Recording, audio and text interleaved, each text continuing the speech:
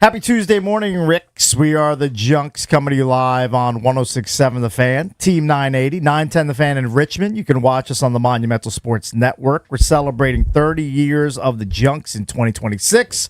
It's brought to you by Main Street Bank. Cheer local, bank local. Main Street Bank is a business-focused community bank proudly serving the DMV since 2004. Visit mstreetbank.com to learn how to put their team right there in your office. Main Street Bank, member FDIC, equal housing opportunity lender. I'm Cakes, at Money Metal Cakes on your Twitter, at Cakes Flops on your Instagram. I'm joined, as always, by John Paul Flame. What's up, Cakesy? What's up? Good morning to you. And by Eric Bickle. Good morning. How are you, Rick? Good morning. It's a three-man junk show this July 14th. It's mid-July. Training camp's around the corner. We can see the light at the end of the tunnel. Watching the replays of the Home Run Derby right now. I tried to watch it. It was on Netflix. Mm-hmm.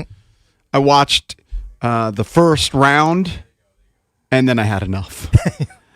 Well, I realized I've aged out of some events. Well, I mean, look, JP, we're grown-ups. We're adults. As you mentioned, we have aged out of childish things like dunk contests and home run contests. And Well, that could be entertaining. the dunk contest will still draw me skills in, contests. but the home run contest just lasts so long. They trotted out Michael Buffer. Did you watch the opening? No, of course They I had didn't. Michael Buffer out there. The guys took like a half hour. I mean, You gotta be it careful was- about that, by the way, because he will sue you. Yeah, I just said. I mean, I didn't do it like, Well, his You just voice. can't even don't even use the phrase. Don't worry. Is the Let's not message. mention that guy. It's crazy, but Yeah. they trotted out Michael Buffer, and it's in Philadelphia, and you had Kyle Schwarber and Bryce Harper, and I think Schwarber knocked Harper out of the first round. And so maybe the story would draw me in. Didn't.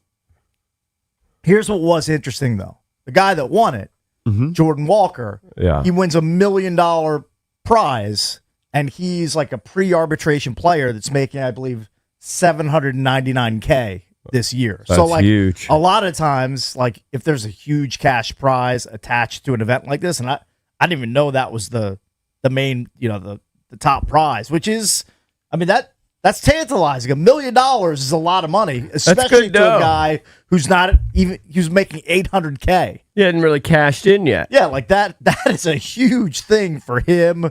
You could see his family celebrating in the stands, and like he had the entire freaking stadium rooting against him. It's in Philly. He's going Right. against Kyle Schwarber. Right. He's up against the longest of odds, and he came up huge in the clutch. So good to him. And they Good for tweaked him. the rules. Now it's 20 swings. Yeah. They've messed with the rules over the years. I don't know why. I tried to stick with it. Did you watch it? Of course I didn't watch it. JP, I haven't watched a full dunk contest or a home run contest for 15 years. It's just it's designed for kids and or super baseball nerds, in my opinion. That's what that event is all about. I was in bed at 8 p.m. I think if James Wood was in it, I would have stuck if with James it. Wood was in it, I He would was have been in, yeah, drawn sure. in. Of course, hometown guy, Nats guy, sure. But I don't have any love. He might be a great player. I mean, I have no love for Jordan Walker think of I the St. need- Louis Cardinals. You think I need to see 40,000 Philly fans going nuts for Kyle Schwarber? I mean, it's great to see the home runs. Hey, Like it's cool. Contreras, my God, he led off, and he was hitting shots that almost were leaving the stadium. I mean, But after about the 10th one, you're like, okay, this guy can hit 470-foot home runs. Right. When a guy's just serving up meatballs down the middle, it's not that hard for these guys to connect on them. I'm not anti home run contest. I think it's cool. I mean, when Bryce won here, he went 7, 8, 9 years, whatever the hell that was. It was an iconic moment in this town. It Yeah. was fun. So 8 o'clock bedtime, man, what happened? I'm tired. I was tired. 8 o'clock is solid. Yeah, I had worked out and I took a shower and I laid in bed and I went to sleep. Nice. I was Well tired. done. It's been a lot of traveling and stuff. I'm tired. Yeah. It was good. Wearing you down. Wearing me down. Yeah. Hopefully I have a little more energy today. Need to Good. recuperate. Yeah. Can't, do you normally don't do that? That's very rare for me. You can't push in the red all the time and I not can't- fall can't- asleep at eight at some point. Eventually your body's going to crash. Sure. That's all. But, excited for today. I don't know what time are what we were talking about? What time are the World Cup matches? 3 o'clock. Just one today, Just one tomorrow. today. Okay. So you have France, who is the favorite by a lot, in action today. By the way, the World Cup has been awesome. It's been fantastic. The stars have been delivering. You're going to have one of your semifinals in the middle of the day. What are we doing here? I don't know what I mean, time a lot is of it? people have been tuning in. What time is it around the world? What time is it in Spain? If it's 3 Right in the now, it's afternoon. No. probably- If it's 3 in the afternoon, 9 o'clock. That's 9 p.m. That's a pretty good time for them. Similar time for France. Similar time. Yep. Same. Yeah. Yeah. I don't know. Works for I mean, them. it was preset that way. It was Yeah. always going to be at 3 Regardless o'clock. They of got who to was get there. these teams rested. They play again on Sunday for the final. So All I could tell you is that my buddy, who is he's not from Spain, his family's from Spain. Huge Messi hater. Oh, he's Very- being anti-Messi. Oh, big anti-Messi guy. Big time with the whole idea that they've just been rigging the whole thing for Argentina. Well, I mean, you could point to some data points and say, okay, maybe they are hooking Argentina a bit here and there. Would you say this is I almost feel like looking at it from afar that this is the stronger matchup, France-Spain. A lot of people say this is the this final. is the kind of the final. But they said that in the Western Conference Finals in the NBA when Yeah. the Spurs faced OKC and then the Knicks right. won the whole thing. Am I For sure. Am I Can a happen. rube for kind of wanting England to win? I mean, since they haven't won since 1966, it's been forever. I'm kind of rooting for England. Whatever you want. I'm rooting for Argentina. I like Messi. I mean, I like Messi too. I'm not the biggest fan, but I'm not a Messi hater. I mean, Yeah. the guy's one of the best soccer players in the history of the world. We've heard the stories, that when he was younger and he was going to be a really, really small guy. Somebody said he might have been like 4'7" or something. Like if he didn't get those injections or whatever Yeah. he got, but that he still has. If you look at him, he's still got like short limbs. Like he's got like kind of small arms. If you look at it I mean, how proportionately, tall is he? Five? I don't know how tall 5'6"? is he. I have no idea. He's probably 5'5". Do you know, Drab? How tall I'm is gonna say Messi? he's 5'5" to 5'7". I think he's tops. 5'6", 5'7". 5'6", 5'7". Okay. But they say proportionally, he's still got little. He's kind of got little. He's got gator arms. Got little He's got gator the, arms, He's got yeah. the T-Rex arms. I was looking at him But you doing know like what? pull-ups. His arm size doesn't matter. 'Cause Doesn't it matter. doesn't need to use them in soccer. Does not matter. Last time I checked. I just thought that Doesn't was really funny. use them. So if you take those injections, you might get a little taller, but your arms might not grow. Yeah, but I think if you're a short king, you don't care if you've got short arms. If Yeah. it gives you another 2 to 3 inches of verticality, whatever it is, Right. you'll probably take it. Think about those guys that get that surgery where they crack your legs and then you grow like 6 inches or Yeah, whatever. yeah. It's just like 3 years of just hell, but you're 3, 4, 5, 6 inches taller, whatever it is. Yeah, your arms definitely don't grow in that They one. definitely do not. I saw a movie about that starring Pedro Pascal and Dakota Johnson, where he was a short knocker and he's like, well, I don't want to be a short knocker my whole life. I'm going to get my legs broken and get whatever Right. stretched out. Right. And he got stretched out and he was like a CEO. He was silly? dashing ladies man. Not the Pascal that Lurch likes. That's different Pascal. No, way different Totally Pascal. different guy, Yeah, right? That guy's probably 100 Right. and probably dead. Probably dead. Yeah, at this I'd point. bet on dead. Yeah, betting on dead is probably a good call. I don't think there's one other radio show in the world that talks about Pascal. The adult film star. There isn't. I can assure you of that. This is the one. This is the only one. So I I don't wasn't know. familiar with his trade. I don't know his work. I couldn't even I know recognize Peter him. North I and wouldn't Randy recognize West. him. Sure, I know some of All the guys with directional Those names. guys are real Stalwarts. legends. Those Yeah. guys Right. are real legends. Yeah. So I don't know. I guess I got to root for Spain because my buddy's a big Spain guy. But if they play Argentina, if Argentina gets past England, I'm definitely rooting for Argentina. Well, he's going to be salty at you if that's the it's case. all right. It's fine. He'll have to deal with it. have to deal with it. He's a grown up. Yeah, I'm going like, to keep the trophy in South America. In the Americas, EB. I guess. But I'm into it. I'll be watching. I mean, let's be honest. South America, the inferior of the Americas compared to North America. I'm not disagreeing with As you. a North American, I have to root for North America, right? Okay. Right, but you can claim the Americas. Not really. It's kind of hollow. I'm gonna claim something from Argentina. I've never been to South America. Never been. Well, I have been Thought you've been to close. Aruba. It's very close. Like if you stand, I think on Where the would highest, Aruba be classified? It's got to be North. It's got to be either Central America. I mean, is it Central America or South America? I'm going to put it in South I America. think it might actually. I might have been to South America. I think you've been. I've been to multiple continents. What an upset. Who knew? Poker brought you there. It certainly did. All right, we got a big show planned on a Tuesday. House from DC is going to join us coming up at 7:25. We'll talk Wizards with him. Jeremy Fowler, ESPN reporter for the NFL. He has his 2026 quarterback rankings out. We'll discuss that with him and more coming up at 8:40. And Andrew Brandt, who's been on the show several times, he's got a new book out. We will discuss that with him coming up at 9 o'clock. When we come back, we're going to give you a chance to win a pair of tickets to see Sojo with special guest Pigeons playing ping pong Saturday, August 1st at Nats Park. We'll give you a chance to win those tickets when we come back next here on The Fan.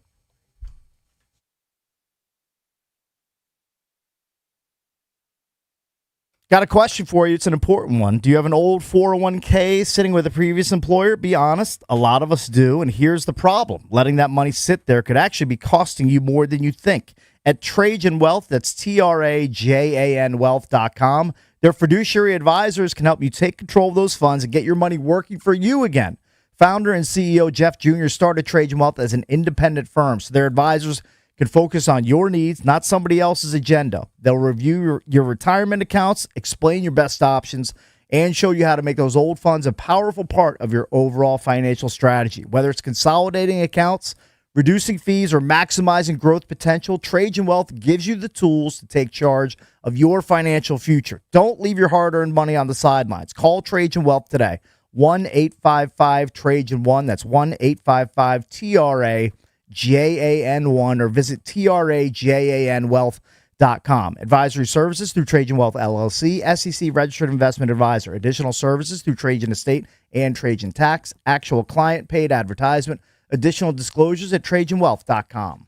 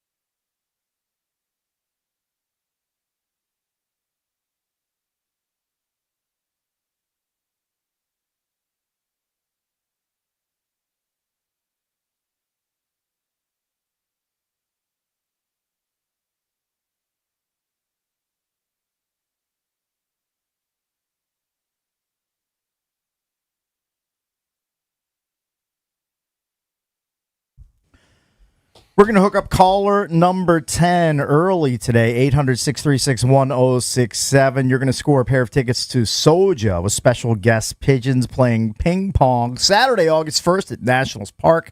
Tickets are on sale right now. For tickets and more event info, visit thefandc.com/events. So yesterday afternoon, I'm just scrolling before I went to hit some balls or whatever, and I saw there's a video from Baseball History Nut of a Little League umpire. It looks like Little League to me. Kids look like they're 7 or 8 years old. I don't know. But this kid pitch, and the umpire gets hit in the balls, not once, not twice, 3 times. Oh. And you have to listen to the audio. Yeah. And you just feel for him. I mean, when I was a kid, I was a catcher. I get it. I never really umped, but it appears this ump is not wearing a cup. Okay? Yeah. Each time he gets hit, he goes down harder and harder and harder. At one point, you hear a kid even say, he's dead. I couldn't stop laughing. Yeah. I was watching it over and over and over. And then at some point, I'm like, this is probably AI. It's probably fake. Probably not even real. You Can't gotta even trust question everything, anything. yeah. But I think it's real. Either way, I retweeted it. Overnight, it's got 1.2 million views, my retweets That's pretty crazy. from my account, You're Cakes. going viral, eBay. It's like America's Funniest Home Videos. People love seeing that. Yeah. I mean, you watch it, and you watch this guy go down. Oh! You see him fall down. And the third time, here comes another one. But if you just watch it, I was mesmerized by it. I can't imagine. It's the reason why people love watching like Jackass. I mean, can't imagine an ump not having a cup. Yeah, it's like, that's it's unfathomable to me. My guess is he thinks that it's these 7-year-old kids. Yeah, 7-year-old kids. What could happen? What could really happen? Yeah. It's not high school ball. It's not pony ball. These Right. kids can barely get the ball to the plate. Yeah, but like Or throw it to as- first base from shortstop. as men, we all know we've all been hit there before. Yeah. It doesn't take a lot for No, it to it's be just a super graze. painful. The guy could flick you. Yeah, it doesn't put you need, down. It doesn't need to be Jordan Walker at the home run contest last night, Yeah. fouling one off to do some damage to that area. I mean, it's so absurd that if somebody did tell me they were convinced it was AI, I'm not going to argue. Yeah. Maybe it is. Right. But I think it's real, and I just can't believe how viral it's gone overnight. People love physical slapstick humor. People love us watching Hey, old guys get hit in the nuts. They're Getting big hit in the fans. getting hit in the nuts will always make guys laugh. It made me laugh. The first time, not so much. The second time, a little. By the third time, I couldn't stop laughing. Yeah. So anyway, check that out. EB Junkies on Twitter if you want to see something kind of funny. I don't know. Some guys are all bitter. They're like, "Oh, if you've ever umped a game, you would never laugh at that. That's so painful." Whatever. Dude, whatever. Tell them dude. to shove it. Come on. Come on, man. It's butt funny. But like so many people have umped little kids' games, like we're gonna offend that micro fraction of society. You offended the umpire union. Come on. I mean, come on. It's the guy's own dumb fault. He's clearly not wearing a cup. Yeah, but you got to protect yourself. You I mean, got to what- protect the jewels. What are you doing, you idiot? The other thing is, real quick, I mentioned yesterday that I had what I think was probably a nail in my tire, and I was going to go just fill it with air and then cross my fingers. Yeah. Well, I went to go fill it up with air, and this has never happened to me before. It had like I don't know what it was, a silver whatever air cap. So it wasn't like a plastic air cap. Okay. It was Yeah. like, I guess, with the nicer cars, sometimes they put this. I couldn't get that thing off. It was like Couldn't get the cap off? It was like corroded. Wow. On, right? Got So then it. I went to my guy at the local Kensington gas station. It's that old school one over there by all the antiques or whatever.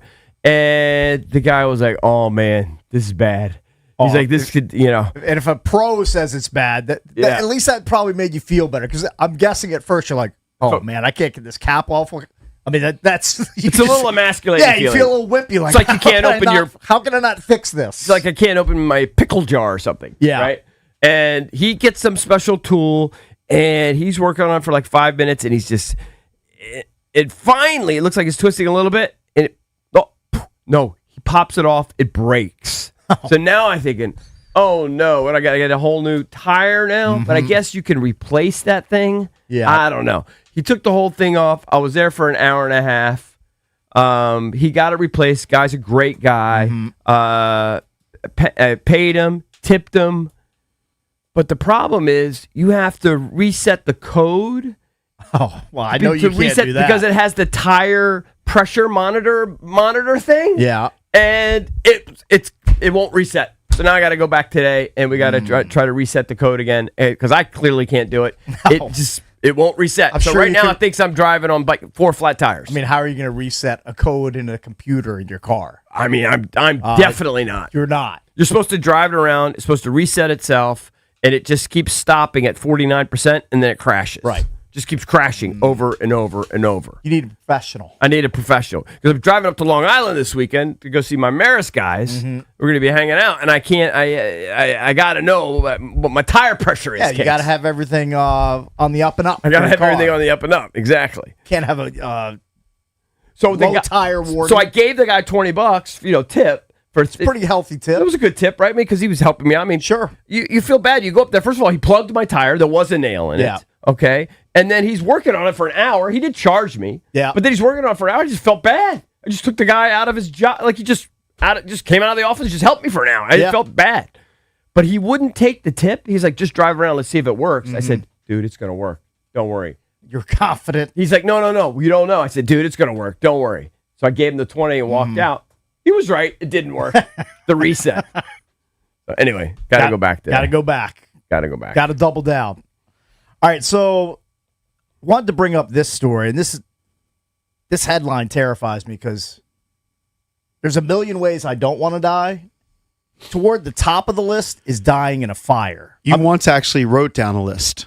Yes, I don't know where the list went, but ways I don't want to die. I believe you did a list of 100 ways I you might didn't have want to gotten die. 100, but I don't know where that list went. I wish I, I still don't know had either. it. I could repurpose it. I'm sure. That'd be It wouldn't great. We take me could that each long. do that. I'm happy to do that. It wouldn't take me long. So, I mean, this is a sad headline. Dog accidentally turns on toaster, sparking Maryland house fire that killed 3 family pets. The dog turned on the toaster. How did the dog hit the The toaster? dog, Jumped up on there's the video, like there's ring video or interior of the house video of this dog like fumbling around with a toaster like on a countertop, and he must have. I could see a paw he must hitting have it. hit it with its paw, Yeah. activated it, and it lit whatever was around the toaster on fire while the people that own the home weren't home. Starts a fire. I think 2 of the dogs that were in the house, including the dog that started the fire, survived. 3 other pets died in the fire. They had like 6 dogs. I think they had like 4 or 5 dogs and a cat, or a couple, like Jeez. 4 dogs, 2 cats. I don't know the exact number. Right. But like 3 of the pets passed away because the dog just accidentally, like 1 in a million shot, like turns a toaster on while nobody's home, catches something on fire, house starts burning down. So how does a toaster catch on fire? Presumably there's no bread in there. I would guess not. Some sort of spark hits paper? I don't know. Spark hit a cabinet. It or said something? that there was something combustible. Maybe they had close to the paper toaster. towels next Yeah. to it or something Towels next to it. behind it, and they pushed Yeah. it. He pushed the thing down, and it heated up the towels. What a debacle! Or Well, could thank be- God or- nobody died. Or I mean, the toaster dogs gets died, stuck. but no humans died. Or maybe the outlet was faulty or something, and Yeah. It said was it was messing around with it. It was determined that one of the family's dogs jumped onto the kitchen counter and accidentally turned on the toaster, igniting nearby combustibles. Doesn't explain what it is, but it could be like a hand towel Right. or paper towels or pieces of paper that were close to Sounds the like a faulty toaster. toaster to me. Unless maybe we could have been knocking stuff around and like a Sure. napkin fell into the thing. right. Totally could have happened. That could easily happen, or a So towel. that's a scary story. Even scarier is another headline. Massive fire rips through pub, killing at least 27 as patrons flee smoke-filled venue in Bangkok. So hold on. You're in a bar. That's not a great one night in Bangkok. No, You're yeah, in a bar, right? yeah, you're in a bar. The bar catches on fire. How do 27 people get trapped? Stampede to get out? I guess like once the fire starts and people don't know exactly where the exits are, and they start going towards maybe one exit, like the way they came in, instead of, in bars and entertainment venues, a lot of time there has to be other exits other than Of course. the one you came in. But like in a panic situation, trust me, I've read about this. I'm kind of learned on this. People tend to go back the way they Like came in in. a sense of panic. Yeah. They want to escape from the route that they came into the building. Right, it'd be for natural. whatever reason. They don't seek out the side exits, the back exits. Like in a panic herd mentality, a lot of times they go back towards the one spot that they came in, And it's all it trapped. causes like a bottleneck. Ugh. And then there's confusion. Obviously, there's smoke filling up the place. It's hard to see. 27 people pass away, Unbelievable. and like 40 other people in the hospital. Unbelievable.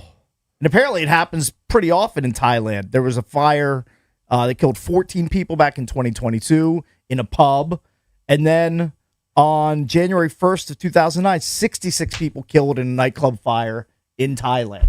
You know what? Not going to Thailand. Not going to Thailand. And Was if it I ever on your list? Never Never on on the list. You know what? I've said this before. Thai food. I'm not even a fan of Thai food. So why would I go to Thailand and have to eat Thai food for 7 to 10 days? You don't like typhoons either. I mean, typhoons are terrifying. It's just another name for like a cyclone or a hurricane. Here's There's bad news. Here's another story that's absolutely horrifying. Now, the good news is I don't believe the guy died. Mm-hmm.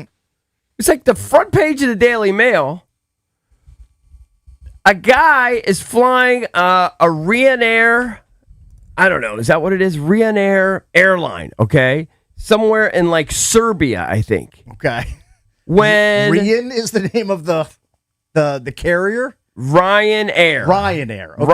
I've Ryanair. heard of that. Ryanair. Ryanair. I think that's whatever. a European-based like regional airline. So I don't know about you, but lately, and I think I'm going to change. Lately, I've been always insisting to my wife when we fly, I'll take the window seat.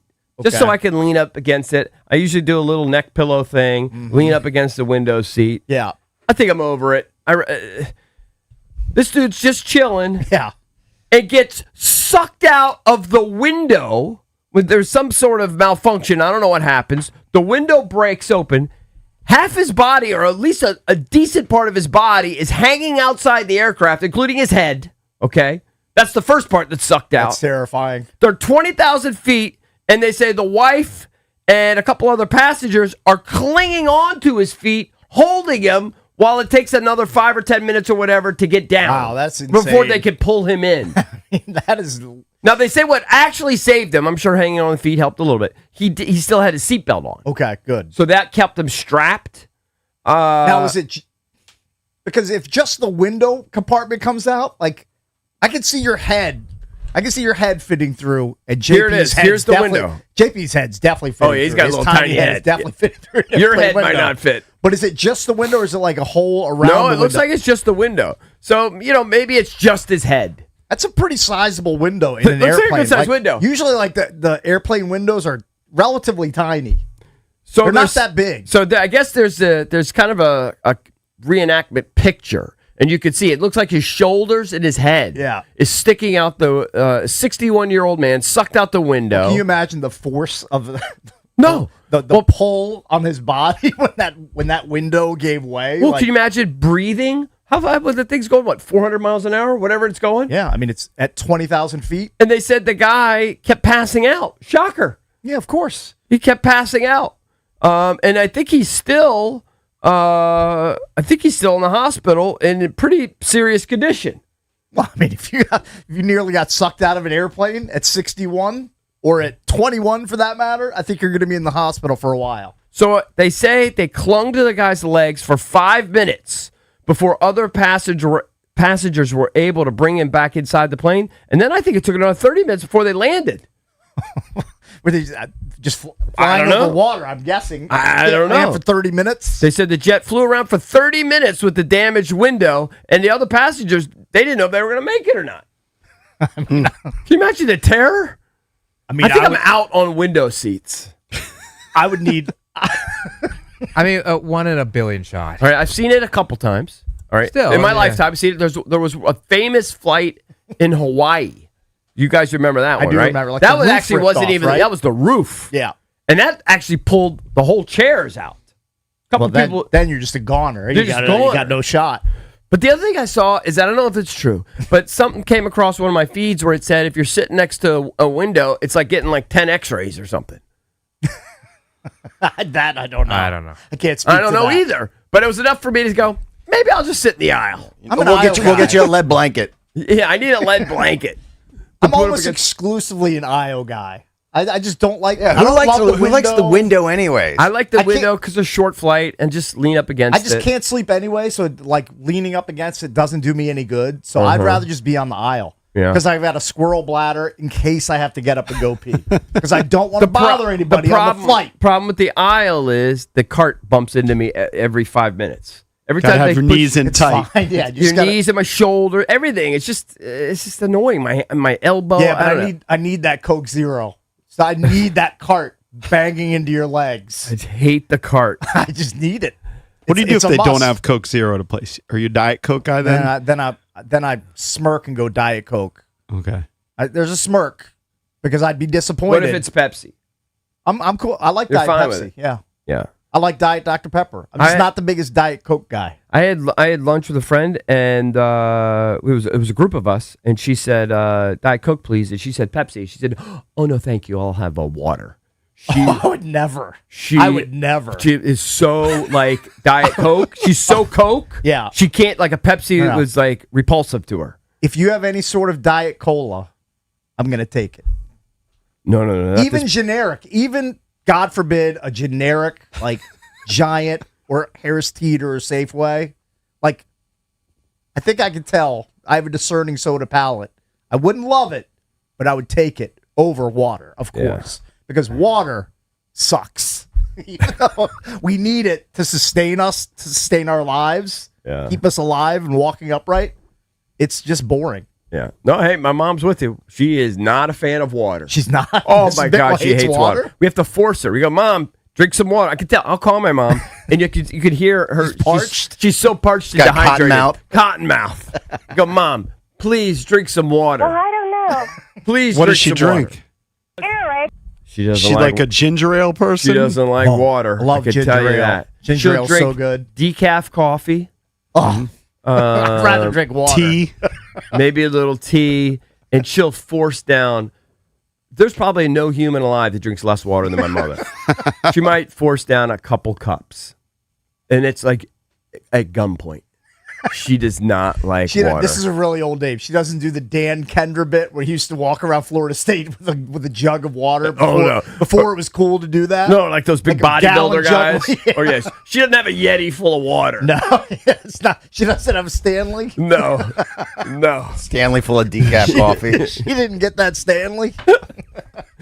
No, she friggin' That's funny. She friggin' hates water. She's not a big fan. Oh, I don't like it. I've There's got- you know no what? flavor.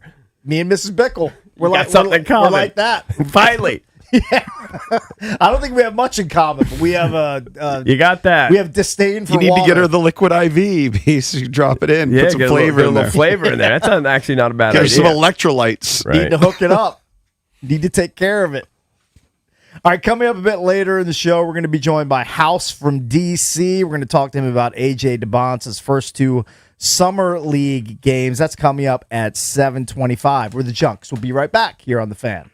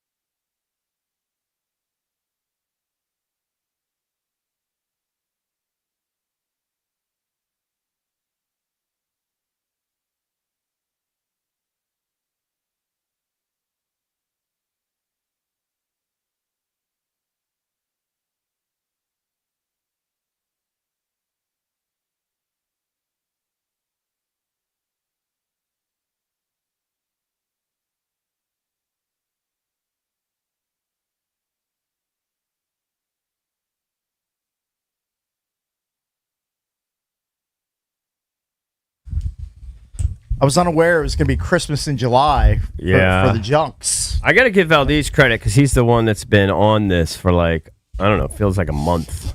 But Johnny O, we love Johnny O. Great. I don't even know, clothes designer. I don't know what you would call him. Just apparel. Apparel brand. Golf brand. Great brand. I love them. They're my favorite. Literally my favorite. They're opening up a new store. There's going to be one in Bethesda. There's going to be one in Tyson's. I think there's going to be one in Virginia Beach.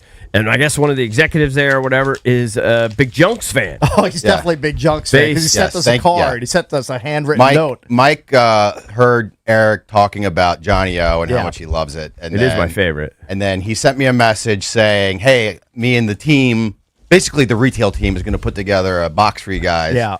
And then I kind of rolled my eyes. I was like, okay. Yeah, whatever. He asked for the shirt. Yeah, he asked for the sizes. I gave him everything. And then he goes, packages on the way. Nice. Look at that. And I couldn't believe what they sent. They didn't disappoint. We each got a box like this, and it's like your freaking Jordan Spieth or whatever on Masters Week, and you're going to see what you're going to wear. Yeah, your outfit's all planned out for you, basically. So on the back of the card that he sent, he said, in this episode of What Would You Do for the Junks, a P1 in Raleigh gets you some new swag. It's not a trash bag full of britches gear, but we think you'll be pleased with it. Happy 30th. So thank you, Johnny O. We very appreciate cool. it. It's very, very nice. And I definitely need it too because now I'm skinny and I need skinny clothes. Yep, there you go. You're going to look good at the club. Everyone's going to be jealous. So great. You should see Mar. Mar's over the moon. Is he? It's Christmas morning. I was so excited when I saw the box. Mar kind of looks like a little bro on the course. Yeah. He doesn't really have his fit put together. But now he's going to look the part. Now he's going to look like a pro. Are you? What waist size are you, Mar? 34. 34. Can I try yours? Can you fatten up a little bit and wear 36s? No, you're a 34 guy. I think I might be into 34s. Congrats to you. Yeah. I haven't seen 34 since probably middle school. No, the problem is, listen, it's whatever. Who cares? It's just that when you lose a little weight and you wear them a little too big, they get all bundled up and shit. It's hurting. It looks trifling. I know. Yeah. Anyway, does Johnny O make a husky size for me and Cakes? Do you need a husky? Yeah, I need husky. Elastic waistband, like stretch waistband. A big fan. Yeah. I think you guys have like quarter zips, regular shirts. I got hats back here. Very nice. Shorts. Excellent. Yeah, I took shirts. one of each color of the hats: blue, white, and gray. As you should. I mean, I just get so sized for Johnny O. It's such a great. So thanks to them for company. For sending that care package. Yeah, very cool. It did not go unnoticed. Neither did the quotes recently from former Maryland hoops coach Mark Turgeon. These came out a few days ago when he did an interview with Kansas City Sports Radio 810 because he will be taking over as the new coach at UMKC this fall. So he talked about his previous stint at the University of Maryland. He hadn't really done that since he had left the program. Yeah, they kept pretty low profile. These quotes, by the way, way misinterpreted by people. But go ahead and read them. So the quote was, when I stepped away, I was like, okay, outside your little circle, really, no one really cares. What I mean by that is, outside of the Maryland basketball circle, really no one cares about Maryland basketball. If you're not in that circle and you're not a fan, and I took myself way too serious. Right. End quote. Right. Which is a perfectly normal quote about putting life in perspective that he was getting. If you read the whole article, he talks about he was just too stressed, put too much pressure on himself. And he's still going to be stressed. He's still going to put pressure on himself, but he's got a better perspective on everything.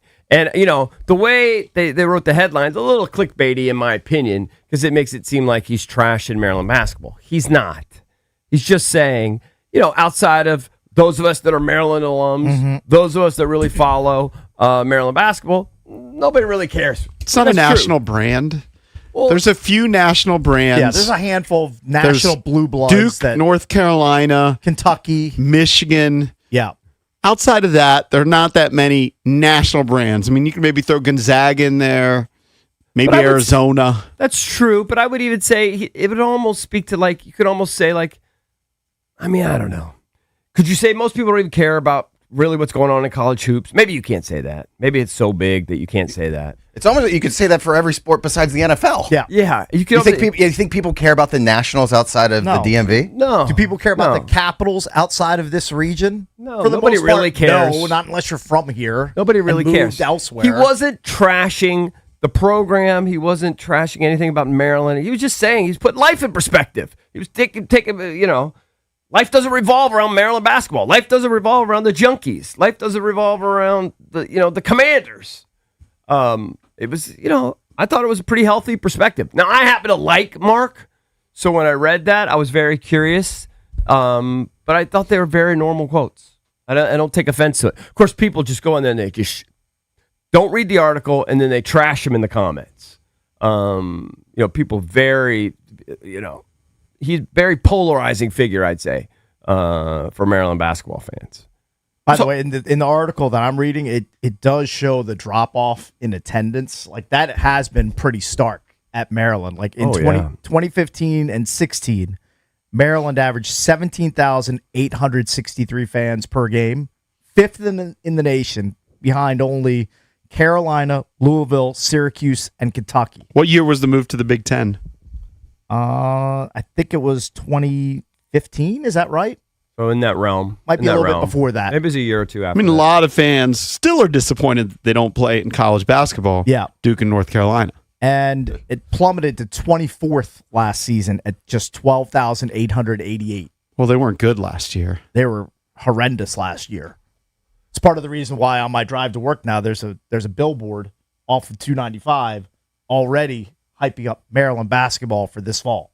I just noticed it like last week. It's a big year. It's a really big year. Buzz. But I don't know. For whatever reason, I know this is supposed to be about Maryland. It reminds me. So I did Kimes' podcast a couple weeks ago, and then he just aired it. And one of the things is, he just asked about fandom and whatever. And I always do my standard shtick of, I personally think it's a bandwagon town.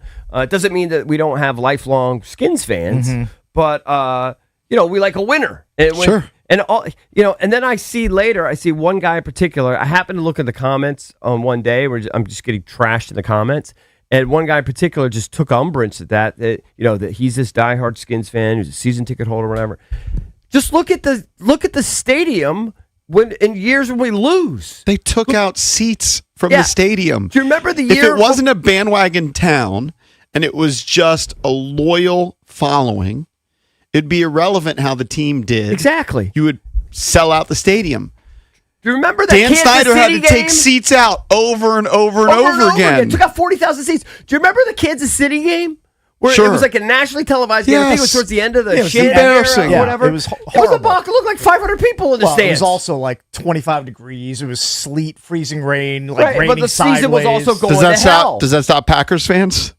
No. No, right. That's the point. No, Right. that's a hardier bunch, and they're all those people have probably never left the state of Wisconsin in their lives. So it just, like they're going to be at a Packers game no matter what. This is not the same sort of town. right. And I would say the same thing for College Park. When Maryland basketball is going through a struggle or Yeah. they're not as successful, people aren't going to go. It is what it is. And that's kind of what's happened, especially after last year being so disappointing. I think this year should be a Yeah, lot better. You better but have a good. We'll see. You better have a good product for people to spend their money on to come and basically they're not going to waste their time on a losing team. Got too many other And things you can do. They're not going to show up on a random Tuesday night at a 6 or 7 p.m. tip-off for Maryland Northwestern if Maryland's not good. It's just the way it is. Like Dude, they wouldn't. they'll show up for Michigan State and Indiana and Michigan and the big games, but if you're not doing well and it's the lower tier Big Ten teams, you're going to see a lot of empty They still seats. did that when they were in the ACC. I Right. would get infuriated that that Duke and North Carolina were Yeah. like the two stalwarts that always sold out, always packed. But Wake Forest could Yeah. come on an off year, Or NC State, or like- NC State. It'd be half full. Like, what are you doing? It would Like, that's- infuriate. Florida State would come and be half full. It's a conference opponent. Like, It would you should infuriate You me. should get to the same level for a conference opponent, no matter whether it's Duke or whether it's Wake. It is what it is. We're a bandwagon town.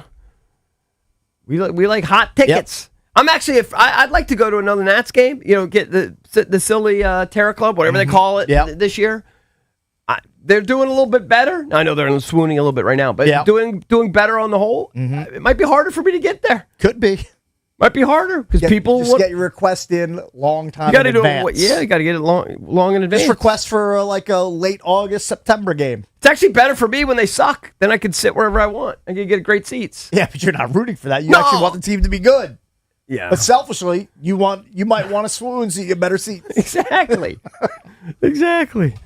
It's the nature of the town. It's the way it works. But anyway, I just want to stick up for Turge. I know a lot of people are frustrated. It was a very polarizing guy. It was hard. He was replacing a legend. Nobody can replace Gary. He had some success, and of course that one COVID year where they were blowing up. They had a legit team. They had a squad. I'm not saying they would have won the thing, but there are a handful of teams, and they were one of them that could have made some noise. Yeah, that could have made some noise that year. And who knows? Things could have played out totally different. But I'm rooting for Mark, and I just thought he got screwed on that headline. College hoops coverage on 106.7 The Fan is presented by Xfinity. Score the most reliable Wi-Fi, one price, 5 years guaranteed. Xfinity, imagine that. When we come back, we'll get into the NFL. Is Jaden Daniels a top 10 quarterback in the league? A lot of top brains in the league say no. We'll discuss that next here on The Fan.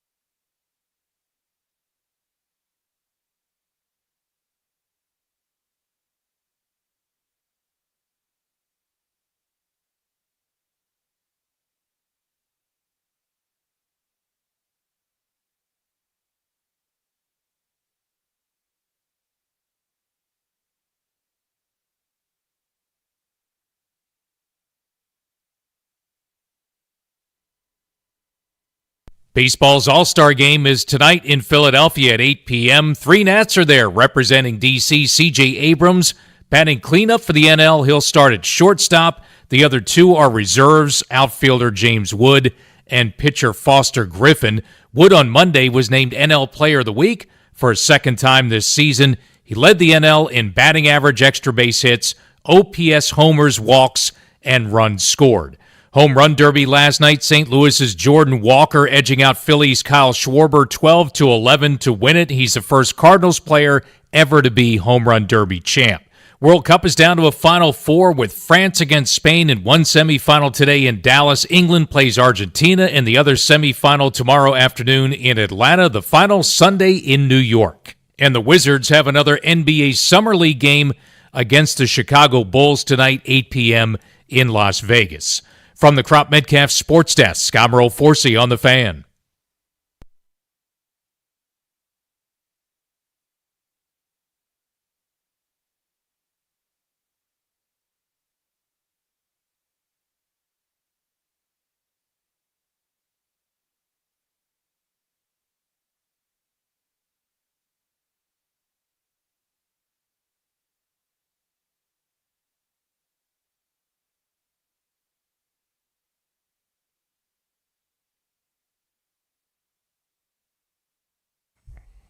We're celebrating 30 years of the Junks in 2026, brought to you by Main Street Bank. Cheer local, bank local. Main Street Bank is a business-focused community bank proudly serving the DMV since 2004. Visit mstreetbank.com to learn how to put their team in your office. Main Street Bank, member FDIC, equal housing opportunity lender.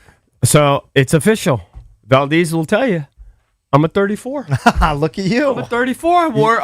I tried on Mike Mars 34s. Very good. Valdez couldn't stop complimenting me. Wow. I haven't heard it be so nice in like 2 years. Compliments are flowing. Tell them what you said, Valdez. I thought Eric looked very young in those shorts. The Now, cut. first he was making fun of my underwear. He needs new underwear. What? They're not that old. It's Well, like a year number old. one, they're inside out. All right, Number it's two, in the dark.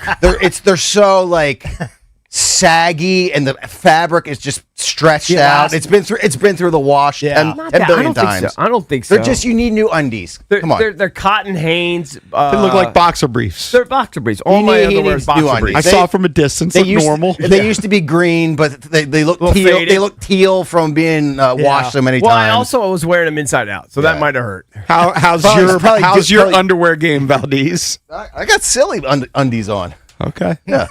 I mean, But it turns out I'm a 34 now, sized 8-inch inseam. I'm an 8-inch inseam guy now.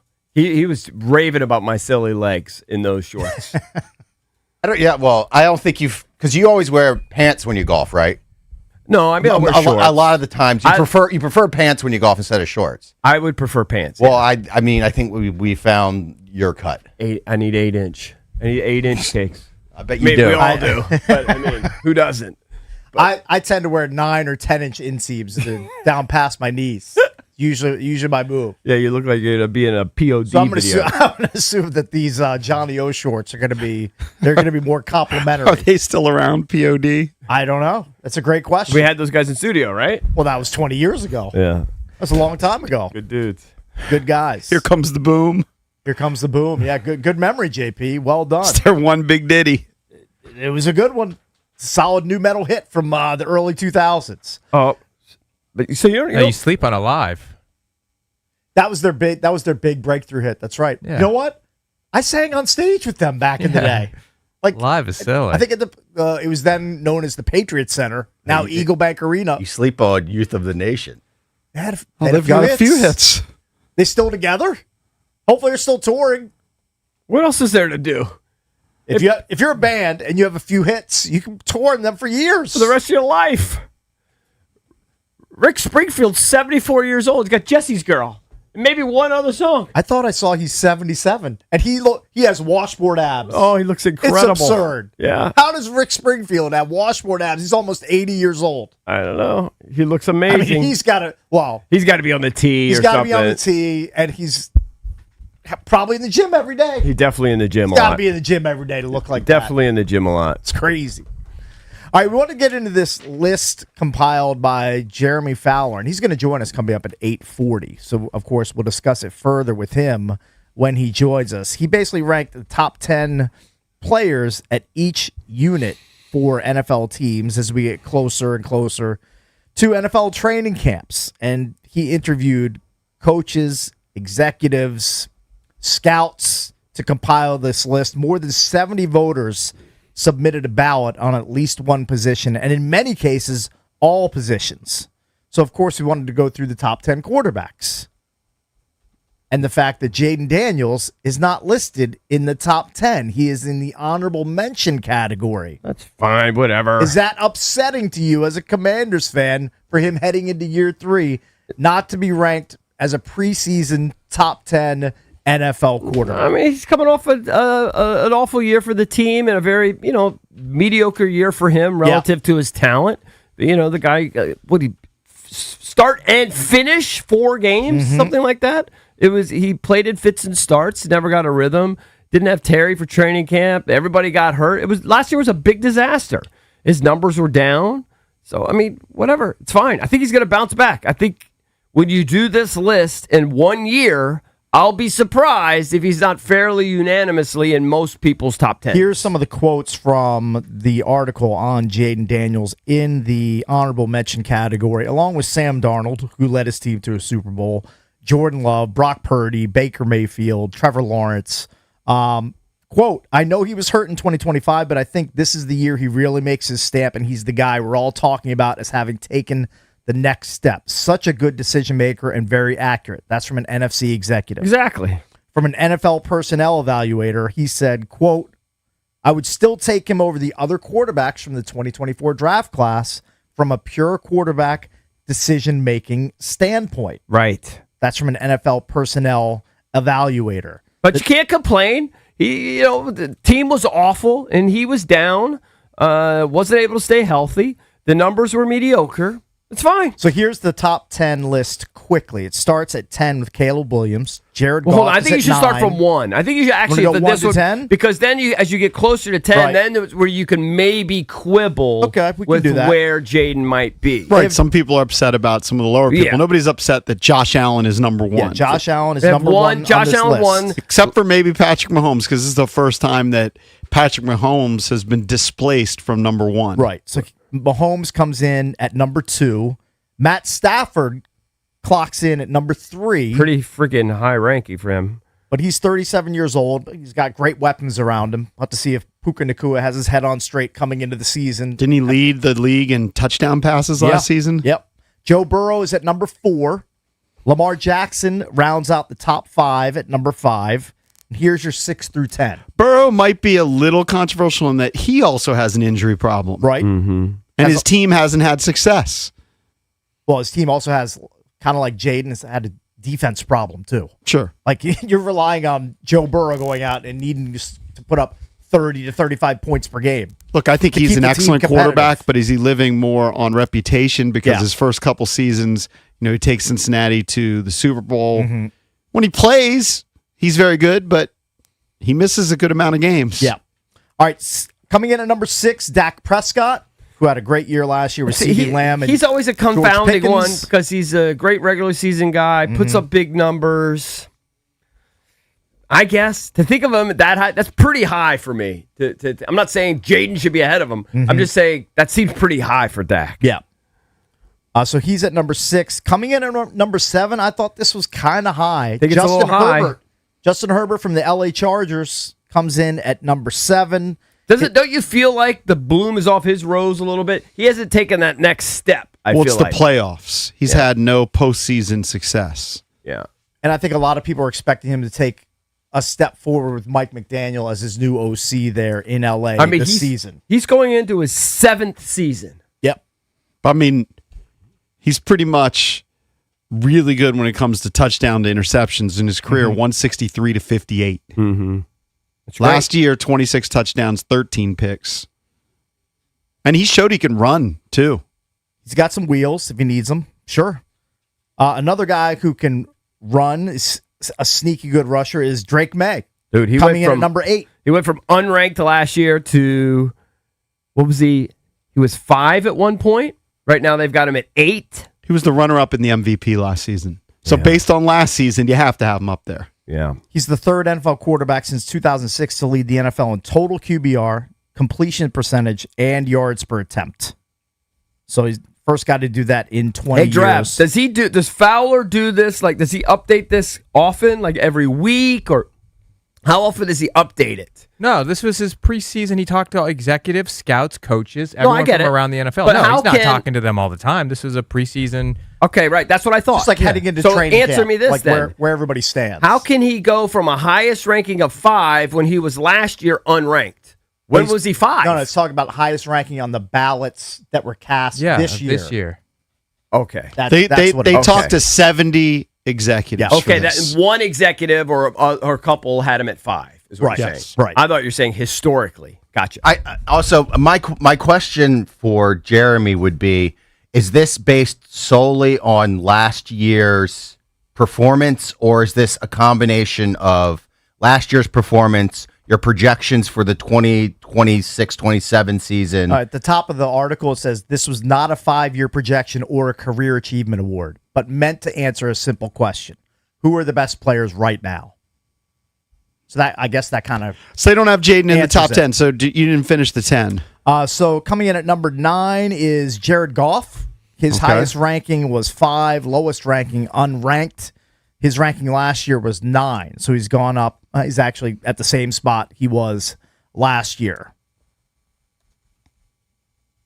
So his last 2 years, he's thrown for 9,193 yards and 71 touchdowns. I mean, it's hard to argue with pretty the production. impressive. The production is crazy. Only- I don't think of him in that class, but it's I don't crazy. really either. Only 4 quarterbacks have more 4,500-yard passing seasons than Goff's 5. Yeah. Breeze, Brady, Matt Ryan, and Peyton Manning. Yeah.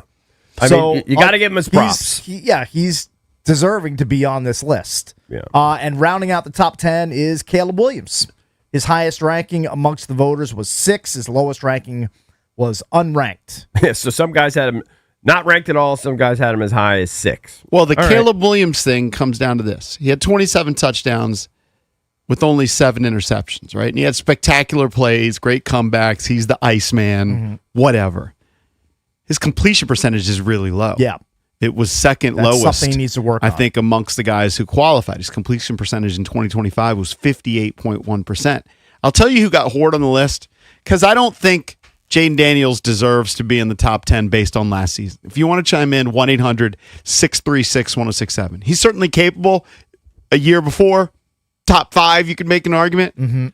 Sam Darnold got Horde. Sam Darnold won the Super Bowl. If you look at his numbers, 25 touchdowns, 14 picks, he threw for over 4,000 yards. Yeah, one of the quotes on him was, "What a career bounce back. He's been lights out for 2 years, deserves to be in the top 10. That from a high-ranking AFC team official. Yeah, I mean, over the last 2 seasons, he's had 60 touchdown passes to 26 picks. Yeah. He used to be a high turnover guy. He has resurrected his career, which a lot of people did not think was possible. He's living up to his potential. Yeah. It took him a little while. It took him a few stops to get there, but he's done it. You know, I think might have gotten screwed is Baker. I think Baker, you can make an argument when he's at the top of his game. Last year, he had a pretty decent season. Yeah, and he had a couple injuries. I think he recently spoke about having an MCL and LCL, playing with that. He didn't throw for a ton of yards, and maybe his completion percentage was a little low for him, but 26 touchdowns, 11 picks. Look, when it comes to Jaden Daniels, he has the ability to be a top 10, if not top 5, if not a number 1. Like after his rookie season, we thought this is a guy who can win MVPs in the league. And there's no reason to think he can't. The question is health. He's going to have to prove to everybody he can be durable and play the majority of the games. Well, he's also going to have to get some help from the offensive coordinator, from his receivers, the offensive game plan. It's all going to have to gel. Guys are going to have to stay healthy. And it's not to say that he played great last year, because he was definitely a tick off. You can look at the completion percentage numbers, the QBR, the passer rating. All the metrics say he did not play as well when he was on the field, but I think there were a lot of reasons. When you're not playing every week, of course, it's tough. When you're dealing with injuries, it's There's no tough. continuity. When you've got Terry McLaurin, not there throughout training camp, it wasn't a season necessarily set up for success for him. Yeah. Last year was a nightmare. That's why I don't want to talk about it anymore.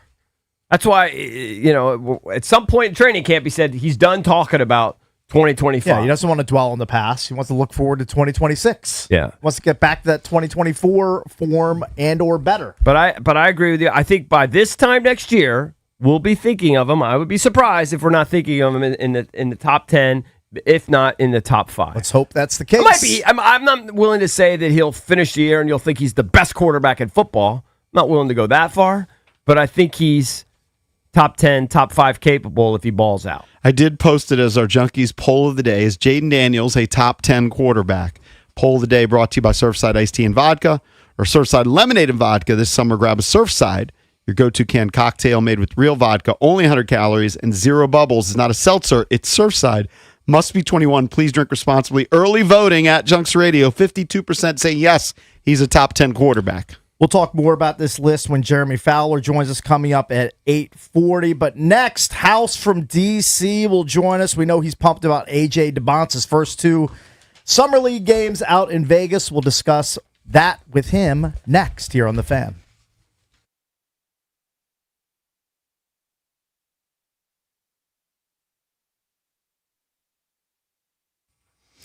You know, baseball season, it's in full swing.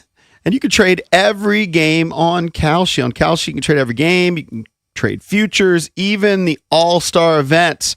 And you can trade on who's going to win the whole thing. How about going with Philadelphia? That's where the all-star game's happening right now. Philadelphia's trading at 6.9% to win it all. That means a $100 trade pays out $1,380.52 if Philly can win it all. Not a bad score. On Kalshi, you get to trade against peers in a live market. That means there's no house. And as the probability changes, you can buy in and out of your position. For a limited time, download the Kalshi app. Don't forget to use the code JP. You get $10 when you trade 10. Kalshi. Kalshi. Trade on anything. Must be 18 or over only. Restrictions and eligibility requirements apply. Then contract trading involves risk and may not be suitable for all investors. Prices, values, and available markets may differ from those mentioned. For more information, see kalshi.com/regulatory.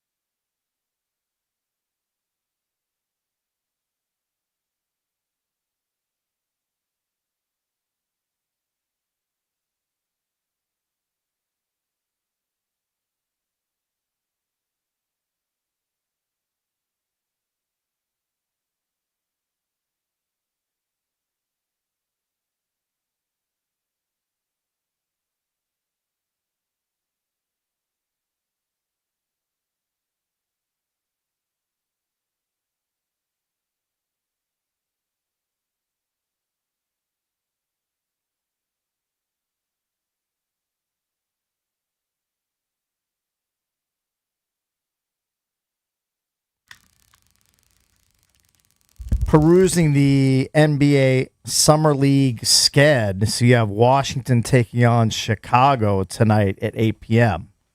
Waiting to see if AJ DeBonce is going to take the court. We have to. This is something we should talk about later. We should open it up for callers. If you're running the organization, would you play AJ the rest of the last 2 or 3 games? I know my answer. I mean, I'm you kind would of shut him down. I'm kind of torn. I want to see more of the new toys, He's a but I feel horse. like I've seen enough. Like I've already seen enough. I know I've seen enough too, but he can only get better. All my priors have been confirmed. I know, but it's not like he's going to stop playing ball. Like, keep getting better. Yeah, play alongside Will Riley, create some chemistry. I mean, they're not going to shut all those guys down. Case is Yeah, well, always such a scaredy cat. He's different. I know he's different. He's different. I know. He's the prize bull. But we got to Like, get. he's the golden child. Are we already going to do load management with our first round pick? I don't know. 2 games in? I'm just telling you, I'm conflicted. Yeah. It's just the way I am. All right, let's head out to the Rude Guest Hotline. Rude, the most reliable heating and air conditioning products in the DMV. We welcome in House from DC, podcaster for The Ringer. We know, of course, he is a Wizards super fan. There aren't many of those out there, House. How are you, man? There are going to be a lot more, boys. I'm doing great on this fine July morning, Summer League time, World Cup, the Nationals. A lot going on. Yeah. Dude. Well, the Nationals bullpen's not so good, but the Nationals, if they played 7-inning games, they'd be a playoff team. I turn it off after 7. That's enough. Yeah. But let's just stick with the Wizards here for the moment. And, there was some debate going in. JP and I, we were kind of making the case for Darren Peterson, acknowledging that we think all these guys at the top of the draft are going to be great. I think they made the right choice, though. I think Peterson's going to be a star, but there's just something special, the charisma and everything. This guy, the length this guy has, the athletic ability, really, you kind of got to see it to believe it. And we got one here, House. We really got one. EB, I'm so happy to hear you come around. Came around. Listen, I was He was never a Darren anti. He was a Darren Peterson guy. I was I heard. I know. I was never anti-AJ. I had nothing negative to Right. say about him. I just felt Right. like Peterson's a bucket, and he's just going to be that way, and just like an assassin. I just could see him, and the way playoffs are so led by guards. I don't know. I put it this way: I wouldn't have wanted to make that choice, but I acknowledged that I think they made the right choice, and it really jumped out at me when you just saw his sheer size. Sometimes you get lost because you see him amongst all these other bigs. You don't realize how really big he is. He came off that plane. He stood next to Will and Winger and Zach and all these. And I'm like, oh my god, this guy's a monster. Reminds me of Lenny Bias. And I was like, This is the thing, and EB, you're not wrong. Yeah. Darren Peterson is going to be a bucket. Yeah, I mean, 100%. He looks spectacular, and the single biggest victory of that matchup between Washington and Utah is that people could stop sending me clips of Darren Peterson because the first 2 games he played in Utah, I got so many incoming I'm texts. sure. Look, you made a mistake. Look at what the Wiz did. Look at this Peterson kid. Yeah. And everybody is right. These top 4 picks have been awesome. It's been great to see. But EB, you're so on the money with the size observation, and I wanted to hold my breath a little bit before talking about DeBonce in the same sentence as Lenny Bias. I mean, that's an all-timer right there. And Lenny Bias was older as a college player. He was more physically mature. I mean, he was a beast. But what we've seen out of Peterson, out of our guy AJ so far, has been so validating, like so rewarding, proof right in front of your eyes that the Washington Wizards selected the correct guy. Does he look like the best player on the floor? Yes, he does. Did he look like the best player on the floor even with Darren Peterson on the floor? Yes, he did. He's checking every box in terms of, as an on-the-ball creator. The defense, especially with Sacramento, capturing him outside the three-point line and daring him to go ahead and generate some offense in ISO, he's up to it. He'll take that initial contact. He finds angles where it seems like angles aren't available. He gets to the rim. He's finishing at the rim. He's getting the other team to commit fouls. The Utah, he initiated 13 fouls out of that Utah defense. And his individual creation in the half court, like he's a math problem for for the defense because they're bringing a second defender from somewhere. So all of these things are so positive, and it puts pressure immediately on his teammates. Like it's a wonderful problem to have here in Washington, a guy of that size who can create as far out as he can create, and all of a sudden you're going to have open looks all across the basketball court. So, House, how surprised were you to see basically the entire team out in Vegas supporting DeBonta and watching the Wizards Summer League team play in these first two games? It was cool to see Trae Young and Anthony Davis and those guys sitting in the front row supporting the young players. What did you think of that? Yeah, AJ said it himself. It's a culture shift, and it's deliberate. It's intentional. It reflects the idea that they're all on the same page, that the front office and the vets on this team and the young guys, that there is a common same page kind of approach here. And they made a point. The young guys were talking about we're talking about the non-rookies. What have you been doing? They asked Trey Johnson, what have you been doing since the regular season ended? And he said, all of us have been in the gym. We were watching the playoffs and practicing every day. Right. All of the second and third year guys. And then you take these vets. They brought back Chris Middleton, and you see that whole slew of guys sitting there on the same page supporting each other. It's a new chapter here in Washington, fellas. So, House, I'm going to make you the GM of the Washington Wizards. Nice. You get a call from Rich Paul, Clutch Sports. He wants an extension, a max extension for Anthony Davis. What do you do? I'm fine with it. I have no problem with it. Look at this. He's on my side. You're on my side, House. Well, good. It's a lonely spot. No, I think they're gonna extend him too. I don't know if they're gonna give him the full max, but I think they are gonna extend him.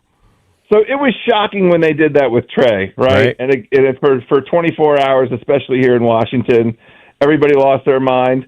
And there are, sort of two things going on here, right? On the one hand, yes, what they paid Trey exceeds the value of what Trey represents at this point, in terms of what his performance was with the Atlanta Hawks. But on the other hand, the situation for Washington in terms of meeting its salary cap obligations, they have to spend their money somehow. So yes, it was an overpay for Trae Young. It would be an overpay for Anthony Davis as well to give him the max extension. In view of how much basketball he's played over the last 18 to 24 months, the right way to say it is how little basketball that man has played in the last 24 months. But that's not the point. The point is, in the first place, maintaining the relationships with the agents, having this moment where you have all this flexibility under the salary cap. And then, it creates cost certainty. So if you are in a trade kind of situation with somebody, they know exactly what they're paying for whatever the duration is going to be. I have no issue with an extension for Davis. So let's get back to AJ for a second. So they're back-to-back games today and tomorrow in the Vegas Summer League. Today, the Wizards take on the Bulls at 8 o'clock. Tomorrow, they take on the Clippers. How much does AJ play, if at all, in those two games, if you're running the show? Me personally, yeah. I'm done. He's done. He can come home. I agree. I've seen enough. I'm with you, man. You know what? We're in lockstep. We should have drinks together, House. Well, hold on. Say when. Yeah. Hold on, House. Listen, I agree. I've seen enough. He's a superstar. But let's just keep getting better. More reps. Let's go. What are we scared of? Injury. The only thing that matters is October. It doesn't matter now. I mean, he came out of the first game with a sore leg. We don't need any more sore legs. At this point now, we have every box checked. We know exactly. The important thing is for those guys to all get into the lab for the rest of the summer and really start working on these rotations and working on. I mean, AJ's got to go find his 3-point stroke. Mm-hmm. We only have one. Yeah. Find the bucket out in Vegas. Get him out of Vegas by all means. That's the most important thing. You need 17 guys there to protect each other from what Vegas still represents. So I say bring him on home. Let's get into the gym. Let's keep up the good work, and let's start looking towards October. All right, how good can this team actually be? It's a huge leap. But I've been making the argument, though, everyone's just, like the Stephen A. Smiths and all of these guys just making fun of Washington for only winning 17 games, being terrible. These guys are they not paying attention? They were trying to lose. Like, that was the goal, lose. And they needed to lose to keep it, protected, etc. So they're not a real 17-win team last year, despite their youth and everything. And if those guys were all healthy, I don't know what they would have won. 25, 27, I don't know. But they're not a 17-win team as a baseline. How good can they be this year? Are they playoff good?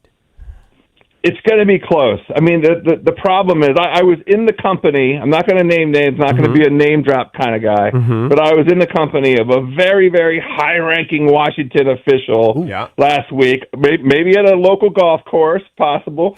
And we were sitting having a little cerveza, speaking of having drinks, and I said, I just want to get this out in front of you so you hear me say it looking eye to eye. I think the Wizards are going to be the worst team in the Southeast Division, and I'm hopeful that we get to 35 or 36 wins. And the reason for that, it's not a knock on Washington. It's because the East has gotten better. I think the Southeast Division in particular has gotten better. I think Miami with Giannis is better. I think the Hawks are better in terms of what they were last year. The Orlando Magic had a coaching problem. Well, they've solved that coaching problem because the kid they got from San Antonio, the defensive guru who's going to be the coach of that team, really can coach them up.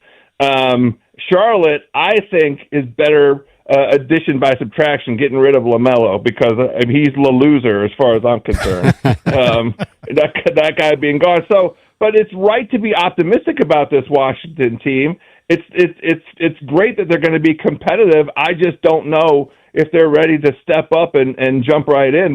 The league is now incented because of the way these lottery rules are going to work. It's going to be really interesting. You're not going to have 10 teams tanking next year. Right. So I think the whole Eastern Conference is better, and the wins are going to be harder to come by, but the Wizards should at least double how many wins they had last season. Yeah, for sure. But that's the thing. Maybe some of these teams aren't as good as we think because they got 10, 15 wins based on other teams tanking. Could be. Yeah. Could be. You're right. Yeah. Hey, House, are you concerned with Alex Sarr's foot injury that he's going to be ready for the start of the regular season? I know the team has been basically saying he's going to be good to start the regular season. Not a big deal. Are you concerned about it? I'm not concerned because they're telling us not to be concerned. Okay. But I'm concerned. I mean, of course, anytime a 7-footer has a foot problem, it's concerning just in general. But they have been treating it as like we're being super cautious. It's not an issue, and really, it's fine with me if he doesn't come out, roaring right at the very beginning. It would be best for the team. It would be best for the fans. It would be best for the team establishing itself early in the season to have Sarr, firing on all cylinders. But I would much prefer him be healthy in January and February when winning those games, matters. Like, the thing to me is let's be patient with all of these young guys. If there's any kind of injury concern, take the time necessary to get him 100%, and then let's get into it when he's good and ready. We previously, in one of the previous segments, we were going through the ESPN article that ranked quarterbacks. They had Jaden outside the top 10. I don't think you can really argue it. Last year was just a dud. Injury, inconsistent play, barely played, etc. How good, though, do you think Jaden can be, in his third season? He can be as good as he was in his first season. We just have to complete this picture in terms of what's around him, right? I mean, we still don't have a second wide receiver. It's definitely not going to be that insane person, Brandon Ayuk. That man's good. We share a brain on that, too. You know what? Maybe we're separated at birth, you and me, House. That dude ain't playing any NFL football. I don't understand what he's doing, but why waste time talking about him? I don't know. Is Stephon Diggs coming here? Like, we have to complete the picture on the offensive side of the ball. I'm cautiously optimistic that the offensive line, which you look at how it performed last year, it was a pretty good, in terms of establishing the run, pretty good. They fared well in the metrics of all of that, but we just couldn't get any consistency because it was a rotating cast of characters at the receiver position, at the running back position. You guys got hurt so early on. Austin Eckler was basically out at the very beginning of the season. So if we get any kind of continuity offensively, then he'll flourish. There's no reason Jaden can't reestablish what he showed in terms of his he's got the arm talent and he's got the instinct for when to run, and he's a high quality escape artist. So he's got the work ethic. He puts in the work. He puts in the work. Yeah, that's right, for sure. So we need to complete the picture with what that receiving core is going to be. The only thing I'll say is that the schedule still just keeps in the back of my mind. It just keeps beating me up in my brain. I just don't know how we get out of the gate strong. If we do, we're off and running. Imagine if we get off to like a 3-1 start or something. It's going to be on. I just don't know if we can. I mean, the first 8 games are brutal. That's exact. I mean, if we get through 4-4, then I really feel like we got something. Honestly. All right, might House, be good enough. Always good hearing from you, man. We'll have to have you on again soon. Thank you, buddy. You call, I answer. Appreciate you, junkies. Thank you, buddy. Appreciate you too, buddy. It's House from DC, podcaster for The Ringer. He does great work there, and of course, he is a Wiz super fan. We will get back into the NFL in the 8 o'clock hour at 8:40. Jeremy Fowler, ESPN's national NFL reporter, who came up with the 2026 quarterback rankings list, where Jaden fell just outside the top 10. He'll join us coming up at 8:40 here on The Fan.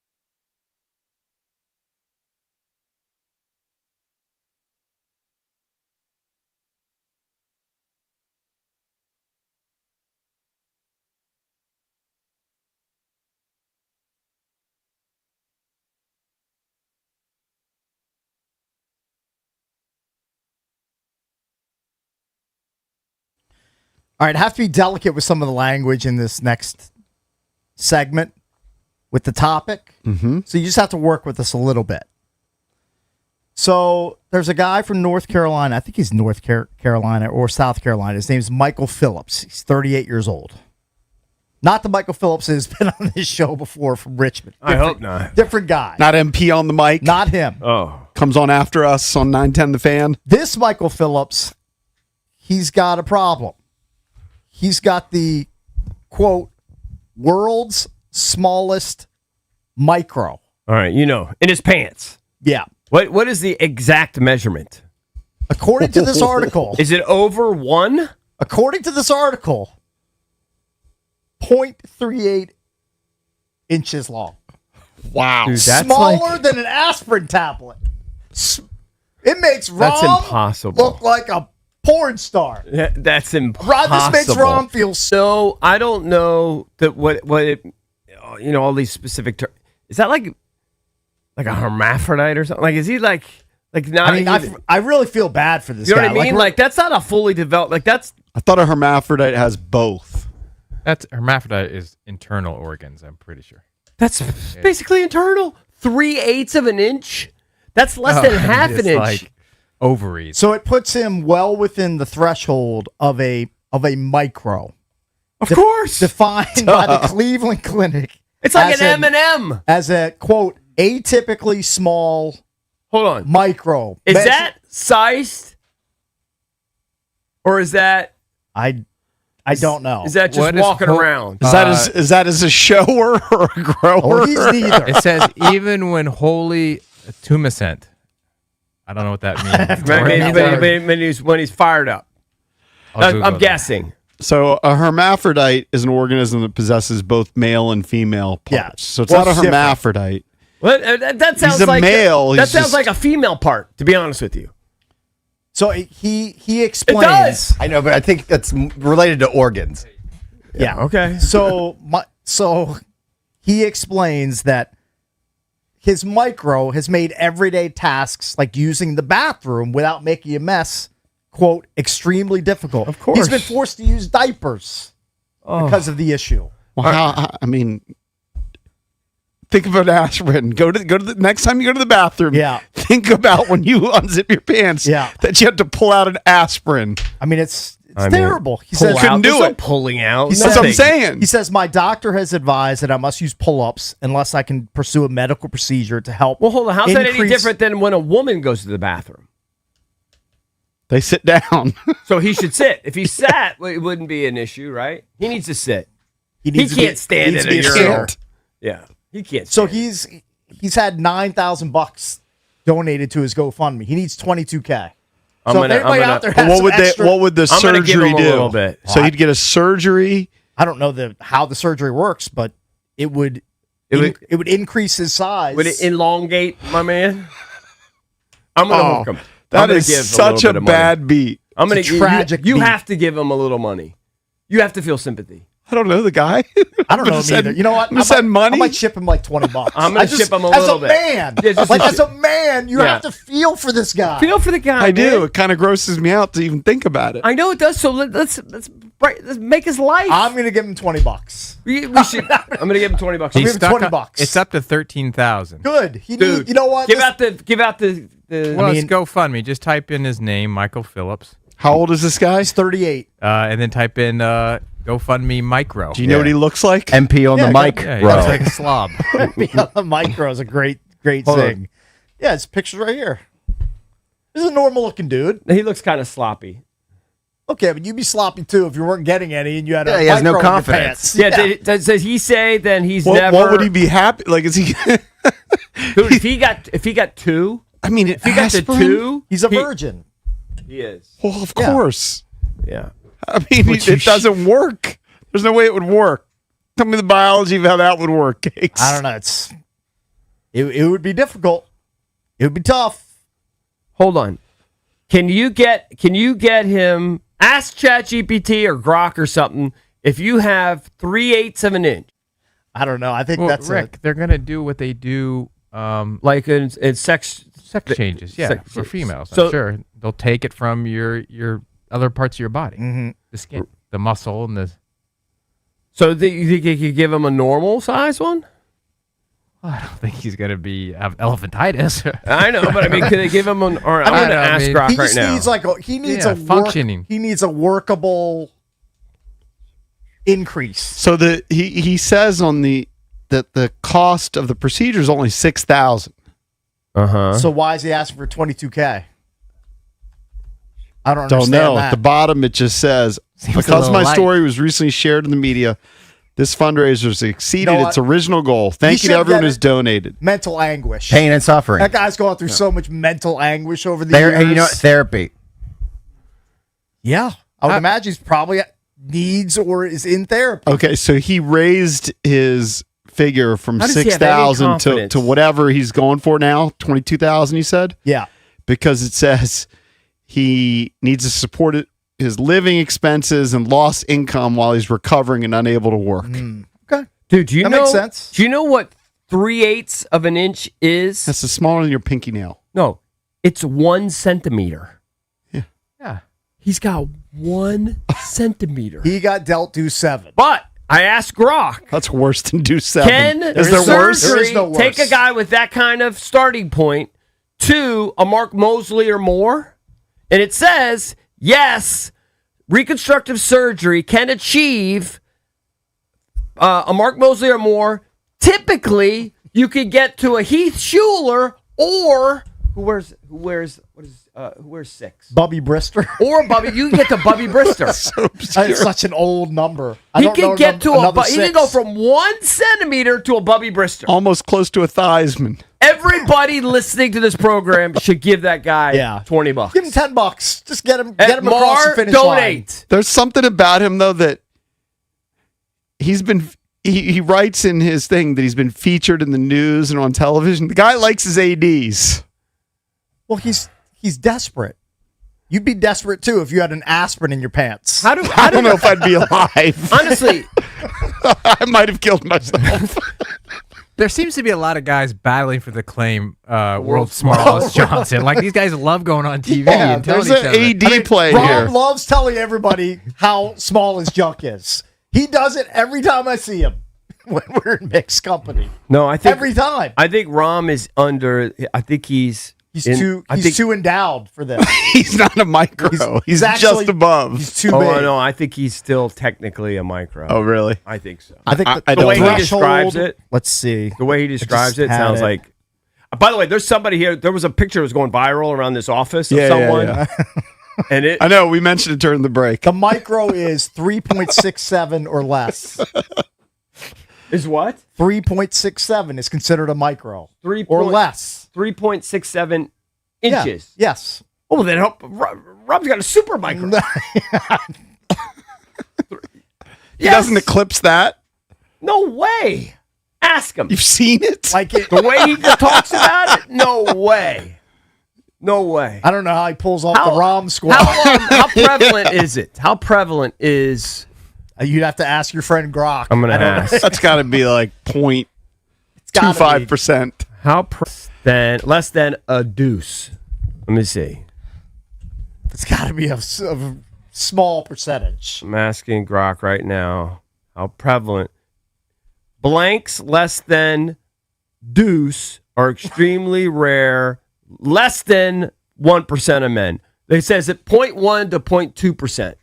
That's Man. close. So- I said 0.25%. All right, so if it's let's just say it's like 1 out of 1,000. 1 out of 1,000. So if you go to a Nats, if you go to a Nats game, there's 20 guys in there. You know how distraught you would be if you went to a Nats game, you looked at every guy in the crowd, and you told yourself, "I have the smallest Johnson here." Oh, it's so Like depressing. knowing that. Yeah, that's the way you go through life. But there'd be 20 guys like that though. 20 guys kind of in the running. Well, depending how big the Nats crowd is. I mean, if they pack in 40,000 like they did with the Yankees in town, probably 20 guys. Do you think there's anybody in the world of professional sports that would have to go into a locker room? Oh, Like, is there an NFL player Well, you know how it's that has like, do you know how embarrassing that would be? I don't. Could you imagine? I heard They- Shaq. they could- I they- heard Shaq was not silly. I mean, please. So sure. Yeah, you I mean, think come Whatever on. makes you sleep at night. we're on the street. I've also heard. I'm not saying. I'm just saying he's not a tripod. It's not even close. It may not be proportional, but I guarantee. Yeah, I think it's not proportional. I'm not saying it's in that I category. guarantee it still should. Yeah, yeah. I'm sure he's doing fine. I just heard. Sure, he's doing okay. I don't know, man. I don't think you could. I don't think you could be a professional athlete. You wouldn't have the swagger. There's no way you'd have the confidence to be an athlete. If you don't have anything in your pants, it would there's be no tough. way. It would be a tough impossible. call. Like I don't think you would walk into like any NFL locker room and see a guy with a micro. I don't think you could. just don't You could think never. You could not achieve greatness. It'd be tough. No one. It'd be tough to have that No swagger. one with an M&M can achieve greatness in life. You can't. You don't have the swagger. There's no way. It's impossible. I mean, for even you looking to- at that picture, the guy looks sad. Of course. Of course. He's sad every day. Everything he does is sad. Every single day he's sad. If he worked at Starbucks, he'd be a terrible coffee maker. Or barista. He'd be a terrible barista. He'd be a terrible way. Everything he does is terrible. He can't be good at anything. He has no confidence. You can't get through life having zero confidence. You can achieve nothing. You have to be, by almost definition, you're going to just be a loser. God. It's so important. You got to have swagger. Well, he's trying to get it back. He is. I'm donating cakes. I'll donate him $20. Put 40. I'm going to Venmo you 20. All right, I'll help I'm him. Venmoing you 20 right All now. right, so all of you listeners out there, if you want to take care of our guy, Michael I think Phillips, literally not everybody Michael should do Phillips it. from Richmond. Well, A different MP on the Michael mic Phillips. will probably accept you could it. save this guy's life. Yeah, you can help him out. So go donate a few bucks if you have it to Michael Phillips so he can get rid of his micro and increase his swagger and his confidence. I'm Venmoing you $20 do right a now. public service. We're going to do it. Maybe you should do it too. All right, we're the Junks. We'll be right back.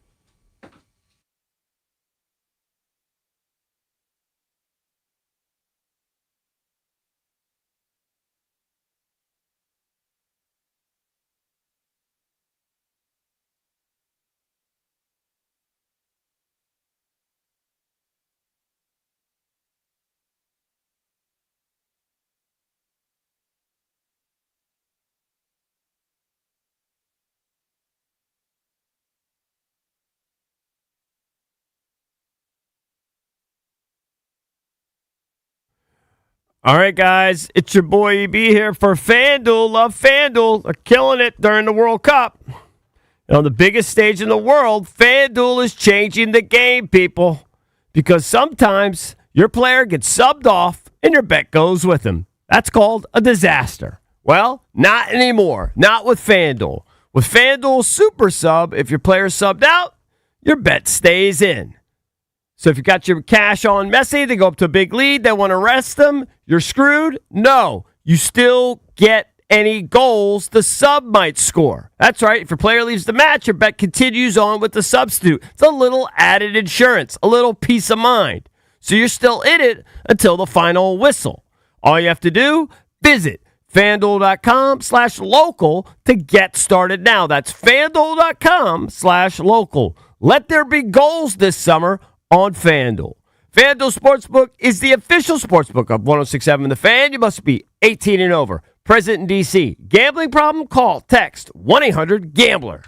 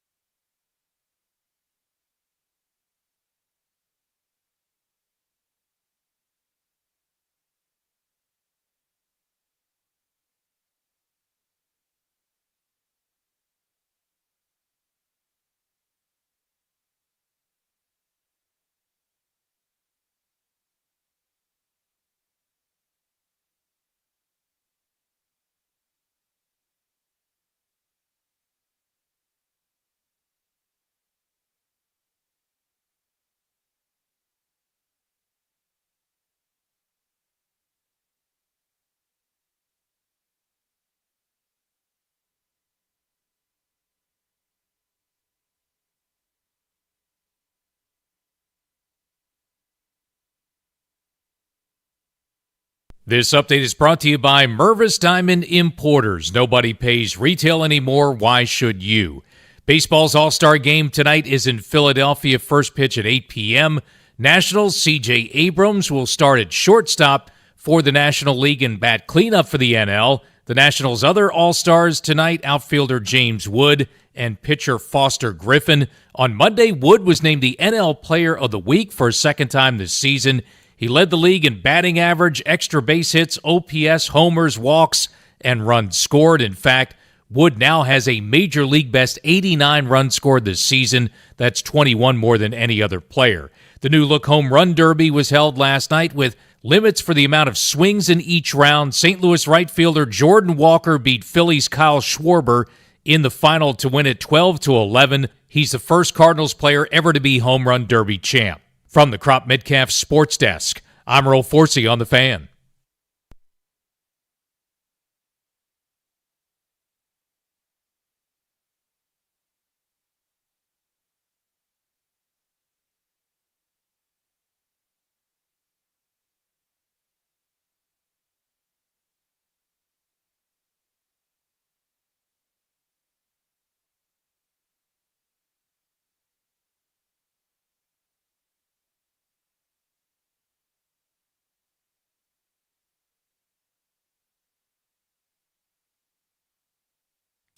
Celebrating 30 years of the Junks in 2026, brought to you by Main Street Bank. Cheer local, bank local.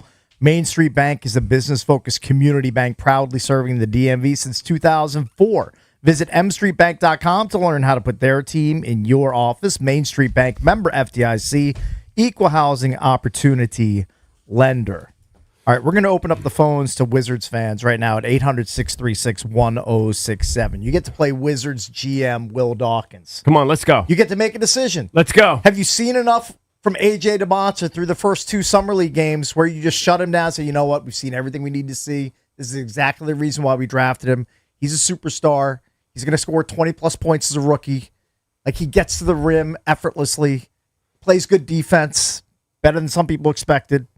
Might want to work on the three-point shooting, but it's a very small sample size. Well, that's going to take a long time. He's a dynamic scorer, and you've seen that through the first two games of the Vegas Summer League. Yeah, he's going to be great. Do you play him going forward? They have a game tonight. They also have a game scheduled tomorrow against the LA Clippers. Do you play A.J. DeMonta more in Vegas Summer League, or do you shut him down? It's very simple. I play him. I play him. Now, I've always been a guy who plays him. He's young. Mm-hmm. First of all, if it was a two-part question, have I seen enough? Yes, I've seen enough to know he's going to be a stud in the league. Yeah. We'll see to what extent. But I still want to see him play. I still want to see him. And it's not just selfishly I want to see him as a fan. I think it helps him be on the court to play against NBA players. Not all of them are NBA players, but there are NBA players. To also get chemistry with some of his future teammates. Yeah. And I understand a lot of the guys he's going to play with aren't on the court, but there are a few. Mm-hmm. Will Riley's going to be on the court. Trey Johnson's going to be on the court. These are guys who are going to be contributors to the Wizards, so I want to see him play with those guys. I'm not saying he has to play every game. How many do they play? Do they play 4 total? Or they've got 4 scheduled, and then after the 4 scheduled, it's a to be determined. So, like, is there like a playoff or something? I don't know. I don't know how so. exactly. Okay, so there's like a playoff, so he might play 1 or 2 more. I'm not saying he has to play every game, but I want to see more. I want him to keep playing. He's a freaking horse. Play 4 or 5 games at least. He's 19 years old. If you want to sit him out tonight because he had a little bit of a sore leg at the end of the game, and you just want to make sure you don't exacerbate anything, fine. But then I want him to play tomorrow night. So I want more. I've seen enough. I want more. Plus, you're a shut him down guy. I feel like some in the Wizards front office are probably like, you know what? We've seen exactly what we needed to see. We want to put him on ice. Let's save him for the regular season. But you know he wants to play. You know he's desperate to play. He's a baller. I know the answer. He loves it. I know the answer, but I'm going to ask you the question anyway. Do you care if they were a team that could win the Vegas Summer League? I don't care about winning Vegas Summer Leagues or like in season. Is it the NBA Cup? I don't care about that. Yeah, what if you're going to? There's an argument to be made. I'm not saying that I agree with it, but there's an argument made that it teaches them how to win games. And that they like winning these games. These young guys get in the habit of winning. I would push back and say, well, you're only going to have 2 or 3, maybe 4 guys that are going to get any sort of meaningful run once the regular season starts. And that this summer league is filled with a bunch of guys who are going to wind up in the G League. So I want to see him develop chemistry with Trae Young and Anthony Davis and Alex Sarr, the guys he's going to be playing with night in, night out. I just want him to keep once getting the regular better. season starts. Just keep getting better. You're playing NBA style basketball. They're not all going to be in the league. We get that. 80% won't be. But, this is real competition. You're playing with some of your future teammates. You got some of your coaches there. Let's get after him. He's young. He's built like a tank. He looks amazing. The fear of injuries, We can't live in fear. it's always going to be there, but he's going to be playing games anyway. Yep. Yeah. They play pickup games. Yeah. So the whole thing is they've been playing all along. So what's the difference? This one has referees. Like, you can get hurt in pickup, which he's playing anyway. That's how Alex Sarr broke his foot. Right. He broke his foot scrimmaging with the guys and working out with the guys. Great point. He wasn't playing summer league He wasn't in with summer league. referees. Yeah. And you This can one get actually hurt is at any more time. controlled because there's referees. You have to take that out of the equation. If I'm the Wizards and I already have Sarr banged up, that's even more reason for me to say, well, we've already got Sarr who's questionable to start the season, even though we're putting it out there that we're confident he's going to be ready. That would even solidify my decision to shut down AJ Come on, DeBosa. I want to hear from Wizards fans. 800-636-1067. The time for passive listening is over. I want to hear from you. If you're a diehard fan, do you want to see more, knowing it's sure he could get hurt?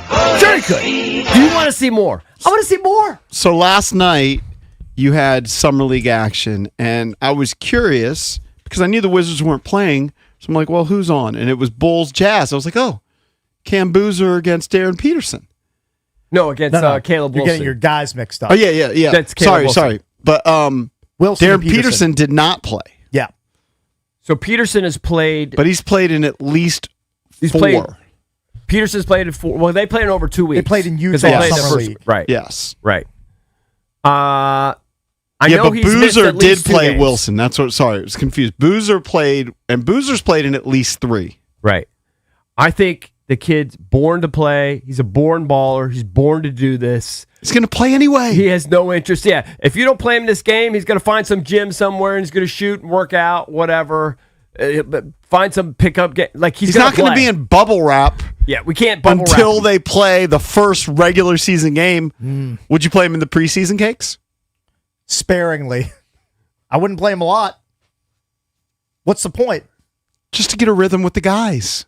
He can get in rhythm with Whatever- guys during workouts and Whatever Keyshawn practice during the plays, summer. whatever Will Riley plays, Yeah. whatever those guys do, he should do. Now, who would I have in bubble wrap? AD. AD you can have in bubble wrap. Yeah. He's 33 years old. He's had an injury-plagued career. You want to try to get 50, 60 games out of him if you can. Proven track record of getting hurt. This kid, he's just a baby. I want to hear from the That Wizards doesn't mean fans. he All can't- the people that that are doesn't mean he fired can't get up hurt. at the Of course, anthem. everybody can get hurt. Yeah. Everybody will get hurt. When we did the show from the anthem, there were thousands of people there fired up for them to draft AJ DeBonsa. You got to see AJ DeBonsa against Darren Peterson in the first game against Utah Jazz, and he was the best player on the court. You got to see him in the second game, and he was, he's missed a bunch of threes, but he was showing that he's a damn good scorer. He was electric on the court, right? Do you shut him down like cakes, or do you want to just see the kid play? Hold on. You got to By the way, get you play to get better. Selfishly, I would love to see him play because I'm a Wizards fan. I'm just I'm coming at it from the perspective of what is the team going to do. I feel like the team has seen enough in the first 2 games to say, you know what, we don't need to see him against Caleb Wilson or against the Clippers. Like we've seen enough in the Well, first they 2 already games. know he's going to be great. They already know that. Yeah. That's a given. But I think they knew that before they drafted him. Just keep getting better. More reps. More better. I think More so. reps. I mean, there's a reason they're doing the summer league. Sure. They want to see the guys. They have goals for summer league, and I feel like their goals for DeBonsa were to confirm why they drafted him, see why they picked him the number 1 overall over Darren Peterson, and they saw that through the first 2 games. Would you play him? No, I'm serious. We got to hear from diehard Wizards fans. Would you play him? Valdez. He's played 2. He's played great. He's passed every test. Yes, I would. Sized. Yes, I would. It's not the NFL. If this was the NFL, the physical nature of that, the toll that the NFL takes on you, the hitting, I mean, literally where you get injured on every play, that's different. I'd rather him play in a controlled environment than play in an uncontrolled environment where there's no refs. Right. You can't sub him out. You'll be somewhat protected. Yeah, you actually protect him more Playing than you do Just letting him go get reps anywhere. Yes. And you get I to agree. see his skill set more. So Tim McMahon from ESPN said he questions the fit of A.J. DeBonsa with Trae Young, right? And we're not going to see them on the court together. What he said was Trae Young, despite being a three-point shooter, has never shown an interest or much of an ability to be an off-ball player. So I don't know how that's going to fit. He's a great pick-and-roll creator, but you don't draft DeBonsa number 1 to have him spot up on the weak side of the floor. You want that guy with the ball in his hands, and you want him going downhill and developing that. I think he's a guy who can score 25 or 30 a game quickly. All right? So the more you see him on the court, the more the coaching staff can figure out how to use him. I play him. I play him. He can learn how to handle doubles and triples. There's so I mean, he's getting double and triple teamed Yeah, at he times is. during these games. it's great. He learned how to react And he to it knows even how better. to get his And you know- teammates involved. EB was surprised. I think you said you were surprised by his handles. And his First game. size, yes. And see, what I see eventually down the road is Trae Young being phased out to an extent. And so he can show his skill set, or the coaching staff can gain confidence in certain things that he does. I mean, are they going to shut down Will Riley, too? I mean, Will Riley's proven he's a huge piece of this puzzle. He already proved it all last season. Under Yeah, Cake's theory, he but they- wouldn't play. Yeah. Under Cake's theory, I guess you wouldn't play anybody Would who you played play last if it was season. baseball? Protected Would you my play him in guys. baseball? It was baseball. If A.J. DeBonsa was playing for the Nats and he had 2 bombs and he had 2 doubles and he Baseball, stole 2 bases. I find it nearly impossible to get hurt playing baseball. Right, guys because get nobody hurt. gets hurt. They get hurt all the time. Compared to like the NFL and the NBA. They get hurt all the I just feel time. like the NBA is more So dangerous. if he was a Nat, you'd play him. Oh, I'd play him. All right. If Not, he not was- to JP's extent, right? He wanted to, All right. to What if- rehab Strasburg in the majors. What if he was a but- prodigy golfer? a golfer? You can't get Okay, hurt. he I mean, can play come on, that. that's What if he barely a was a sport. soccer player? What if he was? Soccer's a lot of running. Yeah, it'd probably be in the mix along with basketball and football. All right, let's go to James. Hey, if AJ DeBonsa, God forbid, please don't let this happen, snaps his ankle tonight. Don't say it, Cake. If it happens, I don't want to hear you guys backtracking, because you guys are like, just let him play. Let Why him would I play his life. backtrack? He's 19 years old. He's infallible. It can happen. I'm keeping the receipts here. Are they allowed- I'm keeping those Okay, receipts. keep the receipts. Are you okay with him practicing? Yes. What's the difference? They're practicing. Do you know that they play 5-on-5 in understand. practice? I understand. So what's the difference? You have Explain to me the Here's why. difference. You have to practice. You don't have to play in exhibition games necessarily. No, but- when you've already shined in 2 exhibition games and shown everybody exactly why you were the number 1 overall pick. I know. Explain the difference of him playing 5-on-5. There is no difference. Thank you. All right. Let's go- Other than you have to practice to be able to play in the games. And I am big on practicing for playing in meaningful games. Right now, the Vegas Summer League is meaningless. But- the first but 2 games isn't were the likelihood of injury hold the on, same hold in on. both? The first 2 Don't games were practice. meaningful because we hadn't seen it. Now we have some history, some data points to point to. But my, All right. my Can point I is, hear from- isn't the likelihood of the injury, your fractured ankle or whatever Yes. you came up with, God forbid. the same in 5-on-5 practice? I don't know. Which is not with referees versus a summer league game. I need to run the or computations. some That I random don't pickup know. game that he might play in somewhere. Because as EB mentioned, Alex Sarr got hurt. That I know. wasn't in a summer league I'm game. well aware. All right, James, what do you think? James, come on, buddy. It's your chance to shine. Oh, did I you there? I hear him. Sounds like he was there for a bit, I hear and him. he just bailed. Hello? Hey, that's you, bud. Hello? That's you. Oh, I'm Jamie, not James, but whatever. Okay, whatever. Oh my! You can't. So, EB, what's up? Hey. JP, what's up? What's up, Nervous Nelly Cakes? How you doing, man? Hello. Yeah. Anyway, like JP was saying, you can get hurt in practice. I mean, look at the NFL. Guys are tearing Achilles and out for the year in training camp. He's got to have the reps. I'm not an avid Wizards fan. I don't watch the games. I did watch last year just to see the train wreck and for betting purposes. But this kid is a generational player, I think. Kind of like Jaden, and we were all like, okay, we've seen enough. Let's not put him back out there. We don't want him to get hurt. He got hurt in the regular season. It happens. But this kid needs the reps, and I think he should play the whole summer league. And if they win the summer league, good. If not, he's also playing against other rookies. Let the guy get some reps, and we'll see how he does in October, November. Perfect. All right. Thank you, James. Appreciate you. I'm not saying he has, or Jamie, I'm not saying he has to play every game. You could pick your spots. You could rest him tonight. He strained his leg a little bit towards the end of the game, whatever it was. You could sit out tonight, but he should play tomorrow. Yeah, he's already showing signs of wear and tear. You're going to grind him down in the Vegas Summer League? I don't think it's wear and tear. I just think, whatever. Injured it a little bit. They better not load manage this year. It's going to be so annoying. I mean, Keyshawn George played half the season. Can you imagine? I get it. It was because you're tanking, right? So, if anybody had a hangnail, they weren't going to play him. Right. But these guys, Alex Sarr, Keyshawn George, all of them should play minimum. Can you imagine 70 games? Can you imagine you've got you buy 5 or 6 tickets or 10 or you get a 13 game or you get some partial ticket play and he didn't play like 2 or 3 of them because they're holding them out? Can you imagine that?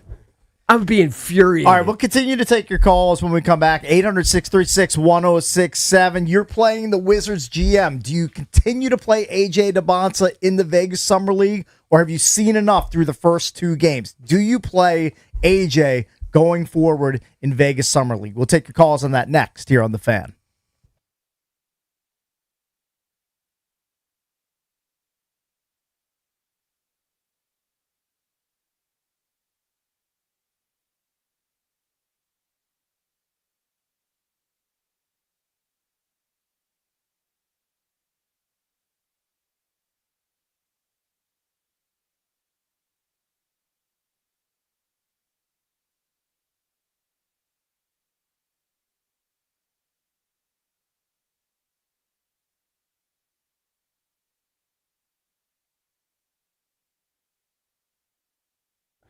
All right, guys. EB here.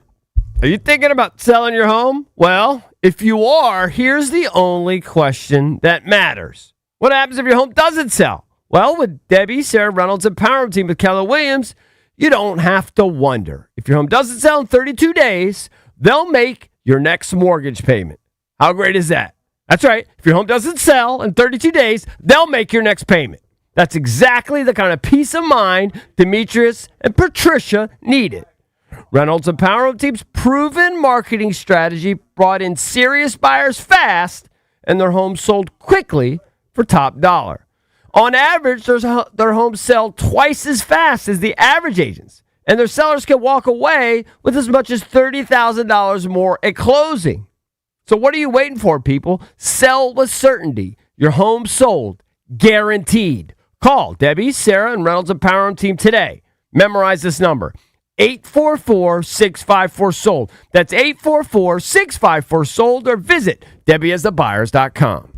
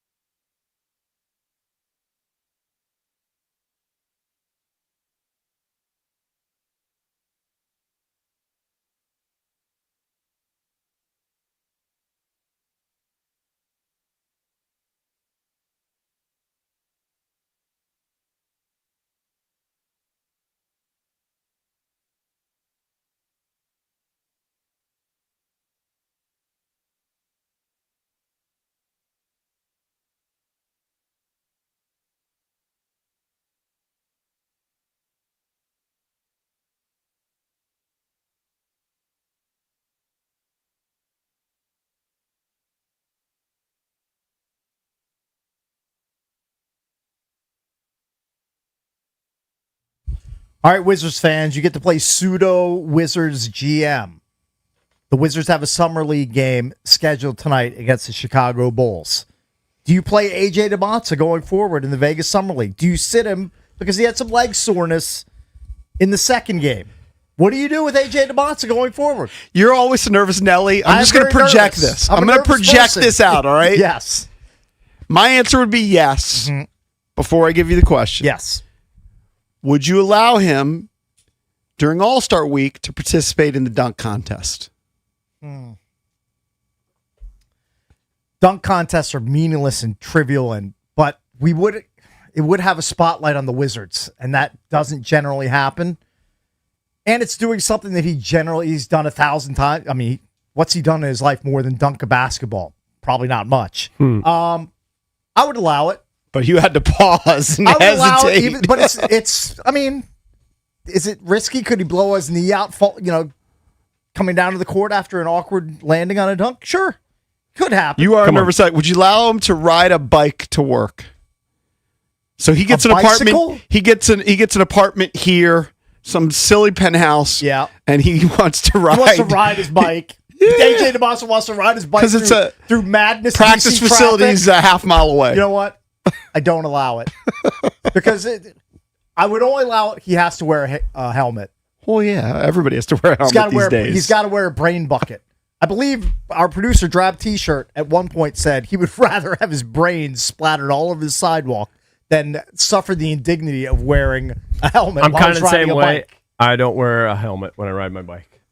Now, I only ride on a path. Could come back to haunt you. I only ride on a path. The only thing that could happen is I don't even know what could happen. A deer could jump out in front of you. You swerve, you go over handlebars, and your head hits the pavement. Okay, I'm probably going at about 10 miles an hour. I'm not going that fast. Not a big deal. I mean, I'll be fine. If you fall off your bike and you hit your head on the sidewalk or the pavement, you could definitely die. We used to jump over human beings. We would build ramps. You were 10. Yeah, you're 14 years old. Okay. Okay. Now you're past 14. Last time I checked. If I rode on the street, I would wear a helmet. Yeah.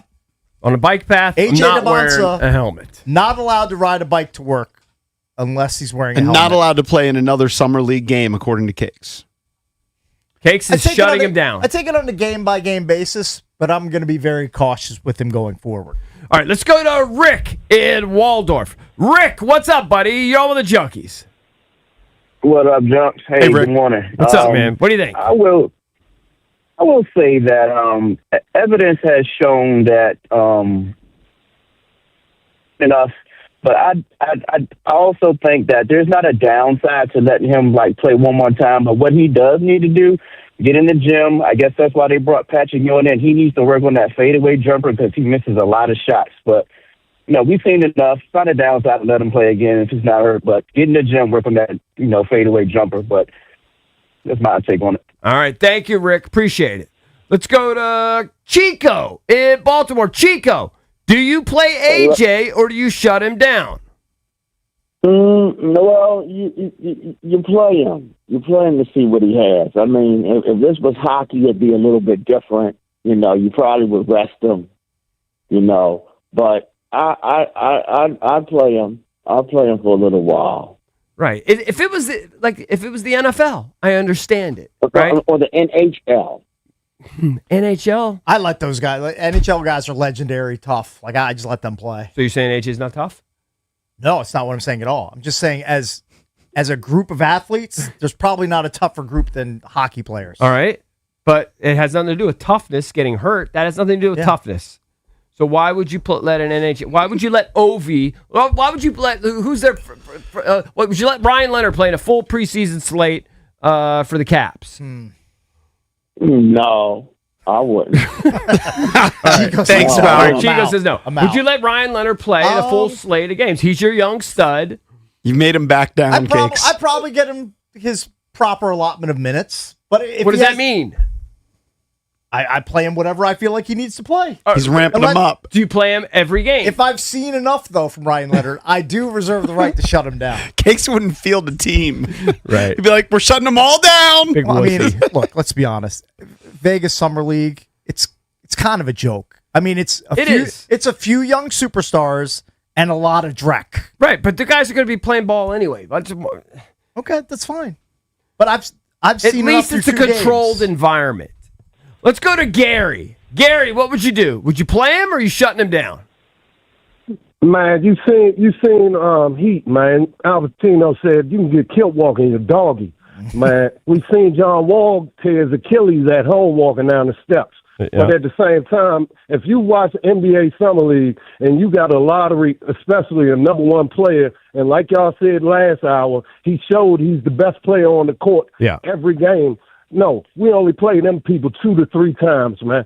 Shut it down, get in the gym. We can play 5-on-5 all day, but let them other dudes that's trying to make an NBA roster fight for them. I will say there's something to be said for the latter you could part of be that. scared that like the competitors target your player, right? Because I think that the Wizards definitely targeted Darren Peterson when they played the Jazz. Well, they definitely made it Jameer difficult. Watkins had 9 fouls and was super physical on Darren Peterson. So maybe that would happen against AJ DeBonsa because the Bulls have a star and Caleb Wilson, who had a ridiculous dunk last night, by the way. It was kind of a Blake Griffin-esque like dunk. That maybe the players would target AJ DeBonsa. And so you play scared and you keep him out. I don't know. I play the kid because he's going to play anyway. All right. Can I go? Let me go to line 3. Is it Barcos? Marcos? I'm not sure. What's up, buddy? No. You're all the junks. Bar like bar, gov like governor. Appreciate y'all. What's up, man? Yeah, so easy risk-reward ratio. You know, you can't play them. It's not worth the risk because you got guys out here that are playing for their livelihood. They're playing for a check. They're playing for their families. They're going to be closing out hard, picking up full court. I mean, I get what you're saying. You know, So why'd you play him in the first game? Were you okay with him playing the first game? Oh yeah, for sure. Get him at least 2 games. We got reps. We know what we got here, but these guys are playing too hard. It's not worth the risk. I know he's going to be playing in practice, but it's not the same intensity. It's not the same. You're not playing against opponents who are again playing for their livelihoods, playing for their checks. So I just don't see it as worth it. You know, we know what we got with him, and the guy's a stud. So we know what we got. All right, it's a fair take. Thank you. I think it's a fair take. It's like, look, he aced his first test, and then 2 days later, you give him, a similar test. He aces it. Do you need to give him a 3rd and 4th test? No, but it helps you get better.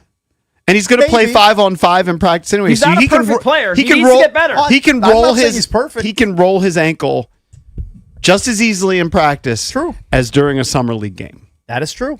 Yes, if it happened during the game tonight, let's say he plays tonight against Caleb Wilson and the Chicago Bulls, and he tears his ACL, you will be able to say, "I told you so." I'll be you guys are crestfallen. idiots. But he also could do that the very next day when he sits out playing in practice. All right, let's go to Brandon in Woodbridge. Brandon, what's up, buddy? What should they First do? of all, let me give you guys props, man. 30 years. Thanks, man. To stay just as funny as you guys have always been, in the genius to think of this way back when it was just talk radio. Thanks, buddy. Thank you, Brandon. Amazing, man. Appreciate So, it. Appreciate Kind it. words. Very, very nice of you, man. What do you think? First of all, I would just ask him, hey, man, you know the risk. Do you feel like playing? If you don't feel like playing, we can sit you down. You know he wants to You'll play. Yes, You know how of this course. kid's wired. Yeah, but you got to practice. If not, you got to practice on the things that we already see as a problem. I would just start focusing on, hey, send them to the places that, hey, we see these are the areas that you need help on. Let's focus on that for the remaining of the summer, and then you get to play afterwards, you know? I mean, I think it's a reasonable take. I do. But I just don't know that there's... I mean, if he does get a catastrophic injury, the downside is terrible. Hey, we already see what he needs to work on. misses Like the entire season. He's 1 for 11 on 3-pointers in summer league. Right. Now he'll be better than that. Right. That's the number one thing he needs to work on. You knew that from his college statistics. I think he also led the needs to work nation on in his scoring, defense. but his shooting percentage from the 3-point line was, I think it was around 32%. Yeah. So he needs to improve that. And yeah, he needs to work on his defense. And then eventually he'll need to figure out the chemistry with Trae Young and Anthony Davis if and when he's on the court. Yeah. In his spot. Because right now, the Summer League, it's really reminiscent of a pickup game. You see him, dribbling the ball up the court. It's a lot of one-on-one. It's sloppy. I watched like 5 minutes of a game last night. It was hard to watch. It seemed like they called a foul every time down the court. And so that's kind of the downside. Like, it doesn't feel like a real regular season game. At the same time, Doesn't it feel more intense than regular season games? The summer league at times seems more intense than a regular season NBA game. To make rosters. They're outside of the top draft picks. A lot of them are young guys, like trying to be the 10th, 11th, and 12th men on NBA rosters. Well, they're trying to make a name for themselves too. Trying to establish themselves. All right, when we come back, we will talk with Jeremy Fowler, ESPN's national NFL reporter. He came out with rankings of all of the positions in the NFL, including quarterback. We'll talk to him next here on The Fan.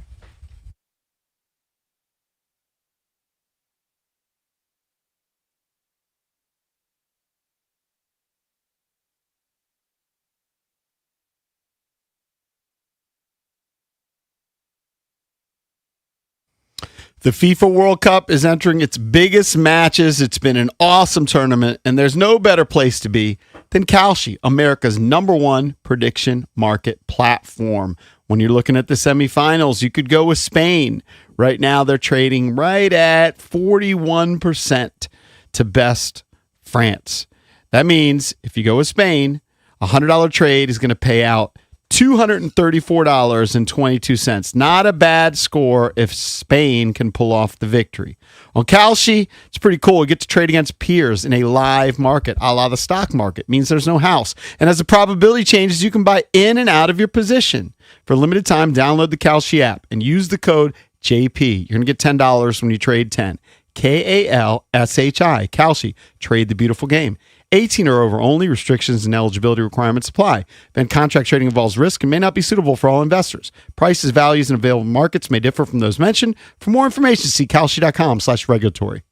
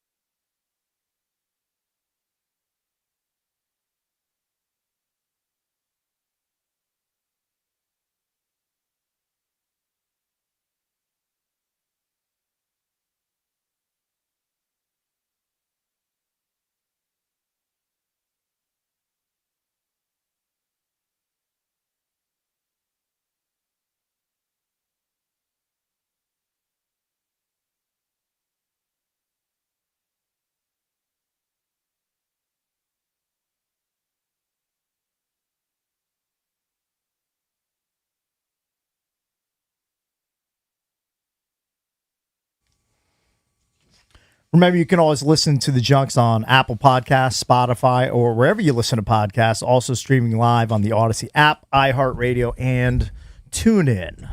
Let's head now to the Ruud guest hotline. Ruud, the most reliable heating and air conditioning products in the DMV. Say good morning to Jeremy Fowler, ESPN National NFL reporter. Jeremy, thanks for the time, man. We appreciate it.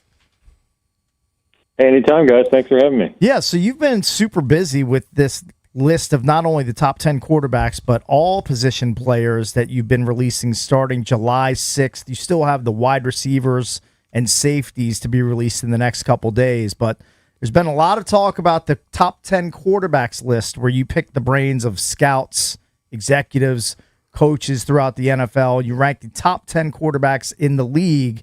Jayden Daniels did not make that top 10. Talk about the list, how long it took to compile, and are you getting blowback from fan bases like the Commanders and other, that didn't make the top 10, or, are Jags fans mad that Trevor Lawrence made honorable mention? Same with Baker Mayfield, et cetera. Yeah, certainly some pushback. So I spend a good 2 to 3 months on the project. I start with quarterbacks because it takes the longest. And then once I get into it in late May and then throughout June, it's every 3 days or so, I send out a pool of players for people around the league to rank for me, and then I create a composite ranking and go from there. And as for the fan bases, yeah, certainly my mentions were on fire yesterday, but it depends on the fan base. Jalen Hurts, the Eagles fans are not happy about him being essentially 17th. Washington fans not happy. Jordan Love, I got a lot of pushback on him, deservedly so. I think he's just kind of always been under the radar and never really been considered in the upper echelon, even though he probably deserves it. So, some of that. Not as much with Trevor Lawrence and the Jaguars. I think that fan base is not as rabid. Okay, understood. Any of them surprise you, like sort of in the top 10? As far as quarterbacks that appeared in the top 10? Yeah, or that didn't, and you thought probably should have in your eyes. Well, Jaden's one. I would say that the hardest part of the exercise I do with these positions is when you have a logjam for the last spot, right? Because the 10th spot means more than an honorable mention. And literally, Sam Darnold, Caleb Williams, Jayden Daniels, Jordan Love were tied. Like in different ways, but they worked, their formula, their composite ranking worked out to right around the same. So I had to break ties and just kind of figure it out. How'd you do that? And just decide who I thought was best. Well, I call some people I trust, kind of run through the quarterbacks. I'll check with some higher ranking people, like a couple GMs, and just say, hey, here are 4 I have. How would you stack these 4?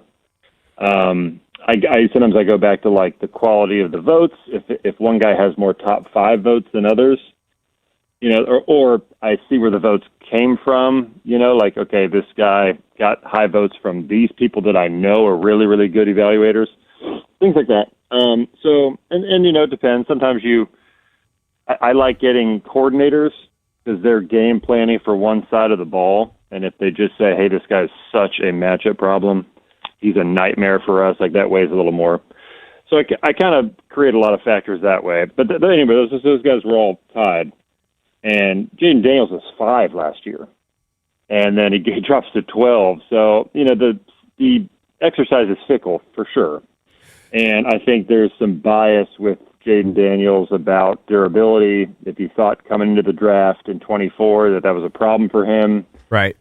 Last year's confirmation bias a little bit, fair or not, but I think that does come into play with some voters. But he's clearly, when healthy, a top 10 quarterback based on ability. So those are tough. Jordan Love is a big snub, and Sam Darnold just won a Super Bowl and didn't make it. Right. So those 4 at the 10th spot, along with Caleb Williams, they were all going to be snubs when they didn't make it. You can't argue it. Jayden was off a tick last year. Wasn't healthy. The surrounding cast wasn't healthy. It was a bit of a disaster. That's why he doesn't even want to talk about it. So I can't complain. It is what it is. I assume that if he has a healthy year, he'll be right back in the mix. Could be a top 5 guy.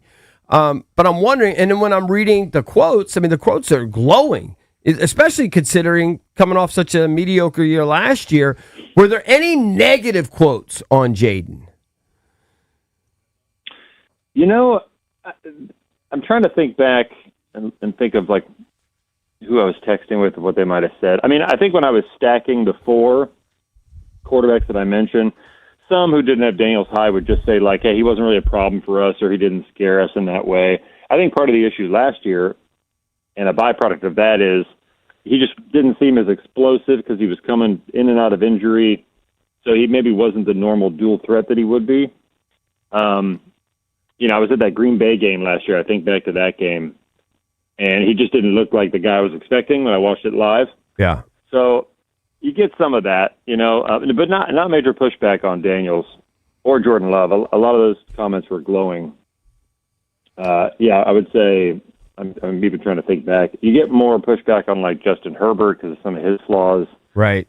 Caleb Williams because he's so erratic. Right. But the talent and the upside is so good, and the traits.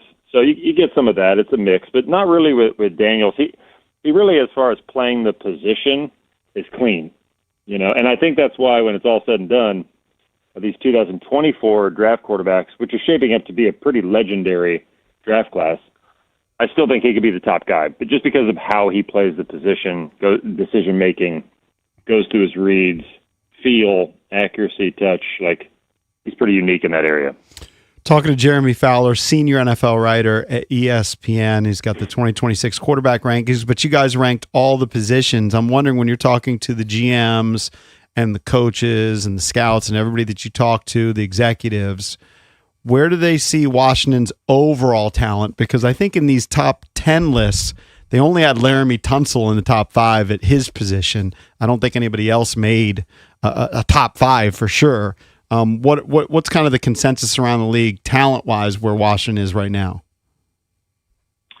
Yeah, that's a tough proposition because I'm looking at the entirety of my project. I think Laramie Tunsil is going to be, I don't want to give too much away, I think Tunsil is going to be the only guy to make a top 10 from Washington, which, is problematic a little bit to have one marquee player. Now, I think Terry McLaurin, coming off the year he did with the holdout and maybe not getting on the same page and in the flow of the game, maybe he could have made more of a run at the top 10, but there just aren't a lot of marquee guys there. Now, I do think the roster has gotten better as a whole.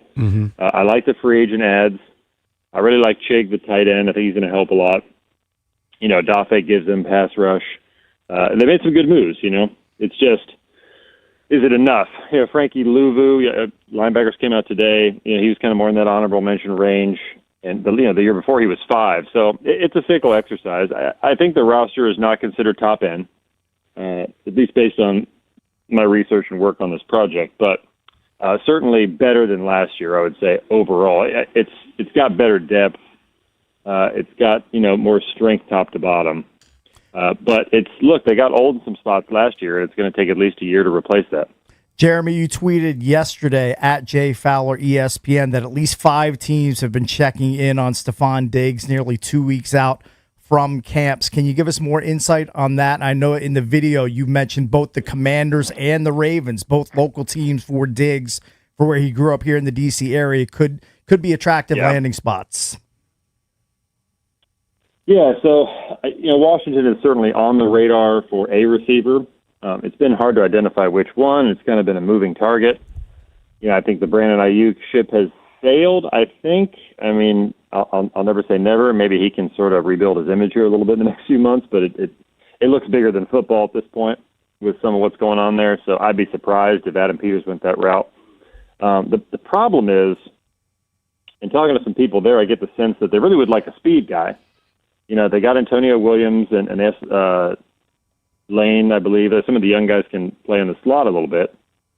And they got McLaurin, who can still run. But you could use another outside speed guy.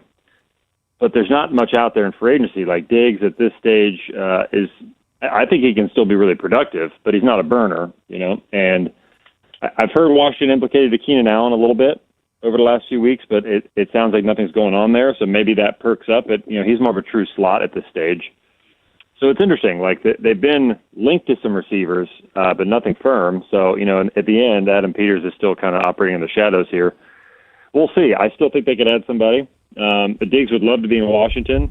I mentioned Baltimore mostly just because that would be a Baltimore signing, Stephon Diggs, somebody who's been in the league that's sort of a retread at this stage. Like they seem to lean on those kind of receivers with Anquan Bolden in the past and DeAndre Hopkins recently. So that would fit the mold in that way. What are your expectations from the New York Giants with the new coach? You know, guy who's had success basically every season, won a Super Bowl. What can you expect in New York this season? Well, you can expect improvement in part because they kind of found an identity last year running the ball. I mean, they were fifth in rushing. The offensive line finally came together. It had been a long time. So I think because of that, they'll be well positioned and they can protect Jackson Dart a little bit. I think they are hoping he runs when he needs to and not because he wants to, you know, so he can protect himself a little bit. But they still don't want to take away his flair for playmaking. So it'll be interesting. I think they're going to run the ball a lot, though, with Scadaboo and Tyron Tracy and those guys. And, receiver's still an issue there. But they got some pieces. It's not a bad roster. I think they're on the upswing. I don't have them as a playoff team yet. But you never know. First-year coach coming in, sometimes winning is infectious. Sometimes you're taking over a roster that was steadily improving before the previous coach got fired, and I think that was the case here. So that could, John Harbaugh could be the beneficiary of that. So sticking in the NFC East, are you buying all of the defensive additions that Dallas made during the offseason? Is that enough to vault them over the Eagles for the division lead, or you still feel like Philly's the class of the division at this point? That's a good question. So I'm bullish on Dallas. I just think, even for recent years, I think their roster is typically better than most. I think they evaluate well. For as much as we talk about Dallas, like, they have good players all the time. It just hasn't always worked out. But I think the offense is going to be great. You know, they're not going to miss a beat. I mean, you have two elite number one receivers and a really good running back, really good tight end, and a top six quarterback. Like, you can't go wrong with that as long as the offensive line holds up. So they're going to put up points for sure if Dak stays healthy. And then, the defense is a big question mark, but they have addressed some things, new coordinator, new ideas, new players. They could probably still use one more piece, maybe a linebacker. Safety will be a lot better with not only Caleb Downs, but adding Jalen Thompson in free agency. So I like where they sit. I don't know if they're good enough to plant Philly yet, but, I mean, Philly's in a experimental phase on offense a little bit with a new coordinator, a new system, a new style. I can see that taking a little time, so I like Dallas and where they sit. I'd still probably pick Philly to win, but Dallas will be in the mix for me. We're joined by Jeremy Fowler, ESPN senior NFL writer. So were you shocked by the $9.6 billion price tag on the Seattle Seahawks? They sold just a few days ago to Vinod Khosla. I hope I'm pronouncing his name correctly. Purchased the Seahawks for $9.6 billion, making the Commanders sale just a few years ago for $6.05 billion, looking like a bargain at this point. Yeah, I know. That number is a sticker shock for sure. Now, Seattle's got the Pacific Northwest, and, obviously they just won a Super Bowl, and, it's an attractive brand, but so is Washington. So I was a little surprised by the number, and it seems like we're approaching the $10 billion phase here eventually, and you're going to have some other big brands that are going to be up for sale. I think in part because of these numbers being so high, some of these owners are going to think twice, about getting out at some point. And so maybe some owners that bought for $1 million or $2 million, they can flip it, or they can keep it, obviously, and it keeps going up. But if the Dallas Cowboys ever sell, which they probably won't, and keep it in the family, but my gosh, could you imagine that number? So, yeah, it's surprising, and it's just indicative of the NFL churn that we're in, where everything is up, and media rights are up, and they keep going up, and I'm curious to see how far those fans will take it.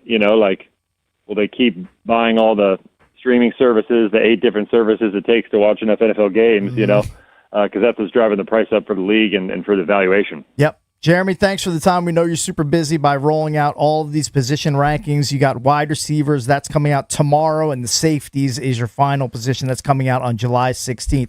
Thanks a lot for the time. We appreciate it, man. Thank you, buddy.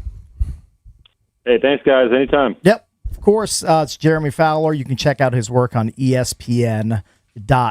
When we come back, we'll be joined by Andrew Brandt. He's got a brand new book about Smarter About Sports, My Life Navigating Athletes, Agents, Media, and the Business of the NFL. Andrew Brandt will join us next here on The Fan.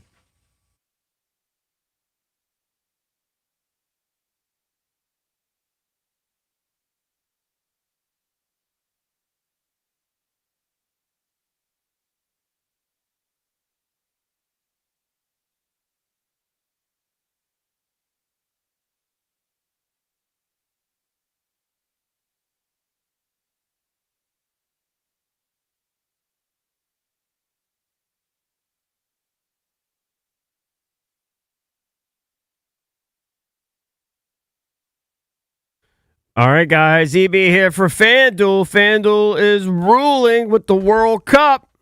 Getting down to it. And on the biggest stage of the world, FanDuel is changing the game. Because sometimes your player gets subbed off and your bet goes with him. Big disaster. You can never predict it. Well, not anymore. With FanDuel Super Sub, you get a little insurance. If your player is subbed out, your bet stays in.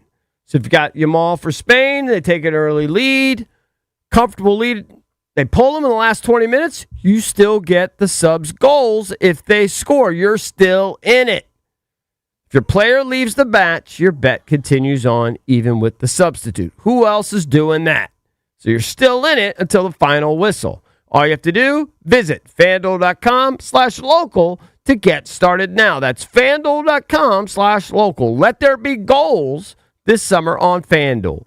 FanDuel Sportsbook is the official sportsbook of 106.7 The Fan. You must be 18 and over. President DC. Gambling problem? Call, text 1-800-GAMBLER.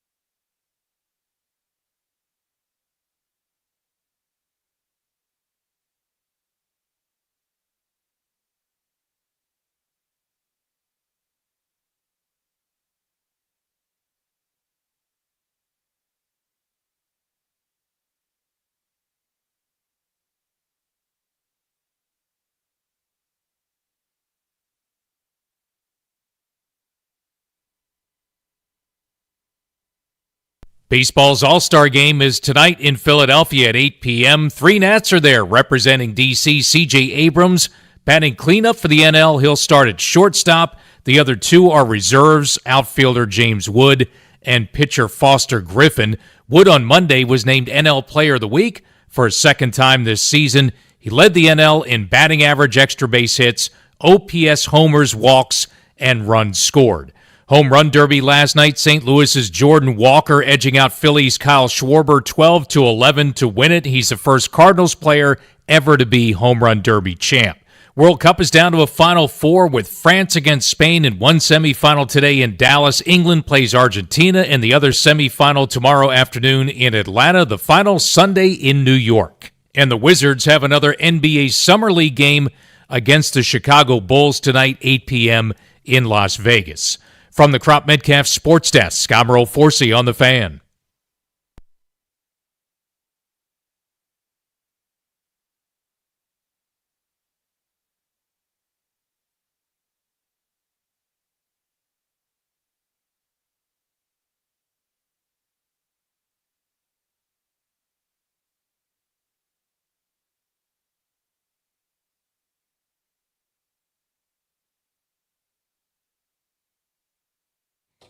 We're celebrating 30 years of the Junks in 2026, brought to you by Main Street Bank. Cheer local, bank local. Main Street Bank is a business-focused community bank proudly serving the DMV since 2004. Visit mstreetbank.com to learn how to put their team in your office. Main Street Bank, member FDIC, equal housing opportunity lender. Let's head back out to the Ruud guest hotline. Ruud, the most reliable heating and air conditioning products in the DMV. Say good morning to Andrew Brandt. He's got a brand new book out, Smarter About Sports, My Life Navigating Athletes, Agents, Media, and the Business of the NFL. And I believe its on sale date is today, Nice. July 14th. Andrew, thanks for the time, man. Congrats. We appreciate it. Hey, guys. Thanks so much. And it's really fitting to do my first media about the book on Publish Day with Washington, D.C., where I grew up, where I wrote about my early life, where I wrote about my formative years in getting into sports, my first job with ProServe and working for David Falk, which led to so many different stops along the way that I chronicle in this new book, and I'm really excited for it. Hope everyone gets a chance to read it. So talk about, working with David. David's a good friend of ours. He comes on the show occasionally. I think he's hilarious. Tells great stories. What was it like working with David? What'd you learn from David? Yeah, it was my first job. He was my first mentor. It was my first exposure to being an agent. I was a kid, like a lot of people listening, that thought, wait, is there a way to marry my interest in sports and being a lawyer with sport together? And I was able to do it with David. This was a unique situation. He had so many clients and didn't have a lot of help. And I got to work, when I say work with Michael Jordan, I certainly wasn't Michael Jordan's agent. But I watched David and his relentless negotiation. Even one situation I talk about in the book where we're negotiating, I think, with the Spurs, and we weren't getting anywhere. And David said something I could never say myself, but he did it. He's like, listen, if we can't get this deal done, I'm not sure Michael's going to be, available that night the Bulls play here. They're one sellout of the year when the Bulls came to town, and I'm like, wow, did he really say that? That's a leverage play. That is a good one. I like that. He had extreme leverage plays. On the good side of that, we used Michael's leverage. Like, we got Nike deals for all these players that would never get Nike deals without the agent that represented Michael Jordan. There are ways that he used leverage that I could never do. There are ways that I would be a little softer. But I learned so much from David, who was my first mentor. And the other thing is he was so dominant in the NBA, we had some football clients. And no one's paying attention to them. So I raised my hand. I'm a tiny little guy. I'm like, I never played football, but I'll do it. And that's the way you sort of navigate sports. Like, hey, there's a need. I'm going to be a football agent. And soon enough, we had a guy named Boomer Esiason, and I'm like working with Boomer Esiason, all the Maryland guys. And then we go on from there. So over my time with David, we went from 2, 3, 5 to 15 NFL clients, which launched me into the next phase of my career in working in the NFL. So the subtitle of your book, Smarter About Sports, is My Life Navigating Athletes, Agents, Media, and the Business of the NFL. Who is it harder to navigate with? Other agents, media, or the players themselves? Well, it's interesting because my background as an agent was invaluable to getting into the team side, and I was negotiating where I knew what they were going to say. They knew what I was going to say. We could get to yes pretty quickly. There was one situation when the Packers, when I was there 10 years, players were looking at me at the beginning and saying, hey, this guy's pretty cool. He used to be an agent, young guy. Let's negotiate without an agent. And I thought, okay, that's cool. So they'd come to my office, and I tell you guys, that was not a good experience. Because players, they see it very simply. Dallas or Detroit or Washington paid this guy X. I'm better than him. Pay me more than X. And I'd say things like, well, he's a year from free agency or 2 years from free agency. That quarterback makes $5 million. Our quarterback makes $30 million. And they didn't want to hear that. And these negotiations are raw, emotional. I learned it's better to have an agent from a team negotiator point of view. Yeah, so did you advise those guys before you even sat down, when they were like, I'm going to represent myself, did you ever say to them and frame it like, this is probably not going to go well for you, this is a bad idea, you should probably retain an agent to do this for you? Well, it was more like, I think everyone but one of them, and I'll keep their names private, and I do in the book, was more like they had someone to talk to between sessions. But yeah, I said, listen, this is how it works. And I didn't understand that the gravity of telling someone their human worth was not what it is. The theme throughout the book is, hey, I've been called a cap guru. I've been called a numbers guru. The numbers are the numbers. Calculators can handle that. It's really leverage and relationships, and you're dealing with the same people in sports over and over again. And ultimately, people like doing business with people who they like. So I learned that the hard way in my early years with the Packers. Talking to Andrew Brandt, the new book is called Smarter About Sports, My Life Navigating Athletes, Agents, Media, and the Business of the NFL. So we've seen this in sports, not just the NFL, but I'm going to say the NBA, where you have these what seem like uber-involved parents, right? We heard this before with Jaden Daniels and his mom. You hear in Washington, You're hearing this about A.J. DeBonsa and his dad, who operates as his agent manager. How do you deal with that? One thing I tell people who want to be an agent is you're not just dealing with the player. And in many circumstances, you're not dealing with the player at all. You're dealing with the dad, the mom, the aunt, the uncle, the advisor, the AAU coach, the pastor, the brother, the sister, the stepbrother, and that's what you sign up for. As an agent, you've got to understand the decision-making, and you've got to understand the family dynamics, and that's all part of it. And it's interesting because I talk in later chapters about now being an NIL consultant for a couple major colleges, and NIL agents, that's a whole new breed. Mm-hmm. And I'm going into talking with moms and dads and, again, pastors and AAU coaches doing the negotiation. So from an adversary standpoint, I try to be as patient as possible. Listen, what do you need explained? Because when you come in there and say, hey, you don't understand it, that doesn't start the negotiation well. But that's a fact right now, right? Parents, people are involved that are not skilled at negotiating, not a background in law or business, and you just got to deal with that. Sometimes it's harder than dealing with an experienced agent. I want to ask you just about the NIL and and how it ties in kind of with this new 5-for-5 model that they're going to go with here in the NCAA. I feel bad for graduated seniors, right? Kids that just graduated, they're getting aced out of this. Whereas, if you just happen to be a year behind him, now you get an extra year of eligibility. They've been pondering this for months. It didn't come out, I guess, until some of these kids had already walked. I think there's a class action suit where a lot of these seniors are getting together and some attorneys and everything. They're going to try to see if they can't get these kids another year. I feel terrible for them. Do you think they have any shot at this?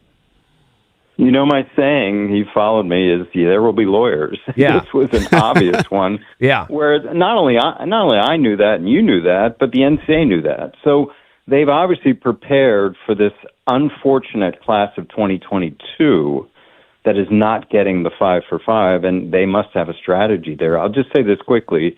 When I moved from pro to college in negotiating these deals, I was just flabbergasted because of what you're just talking about. The unregulated, unrestricted free agency through the transfer portal that these guys have is just startling to me. I'm used to long-term contracts. I'm used to doing deals where we get, future years in exchange for a big bonus. College guys, Jesus, I try to do a 2-year deal. They all say, why in the world would we do that? Right. We want optionality. We want free agency every year because free agency creates big numbers. And it's just frustrating dealing with that because no agent's going to do a long-term deal unless the second or third year is just an incredible number. So, Andrew, with your experience as both an agent for players and as a high-ranking NFL exec, how would you advise Brandon Ayuk in the wake of his fractured relationship right now with the Niners? And we've seen, what he's been doing on social media over the last 6 or 7 weeks. So, if you were sitting down with Brandon Ayuk, how would you advise him to, fix the relationship with the Niners so he can move on with his NFL career?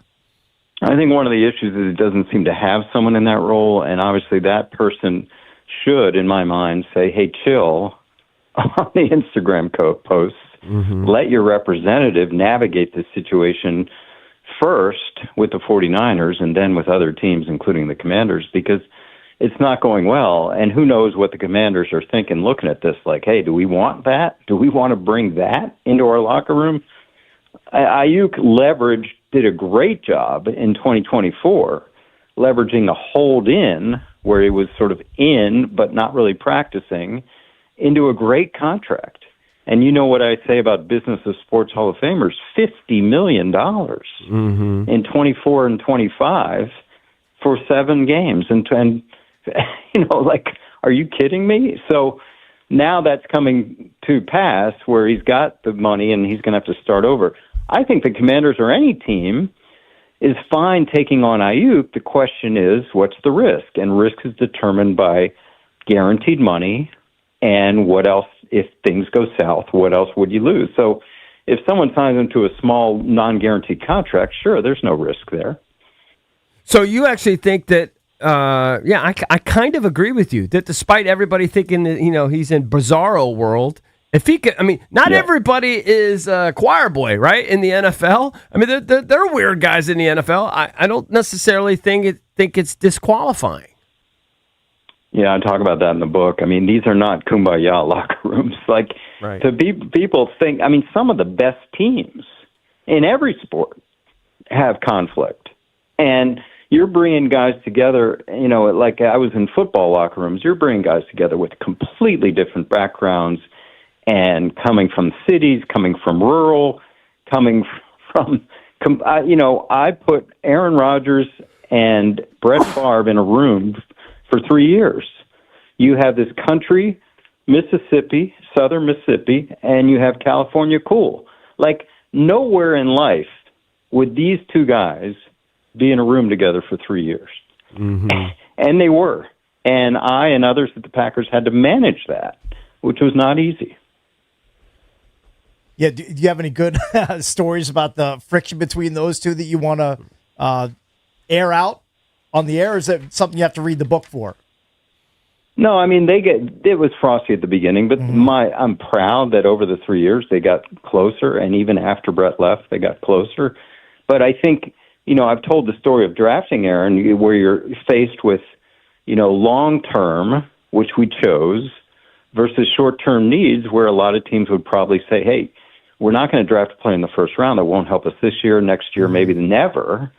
But, you don't draft for need because you draft for future needs, and that's always going to be important. But the moment he was drafted, you had Brett calling the coach, you had Brett's agent calling me, you had our draft room booing so loud it shook our souls. You had F grades from media. No one was happy. But you sort of stand in the face of that when you make decisions for the long term, and that's a lesson for business, not just sports. Sometimes you have to look past the immediate need. Do you think that those 3 years or whatever while he was waiting, that made him the player that he is? Or do you think if he had started as a rookie, he would have still been Aaron Rodgers? Yeah, you never know. What we saw immediately was just these movement skills and ball skills that we hadn't seen before. And nothing against Brett. I try to be very clear in the book the strengths of Brett, the strengths of Aaron, working with them as people, getting to know them, rather than sort of just pitting them against each other. Because I think people don't need to know, like you mentioned, this stuff happens. You know, you've got to manage relationships. And I never underestimated the power of ego and insecurity in all my negotiations. That drives people. You know, are you treating them well? When I'm negotiating Brett's contract, it wasn't so much whether this number or that mutter. He was like, hey, is this better than what at that time Troy Aikman or Steve McNair or Drew Bledsoe? You know, that's what people want to look at. The numbers, but am I being treated as fairly as that guy?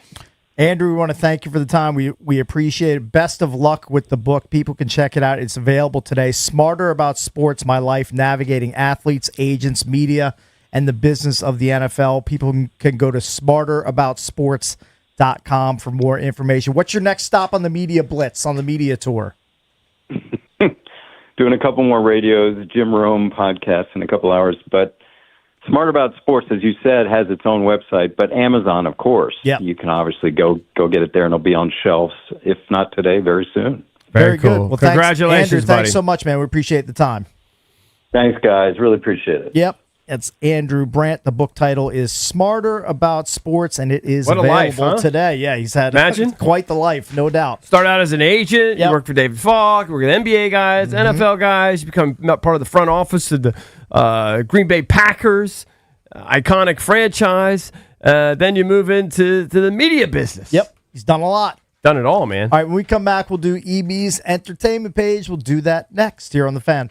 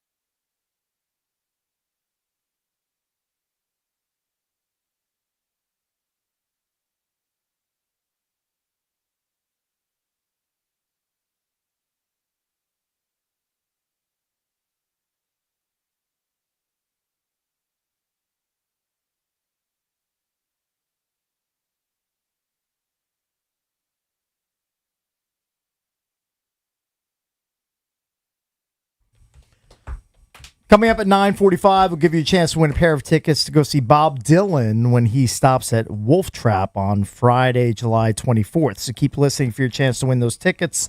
It's coming up in just about 20 minutes. All right, so before we get into the EP, you guys are officially sleeping on what's going to happen at 11 a.m. today in the bidding/collecting world. Now, this is from Darren Ravel, who's been on the show many times. This is the world that he lives in. I'm curious about this. Okay. Pokemon deal? No, it's much bigger than that. Bigger than Pokemon? Some Pokemon cards are like 20 million. It's bigger literally and figuratively than Pokemon. So at 11 a.m., there's going to be the world's largest intact, or as much as it can be intact, T-Rex skeleton that is going to be that's going to be bid on. Okay. They're expecting the bidding to beat the record that's set right now at $44 million. They're expecting that number to be beaten by at least $20 million. So you're like, well, who could buy this item for $60+ million? Right. And Ravel tweets, expect Ken Griffin, who has a $51 billion net worth because he leads a hedge fund, Citadel Capital. Yeah, super rich guy. And Todd Graves, who has a $22 billion net worth. Who's Todd Graves? Now, his empire is much more relatable to us than the hedge fund empire. Todd Graves is the guy that came up with the concept for Raising Cane's. Oh, really? Yes. That's how he made his dough? He's made $22 billion is his net worth. So apparently, those two guys are going to be in the bidding, like going back and forth, raising their bids. Right. Their at paddles. 11 a.m. today, raising their paddles. This dinosaur fossil set is expected to go over $60 million. That's incredible. I'm kind of intrigued though, not for a T-Rex, and I certainly don't have billions.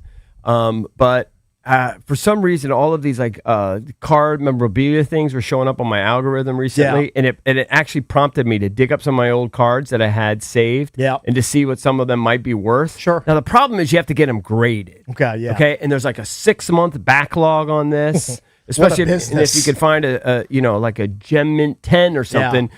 A card you might think is only worth $20 might be worth like $1,000, but it's hard to get a 10. It's hard to, it's a whole thing.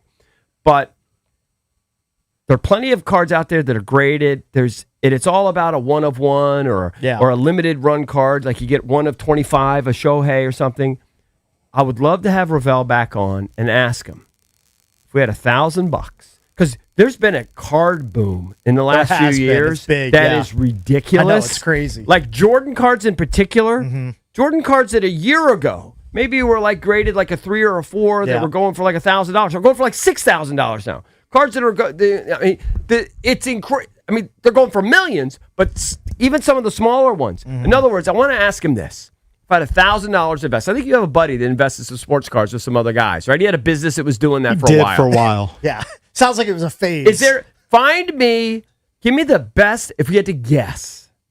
Is it like a special, is there a special Jaden Daniels card that we can get that's somewhat limited? AJ DeBonta rookie card. Maybe an AJ DeBonta rookie. Get it on the ground floor. But it can't just be a regular old rookie that there's 20,000 of them. Sure. It has to be a limited has to have something. like a snippet of his jersey, and it has on to the be card or something. I mean, we're not going to get a 1 of 1. A 1 of 1 is going to be like $100,000 or something. But it could be like, I don't know, maybe 1 of 50 or something. Dude, it reminds me of when the NFL draftees were walking up and they would sign they would sign the card. That's a 1 of 1. Right. That's the sort of thing you want. Well, I can't afford that. Right. But can you find something? I want to invest $1,000 in something that we think we're going to bet on this guy. Okay. I think Jaden might be a good guy. AJ DeBonta might be a good guy. Sure. Maybe Darren Peterson. I don't care. Give me somebody I can spend $1,000 on, or I can get like a Gem Mint 10 version of it, and it's going to be worth $5,000. I mean, the card game has exploded beyond your wildest dreams. It's insane what happens. Now, the average person can't even relate to this stuff because the packs are so expensive now if you buy them, and the only cards that are meaningful are the ones that are unlimited runs. They're very hard to get. I don't know. Does it ever come up on your algorithm where these guys are breaking card packs and they stumble? Man, I have had that from time to time. Not a lot. It's pretty cool when they stumble onto one. What about I'm intrigued. What about a Cole Hudson rookie card from the Caps? Would that be worth anything? I just don't think there's going to be. I need more mainstream. By the way, cakes. he just had a hole-in-one. You'd be sized. Cole Hudson did? Yeah, he had his first hole-in-one. I think I just saw your boy Noah Kahan just had one too. Or Noah Khan. Noah Khan. Yeah. It's spelled Kahan. It's spelled Kahan, but it's people call him Noah Khan. Noah Khan, yeah. It's all right. I watched his documentary. I should probably know that. I don't know. Do you have any other ideas? Noah Kahan also had a hole-in-one? Noah Kahan just had a hole-in-one. Really? I did not know that. Yeah. I was unaware. Yeah. Do you have any ideas? You want to go in together? I mean, we each put in. How about we have more buying power? We each put in a G, and then we could get like $5,000. I have no interest, to be honest. JP's out. I'm out. You're out? Out. I could consider it. Right? I could consider. I'm not fully committing, but I could be. It in has to be one that's consideration mode. already graded, and I say we have to get. It has to be at least like a 9 or a 10. Yeah. And then we just roll the bones that guy performs. I mean, it's too late for like Shohei. Yeah. It's too you know what I mean? They're out of our price range. There's one where it's there's 75 total printed of AJ. It's like a signed McDonald's All-American Topps card. How much does it run for? It's on sale for $1,700 right now. Really? The one of one. The one of one. Yeah. Hey, how do we determine custody of the card? Well, we have to come up with a legal. You don't cut it in half. Well, we all have our safes. We're chopping it. Don't we all have our safes? Sure. Right? So we could store it in our safe.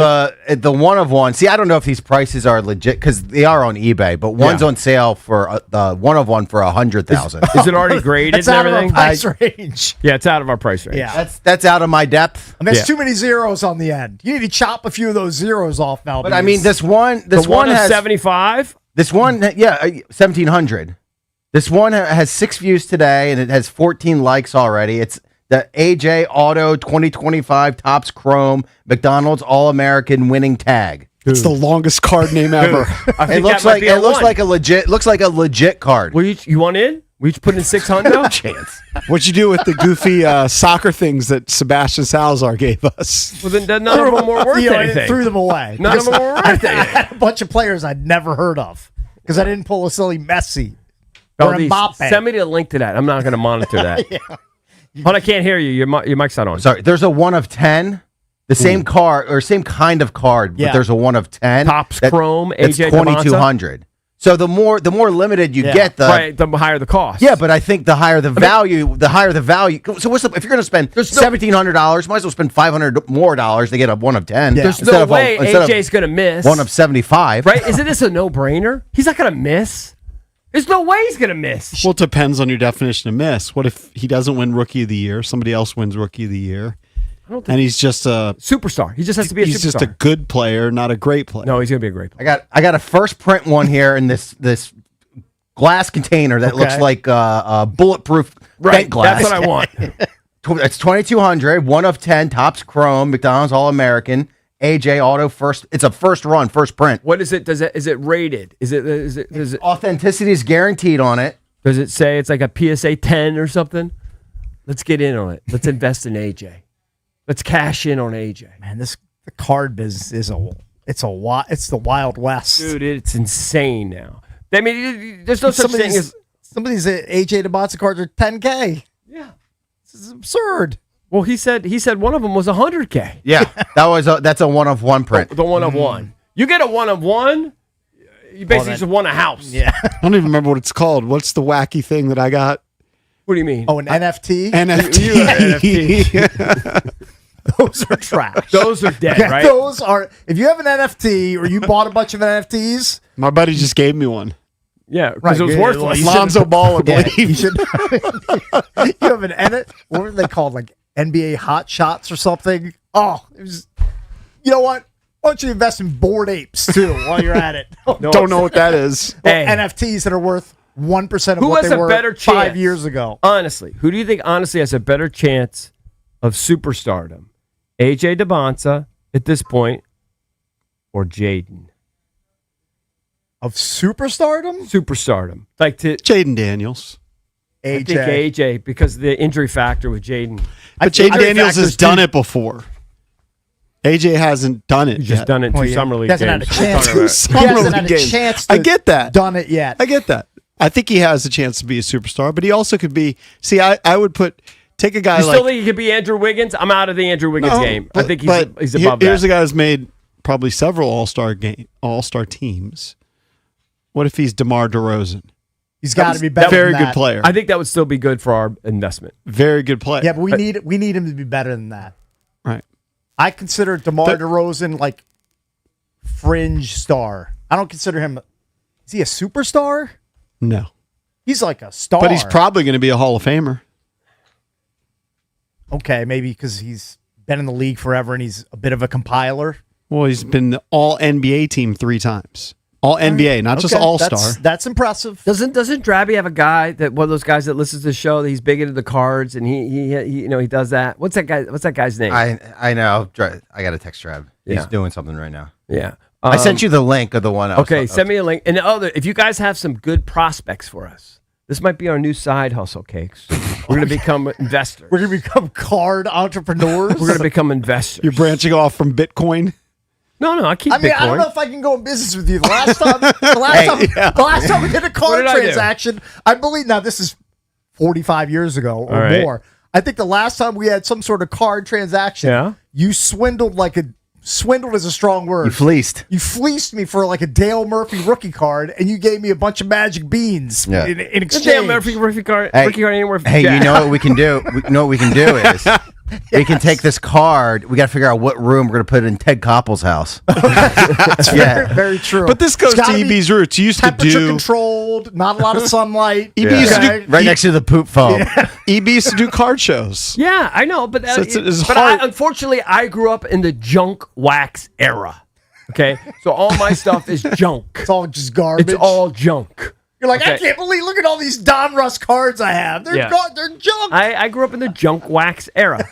It's now time to get sophisticated. Do you think anybody's collected the gum that you would get No, for a Tops? no. They throw it. They either crack their teeth by chewing it, or they threw it away So gross. immediately. But of course, people have done it. They try the gum that's 30 years old. No, but if you have other, I think we're onto something here with the Bonza. Oh, look at a $1 million AJ DeBonza card. 2025-26 Bowman Chrome AJ DeBonza, first round, number one pick. It's pre-owned. It's a beater for $1 million. Yeah. I just had a caller say those are the ones that really sell. The first Bowmans. And it's autographed. Yeah, well, I mean, we're not in that game. We're in the lesser. Yeah, we're in the lesser game. We're setting our sights lower. Yeah, we're supposed to spend like a okay? G. We need to be bottom feeders in the card game. Yeah, but we could have more buying power if you and I we get If we together. could buy JP's our out. This first Bowman, Yeah. it's one of 50. It's going for $1,300, and in the description says has a small dent. Well, we're not 13. No thanks. No, we got to get one We already have graded, no interest. already in its little glass case. All right, when we come back, we're going to give you a chance to win tickets to go see Bob Dylan at Wolf Trap, and we'll do some of EB's entertainment page next.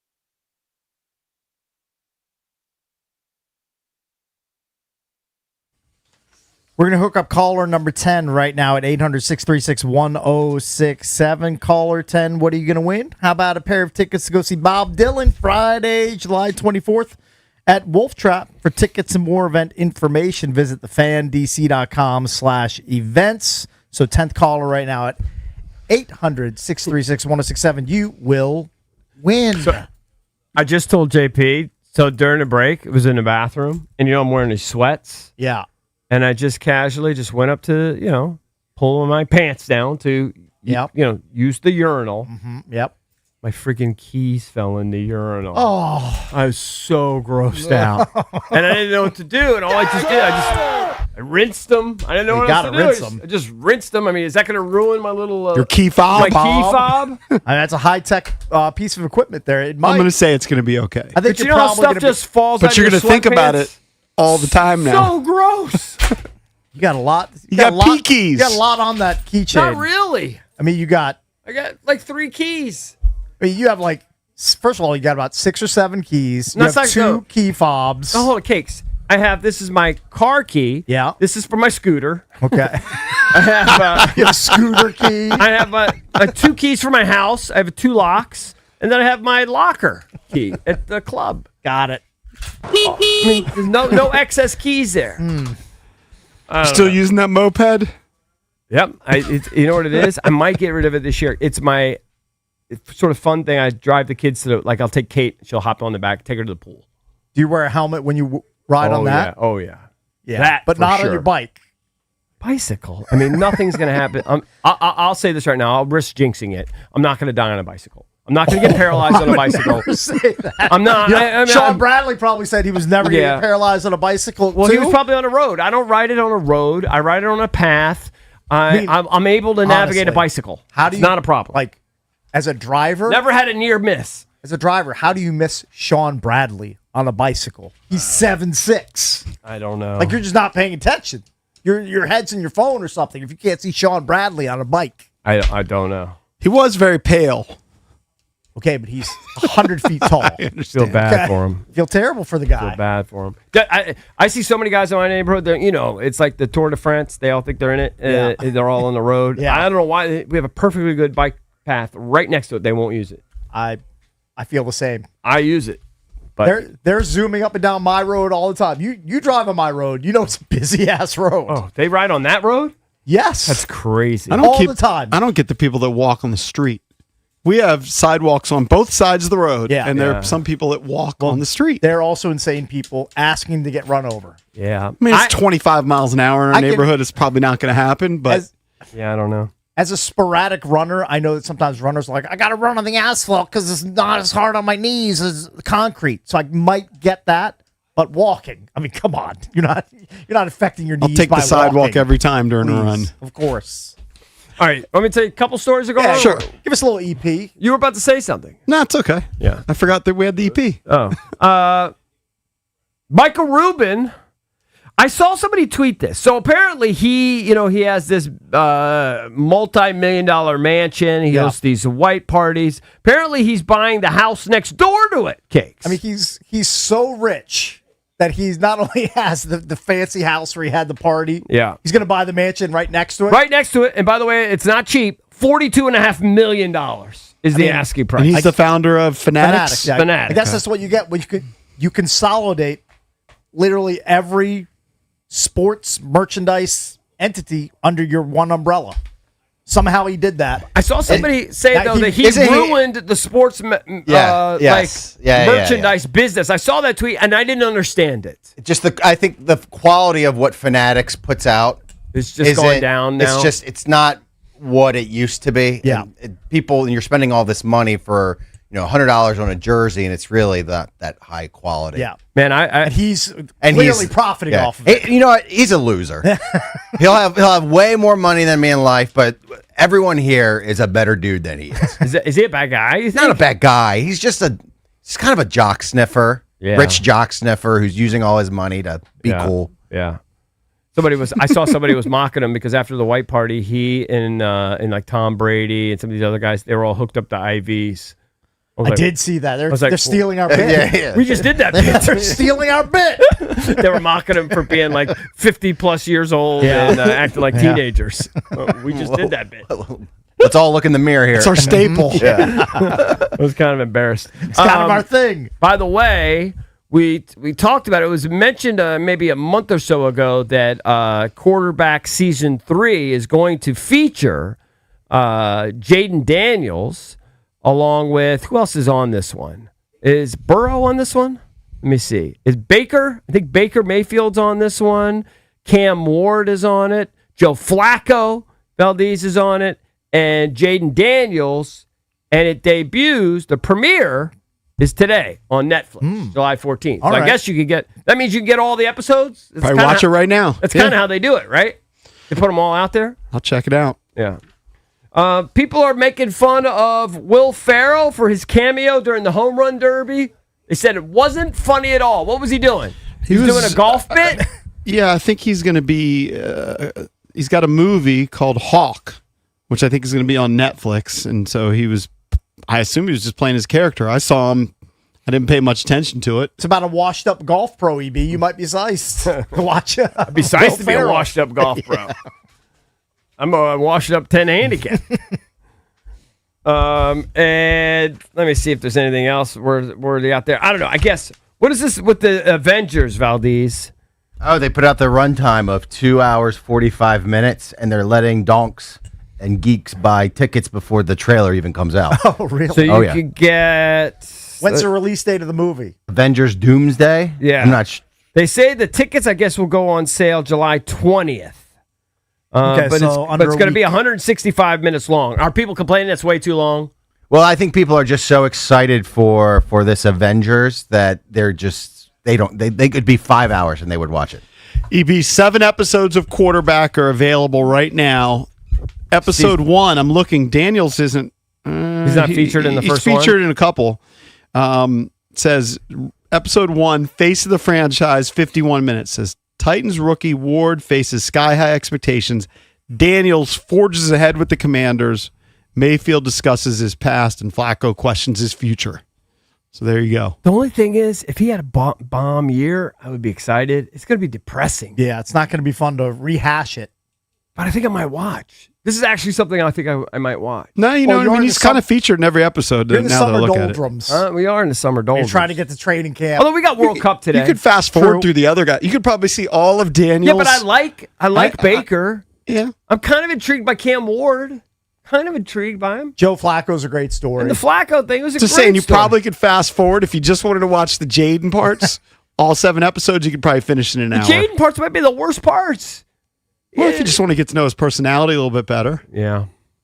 Is he going to be hanging out with his mom? 100%. Will Brandon Ayuk be featured at all? No. Will he make an appearance on this via No. cell phone I'm call gonna guess no. or something, a Zoom call? No. because it's from last year. They're not tight.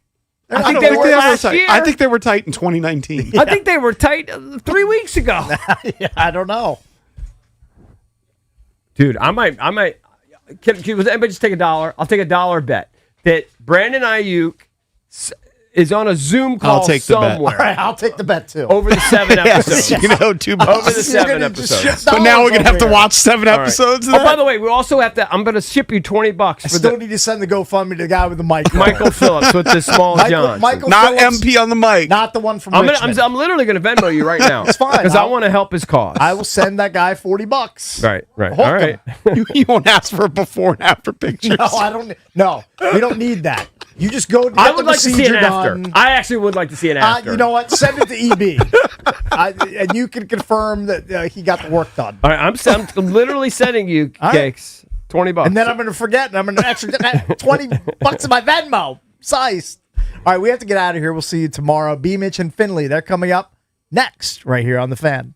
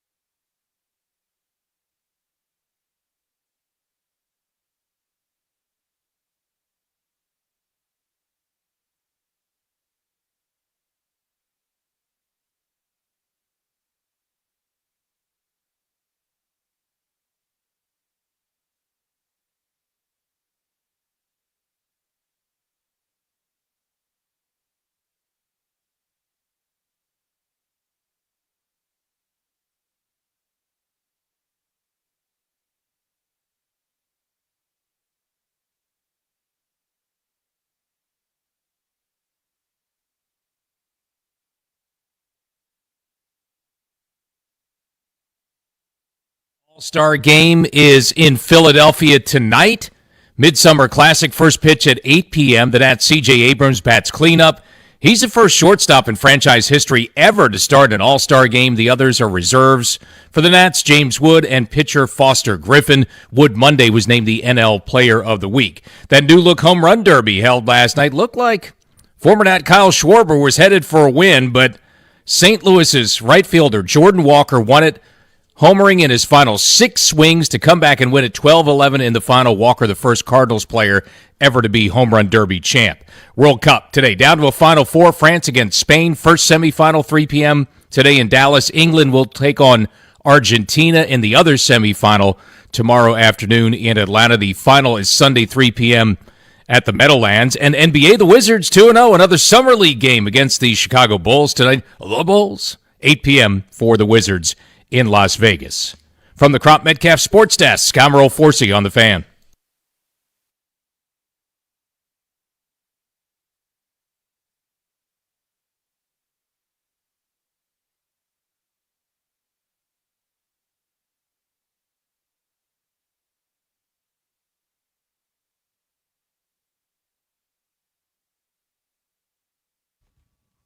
But now, is that the case? What up, everybody? It is 10 a.m. in the District of Columbia, points north, south, east, and west. You're listening to B. Mitch and Finley. Good morning, Brian. How do you do? I am fantabulous, young man. I did something I've never done today. What? I don't know why the garage is so full. All of a sudden, I went to P3. Why? You know how I always cruise all the way down to P2? Why you went to P3 when I like it being empty. I like just having my pick of the litter. Yeah, but you know what? That also give the people that steal the pick of the litter. When you're, my car is locked. Stop. Okay. Okay. B, you know one thing I love about you? No matter what the topic is, anywhere on the planet, you're going to have a unique perspective. No, I just went down to P3 because I didn't feel like fighting all the other cars. But no, I drove on P2 and I had to be right after you. It is multiple spots on P2. Yeah, but but see, you turn left and you go immediately to the thing. You don't go around. Yeah, I don't want to do that. If you went, you would have saw it was all the I whole might be a P3 guy from here on out now. Okay. Don't say that too loud. I don't remember what floor it was, but when we were in high school, we'd always go to Bethesda Metro. Do you remember they had the food court there for a while? Yeah. So we'd go up there for lunch every day. We were allowed to. We had open lunch. I wasn't skipping school at that point. But there were a whole bunch of guys. I think they called it the P3 crew, but it might have been P5. There were a bunch of guys that would just drive to the bottom of that garage and get stoned every day. I can't remember what floor it was. I wasn't really part of that crew, but it existed. CJ, it's not just that I have a perspective. I have not always been the upstanding, nice guy. I was on the other side of the tracks for a while. And I always know people like you that want to put your car over there by itself, sometimes, you know what? People say, oh, we won't put it out there. I'm going to go mess with that car. All right, well, let's hope they don't. You ever notice in the parking lot, the cars that always park way away, and you notice the ones that try to split, they want to cover 2 parking spots? Yeah. Their cars get scratched a lot, too. I'm not trying to cover 2 parking spots. I'm just saying. I like to be able to I'm adding back stuff, it in right I'm by adding the stairs. stuff And then I take onto the it. stairs up. I add stuff onto it. I'm trying to help you out. All right, we'll see. I'm a P3 guy. When your car by today. itself, the people that are bad thinkers and they do stuff to you. We also have breaking news. What's that? Right off the break. What? White Bride's back. We said we were going to throw a parade like a soldier returning from battle. Man, White Bride's been gone approximately 3 weeks, roughly. To hell with him. White Bride's been on the Eastern Seaboard. He He's been out leaves us west. with another Brian that's a Cowboy fan. Yeah. So I don't like him no more. Yeah, you might be in the doghouse today, White Brian. I was gone for 1 week. Baloney. I was gone for a week. You were gone before me, and I was back before you. Yeah, so you were gone more than a week. Yo, Jeff, 7 no way work he was days. gone for a week. You were 7 gone work weeks. days. Yeah. No, so you left on what, Tuesday? I left Thursday. and Last I got back week before yesterday. last. You left work in June, and it's July 14th, and you're back. So basically, you were right. He left on Thursday, Friday, Saturday, Sunday.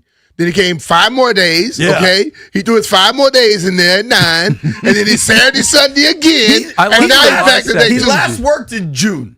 I'm not a vacation shamer. I'm just glad you're back. Last time you took All I know is you seem to have more vacation days than JP and I. Last time White Brian was gone this long, it was because he was on vacation one and he injured himself trying to fight the ocean. So I'm just glad he's back and healthy and in one piece. The more I hear from him, I'm starting to think he's more like you, because you used to be like that when you were young, too. I'm an upstanding citizen now. But when you were young, you were just as crazy as he was. Consider me upstanding, Brian.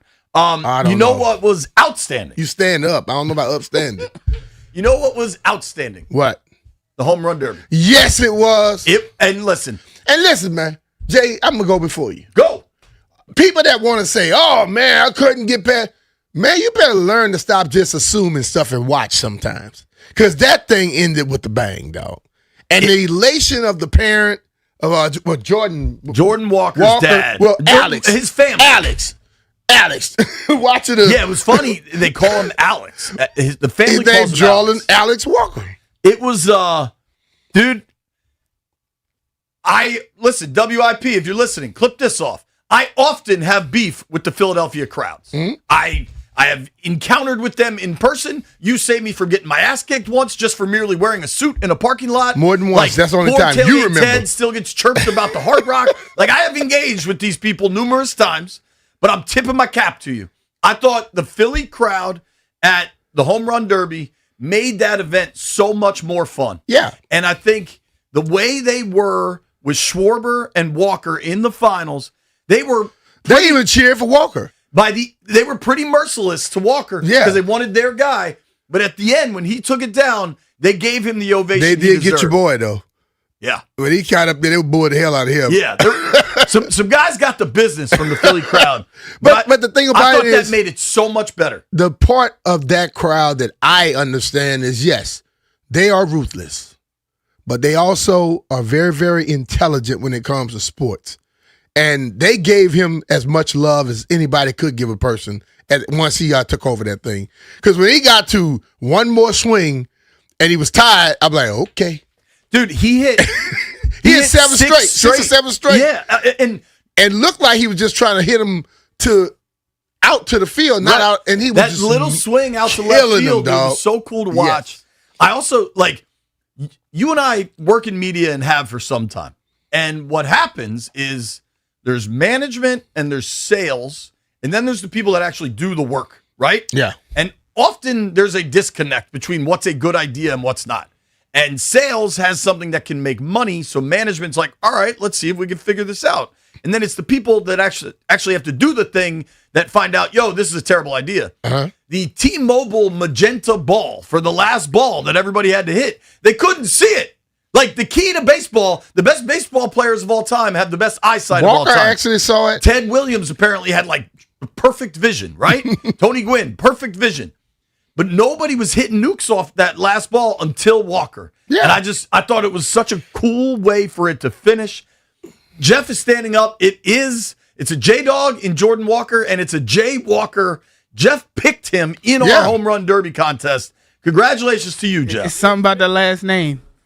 Yep, I know you couldn't have made it. All right, so Jeff said Walker to win. Congratulations, Jeffrey. I will buy you a ginger ale, although you already have one. I'll buy you something. I will go out there right now. I'm going to ask the Nats. Nats, please give me 30 balls. I'm going to pitch them just like they were doing last night. And I'm going to crank 30 of them. You won't hit 2. All right, you won't hit 1 out the damn park. Maybe 20. You won't hit 1 out the park. I don't know if the Nats will let us do it. I know Coach Swope that we had on yesterday. We can go to Maryland tomorrow. He's not hitting 1 out the. I'm talking about here. Yo, he's not hitting 1 out of Maryland with a metal bat. Listen, bro. You really think it's that sweet, JP? 1 home run? You're not going to hit 1 over in Nats Park. You think I can't crack 1 home run out of Maryland's field? With a metal bat, maybe? No. You think you could hit a wooden bat out of Nats Park? No. Okay. No. I told B if he pitched me, I'd crank his. No, I'm going to pitch you. Yeah, I'm going to pitch you just like they were pitching last night. And I'm that regular little balls. It's BP. But see, what I would do, I'd throw a couple of curves on Jeff just because. You probably hit him. And I would look at that ball right in his head. I would look at the swirl last night. It was in the early rounds. Wasn't it? That was funny. I enjoyed it, dude. The guy, early on, you had fireworks right away. One, because I lost money. Thank you, Bees. Right off the break. 487. The odds of longest home run, the over-under was 484.5 feet. Brian and I both said under. Stallion and Jeff both said over. Yep. It was like the sixth home run of the night was 490. Well, Bees used to tell a story about when he worked at this place that the actual police officers used to say, hey, man, you might be, boy, thank you, because we just go the other way and we win all the money. We should go against him. Who hit the longest one last night, Stallion? Do we know that? I think it was Junior Caminero. I think he hit one like 800. He got 589 feet. I think 480 something. Remember, no You 500. went from 800 to Nobody hit 500 and something. No, 489 feet, I believe. I thought 487 was the longest last night. May have been, yeah. It was But right in that part. dude, Junior Caminero, he swings rather smoothly, but he got tired. Yeah. Yeah, and that's the thing That's about the thing. Walker did not get tired, and he had a ton of time in Because between. Walker swings the bat like when Freddie Couples swing a golf Yeah, club. smooth, man. as hell. He had no excess motion. So when he got to the finals, he still had a lot to go with. Well, I think it also helped that he came up after Caminero, so he only had to get 6 to advance out of the second round because that was once it was bracket. Mm-hmm. There was a part of me, and listen, I like Schwarber. He was only here a brief period of time, but I like Schwarber. Like of all the people on the Phillies, like Schwarber's a guy I'm still cool Schwarber with. hitting like liners out Or over the just line. tanks. I mean, some of them were Either second he triple gets deckers. a straight liner or he hits a damn high ball. But there was part of me when Walker tied it up, I kind of wanted extra time. I kind of wanted to see both of them come back up because it was that electric of a moment. I thought I was complaining it was when on you Netflix. saw Schwarber's face was like, this dude is in rhythm. I'm not gonna have a chance. Well, the one WIP again, if you're listening, Bryce Harper, incorrect. Did you see when Schwarber was going off and Harper looked at the camera and goes, "It's over"? Yeah. No, it wasn't, Bryce. No, it wasn't. You didn't know my man, Walker was coming up. Dude, that was so fun. For Yeah, it my was. Netflix complaints, the broadcast was fine. It was good. Was that Anthony Rizzo doing commentary? Yeah, I think it was him and Matt Vasgersian. Yeah, it was okay. It was cool to see CeCe Sabathia sit down with James Wood early on and do CeCe's an a interview. big dude. He's bro. lost a ton of weight. Yeah, but he's still big. Yeah, for sure. For a damn pitcher. Yeah, for sure. I would have liked. They did a couple, like when they interviewed the Yankees guys, they interviewed both of them. I wish it could have been James Wood and CJ, but I think they did Wood because of his like home run prowess in the home run derby. The only thing I didn't love, like I did love that they got away from the timed. Like when it was like you have 3 minutes to hit as many home runs as you can. Yeah. The guys didn't stop to wait to watch them. So in turn, the camera couldn't stop to wait to watch them. Yeah. I liked it way better being able to see. And I think somebody said that, I think it was Schwarber who said you got a chance to see the home runs. Yeah. And I think a home run derby, what's the best actor in that whole thing? The damn home run. Yeah. The hitters and the home run is what you really want to see, not the crowd just jumping around. And I really believe, like last night, the guys they put on a performance. I agree with that. Last night was really, really fun. Serious hat tip to the Philadelphia crowd. My one complaint with the broadcast, I would say, show the same angle for every swing. Like the angle where you see the pitcher throw the ball and you see the dude crank it, rather than like they obviously had all this technology and all these different cameras, and it's what we always say, like being involved on some level of sports production, you get producers and bosses that invest money in different cameras and they have highlight packages. Just let the game be the story. I want to see. Didn't one of them get knocked out when one of Schwarber them hit the did. line drive? I don't know who decided to put a camera right in front of the cage. But I guess they home run derby. You don't expect somebody to hit the ball 10 yards ahead of you, 1 foot off the damn ground. I agree with that. My underrated star of the night, I don't know this dude's name. I think it was Pena or Pena. The dude that was throwing the BP, throwing the pitches to Schwarber. I love that baseball has a role for older, chubby dude. Like a dude 60 with a pot belly, just out there throwing BP. And I love that guy. Whoever that is, you have my full support. I love the dudes that have their dads throw the BP for them. Also, he got eliminated early. I think Caglione hit the longest home runs. I feel like that dude, when he got it, it was going to Delaware. Like that dude was just rocking the baseball, and he didn't get through. My guy did not get through. You gotta preserve some level of energy, dog. Yeah. So did we get who hit the longest last night? Do we need it? White Brian's back. We have our researcher back. White Brian, who hit the longest home run? Caminero hit 147. Caminero? I told you 47 was the longest. All right. Stallion picked Caminero for longest home run. Jeff and I said Bryce. B said Schwarber. Jeff had the outright winner. He said Jordan Walker. B had Schwarber, who made it to the finals. Stallion said Bryce. I said Murakami. My guy didn't even get out of the first round. So I'm hot dog hat for that. Why did you pick him? You like his name? You know me.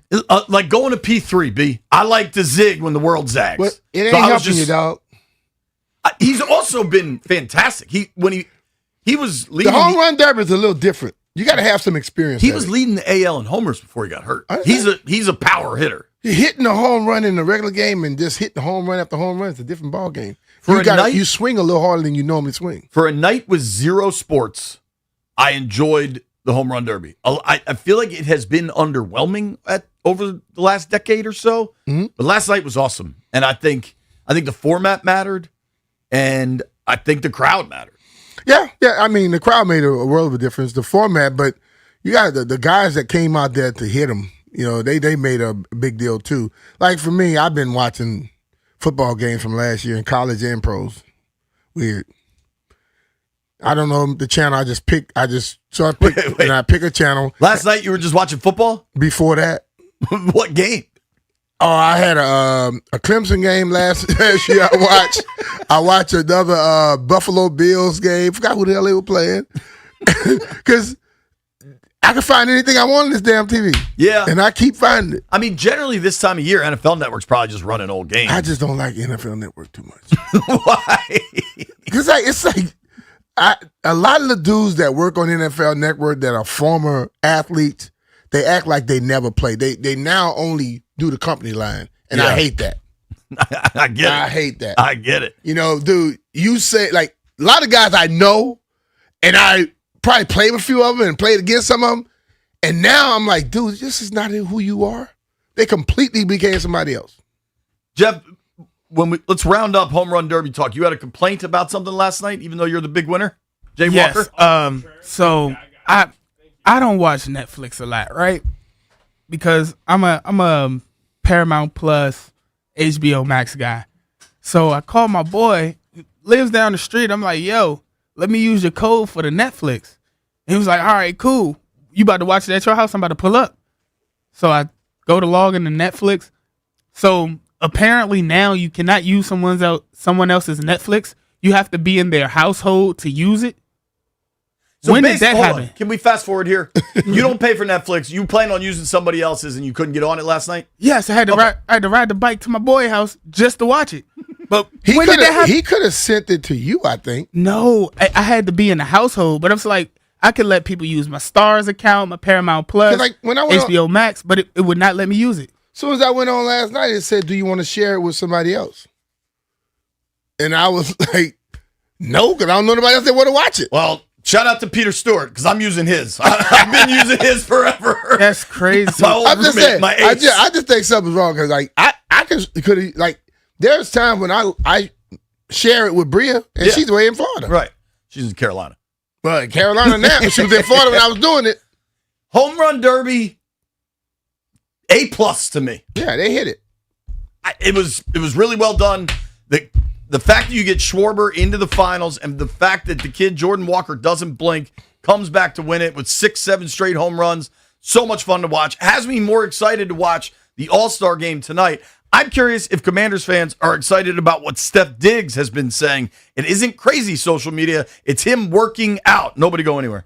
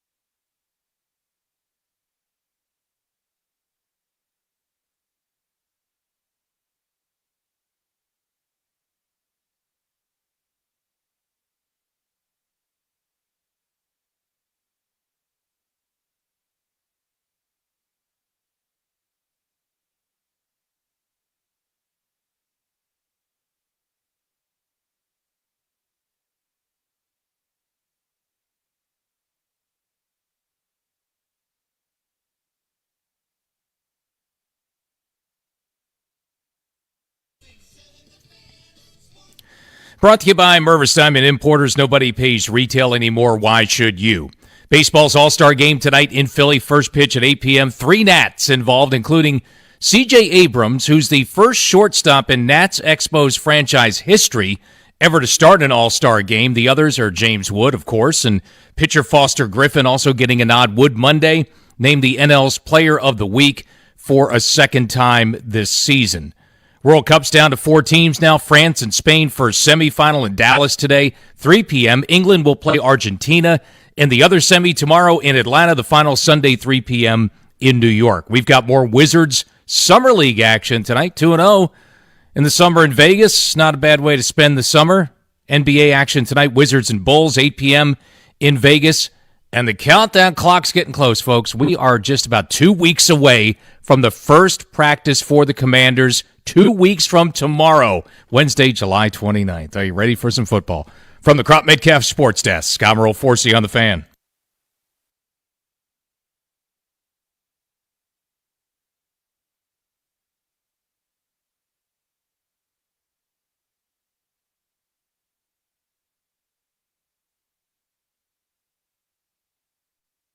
The hell asleep. B. Mitchell Finley, 106.7 The Fan. Turn the my waffle buddy. One fall down. We're going to have a conversation about the receiver position. I'll be honest, I haven't even checked Brandon Ayuk's social media lately. I'm sure there's stuff on there, and I kind of don't care. If it was stuff on it, it'd be out. What I care more about is the Stephon Diggs conversation. It's a guy that went for 1,000 yards last year on a team that went to the Super Bowl. And what he's been doing is just posting videos of workouts, which I think is, Brian, I've never been an NFL player, but if I was a veteran free agent in the middle of the summer, I think posting videos of workouts is a far more effective means to garner interest than posting other videos. Yep, posting other videos and then starting to attack people that can help you. Yeah. Yeah, that don't make much sense. Steph Diggs came out, I don't know exactly. It's hard to know timelines of things in the social media universe, but recently, I think it's fair to say, and said he believes he's the best number 2 receiver in the NFL. Mm-hmm. And I think you can make a claim on that. I don't think it's that crazy. I think there's some teams where, like, I think the delineation we have to make if Steph Diggs is the best number 2 receiver in the NFL, like, in Cincinnati, they have T. Higgins and Jamar Chase. Are those just 2 ones? In L.A., they have Devontae Adams and Puka Nacua. Is that just 2 ones? In Seattle, they have Jackson Smith-Njigba and Cooper Kupp. Is that just 2 ones? But like, yeah, but I think don't think Cooper Kupp better than him overall. What's that? I don't think Cooper Kupp better than Steph overall. Okay, that's fine. But you see what I'm saying? Like, there are teams that are extra loaded. Like, Dallas has CD and Pickens. Mm-hmm. Like, but I think to Diggs's point, where he's not talking about teams that maybe have a 1 and a 1A, but if teams that clearly just have like the alpha and then the next guy, I think he'd be in that conversation, right? Mm-hmm. Yeah.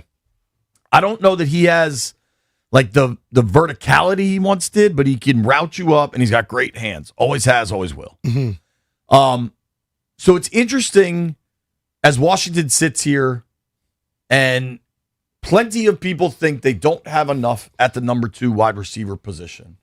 And Jeremy Fowler of ESPN, who's been putting together all these lists and having all these conversations with the people that vote, that are coaches and scouts and execs and all that, Jeremy Fowler talking about Diggs' market on ESPN. I'm hearing he's going to have a market closer to training camp. I was told that at least 5 teams that need a wide receiver have been checking in. Now, they got to deal with some of the baggage and the headlines. They are what they are, but here's why Stephon Diggs, I'm told, is confident. He had 1,000-plus yards last year, really playing on a snap count of around 55% of the snaps coming off an ACL. He feels he's going to be better this time around. I'm looking to the DMV, Laura. That's where he's from. Commanders certainly need a receiver. I think they're looking for more of like a speed option at this point. We'll see. Interesting. Like DMV, we should, is Thursday the day with absolutely zero sports? I think Thursday we have our DMV conversation. Because I think these maps have got people going. I think to the ESPN Connecticut national television audience, they think Baltimore is part of the DMV when it very much isn't, and they don't want to be. Like that's a separate entity altogether. And we don't want them to be. But I do think when they talk about Steph around here, they're insinuating both Washington and Baltimore. I think the Diggs thing will ultimately be about cash. And I think Adam Peters, Commanders general manager, kind of put his back against the wall a little bit with how he handled Terry last year. And now you're talking about Diggs as a 33-year-old receiver. Like, how much are you going to pay for that? Maybe his market kind of shrinks up as we get closer to camp. But somebody could also get hurt. And then his market reopens. Get hurt, and a lot of teams could be looking at it the same way. Like, we're not going to do a certain amount.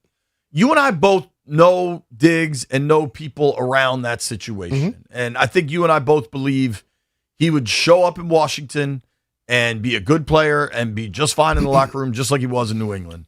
How much, if at all, do you think the other stuff, because there is some stuff with Steph, how much do you think that's a factor in all this? I don't think it's a factor.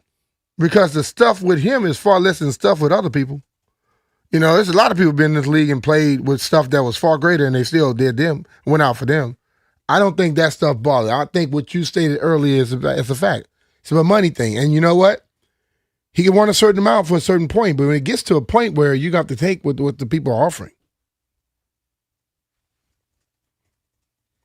I agree with that. My thing with Diggs here is I think they're looking for outside. Like, if you got True Serum and Adam Peters and he talked, which he doesn't really do, I think what they'd really like to have is outside vertical threat. And I think that's why the Ayuk thing made so much sense before the last, 6 weeks of videos. He's still posting 50 minutes ago. What is it now? He just got some music behind a thing where he's dancing with a Commander's hat on. Again? Do you think the Ayuk doors? Oh, look who's here! Shout out to AD. Oh boy. Do you think the Ayuk thing is done?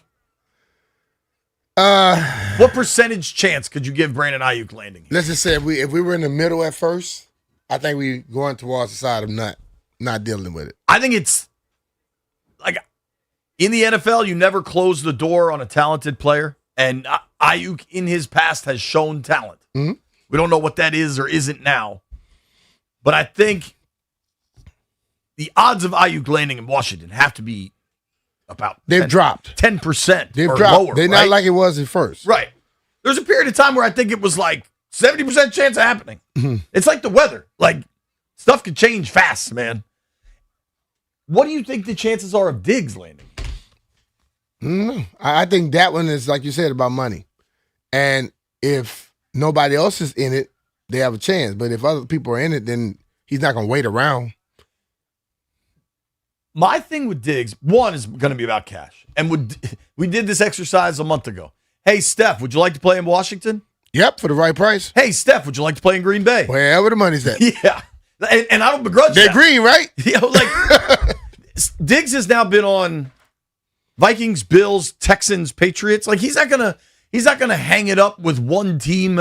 You know what I mean? Like, man, go where the cash is. There are 32 opportunities every time you're free. Right. Unless one of them that you left is not available anymore. Even the one that might have let you go, they still, if they can get you back at a lesser price, they'll bring you back. So I know fans say what you want to say. When you lose a job or you don't have a job, guess what you do? You send a resume out. You don't tell your headhunter, don't send it to this company because they were. No, you say whoever's willing to hire me, hire me. And that's the same damn way athletes are. My question with Steph is, I'm not sure his game, even though he can absolutely line up on the outside. Like, he was a primarily outside receiver for a lot of his career. That has kind of shifted inside, especially the last couple seasons in Houston before the injury and then in New England. I just don't know that what they think they need is what Steph Diggs brings to them. But see, this is the problem I have with that statement. You don't have to have that guy outside. If you got a Steph Diggs and a Chig Okonkwo in the middle eating people alive, you got Terry on one side, and you got Diami still here. He can run. You can use other guys to now run because they hope it's Burks. The thing about it is this. Who the hell can get open consistently? If Steph is getting open consistently, do you feel you have to have a deep threat now? Because if he's getting open consistently, guess what's happening? They're dropping a safety down into the box. They're adding people to watch him. Whoever has outside, they got one-on-one matchups now. So that gives your team an advantage. I also wonder, we had I think it was Jason Lockenfor report 2 weeks ago, last week, about DeAndre Hopkins, about interest in Hopkins. Hopkins is 34. To me, Hopkins is a future Hall of Famer. 6'1", 220, big outside possession guy that can help you. He's not a vertical threat probably at this point. But so if they would go with a guy like Hopkins who's not a vertical threat, he's more – Hopkins, as of late, is a bigger guy. Of what he is now. He's a possession receiver now. Yeah, I think Keenan Allen kind of is the same vein at this stage of his career, 6'2", 215. I think that makes more sense for what they need, because if you were talking about the outside guys on this roster with some level of verticality, Diami's got it. It's just a matter of, do we get productive Diami, or do we get the Mr. January playoff run Diami that we saw, or every other game? Van Jefferson's an outside guy. Trey Burks is the guy they want to be this guy. Yeah. Their vision is for Burks to be healthy and productive all season. To me, if you're talking veteran wideouts that are still available, I think Hopkins or even Keenan Allen would make more sense than Diggs. But Diggs has shown an ability last year to put up way more yardage than those guys. See, the thing I look at, you could have once all you want. Yeah. But you know what you need? You need a chain mover. You need somebody that you know can get the first down when you need a first down. Steph does that. So whether it was a Zach Ertz that we praised last year or a Steph Diggs that could be doing it, I think a guy that every other team knows is going to cook your third cornerback, basically. That's normally your nickel guy. He's going to be working inside. He's going to be open. It makes other people make him try to help him, which now your other guys, if they worth their money, they should be cooking outside then, right? So it opens up something that you didn't even know you have already in your coffers, that now you get somebody in there that could do that. It's always about trying to find a way to move the ball. I agree. I don't think you have to force the fact of having to have a guy that could just run down the field. I want to open the phones, 800-636-1067, 800-636-1067. Jeremy Fowler saying it could make sense for Steph Diggs to land in the DMV. Do you want Diggs here? I almost want to open the door to, do you think they have to add a veteran wide receiver, regardless of who it is? You've got Keenan Allen out there. You've got DeAndre Hopkins out there. Steph Diggs is out there. Tyreek Hill, though, there's serious injury questions. Hell, Debo's still out there. I very much do not think he's coming back here. But there's Noah Brown is a free agent, B. Noah Brown is available. He knows the people involved, knows his way around the locker room. 800-636-1067. Your calls next.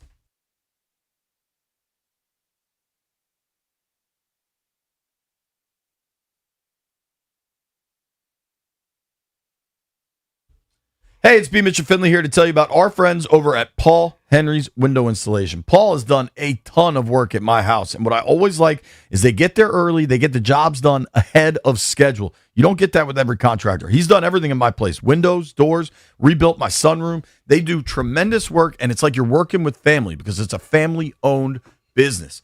If you call right now in July, you get $120 off each window with a 5-window minimum and $500 off doors at Paul Henry's Window Installation. Yeah, Jay, I was sitting in my kitchen this morning just looking outside because I remember when I had the wood doors there and Paul came in and he said, you know what? We can make this whole thing a glass wall for you. Have it slide open. So he got that wall for me, and now it makes the room look a lot bigger, makes more air come in, more light come in, and it's a great feel. So if you want to go out there and get some windows and doors for your house right now, reach out to Paul. Paul's going to take care of you. He's going to be fair. He's not going to try to overcharge you. Call Paul right now. Get $120 off each window with the 5-window minimum and $500 off doors. Contact Paul Henry's Window Installation today. Tell him B. Mitchell Finley sent you. PaulHenry'sWindows.com. Your clear home improvement choice.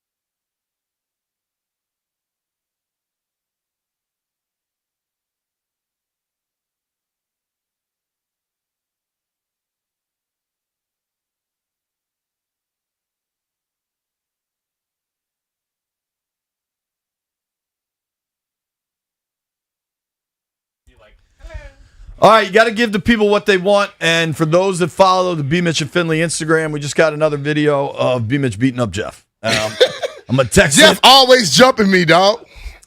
In Jeff's defense on that one, you guys were just slap boxing, and then you just grabbed him and put him in a headlock and could have put him to sleep. Well, it's not a boxing match.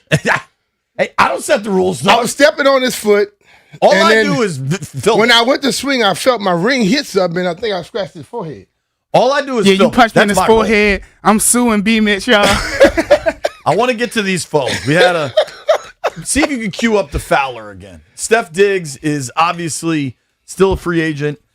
The effective social media route is just posting videos working out and getting all the fans fired up.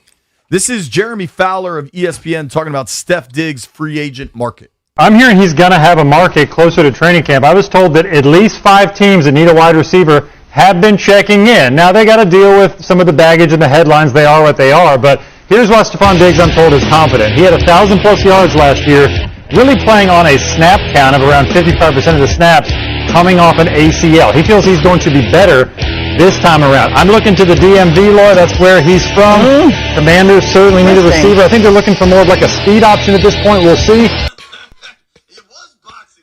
There is Fowler talking about Diggs having a market, and I'm curious what folks think.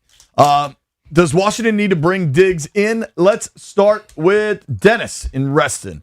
What's up, Dennis? Good morning, guys. Good morning. I think absolutely we should. Now that all the Brandon, or hopefully the Brandon Ayuk drama and controversy is kind of past us a little bit and under the bridge, I think we got to get serious, and we need one more guy, a really, really good standout to complement Terry out there. We got good receivers. We got a pretty good room right now, but we need to top it up, and I think Stephon will be good, and I don't think he'll cause drama in the locker room. I just don't think he will, and I think it would be a good move, and that's how I feel about it. I think we should grab him. I think we should grab him quickly. I like the call, Dennis. I agree. I think Thank you, guys. Have a great day. You Okay? too, buddy. Cool, man. I think the drama days with Steph Diggs are over. If you make it in the NFL as long as Steph Diggs has, like, B, when did you have some realizations about how to be a pro? Like, it doesn't happen right away. Oh, yes, you everyone. do. For everyone, I'm well, saying. coming here to Washington with a veteran-laden team, you find out real early. And I started to find my way, per se, starting to do my own thing without having to look at other people year 2. You know, then you come back year 3 and you are complete. You should be a person doing it. At this point, look, Steph had those issues. That his stuff come off the field. And the things that came off the field, the judge felt the person was lying. Yeah. But the ultimate thing on that whole deal is guys that want to sit up here and do stuff and blame everybody else like Brandon does, everything he's done has been his fault. But he wants to blame everybody else. Those people never learn because they don't want to face the truth. It's interesting because Steph obviously has a relationship with Cardi B. I think they have a child. Like, there's going to be headlines with a dude like Steph Diggs. But that doesn't preclude you from winning. The headlines can be off the field stuff. It did not preclude the Patriots from getting to the Super Bowl. And maybe the Pats, let's be honest about that New England team. Maybe they weren't really a Super Bowl team. You get Denver with a backup quarterback. They caught some breaks along the way. But the Patriots were a really good team, and he in no way impeded that. He helped that. So whatever concerns are of off-field stuff don't exist to me. We talked about a guy going into getting a jersey retired the other day. Yeah. Was he always straight and narrow? There's another guy we call Mr. D. Was he always straight and narrow? Sure. How about Alvin Walton? Well, I think people have this selective memory where you think every guy was damn perfect. No. There are a lot of guys who they're a little different. But when they get on the football field, they handle their business. Totally. When you got guys when some of their football business is not being taken care of, you got to question that. That's the problem. Absolutely. Let's go to our guy, Rusty in Delaware. Rusty, what up, bud? Hey, fellas, how we doing today? Good, man. Hey, so yeah, totally. I am all in on bringing Steph Diggs home here. If you guys recall, back in April, I wanted a receiver, free agent. Not so much a veteran, but just maybe somebody that was a little more proven. Not a shot against some of the guys that we have, but just a proven guy. And I told you guys last week I'm way out on IU, so I think Steph would be a perfect compliment. And I think that him putting the word out that he's the best number 2, I don't think that was him telling the world that he thinks of himself as a number 2. I think that's him saying that he's willing not to be somebody's number 1. Because when so many guys hit the market, they want to be the top guy, the top of the line guy, and I think he's just putting it out there like, hey, I'm okay with being a number 2 to somebody's 1. And I don't care what he does off the field as long as he cooks the secondaries in the NFC. Let's bring him home. I like the call. Thank you, Rusty. Good to hear from you, bud. I agree. I think putting the word out about the number 2 is more like I understand the role I'm going to be signed for, and I'm not expecting to come in with like a diva, I'm the guy attitude. Yeah. If that makes sense. I agree with that. Let's sneak another one in here. Donald is in Baltimore. What's up, Don? How you going? Good, dude. So, you ready? Yeah. Okay. I admire B. Mitchell's opinion because I've admired him for years. But to me, just like a job, if your home life is not straight, it will affect your job life. So I would say he's hooked up with Cardi B. That's going to be a lot of drama. I don't know. I don't think it's taking a chance. I think he will affect this young quarterback with the way he runs his mouth. That's my opinion. He just respected a quarterback last year and they were in the Super Bowl. Did you not notice that? And he was dating Cardi B then? He's gone, but I mean, he was dating Cardi B last year, having a baby or whatever, going to and he still had a great year. yeah, like, you know why New England brought Steph Diggs in? They needed somebody that would reliably catch the ball for Drake May. Ultimately, we get caught up on social media BS and internet rumors and all this stuff. You know why New England? Mike Vrabel, a dude who made his own headlines, they were focused on winning games. And they thought, hey, you know what Steph Diggs can do? Help us win games. That's what it's about. All the other stuff is noise, dude. And I think any suggestion that Diggs would be a distraction for Jaden is asinine. It wasn't a distraction for Drake May. At all. They literally were number 2 and number 3 in the same draft. They're the same. Actually, Drake might be a year younger or something, but they're the same experience level in the NFL. And Diggs helped that offense get to a Super Bowl. To me, if you're talking receivers you could bring in that are free agents, Diggs is clearly at the top of the list. Now, will they want to spend the money required? I don't know. Keep the phone lines going. 800-636-1067. It's B. Mitch and Finley.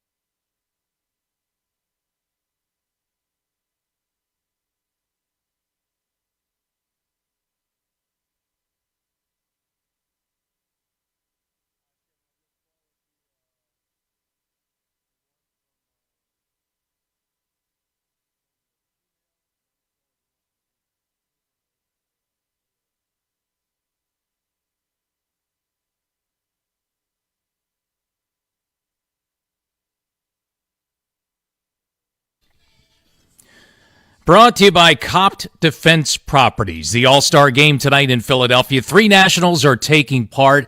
One is such a great story. Pitcher Foster Griffin, originally a 2014 first-round pick in Kansas City. The lefty enjoyed a career revival in Japan before returning to the States and the majors with the Nationals here for 2026 and having a great first season in D.C. It's an absolute blast. This clubhouse is so fun. We got great vibes going on in there. Everyone's up. Everyone's, there's not a team that comes in that we think we're going to lay down for. We're up for the fight every single day. The other All-Stars tonight, James Wood, of course. He was named the NL Player of the Week on Monday. And C.J. Abrams batting cleanup starting at shortstop for the NL 8 p.m. first pitch tonight. World Cup down to a Final Four.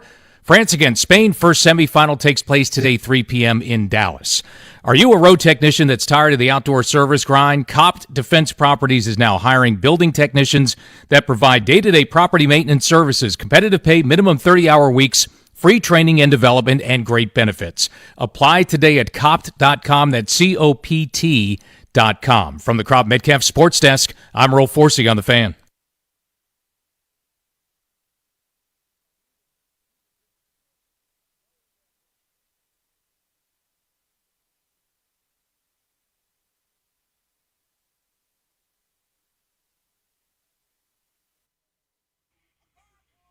Who can it be? A fresh Scarecrow, Mina, Rolling Kilo, G. B. Mitch and Finley, 106.7 The Fan, getting chirped in the studio. Having a conversation here about the receiver position. And I think a lot of people are excited about Steph Diggs. To me, of the players that are available at the receiver position, Diggs is by far the top of the heap. He went for 1,000 last year on a Super Bowl team. Mm-hmm. He's no longer the 1,500-yard guy he was at one point in his career, but he can play, and he's available. Yeah. There is a dude that hasn't played in 19 months that isn't available that everybody wants to talk about. We're not doing that. You also have a lot of other guys that are available. Tyreek Hill, I have no idea what his health situation will be. White Brian, when did Hill get injured? Because that was a massive injury. Debo's available. Steph. Curtis Samuel. Don't ask Ron about surgery. DeAndre Week 4 Hopkins. for Tyreek Hill. What was it? Week 4.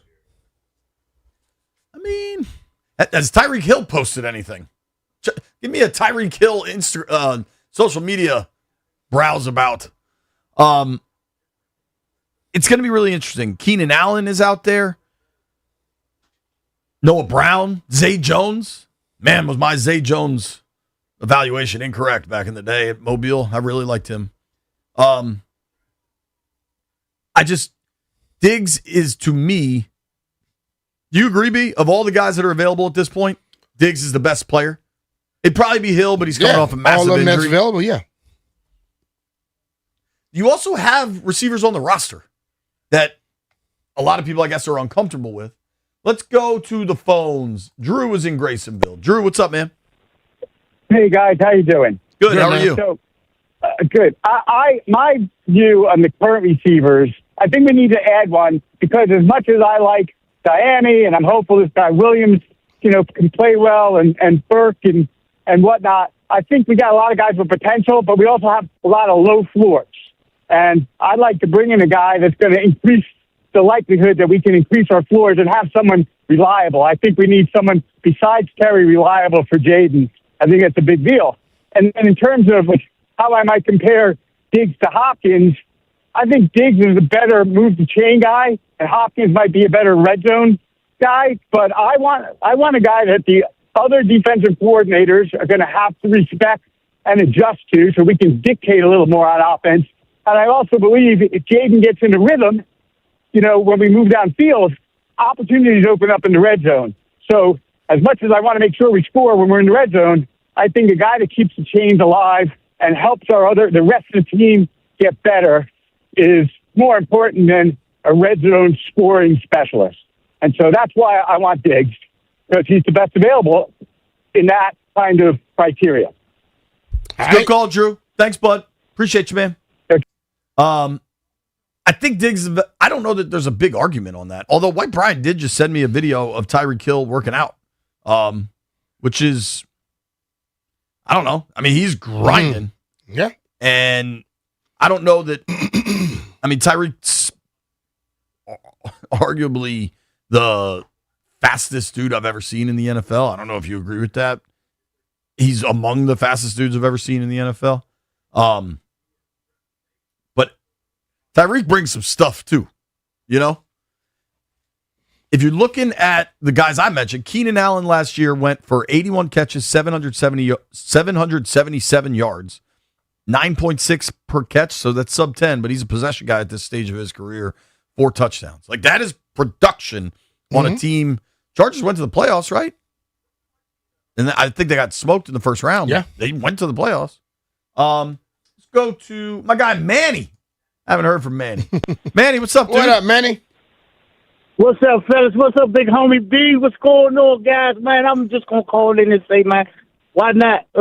Because if you think about it, the last Super Bowls we won, man, we had, not the last ones, but the Super Bowls we won, we had 2 small receivers. Although they were fast, they got separation. And JD5 is good at finding the open man. So if we gonna get Diggs, because I always said I wanted both of them, although I'm a BA fanatic, but he ain't doing right, so we ain't done with him. If we can get them, if our wide receivers can get separation, it doesn't matter because we had Donnie Warren and Big Clint Diddy, and now we got Chig. Man, it could be phenomenal, man. We just need separation. I don't care about none of that other stuff. If they can get separation and get open, JD5 got 5 seconds to find 1, 2, 3, and then we move the chains and move the chains and get the ball down in the end zone. Then, man, we didn't pick the right person. So we got to get on to finding the person that's going to be here and that's going to produce for the team. That's it. So, Manny, are you officially off the BA? Until JD5 said or till AP said. But if he don't start doing his business now to get himself in position for me to continue to talk about him, because like I say, we don't deal with Bammers. He's a wild Bammer. But if he's not doing what he need to do, so we can have him ready when it's time to get him in here and do what we need to do, let him go where he want to go. He can make because all of these guys we talk about, they got vicious outside of the field things going on. All of them, Tyreek, Diggs, all of them got some vicious stuff going on. The only thing I'll say, the guys that have nothing going on would be Keenan Allen and DeAndre Hopkins. There's nothing wrong with them, but they too old. You got to think about, I'm only going to deal with now because I'm, like Brian said, we're going to deal with Diggs turns 33 in November. Those dudes are 34. I understand, but Diggs got at least two years with a possible. You know what I mean? Because he's constantly doing what he needs to do. These guys, and he's not really never hurt. So these other guys have history of being hurt. So I'm not saying that they ain't no good because they superstars. It is what it is. But at the same time, after this year, we need to perform this year. People need to keep their jobs this year. We need to look good this year. Because after this year, we're going to be looking for a whole backfield of wide receivers. And then if all these guys come in, they're going to be forced to play. And the ones we got, we might start their growth. So I'm with. I appreciate the call, Manny. Because BA, yeah, okay. It's always good to hear from you, bud. Yeah. Thank you, bud. All right, bud. Appreciate you. My one thing with Steph at this stage of his career is what is the impact to Antonio Williams? And I almost wonder, because Antonio Williams didn't go much in the spring. They were resting him up. He was a little nicked up, right? He went in minicamp, and I was impressed. I almost wonder if they want to see a couple weeks of camp with Williams going, and then maybe you make a decision on Diggs. Yeah. And I guess you run the risk of, like, you could lose him between now and then, but they're clearly comfortable running that risk, or they would have signed him already. Yeah, I agree. Well, unless the money just don't work for them. But I still think his ability to route people up works on the outside too. Yeah. Because the guy that we all love, Santana, he ran inside and outside routes on people and cooked them. I think people keep looking at the size of a guy to play outside. Don't make a difference. Get open. Juan is in Fairfax. What's up, Juan? What's going on, guys? What's up, man? So, look, I'll go ahead and so if I can't get Stephon Diggs, I'll go ahead and go with DeAndre Hopkins. DeAndre Hopkins still got a little bit left in the tank. You go ahead, if you can't get Stephon, go ahead and sign Stephon to probably a 1 to 2 year deal. After that, you need to go draft somebody out of the draft. It'll be a 1 year. Okay, so I'll go ahead and either go, like I said, go with Stephon Diggs or DeAndre Hopkins. Either or. So Hopkins last year, I just pulled his stats. Thank you for the call, Juan. Always good to hear from you, bud. Hey, hold on. Okay. And tell B Mitch he can't be putting his hands on people. If you need a bodyguard, I got him. Pay me some money. Jeff is bleeding on his forehead.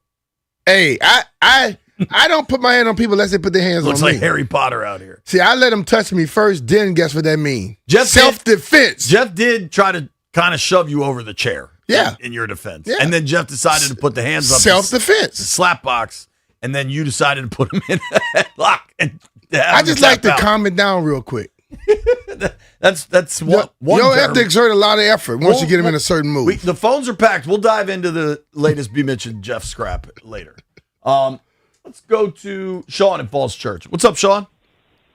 Hey guys, thanks for taking my call. I appreciate it. I'm in on Diggs. I think he may take a couple snaps away from Antonio Williams, but I think he's more of a mentor. I think that could be, a big get. And Diggs, Hopkins, Allen, all these other guys, they have something that Ayuk doesn't have, which is stats in 2025. And I think that's the biggest thing for me. I don't know when Ayuk's birthday is, but I think he's a Cancer. That's all I got. All right, bro. Thanks, bud.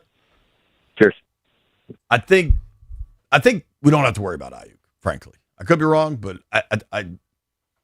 I got it at sub 10% at this point. That doesn't mean zero, but let's check in with Jaden in PA. What's up, Jaden? What up, Jay? Hey, how's it going? Can you guys hear me? Yeah, we got you. Yeah, I just don't really understand why. I don't think there's a need at all for Diggs or for Ayuk. Ayuk's probably not happening, but I don't even think we need Diggs. Like, we have Terry, and Terry just needs to play like a one. I think Daniels, I get people saying he got injured last year. He also just didn't play that well. Like, he got hurt against Seattle, but we were down by 30 at that point when he was still in. Minnesota, he wasn't playing that well, and then he got hurt late in the game, too. So I think it's just Blau and Daniels getting back. I think Daniels has to play better than he did last year, even when he's healthy. I think Blau has to hit. He has to be a hit. I mean, look at Drake May was second in MVP voting. He had Diggs and who was the second best receiver? It was a bunch of other guys that stepped up. Josh Allen, he never has that good of weapons, and he's won MVPs. They traded Tyreek Hill from the Chiefs. They won 2 Super Bowls after that. So I think receivers are kind of overrated. You just need one guy, which we have Terry. We're paying Terry. And everyone else just has to step up. And I think the pressure, unfortunately, the first-time play caller is on Blau. Blau has to be a hit, and Daniels has to go back to playing well. We were just fine 2 years ago, and Daniels was a top 3 quarterback in the league. So I don't think we need to bring on... I think it's a pretty reasonable call, Jaden. Thank you. I appreciate the call. Because I think we live in a fantasy football prop bet world where people just get so focused on names at wideouts. If you look at the Pats last year, it's pretty similar to the Commanders from 2 years ago. Steph Diggs was their only receiver over 1,000 yards. Their second leading receiver was the tight end, Hunter Henry. Then it was Mac Hollins with 46 catches for 550 yards. And then their fourth was Travion Henderson with 35 catches for 220. If you look at that and comp that to the 24 Commanders, it was Terry, then Ertz, then OZ, then Eckler. Like, it's not that different. And if the offense is way more functional and you run the ball better, like the addiction to they have to add somebody and bring somebody in, like the compulsive. I have said exactly what he just said the whole damn last 2-3 weeks. I've said what we need to do, stop worrying about another receiver, get other people in other positions. But overall, what he did not mention, what I would mention now, the Patriots and the Seahawks had a damn good defense. We didn't. Point blank. Quick break for us here. If you're on hold, stay there. We'll keep the conversation going. You are listening to B. Mitch and Finley. Get your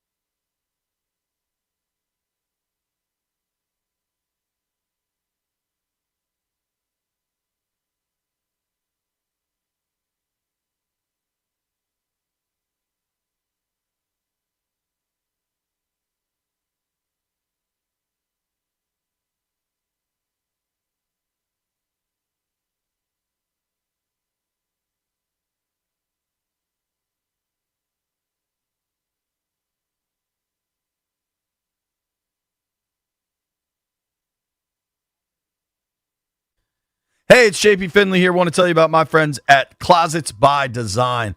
When I was going to redo my closets, I went out and met with the owner, Matt. I walked through their facility and I was blown away. Every job they do is custom built for where it's going. And the work they did in my house was tremendous. They got my wife significantly more space out of our closet. I live in an old house with 3 women. We got to maximize our space. And Closets by Design got that done. They can do way more than closets, too. They can do your office, laundry room, your garage, whatever it is you're looking for. Hit them up, closetsbydesign.com, or call 800-BY-DESIGN. The best part of it, you can schedule a free in-home consultation. There's no commitment. Have them out. Let the designer see your place and let the designer see how they can help you. Help me a ton. closetsbydesign.com.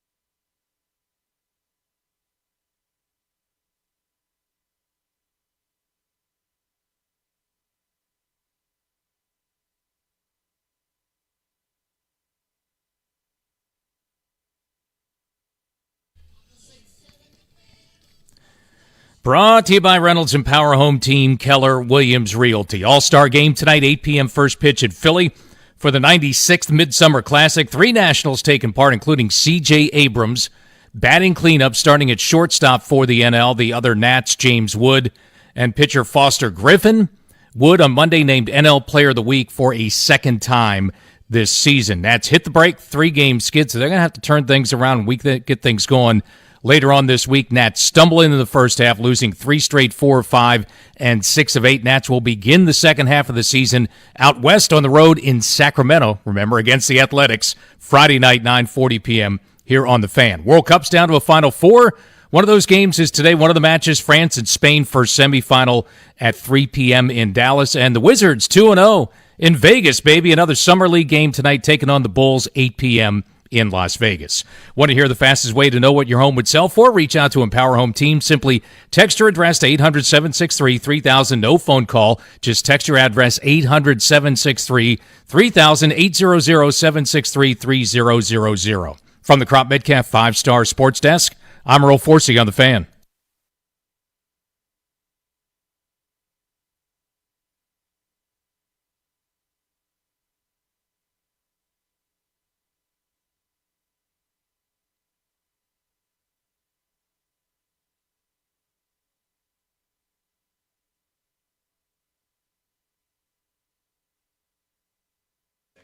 B. Mitch and Finley, 106.7 The Fan. Coming up in about 20 minutes, I got to have a conversation with Wizards forward Will Riley. You get to hear that. Really cool kid, man. Really, I love the story of a guy like just works on his game all the time and gets better and develops. We do have some folks still on hold having this receiver conversation about Diggs. I want to let him weigh in. Let's go to our guy, Jonesy. Jonesy, what up, dude? What's up, all ears? B. Mitch. What up, brother? What's happening? I can't call it. Listen up, man. I think we should go ahead and go for Diggs. Because while he can get the separation that we're talking about, he will pretty much help keep those 8 in the box fronts for those opposing defenses that will be coming at JD5 in the running back. He can also get that yak. He can get touchdowns. The other guy, I don't believe he wants to. I won't even mention his name, but you know what I'm talking about. I don't believe he wants to play ball. He wants to be more of a YouTube personality collecting the bag, and that's not what we want. I'm like what old Scott McClure used to say. We want football players. I'm out, fellas. All right, bro. Yeah, man. With Ayuk specifically, I keep having the Jeremy Reeves quote in my mind, which is, do you love playing football or do you love being a football player? And that's a big distinction, man. And I don't know that answer with him. I'm not. There are probably way too many people projecting that they know that answer. I'm not sure I do. They don't know. Diggs, I think, of the guys that's available, clearly would be the best option based on last year's productivity. Danny's in D.C. Danny, what's up, dude? Hey, JP. Hey, B. Mitch, the 50-50 man. I think there's no doubt that Diggs is the man. I think a local kid from, played at Good Counsel High School, played at the University of Maryland. I think he would be a great fit for this team. And I think he would help everyone else on the receiving core. All right, man. It's a fair, I got no argument against that conversation. If you think they should bring him in because it'll help, I think he would too.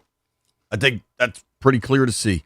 Also, for folks that want to include Tyreek Hill in the conversation, last year he was injured in week 4. He had 21 catches for 265 yards and 1 touchdown prior to that, averaged 12.6 yards per reception.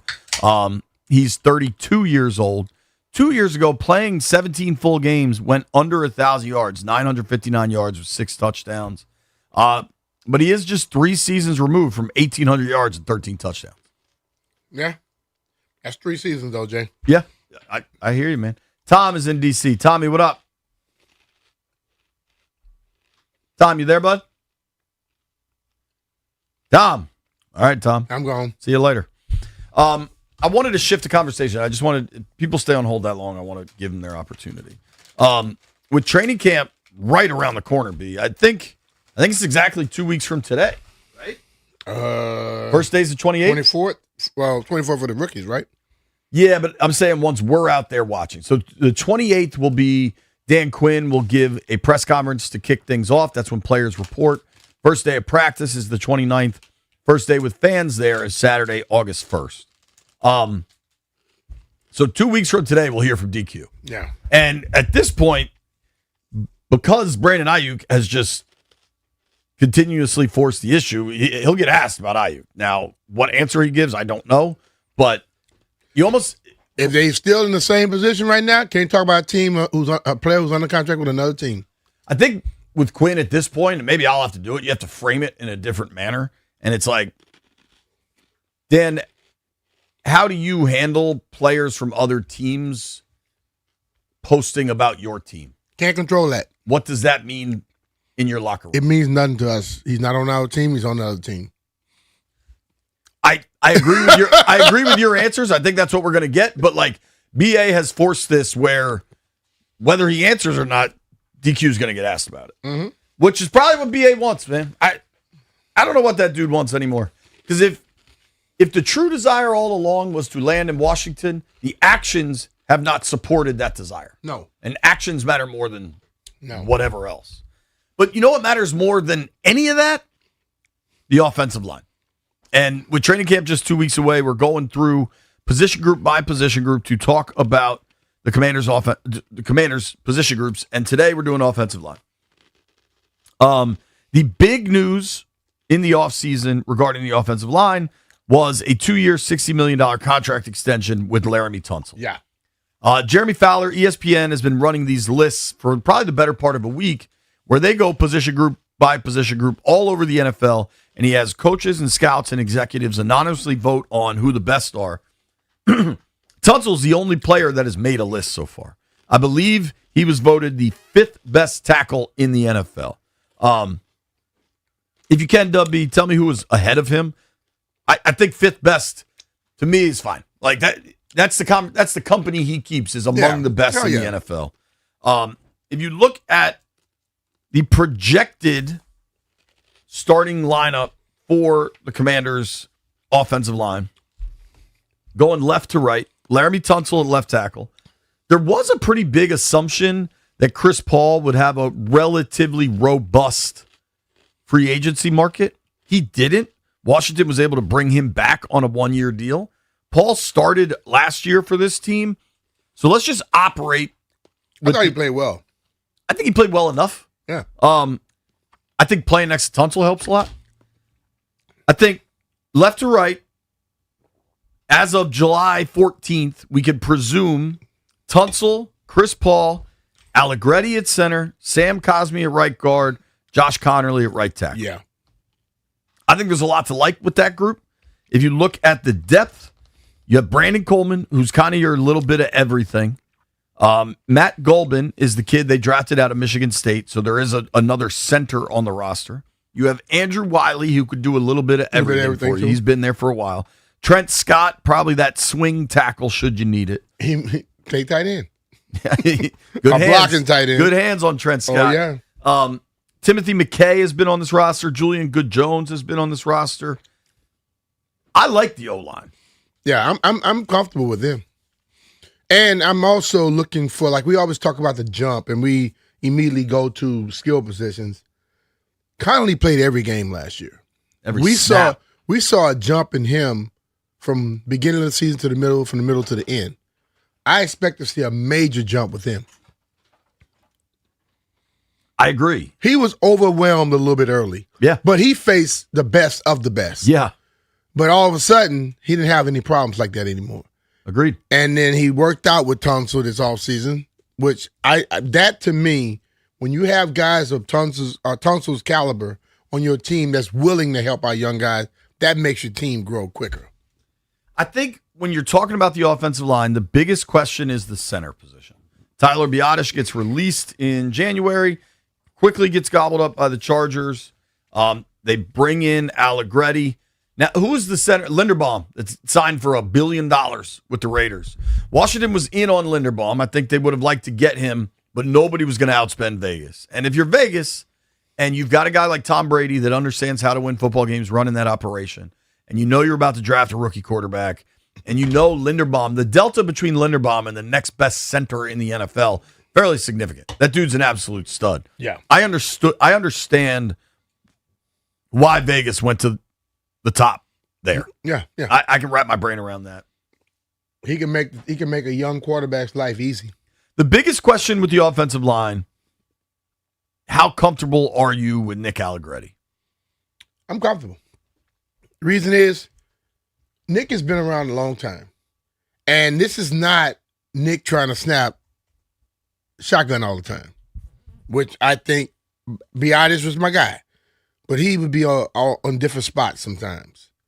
You're snapping on the center mostly now, which I think is a damn good thing. And then Cosby gets back to his form. He's now 2 years removed from the surgery, which I think he'll be a stronger player now. We already know how dense Chris Paul is. Dense he can't fella. be moved. And the two outside guys speaks for themselves. So I feel comfortable as hell with them going in.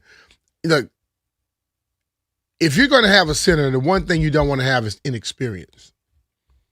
And Allegretti has a level of experience that's going to help him as being a veteran. That'll help him out some.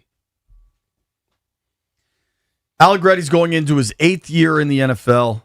Came up with the Chiefs. Was a 7th rounder with the Chiefs from Illinois. Played center, I believe, at Illinois. He has talked about how he prefers playing center and that he did it growing up. I think, I don't know, man. You don't want to get too caught up in concern about the center position. It's obviously super important. But at the same time, getting Jaden under center, like there's just a lot. I don't have extreme center angst. We got to see him perform. I think the people that look at Biadasz, the team told you what they thought when they released them. Mm-hmm. They didn't think they were getting enough done. And if you look at like the run game, I'm not putting anything. I'm not saying anything was Biadasz's fault, but like he was the center, and they didn't think it was good enough. We'll find out if that's correct. Like there's a number of things where we're going to find a lot out if Adam Peters has been correct. But I'm not going to sit here and be incredibly worried about it until I see it not work out. See, I don't look at that as an Adam Peters being correct. I think Adam Peters did not let him go. He let him go because he also got some information from his coaches. So the coaches probably are the ones like, look, we'll be comfortable with him. And if you have coaches on the side of the move, I have no issue with it.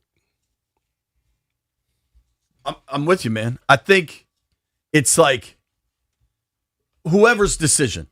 The organization made a decision to let Biadasz go. Mm-hmm. And I doubt it was a straight money thing. They had, maybe it was the cash that was owed to him. I think people get so Didn't he caught have up. like some little back something or whatever? There was some knee stuff. I mean, the knee stuff was happening. Yeah, like, and the maybe whole just second half of the maybe season. you know, like sometimes teams are very clever when they decide to let somebody go because they see something or they've been told something by the medical people.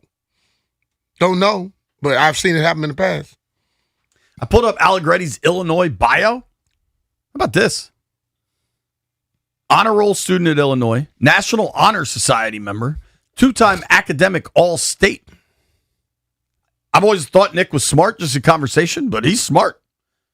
Got his degree in accounting. He was I think people sleep on Allegretti, the player. I was listening to, pardon my take, PFT's podcast, right? I'm at AWL, if you're familiar. And they had Tony Romo on the program for an interview. And Romo talked about one thing he tries to make sure he does when he's broadcasting games is to never try to diminish what a player is. Because the players that are on the back end of NFL rosters are probably the best player from that high school ever. Like, I think people really diminish, okay, so Allegretti was a backup. Now he's a starter. Therefore, he can't be good. This dude was an All-American in high school. Like, he played in that U.S. Army All-American game. Like, all of these guys are excellent to even get to that level. Yeah. And I hate, as like a sports society, the need to like diminish and downplay the accomplishments of these dudes getting to that level. Like, if you look at Allegretti's college resume, Big Ten Medal of Honor recipient, Senior Class Award candidate, Jason Witten, Collegiate Man of the Year semifinalist, Campbell Trophy semifinalist. Like, the amount, a 4-time academic All Big Ten, 2-time Big Ten sportsmanship winner, 2-time team captain, number 3 rated guard in the nation by Pro Football Focus in 2018, the year he's drafted. Like, look at the accomplishments here. He started 36 consecutive games in college, and he's a 7th rounder. You know how good these people are? So I think we're just too quick to be like, this dude can't play because he was a backup. No, or he's a 7th round but pick. see, Jay, that's what society is now. Somebody doesn't see a guy with a big name, and they say, well, he's not that guy. So one person says it, tomorrow it's a million people thinking it because somebody's going to get it. They don't know. Can he play or not? You watched him play guard. I don't think he was bad at guard. So now if he's capable of snapping, which everybody's not capable of snapping the ball and blocking, if he's had had time doing it and they've seen how well he played at guard, then they must be confident in him to make the move that they made. And I know we have a lot of fans who talk about they watch film and they study film and they know all this, but I would take what these coaches think before any of these fans. And we're going to find out. Yeah, we'll find out. That's the fun part. And Is the they thing play the about it games. is, they don't have to be the absolute best. They have to be good enough to make sure plays keep going forward. And if they can constantly be on the positive side more often than not, that's good enough for me. I also think, you know what helps an offensive line? Play action. You know what offensive linemen want to do? Run the ball. Yeah. And not run the ball out of shotgun. And they want to run it with a hand in the ground instead of running it sitting in a damn 2-point stance. What do you think happens with Coleman? He was a relatively high draft pick. Yeah. That started. I mean, it's crazy to go back to 24. He's where now Coleman in his third played year, left right? tackle and Allegretti played left guard. He's in his third year, right? Yes. This is the year where he has to really start showing them what he's capable of, or you're going to start seeing people Can't get banged start up. thinking- Yeah, can't get banged Too much up. little stuff. And the little things have to be erased. See, when you look at what Chris Paul's been around here for a good little while now. Yeah. But when Chris Paul got in there, he was solid. And if you're consistently solid, you'll get the job. But you can't be solid one play, and then the next play, boom, somebody fly past you. And Brandon now has to begin to show them, I have it. I'm learning it. I don't need nobody to tell me anymore. Because you get drafted that high, people are looking for like I always tell you, you have to take ownership in your job. Too many guys are still waiting to be coached. No. When you come to work every morning, you should already know. You don't wait until they install it. If you know they're going to be installing something, you got the damn playbook, why you wait till you get to practice to do it? You should know it when you step into it. So you get on the football field, all you do is react. What else you do? You go to practice, you go home. You got a lot of damn time. Get you a big old screen TV, a big screen, and watch film all the time. I guarantee you, watching film will make your job a lot easier. Because if you watch film and you know what people are doing, they give away tendencies, you'll be waiting on them to make moves. It's B. Mitch and Finley, Wizards forward Will Riley, next.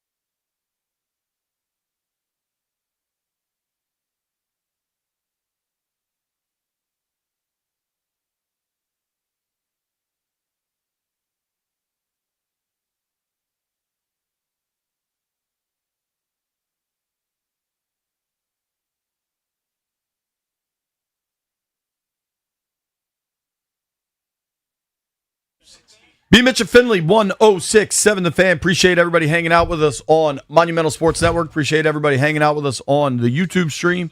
Appreciate everybody just listening on the radio in their car, old-fashioned way. Yeah. And let me remind you, Rude is the official show sponsor of B. Mitch and Finley. Do not melt this summer. Upgrade to high-efficiency HVAC and enjoy budget-friendly financing options with low monthly payments. Keep your cool and keep your cash. Find a Rude Pro partner at rude.com. And B, if it ain't Rude, it ain't right. All right, right now, we're going to get to some Wizards coverage. Wizards coverage on WJFK is presented by Xfinity. Score the most reliable Wi-Fi. One price, 5 years guaranteed. Xfinity. Imagine that. I got to talk to Wizards small forward Will Riley. Dude is a baller. Yes, he is. Really excited to talk to Will Riley, second-year forward for the Wizards, especially coming off the 32-point game against the Kings. What's up, man? How's Vegas treating you? It's been good, you know. The last few games we got the win, so it's been good. You were red hot against the Kings. I think you went 6 from 8 for 3.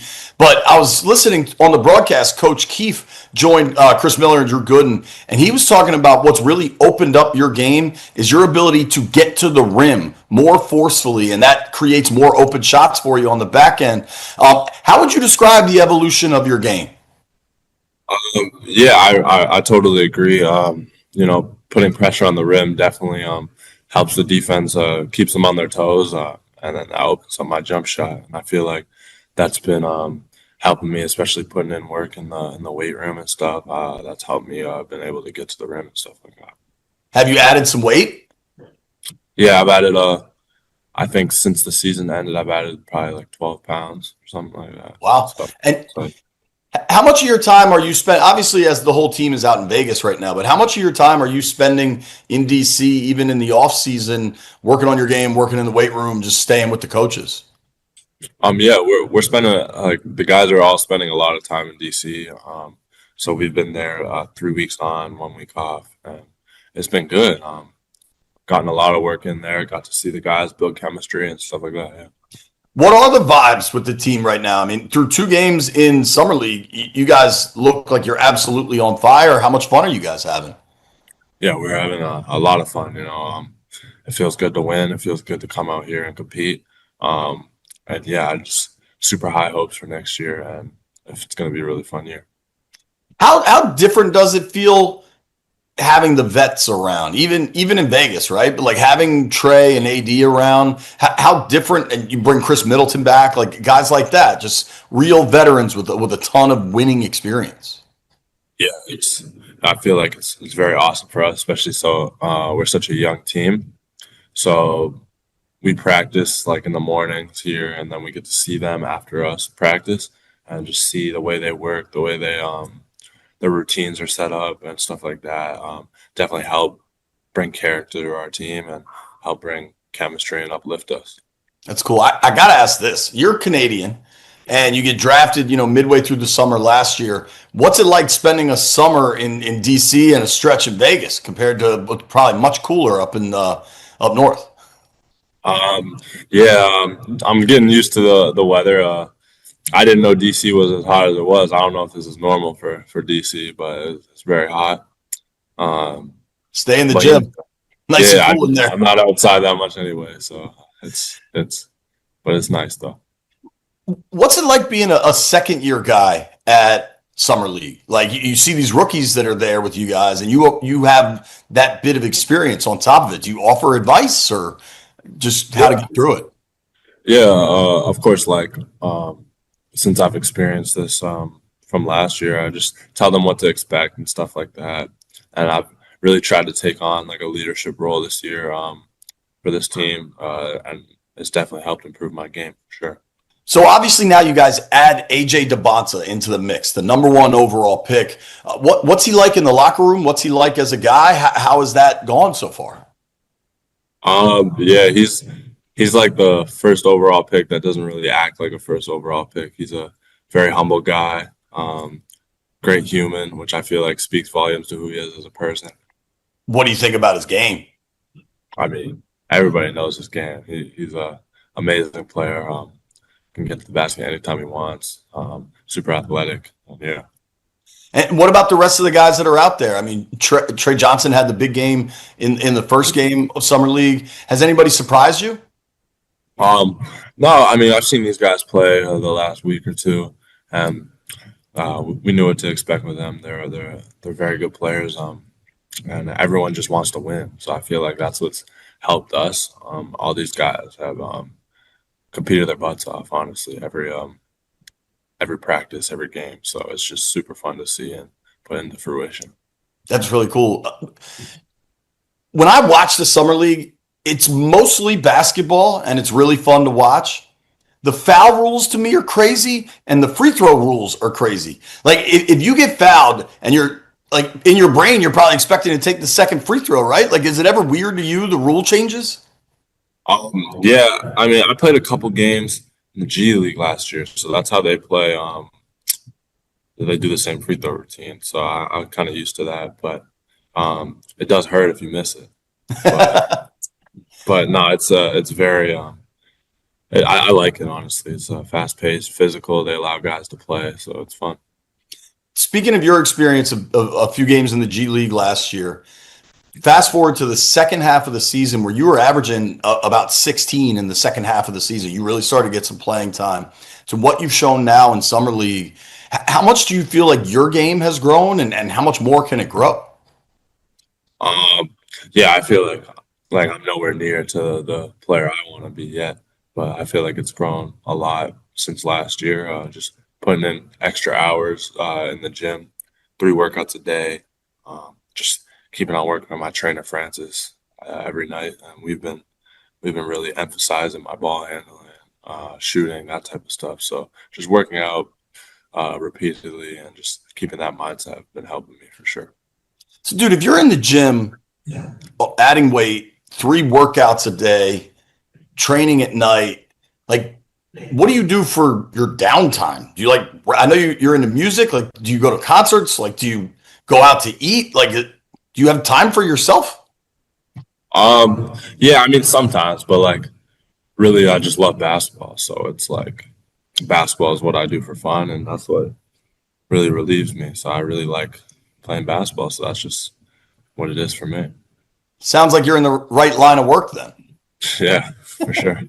Well, Will, I really appreciate it, man. Thank you so much for making some time for us. Good luck out there. We'll be watching. It's been a blast watching you guys in the Summer League. Thank you for having me.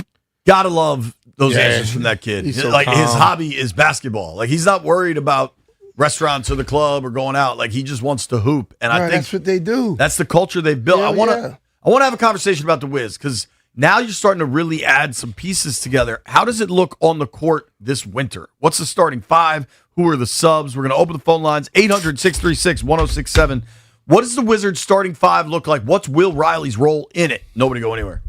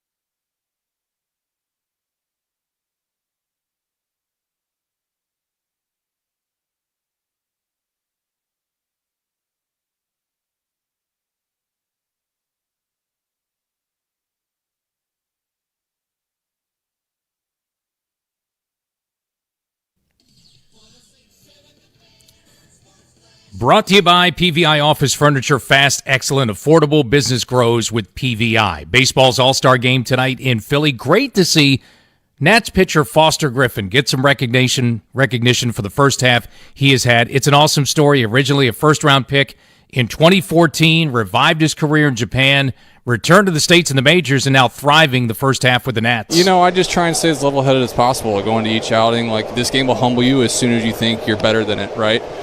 So I just take, each day as a blessing that I get to play here at the big leagues, and I got to do my homework and got to do my work in between starts and not take each start lightly. Nats' other All-Stars, James Wood, who was named NL Player of the Week yesterday for a second time this season, and of course the starting shortstop batting cleanup tonight, C.J. Abrams. NBA Wizards with another Summer League game tonight, taking on the Bulls, 8 p.m. in Las Vegas. Strong teams need spaces that keep up. PVI Office Furniture helps businesses create better workspaces with expert guidance, new and used options, fast delivery, and installation by PVI's own team. Visit PVI's massive Frederick showroom or go to PVI.com. Come experience the PVI difference today. From the Crop Metcalf Sports Desk, I'm Earl Forsey on the Fan.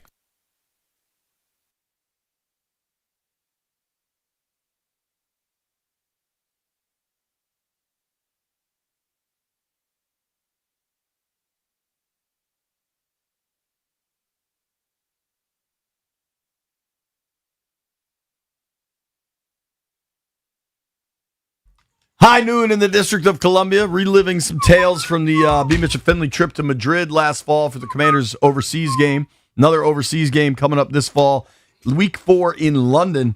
Flight won't be as bad. Maybe that first show was the dog, man. I told you, bro. We flew. Then when we got there, the rooms weren't ready. Yeah, my room was ready. I was able to take a shower. Which man, look. And I'm sitting there in that lobby. Tanner just basically Tanner act like he was in his house. Tanner laid out on the couch. But I'm like, I don't want to fall asleep because I don't know no people around here. And bruh, should have taken a nap in the lobby. Well, let's hope we do better in London. Run of show. We're going to have a Wizards conversation right now. 12:30. In honor of the Home Run Derby, we're going to do our GOATS segment with the best home run swings in baseball history. Or right now, hell, the kid Jordan Walker's got a pretty smooth swing. At 12:45, if people follow the B. Mitch and Finley account on Instagram, the latest video posted is B. Mitch beating up Jeff again. We're going to talk through the fight, exactly how it went down. I don't know why Jeff always want to mess with me, man. We're going to check check out alone. Jeff's forehead, which is still bleeding. Right now, though, I want to have a conversation. Stallion, is what you said in here that prompted this conversation on the record? What you said the young man said? No, so it's not on the record. This was just theorizing. Theorizing, yeah. Okay. So I wouldn't say who it was, but I was talking with someone and they were saying that Will Riley may be out of this rotation just because of how loaded everything is. So let's have a real. Let's try to break this down because I think that is wildly incorrect. So we're not talking. We're not talking summer league where you don't have any of the veteran star players, right? We're talking about the actual team that we expect to be on the court when we get to this fall. So you're talking about, I mean, we can try to just do the starting lineup that we assume, right? Trae Young, AD. Everybody's been clear they think AJ DeBonce is a guard. Will Dawkins said that repeatedly on the record. So you're going Trae Young, DeBonce, Anthony Davis at the 4, Sarr at the 5.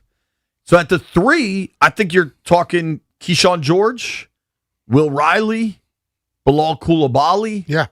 Right? Like they did just sign Chris Middleton. I think that's more as like kind of a seasoned veteran type dude. Mm-hmm.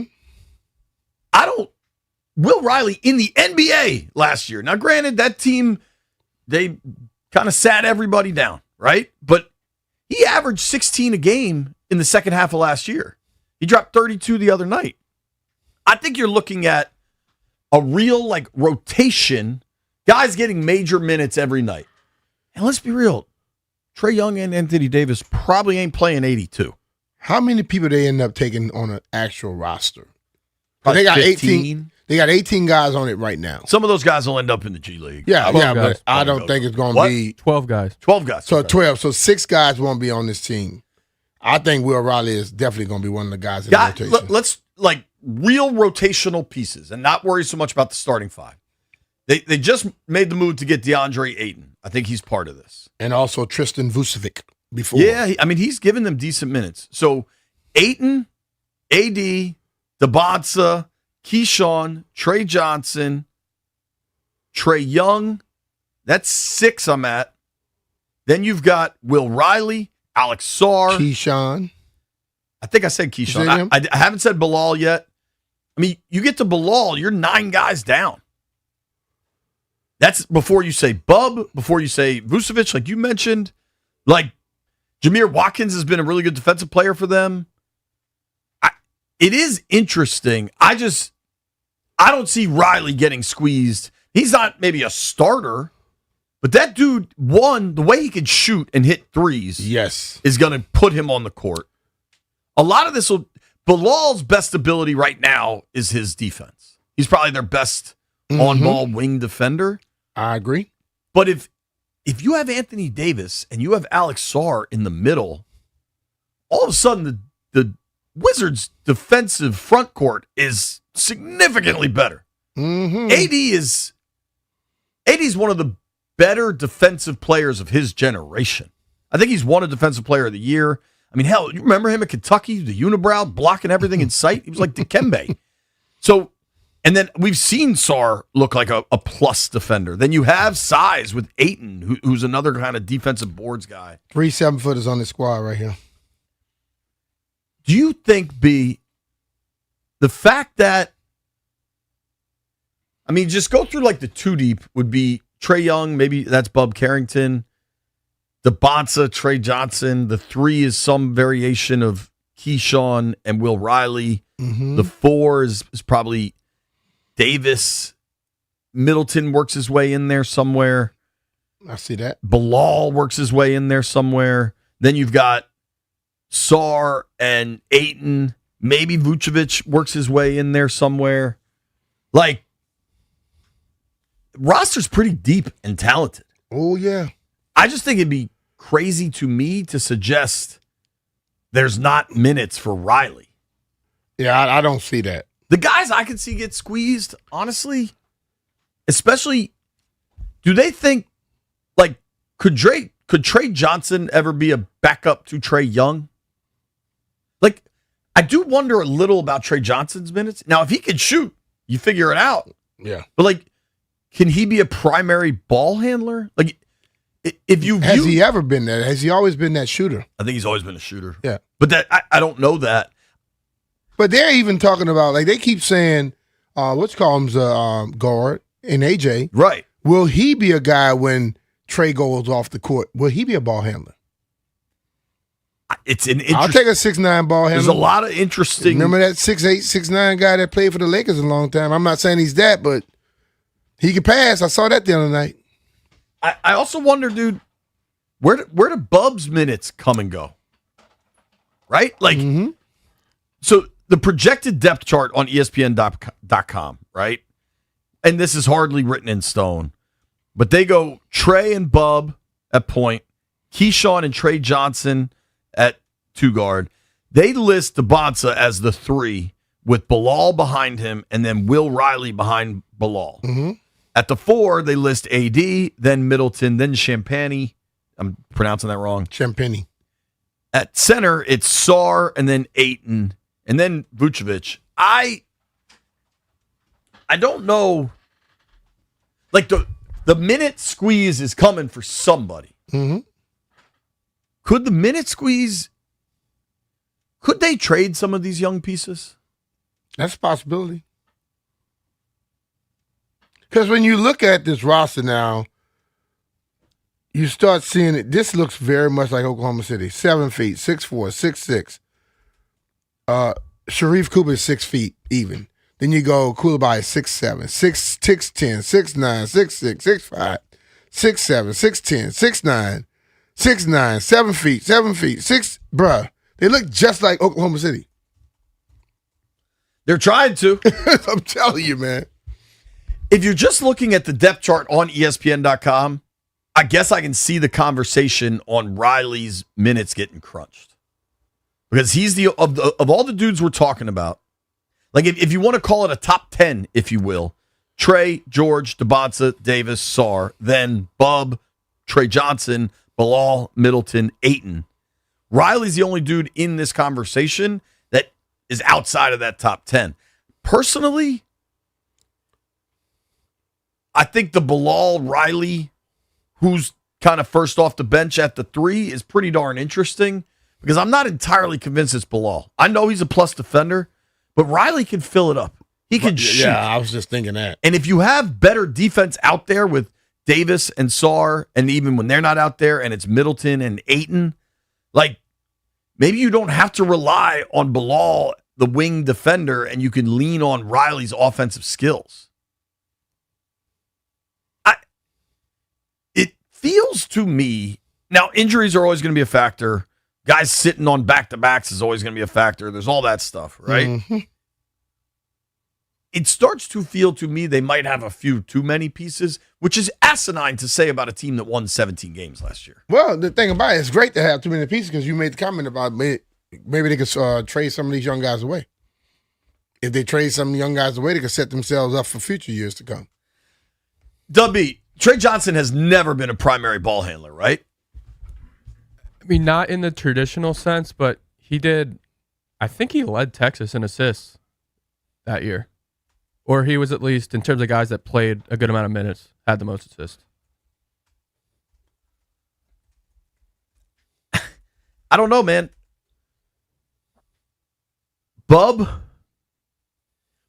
what I love about Bub is the toughness. Oh, yeah. Like, 2 years ago, the Wizards were awful. He banks that shot in game 82 to win, right? Like, that's the dude that cares about winning. Yep. But That's why they put him on the bench a few games when he was playing. Right. Hey, we got to lose, Bub. You're not the right guy here. Hey, your mindset's not right for that. I also don't know when they have to start paying guys. Bub's going into his 3rd year. They've had the conversation about getting a Sarr deal done. Like, I'm not sure when that opens up, right? But that's going to impact this too, because you're now paying Trae Young a ton. Anthony Davis is on the books for a ton, and that's before a possible extension. As we have this conversation too, if DeBonsa's truly the guy, that they continue to say DeBonsa is a guard. Mm-hmm. Does it kind of matter if he's playing the 2 or the 3? Like, do they have to technically move Keyshawn to the 3 to make him? Not really. Like, they're kind of interchangeable, especially in the pace and space era we live in. Trey Johnson's role is really interesting. Is he just, I mean, this dude, was he number 5 or 6 last year? He was either the 5th or 6th pick. I can't remember what number it was. But, like, all of a sudden, you're talking about the 6th overall pick from a year ago was on the bench, at least to start games. Right. Now, there's going to be a zillion moving parts because it's the NBA and it's a long They slog can have of the those season. 3 guys on the field on the court at the same time. AJ, Trey, and Trey. A pair of Treys. You can have 3 of them on the court at the same time. Because, like you said, Bilal, when he's on, I'm not Bilal, AJ, when he's on the court, you don't know if he's playing guard, the 2 or the 3. They're also really big. The presumptive starting 5 here, Trae Young, Keyshawn's got to be 6'8", right? No, they're 6'7", I think. Okay. They list him at 6'8", but Trae Young's a point guard. Then you'd go 6'8", Keyshawn. AJ's what, 6'10"? Legit 6'9"? Somewhere right there. Davis is about 7 foot. Sarr is 7 foot. That is a huge starting lineup. Mm-hmm. And the way Keyshawn could shoot, what's prompted this conversation was people are saying Will Riley's minutes are going to get crunched. I disagree with the notion, but looking at all of this, the Riley-Bilal situation's pretty darn interesting. Mm-hmm. How do you think that would shake out? As much as I preach defense in the NBA, offense is what matters to most people. Nobody really plays defense. Especially not on the regular. But if you can play high-level offense, if Will Riley can be plus 21 in games, and the way he can play offense, he can give a person pure hell. That person that has to check him on defense may lose something on the offensive end on the other side. So who's going to have to go to the go-go here? Like, They just brought Middleton in. Juju? Clearly, dude, I love Juju. Juju, what I love on good basketball teams are players that just know their role. Rebounder. He's a rebounder. Yeah. Juju, that's your job. Get every rebound.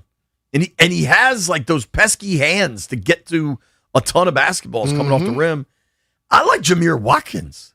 And that's a dude that knows his role. Come in and be a dog on defense and just bug the other guard. Yeah. But if they can only keep 12, you're talking about. You have 12 guys that dress out. There are other guys around. Yeah, and they're on two-way contracts and all that stuff. And unfortunately, inevitably, injuries will be part of this. It's exciting to have these kind of conversations about the Wizards. It's exciting to be excited about the Wizards. And this group came in, they say what they were going to do, and now you're starting to see it, how they're putting things together. They just got to play now. When is their next Summer League game? Tonight. Oh, they play tonight? Who they got? I was not Wilson and the Bulls. Ooh. 8 o'clock on Amazon. Damn it. The All-Star game tonight is on television, right? Fox? Yeah, I'm sure. Fox going to have a monster day. They got a World Cup game into the All-Star game. I was not expecting to have to go to TV it tonight, but I guess we will. We also are playing golf this afternoon. We're not really going to watch this France game. Maybe I'll put it on my phone in the cart. Maybe. B, my golf game is such a mess. I don't even think I should go. See, that loser kind of mindset, I hate that.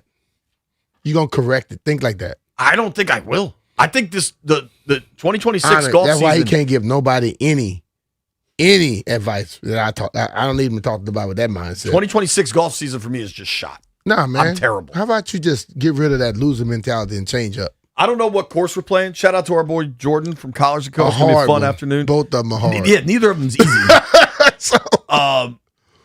I'll set my over-under at 94. I'm going to settle at 90.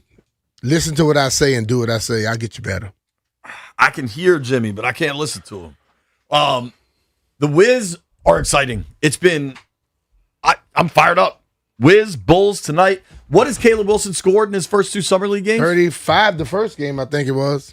Dude, AJ versus, do we know, is everybody playing tonight? There's not any we're going to rest this dude. I heard somebody say AJ you might not see AJ no more. Yeah, you might not see AJ tonight, but I guess we'll just have to see for game time. Did Trey Johnson play in the second game? Nope.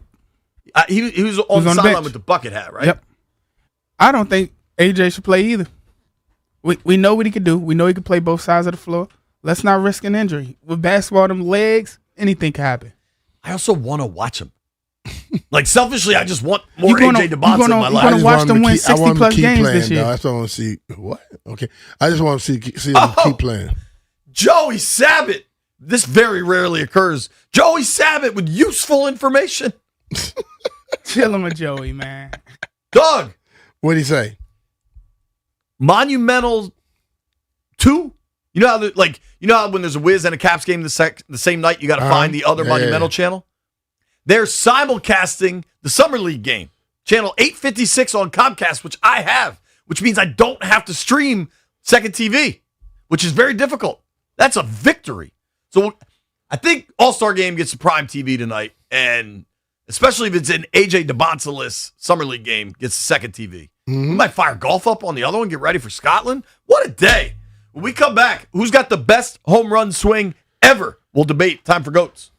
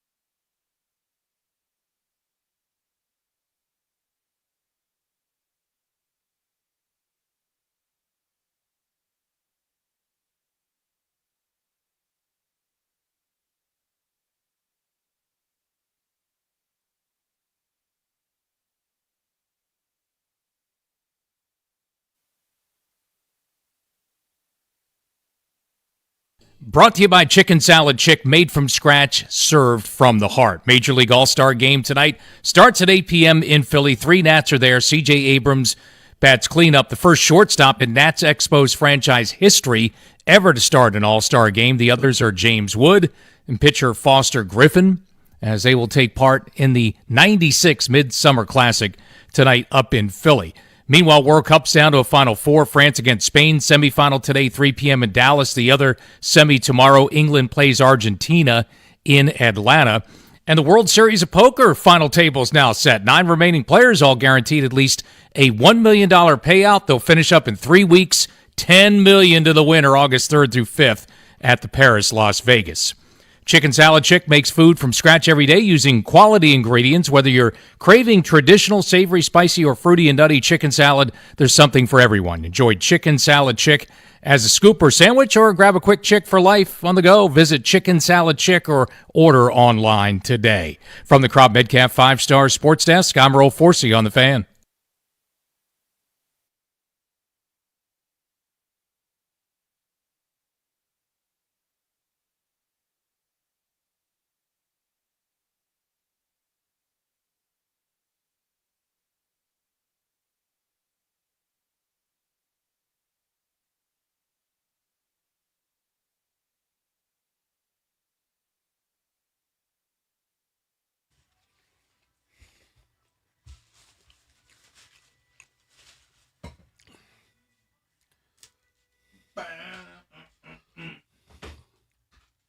B. Mitch and Finley, 106.7 The Fan. We just did a 20-minute segment on the Wizards starting 5 and how the bench will look instead of talking about Brandon Ayuk, and damn, that felt good. Now, we have the Home Run Derby was awesome last night. On Tuesdays, we do GOATs, our debate of who's the best at whatever the topic is. And I thought home run swings made a lot of sense for today after watching last night. Yep. It's far too early in his career, but damn, Jordan Walker's got a nice swing. I enjoyed watching that. Hell yeah. His swing, obviously Kyle Schwarber's home run swing is very effective, but it's not necessarily pretty. It's all like power and inside. His home run swing kind of look like Bryson DeChambeau's golf swing. It does kind of. That's a good comp. Like just overpowered. But it's not, it's effective, but not pretty. Right. Yeah. So the topic is best home run swings, and you can take it any way you want. You can say Roger Maris if you want. Whatever you want to do. There's no Ken wrong. Griffey Jr. I think Griffey's going to be the runaway winner. So Joey texted me his top 3. He said Adam Dunn. Adam Dunn was good on the Nats, dude. Barry Bonds and then Ken Griffey. I will let all the boys speak up here. We'll start with Stallion because I know where he's going. Stallion, give me your top 3 home run swings. My top 3. Adam Dunn's actually a really good one. Didn't think of that one. So he's my honorable mention. I have Tony Gwynn as well as an honorable mention. He didn't hit many homers. I know, but dude, his swing was just so pure. Like home run swings are not like just he's got to be in the conversation. And when he did hit him, See, I think if we did pretty. best hitter, it'd be Gwynn for me. But just home run swings. Yeah. So I think he makes an honorable mention there for me. So number 3, I hate to say this, Bryce Harper. It's so aggressive, like it's not just pretty. He's kind of herky jerky.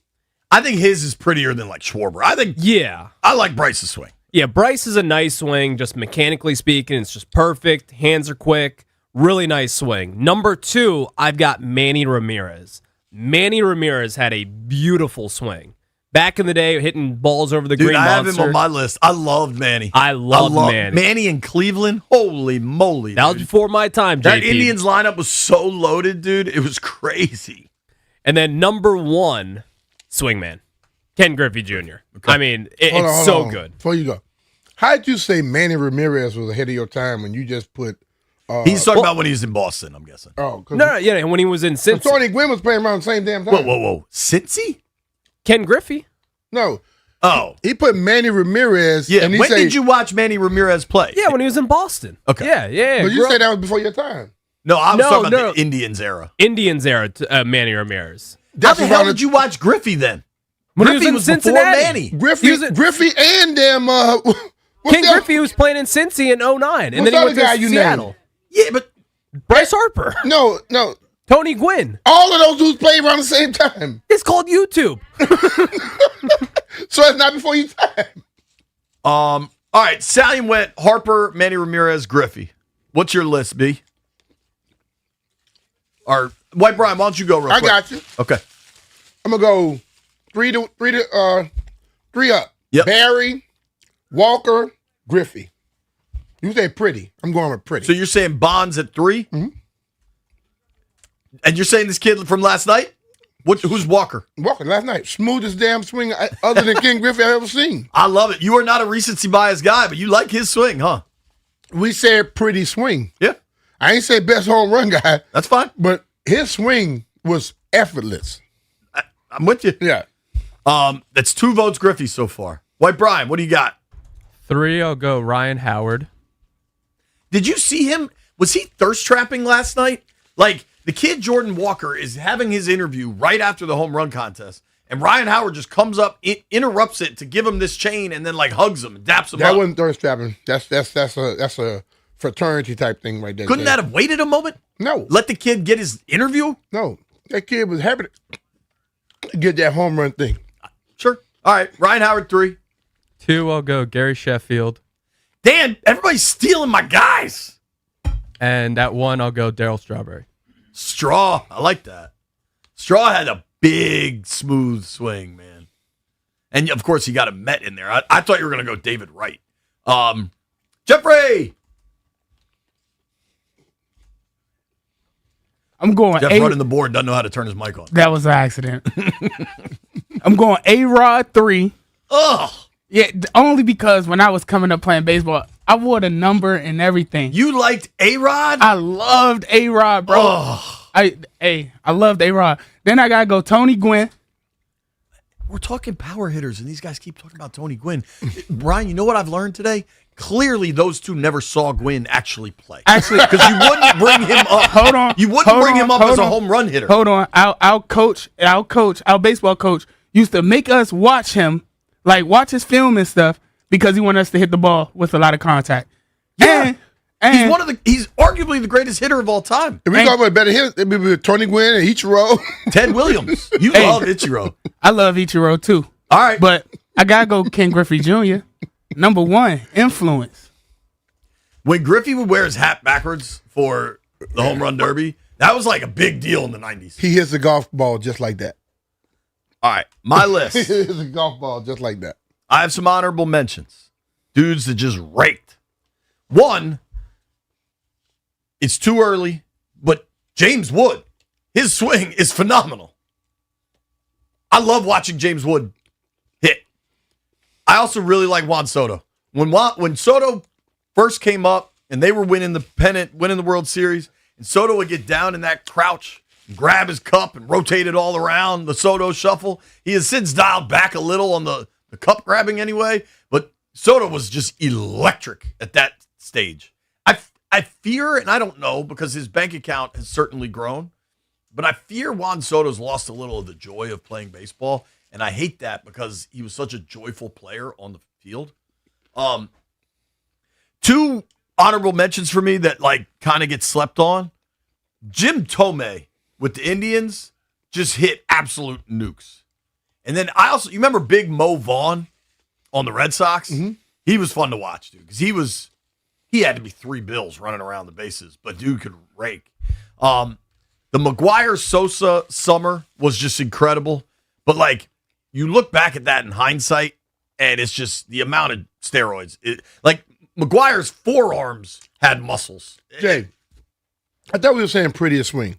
What are you talking about? I'm getting there, dog. You went from nukes to power, prettiest swing. And none of those dudes had no pretty swing like what you going to end up at. Do you remember Rod Gant? Gant? You don't remember Ron Gant played for the Reds, played for the Braves? Mm-mm. The power that dude had. I remember one time he had a check swing home run. It was unbelievable. Unbelievable. Ron Gant was a baller, for the record. That's when they had those souped up balls. Probably souped up everything. Number 3 on my list, I have Gary Sheffield. So many of these baseball swings are similar. His was so unique. and so intimidating. When he would wag the bat up at the top high, I loved watching Chef. He looked like a real jerk, too. I don't know him at all. No, Chef's cool as hell. Is he? I loved his tenacity on the diamond. Number 2 for me, Manny Ramirez. I was always a Manny mark. I loved his aloofness and his effortless swing. Number 1, though, if you're going to ask me a baseball question, there's not many roads that don't lead to Barry Bonds. Barry Bonds, unbelievable power. Early in his career, had the effortless power. Later in his career, it became brute force power, but the swing was always pure. It's Bonds for me. Okay. I still think Ken Griffey's swing was prettier than anybody that ever played. I think you can make an easy argument. I mean, like he's almost like a Jerry West figure in that he's like a logo. Yeah. You know what I mean? And that's why last night, as soon as you put that up, and I'm watching that kid, I'm like, damn, this kid is as close as Ken Griffey as you go get. It's just like all he did was drop the bat and come through. Yeah. And dude, the way he hold it up with one hand out there, it was sweet. Yes. One dude we didn't name, but we talked about it earlier, Big Poppy. I love David Ortiz's swing. Yeah. He was a big dude that had a smooth swing. Bleep Big Poppy. Why? Because you're a fake-ass Yankee he fan? was a Red Sox. I also liked Johnny Damon's swing, and I know you're boys with him. Damon was like really fast through the zone, you know what I mean? But like he had pop to it. Oh yeah. Also Prince Fielder. Prince. What about Cecil? What you know about Cecil Fielder? All right. Prince was the little chubby dude. So his dad was bona fide fat. Yeah, but Prince was rather following his dad's footsteps. Let's we're going old school. Our guy Mark in Landover Hills. Mark, what's up, man? Hey, how's it going, B. Mitch? How's it going, JP? Doing good, brother. Hey, man, you guys make sure you have a wonderful day. Hey, man, look, I'm going to stick with what JP said first. Brian had to remind him about it a minute ago. Smooth swings and smooth players. And I've got a tie for first because the one I've watched on reels and stuff lots, and I watched the one guy play, and he was friends with my dad. And the tie is Mr. George Herman Ruth and one of the finest gentlemen ever to play Major League Baseball, Mr. Hank Aaron. Oh, boy. And that's, huh? No, go ahead. You take us back. Go ahead. And I got to say this, too, man, is JP mentioned his name earlier. Even though everybody knows him for hitting for average, man, he also got a few dingers if you check the records, and that would be the splendid splinter, Mr. Ted Williams. And I got to give an honorable mention to a small guy, Mr. Kirby Puckett, because remember, I we like are Kirby talking- Puckett. Yeah, yeah, I remember He was kind of Kirby. chunky too. Yeah. Thanks, Mark. Appreciate you, bud. He was stout. Here's what we're gonna do. We'll keep this going. There's a bunch of people on hold. Who's your favorite home run swing ever? There's no wrong answers. I thought we said smoothest home run swing. That's fine. You didn't change it to favorite. No, that's what I said in the text thread from last night. I'm gonna look it up real quick. Prettiest, smoothest, whatever it was. I said for goats, let's do best home run swings. Best home run swing. Yeah. So it I can took be that, whatever I you took like. that as a smooth, pretty one. That's fine. Not the most What's power. up, Wendy? Wendy wants me to go to break. It's B. Mitch and Finley. If you're on hold, stay there. I have no idea what Wendy wants.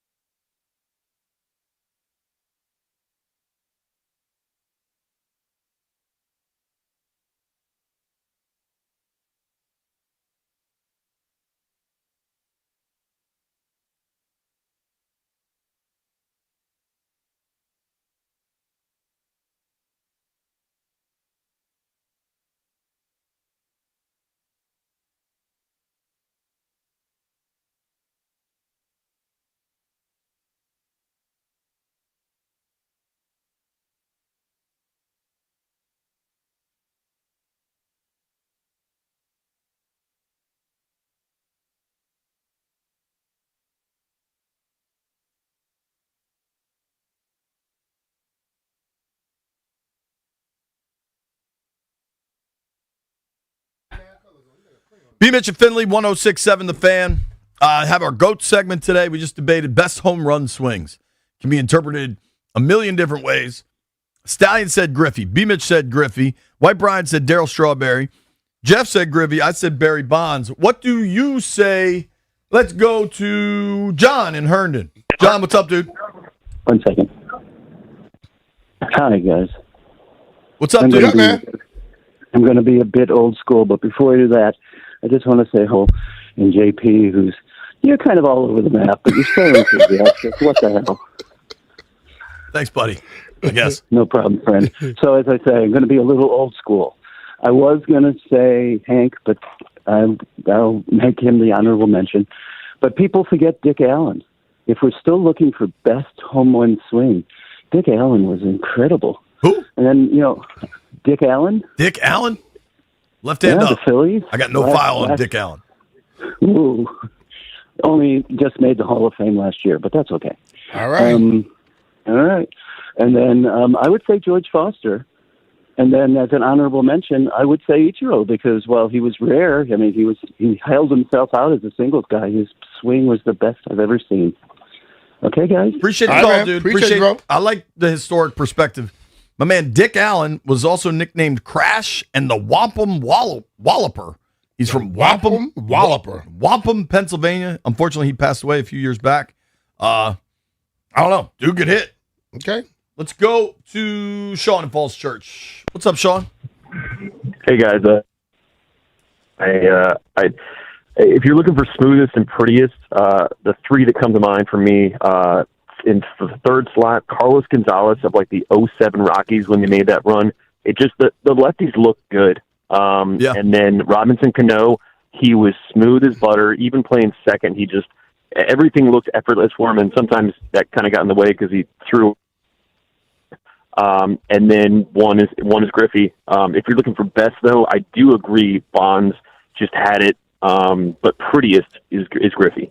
All day long. Yo, didn't Robbie Cano swing the heaviest bat in the majors? I feel like I remember that. Maybe it was the longest bat. There was something that Cano did that was like just really outrageous for kind of his position and his size.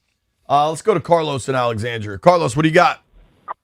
Hey, shame on you for not knowing who Dick Allen is. This must be a recency poll. But anyway, I think he was done playing before I was born. To me, I'm sorry.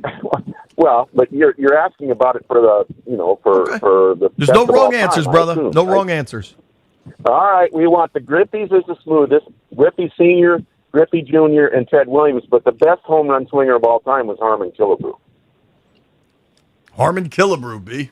Twins? Did Harmon Killebrew play here? I think he's in the Nats Ring of Honor. Could be. We'll have to research that. White Brian's eating, so I'm not sure he could be the crack researcher he's usually Dick Allen was born in 1942. Probably started playing around 62. When were you born? 81. He is in the Ring of Honor. He was probably...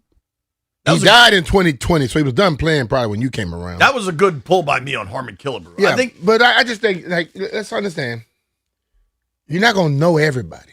Right, especially in baseball. Yeah. Where there's a bazillion games and they've been playing a bazillion years. Brian is in La Plata. I like this one. What's up, Brian? What's up, guys?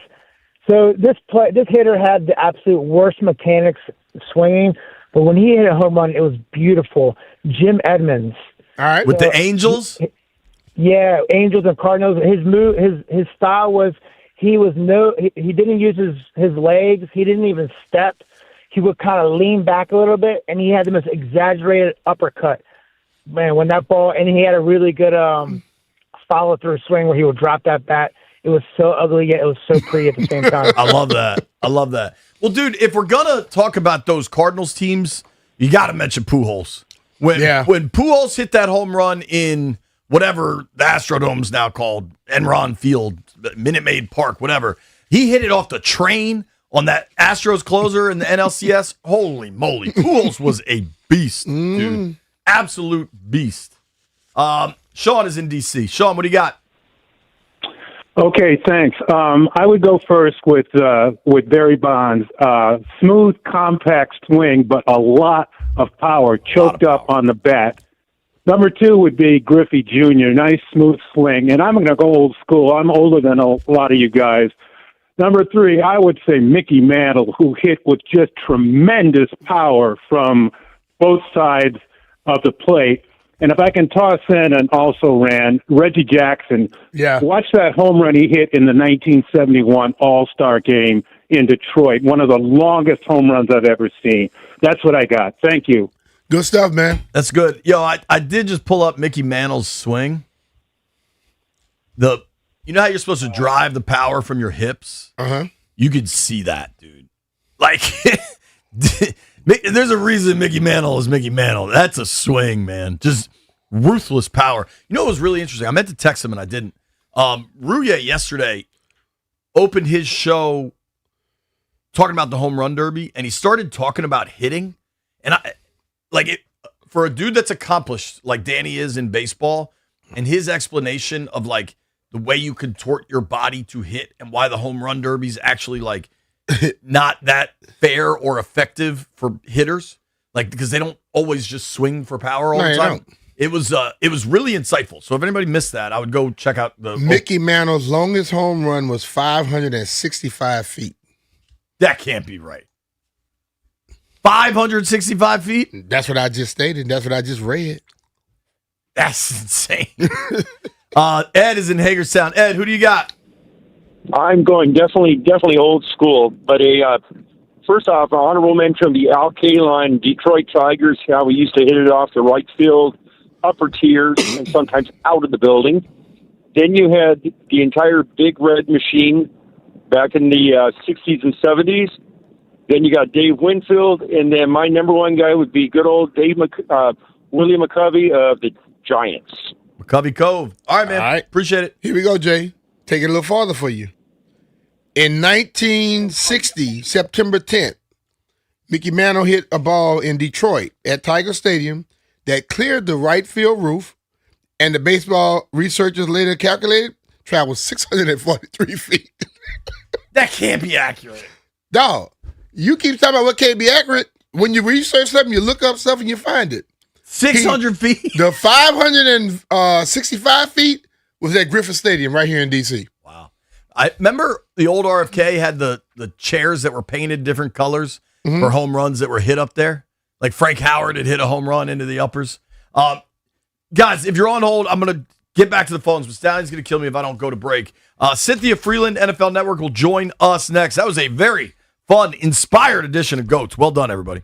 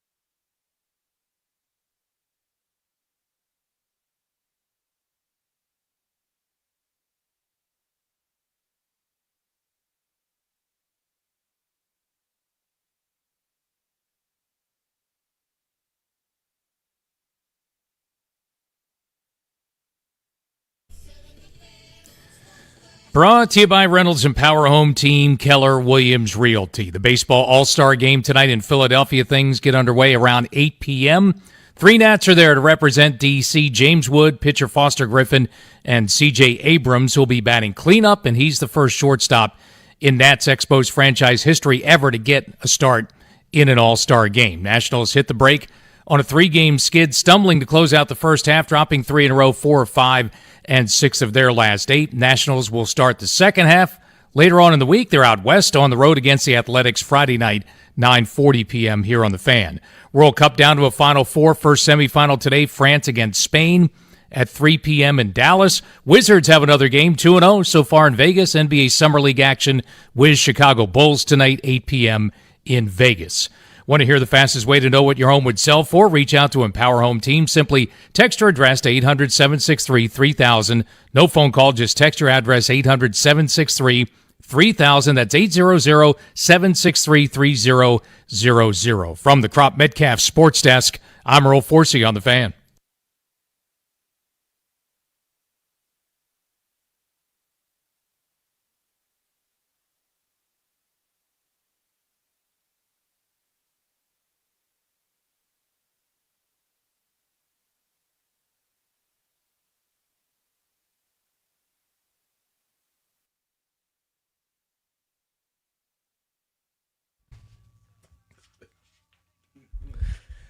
B-Mitch and Finley, 106.7 The Fan. We are fired up right now to get on the Rude Guest Hotline and talk to our friend Cynthia Freeland from NFL Network. Cynthia, what's up? How you been?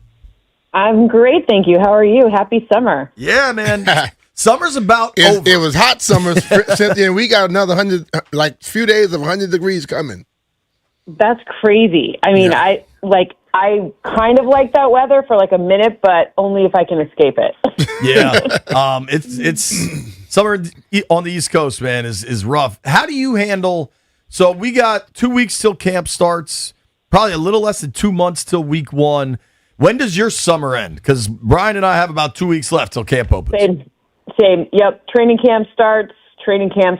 That's the beginning of getting shot out of the cannon that lasts until the draft. Yeah, exactly. Yep, same. Let's start kind of around the league, and then we'll eventually get to some Commanders questions. But what team this season do you think is facing like the most headwinds? Like who's got the most trouble a brewing or most to prove, that sort of thing? Well, the most to prove, I feel like they may be creating their own headwind in the Rams just because they've made so many big moves, and now we have Aaron Donald working out, which, I mean, I don't know if that's news because I feel like Aaron Donald working out is like, doesn't he always do that? Like, doesn't he always send us those no matter what? But I feel like, that's a really tough division. Perhaps people are sleeping a bit on the 49ers being able to win it just because the Seahawks obviously coming off this massive win in the Super Bowl. But I don't know. I feel like the Rams, they could be setting themselves up for great things, or I don't know. It could be. There's just a lot to prove. You have now set the expectations to be in the Super Bowl, and anything less will probably feel like a big problem. I agree with that. It's but they also seem like they're built for it. You know what I mean? Mm-hmm. That NFC West is loaded though, and it's funny. Like Seattle just won, and by and large have a lot of people back, and it's almost like people just discount them right away. It is funny. I mean, and same thing with the Niners getting all those people back as well, and then obviously drafting a wide receiver that people didn't maybe thought was an overdraft, whatever. But playing each other is really the big problem. So the third place schedule, no shade to the Cardinals, but we'll just leave them where they are. But ultimately, that third place schedule is a real tricky one to try to navigate because you get a much bigger advantage playing the third place in those 3 unique games than you do, because everyone does still have to play each other and beat each other up. So, I think that advantage that you get from that is massive. So, because it came down to the wire last year, and that was with the Niners having everyone banged up. On the AFC side, how do you think Kansas City responds? Yeah, like, what do we know of Pat, like his knee and everything else? I mean, I feel like there's kind of 2 ways this could go. The first way is that Pat's well enough that a new scheme, meaning new wrinkles and folds into an offense based on having Kenneth Walker, who presumably will be able to be a force in the run game, which Patrick Mahomes hasn't had in quite a few years.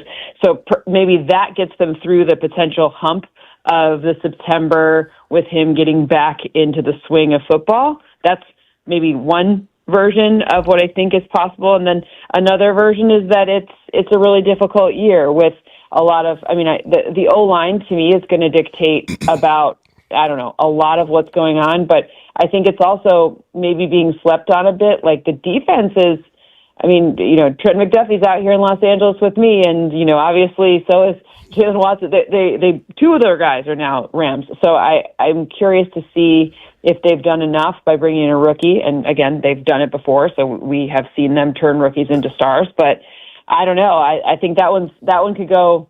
It feels like the range of outcomes could be like 13 wins, or it could be like 9. It's like quite a big difference. What do you think happens in Pittsburgh with Aaron Rodgers? I think it looks a lot like last year. I think there's a lot of those short passes that get out of his hands in under 2.5 seconds.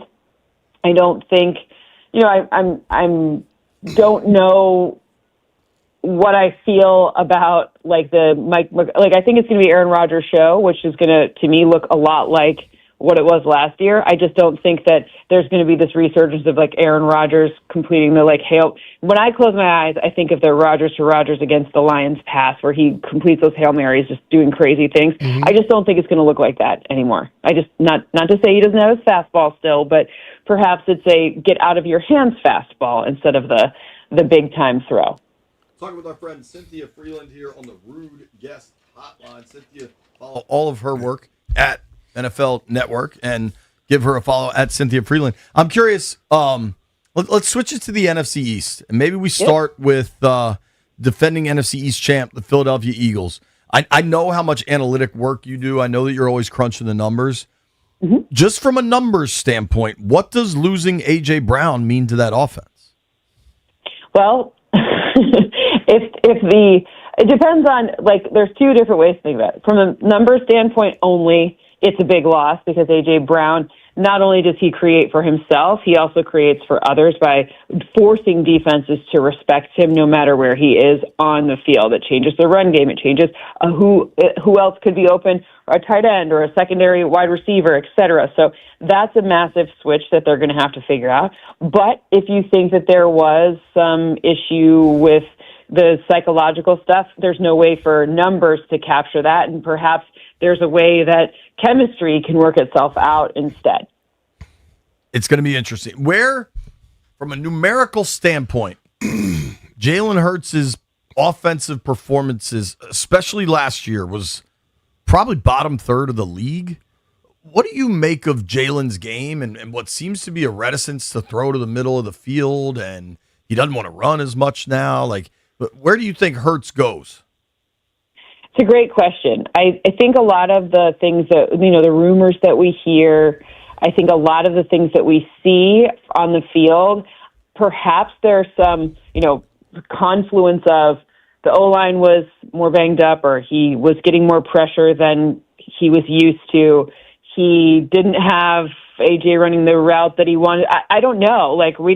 I'm not willing to say that he is not a good quarterback or is somehow becoming a totally different guy, but I'm also not willing to say that he's a guy that's going to elevate the team no matter what the circumstances are. So we'll have to see how this year goes to kind of figure out where the trajectory happens to be. I mean, you have a guy like, and I hate to bring up Dak because I know where I'm talking, but, Dak Prescott, he had these injuries and we were like, okay, he's throwing all these interceptions. Then he comes back the next year, getting healthier, has a pretty much MVP, at least start to the season. So the question is who's he going to be after the adversity of this past season that was, I'm going to say, weird, because the stats, if you look at his consistency week over week, sometimes he did look like the guy we had seen before, and then sometimes he absolutely didn't. So I don't know what it looks like. It's all over the place with what his results were. Well, you did bring up Dak. We don't like Dallas. Yeah, but I know. Yeah, I know we had a horrible There's season. buzz about the Cowboys. Yeah, we had a horrible season last year in this town because a lot of injuries and things of that nature. That's right. What are you hearing about Washington from the people around the country? I think everyone's a little like pensive about okay, well, it's really going to be if Jaden's people obviously focus on quarterbacks the most, right? So if Jaden's back and healthy, I think that everything feels the same as it was this time last year. But if he's not, then I think it's dicey, right? So I think a lot of it rests on, fairly or unfairly, what Jaden's going to bring to the table. And I think that's every team. It's not unique to the Commanders. It's pretty much every team with a quarterback that had so much promise and, got injured and played crazy good and then, gets an injury the next year. Now, what are we going to see coming back off of an injury? Yeah, it's fascinating. What do you think of? Do you think they've done enough to help Jaden from a weapons standpoint? It's a great question. I mean, the thing is Jaden's so special that he doesn't need a lot of help. It just needs to be people who can kind of execute the vision, right? So they may not be the splashiest names. I mean, obviously Terry McLaurin is, but maybe not everyone has the splashiest name. Maybe not everyone is I think Chig Okonkwo is a really great tight end that's underrated. Mm-hmm. I don't think people talk about him enough, right? But it doesn't matter if they're nationally known names. If you have guys that can come in and execute the vision, I remember watching, Jalen Lane, do some things a long time. The point is it doesn't need to be, you don't need to have all Terry McLaurins for this offense to go really, really well. You need healthy running backs.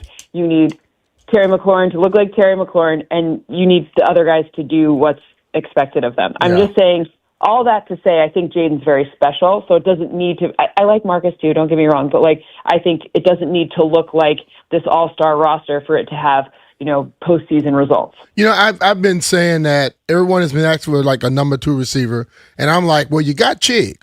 And if you look around the league, some of the top receivers have the biggest years, and then nobody else has anywhere close to 1,000 yards. If Chig can come up here and emerge, am I crazy to think that he could be that number 2 guy? Absolutely. I mean, to me, when I look at this roster, my question will be, how healthy is Laramie Tunsil? Because that's going to help determine how healthy is Jaden Daniels, which will then determine who can you throw the ball to. Because it just doesn't need to look like it doesn't need to look like the Rams that have 1-2 with wide receivers. It needs to look like a lot of different plays that disguise the defense. He's just a very special dynamic quarterback, and being able to make the most of that is really what's going to matter. Absolutely. I get this question all the time here where people are like, what do you think about the Commanders? What do you think about the Commanders? And where I've kind of landed is 2 years ago, they were 12-5. Last year, they were 5-12. The reality is probably somewhere in the middle there. Mm-hmm. And I think I kind of projected about 9 wins. 9 might get you in, 10 get you in, 8 you're not getting in. What do you think when you look just at the totality of this burgundy and gold team? Again, I think the range is big as well based on some injuries and some figuring out O-line, dynamics are really important too, especially when you have this dual threat situation in your quarterback. So I think 9 would be probably where where we do expected returns, right? So you do the amount at the top, the amount at the bottom, and average it in between. But I think somewhere between 8 and 11 is probably where I would put it for a nice bullseye to go in between those two numbers. Let's switch to the other team you mentioned there in Dallas. It feels like the Cowboys are kind of a buzzy team. We're talking with our friend Cynthia Freeland. You can give her a follow on Instagram. It's July. The Cowboys are always buzzy in July. Come on, you work in media. Yep, you're right about that. Whatever happened? Did they sign? Which comes to an extension? Pickens? No, not yet. Not yet. It feels like it's gonna happen anytime. I don't know. But isn't that so the Cowboy way? Didn't they sign Dak 15 minutes before the game started? This is not this is what they always do. It almost feels like it's like not something to, like even think about because they're like, yeah, I'll figure it out. They're just going to do not a great job of the deal anymore because they keep doing these late deals, which is not good for them. Do you think Dallas could be a playoff team? I do. It would take the defense, and I do like Christian Parker a lot. I think he came over from the Eagles, but before that he was at the Broncos and at the Packers, and he's very up and coming. Like he really gets along with the guys well. I thought they did a nice job of drafting. It's going to take the defense being at least a little bit better, and it's also going to take Dak playing like he did last year when we were like, well, I mean, do they even need a defense? Clearly not. So I don't think it's maybe the surest thing that I will predict for the season, but I think again, schedule is favorable enough for them to not necessarily win the division, but I think they could make the playoffs. Here in DC, we improved the defense on paper. We haven't seen them play. What do you think can happen defensively here with Odafe Owe and crew? I mean, listen, I really like a lot of what goes. Like, obviously, head coach is one of my favorite defensive game planners that there is. So I think the fit is incredible with who they picked in the draft. Like, I know that, look, I'll be the first to admit, like, I got a chance to interview Sonny Styles, and like, I just think he's such a good kid that like, it's just such a good fit for what I know, middle linebacker, blah, blah, blah, we get it. But like, I think it's such a good fit, especially with Leo Chenal coming over. I think, so K'Lavon Chaisson may have been, I think I called him the steal of free agency. Like the guy who's going to, like the DeMarcus Lawrence of this year, who really helped the Seahawks catapult themselves up into the playoffs and then obviously winning the Super Bowl. So I think it's a great fit for what we know that Dan Quinn likes to do. And I think again, we haven't seen him play yet, but if I'm Durante Jones, I'm pretty happy right now. Yeah, I think Durante's got a lot to be excited about. Just rounding out the NFC East, what do you think Harbaugh can get done year one in New York? Keep his job. That's not a very nice answer. So. No. But I don't know. I mean, look, the Malik Neighbors of it all is really tricky because it seems like, based on all of the other receivers that they brought in, that he's not going to be there. So that's a big adjustment. I will always, until the Giants show me that they can consistently field an O-line that's not going to get their quarterback killed, I'll be leery because I think the way that Jackson Dart plays, unless they change his style, like it's double punishing, right? Like, so if your O-line's going to let you down and you're going to play a little more dangerously, I don't know. It feels, I'm not saying that they are going to be awful, but I don't know what I'm looking at. It's really like the first time in a while that I feel like, I mean, before I would get mean texts from their ownership being like, you really only have us winning this many games. I'm like, I'm sorry. Yeah. And it would usually be right. But I feel like perhaps it will be better. I think it will be better, but I don't know. I don't think it's their year for the postseason. That's very mean. I feel like that I'm being very mean right now, but I don't think it's mean. I think when you get new coaches in like that, I think it kind of takes a year for them to set up their program anyway. And I think there's questions with Dart still. I think he's kind of being crowned prematurely here. But I can also see the potential. But I do love Jameis Winston, so I mean, I don't want to wish someone not to play, but I mean, who is more entertaining than Jameis Winston? No he one. is quite the entertainer. Nobody on the planet. Exactly. I know you're a football gal, but I'm curious if you've watched any of the soccer. If you have any, absolutely. If you have any analytical bend here, it's hard to think anybody but France is going to win this thing, but that's why they play the games. Well, I mean, Argentina seems to be getting the calls, not to say anything. Yeah, I said that earlier. Just saying. I don't know. But no, I mean, like, it feels like it's France's to lose, but I don't know. I hope we get the France-Argentina, I guess. But it's been fun. I kind of liked the underdog stories. I did want Norway to win just because I thought it would be more fun to, like, have a By the way, my last name is Norwegian, so I had a little. We as Americans we become fake countrymen of another country when the U.S. loses. So I was totally bandwagoning the underdog story of Norway, but yeah. So it seems like it's going to be France, and I don't know, but Messi, we'll see. We'll see. I just love the stat that when Messi's been on the field, 75% of the time he's been walking, which is crazy. That's crazy. He's been walking? They need to add context there. Most guys, it's like closer to 50%. So it's not like he's like everyone else is running and he's not. He's preserving his energy. For sure he is, but Yeah. but not like. But when they say that without adding the context of what it's like for other people, it feels like it's this like massive number. It's not. It's not that much more. It is double, but it's not like.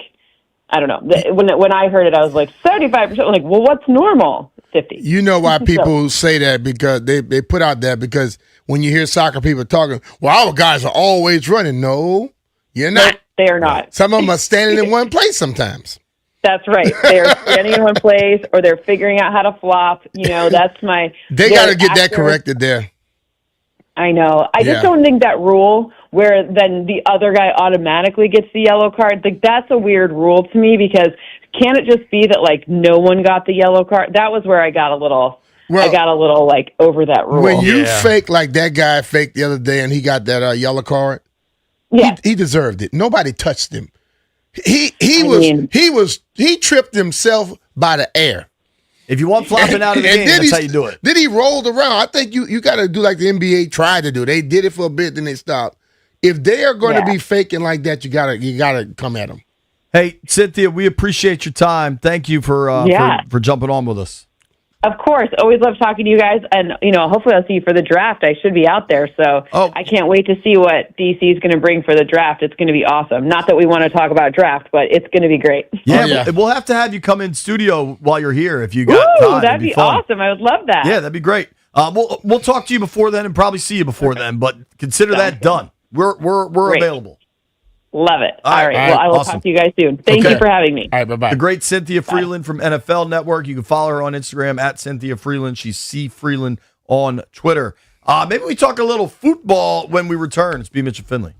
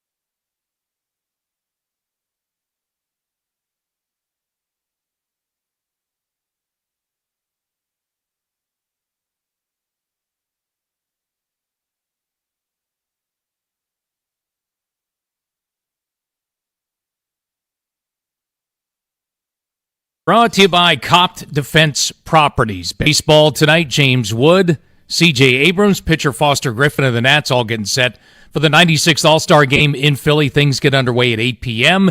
Their teammates have a few more days off, with the Nats getting things started for the second half on the road out west. Friday in Sacramento, remember, against the Athletics, 9:40 p.m.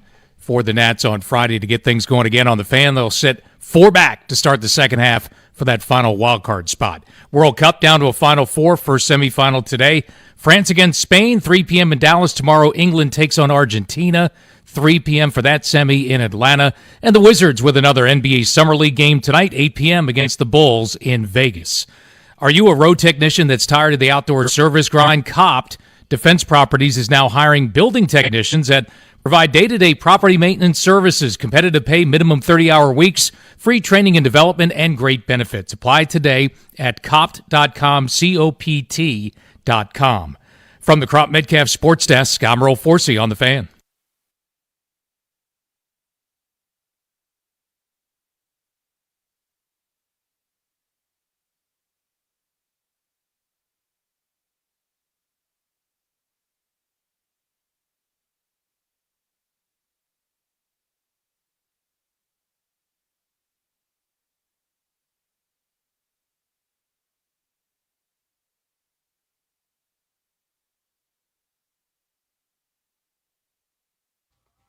All right. One of my favorite games whenever Jeff plays boy bands. I think it's going to be me. I think that's NSYNC. Is that NSYNC or Backstreet? NSYNC, you're right. Bang, got one. If you missed any of our interview with Cynthia Freeland, she was terrific. By far the best answer, as I said, Cynthia, the Cowboys seem to be a really buzzy team. And she goes, it's July. There's always buzz for the Cowboys in July. She was right about that. Do you think they get through camp without Pickens causing any trouble? I can't say. Or Jerry causing I can't trouble. say 100% yes on that. Right? Because I think the closer we get to the season, he hadn't gotten a deal, he's going to start something. Well, or if they take too long, once he get it, then he going to start something. Or Jerry will start something. Like, most organizations, the player's going to start it, and then the organization, ownership, leadership, whoever, might be starting fires behind the scenes. Jerry starts the fire in front of the camera. Oh, yes, he does. Jerry's going to do a media avail every day in Oxnard, and he's going to get asked about Pickens constantly. And the odds of Jerry saying something that will piss the Pickens camp We're off, going to deal with him when we're ready to deal with him. Yeah, like, oh, we're in no hurry. Just the odds of that, the odds of something, some little match getting put next to a box and gasoline getting poured on it are high. Oh, very much. I almost think Jerry likes it. Or at this point in his career, he might be relatively senile and unaware. But, like, I don't know. The Dallas situation is a tricky one. I did want to circle this back because we talked about the Wiz earlier in the program. And Will Dawkins, the Wizards GM, has been very forthright throughout about Anthony Davis' future being part of the Wizards. And I at least want to make sure our audience hears. This is Dawkins on SiriusXM NBA radio. What's the plan with Anthony Davis, and what do you make of all that rumors that we're talking about? Yeah, we kind of don't worry too much about that stuff. Like, AD's in D.C., wants to be in D.C., we're going to keep him there. I think the important thing for us is just building on the summer and kind of making sure we're ready to go at the beginning of the year. And he was out here with all of our guys. We had every single one of our team members here for game one. So we had all 17 guys on the roster here, and he was a big part of what we had going on, working out, leading the group workouts for our veteran players. So it'll be a fun summer. Obviously, we'll have a conversation when we're allowed to officially have a conversation, but the plan is to be big and to be strong and to be skilled. B, do you actually think they'll extend him? Very much a possibility, dog. I don't want them to. JP, I don't think they're asking you. It's very much a possibility they're going to do this one, dog.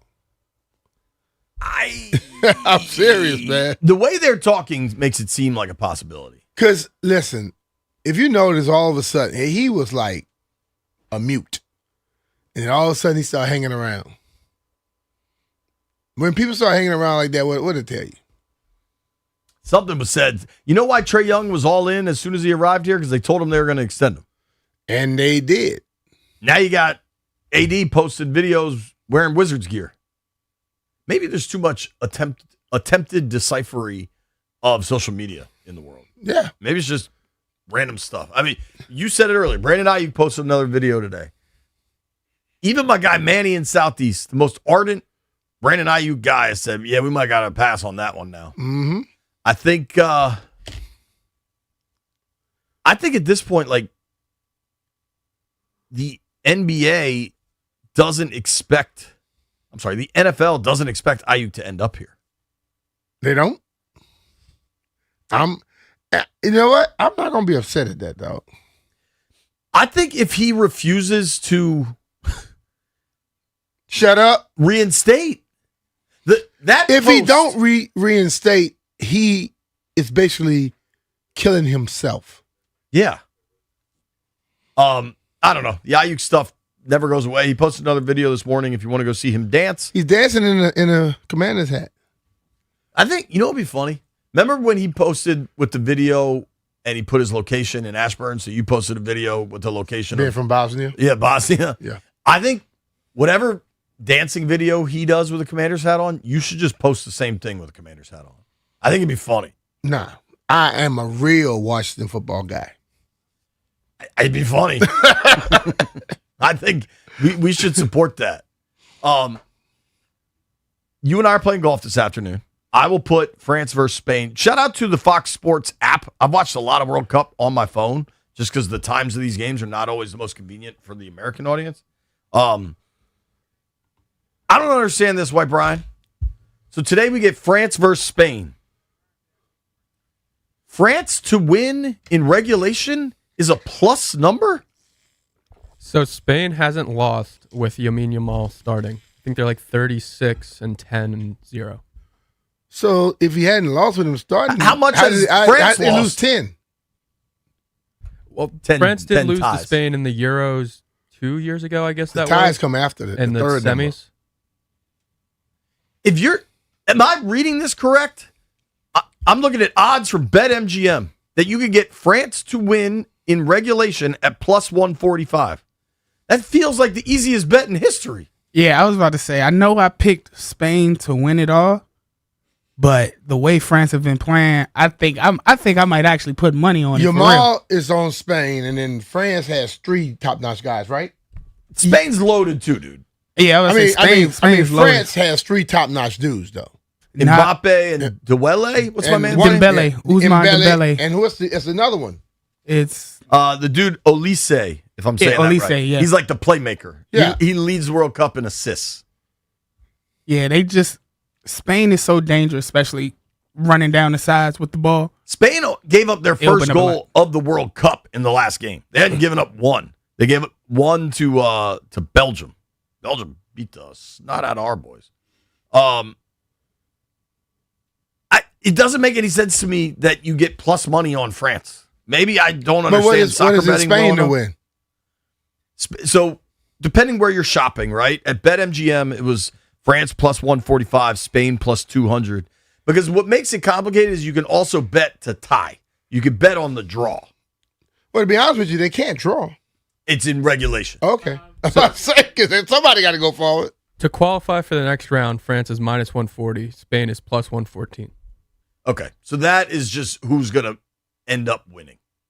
To qualify is just one of these two teams is going to advance. So that means extra time and penalties. Yeah. I think Spain's going to win in regular. I think France is going to win in regulation, which maybe means I should fade myself and actually bet Spain. And I would now take you sound confused. In the last two, I'm reading now from FoxSports.com. In the last 2 competitive meetings between these two historic nations, Spain has beaten France both times. Once in the semis at the 2024 European Championship and the other at the Nations League semifinals. However, that was over a year ago. France has looked like the much better squad throughout this tournament. While Spain has only allowed 1 goal in 6 games, its attack has been a bit stagnant as super sub Mikel Merino has bailed them out in the 91st and 88th minutes in the last 2 wins. Meanwhile, Les Bleus has scored 16 goals compared to Spain's 11 this tournament and has 14 assists to Spain's 8. Like, France is ruthless. When you watch them, they are just constantly on the attack. I think I'll be rooting for Spain, but I think Spain's going to win. How about this? Dembele to score is plus 220. Sounds about right. Mbappe is minus money to score. Yeah, minus 105. He has scored in every World Cup game. He's a magician. Yamal plus 225. Sound about right. Yamal hasn't found a goal yet. He's been close. He's had a lot of shots that just missed. But you just said when he's on the thing, they don't lose. They don't. And he don't even score? He hasn't been their main goal scorer this tournament. Ball They haven't scored a control. lot. I will not lose ever. Speaking of losers, we did make World Cup picks on the program. 4 of the 5 of us team is still alive. Jeff took Spain. B. Mitch and Stallion took France. I took England. White Brian took the United States of America. And was confident, too. Not very smart. They're going to win this year. But now, we would have busted his balls about that earlier, but we haven't seen him in 2 weeks. He hasn't worked since That's why June. he's been out. Yeah. He was just ducking Hey, the heat. baby, I can't go back yet. They going to mess with me. Yeah, baby, don't go. If that was the rule, he could Stay never with come to me. work. Stay with me. If he was worried about us messing with him, he could never come in. Pulisic let me down. He sure did. All of He us. let a lot of people down. Sure did. Now he come out to my head a fracture. When we come back, we're going to preview tonight's All-Star game. Nobody go anywhere. It's B. Mitch and Finley.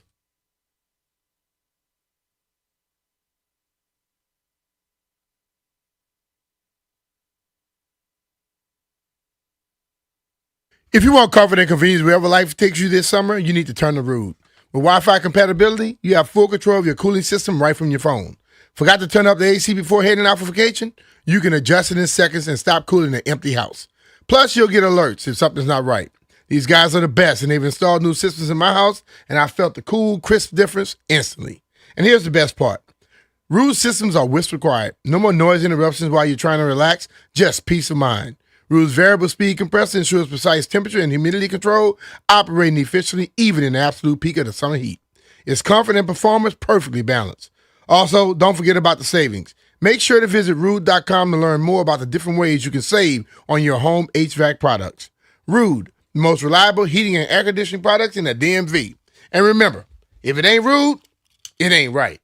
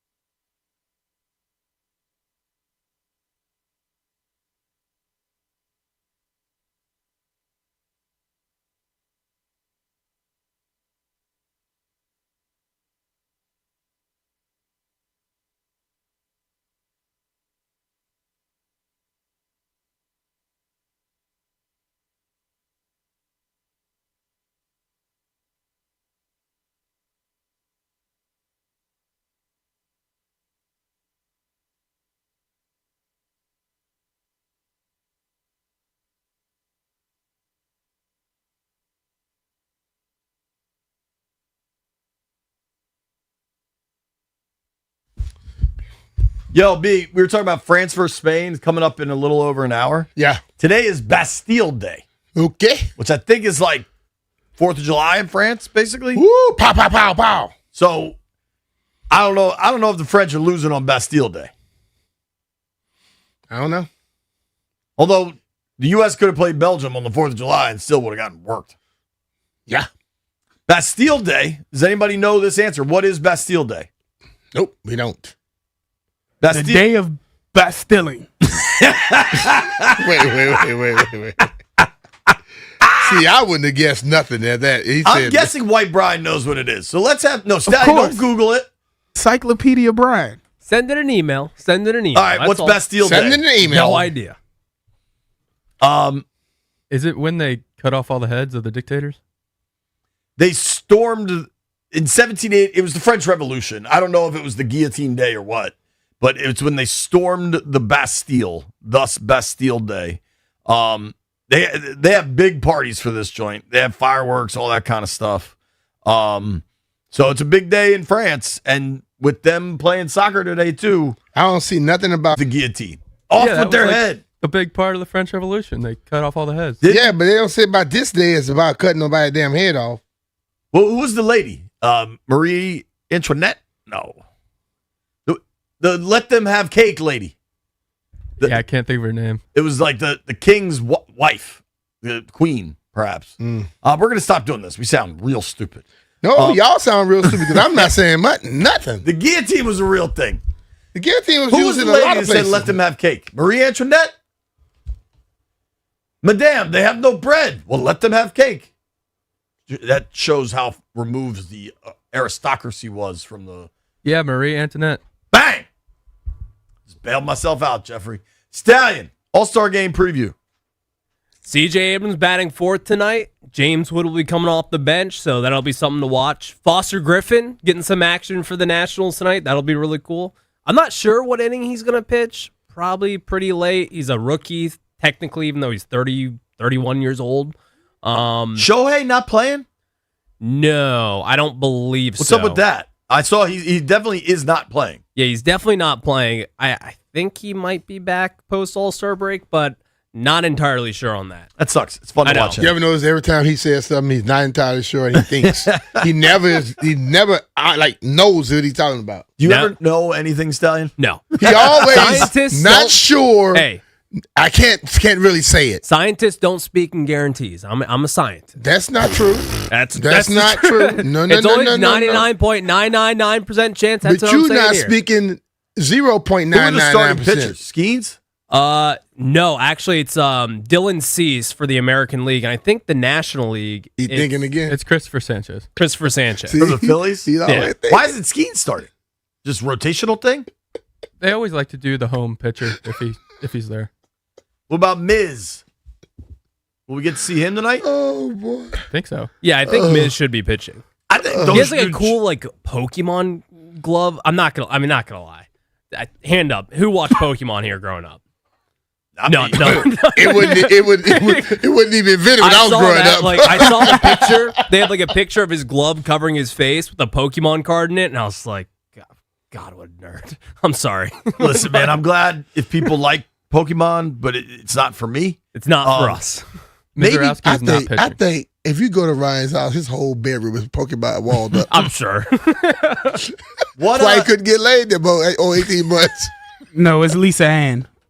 I can see some Lisa Ann posters. I don't know about Pokemon. Lord. Is that Pikachu? Is Pikachu Pokemon? Yeah. Come on now. You don't have to watch Pokemon and know Pikachu. Nah, Just a JP, cool guy. JP, no. His daughters like stuff. I don't think they're into Pokemon. Is Pokemon still cool with One kids day now? you used to ask me something about a card or something when we was out somewhere. You was talking about something about some cards. That's why I'm saying your daughters. I did? Yes. You always like Maybe in another football world. cards? The little cards they have. Oh, that was the FIFA joints for the World Cup. Nah. What are you playing, Jeff? What the hell is this? That's Pokemon. Oh, Lord. This is the You don't end- know that? So we do have a I don't. Pokemon guy. Clearly not. Name another Pokemon besides Pikachu. Charizard. I think Jeff is a sneaky Pokemon guy. No, I've been telling you Jeff was a geek since No. I met him.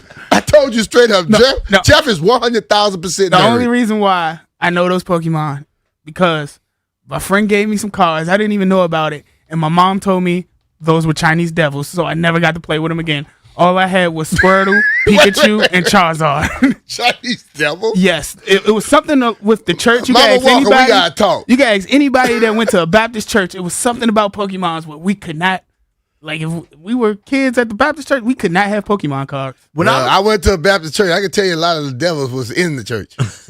Well, but let's keep moving. If you want to hear the last hour of a 4-hour radio program and the slowest part of the sports calendar, this is it, baby. Well, we got a minute and something to go. Let's get out of this. I suppose we'll make some bets.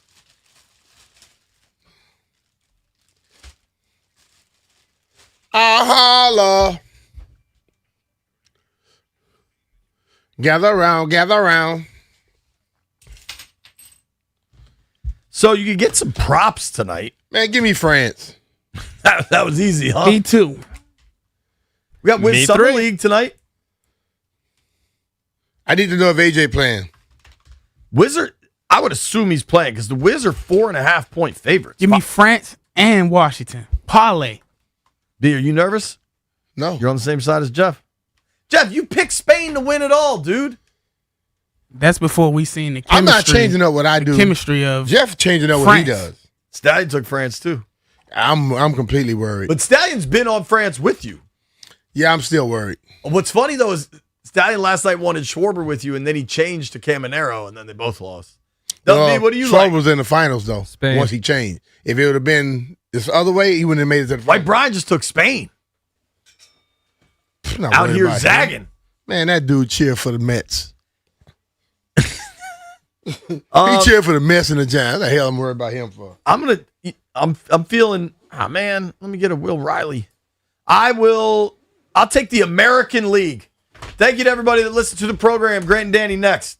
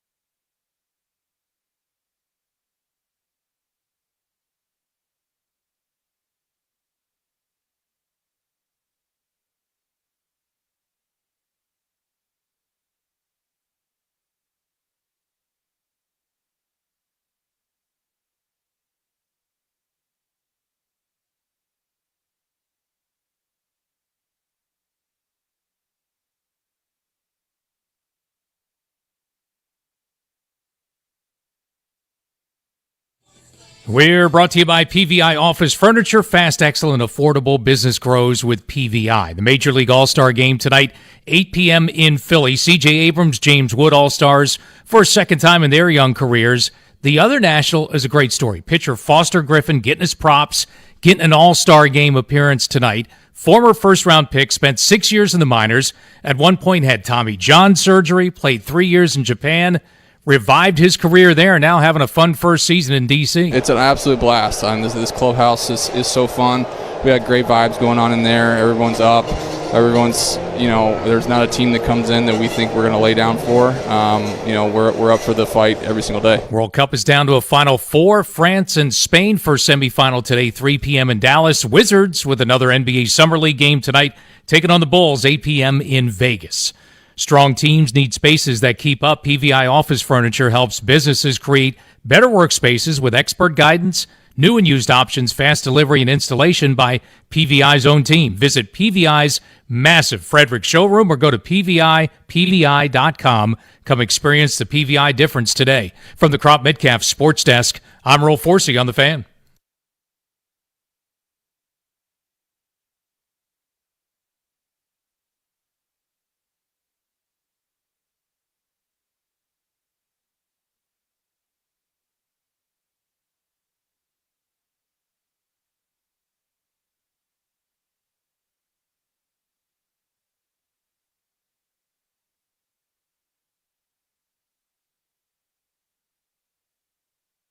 Good afternoon and welcome in. It is G&D right here on The Fan. Tobes is in for Jeeps, who's at the Midsummer Classic tonight. We got a good radio program for you guys. We will discuss a number of things. Jeremy Fowler, who was on the old radio station this morning with the Sports Junkies, had a few things to say of note. He was also on the television set and had a couple comments about Washington, a couple different prominent receivers that are oot and a boot and are free agents that may or may not be signed. We will go through some of those here in a moment. We've got the semifinals of the World Cup starting in about an hour. A whole bunch to get into. Is there enough talent on this Washington football team? The answer is no. We'll go into that in the 4 o'clock hour. Some baseball stuff to talk about. Baseball stuff. Great gift, Dad. Thanks, son. But Tobes, I'll admit it. The Derby was fun last night. Derby was fun last night. It was a blast to watch, and the format, I think, played a lot better on television than the previous one, because I saw Buster Olney was tweeting something about the number of home runs that were hit last night was somewhere like in the range of 100 total less, but it didn't really matter because you got to admire where the ball landed, and that's part of the fun of the home run derby that was lost with the timer format. It was more so about quantity versus quality.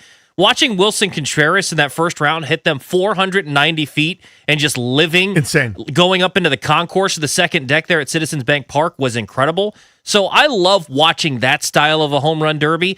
Yes, it got off to a bit of a slow start, I'll give you that, but as it went on, the drama started to build, and there's some tweaks that they can probably make to this format. One, they need to tweak the camera angles that they constantly were changing to. I think Netflix needs to learn that when we're watching a home run derby, we want to see the angle of the ball off of the bat, and we also want to see every swing. After that, show me where the ball lands, and you can cut to your crowd shots, you can cut to the teammates. Fine, don't ever miss a swing, and let me see where the ball is coming off of the bat, please. So the broadcast was not at its best, but the actual event was incredible. So I think CC Sabathia is awesome. Those were not great moments where he was like, how's it going? Great. Back to you guys. It's like, So again, I got no problem with CC Sabathia, Hall of Famer, one of the great pitchers of my generation. He's an absolute workhorse. Not a ton of sideline or reporter charisma burst energy there. Those I didn't think played particularly well. Kind of to your point, some of the camera work where they're trying to get you super duper close, like you're so tight on Jordan Walker, for example, that he's taking this nice easy swing, and my son, who hasn't watched near as much baseball as adults have, he's a young person, was like, oh, that's nothing. And then it kind of pans back or switches to a different angle, and it's gone 475 feet. Yeah. Like, to not be able to see the jump off the bat in some of those, where they're so tight, you want to see his face, but also you're missing some of what makes this cool. I know you're trying to mix the looks and vary it, but overall still pretty decent broadcast, I thought. But my complaint beforehand was they're going to take so many pitches and it's going to take forever. It still takes too long. It does. I'm sorry. 2 hours and 45 minutes, whatever the official runtime was from first swing to the last. It just is too long. There's no way around that. It shouldn't be longer than a game that has intricacy, that has different pitches and different plays and double plays and strikeouts and base runners and sacrifice flies and all the things under the sun. This is guys doing the exact same thing for 2 hours and 45 minutes. I know it's hard. You got to get through everybody. My solution to it is a simple one. Now, after the success of last night, maybe there's no tweaks. They're not going to tweak it for a while. Maybe this is just kind of it. But to me, because nobody hits this way, in the cage, you can kind of do some extended runs where you're working on something, maybe some front toss or whatever. But for the most part, you're not doing the violent full-bore swing 20 times in a row or 15 times in a row. Do it the way these guys hit BP. And we've got enough technology to keep track. So say it's Strobes, Kevin, Toby, and me in a hitting group.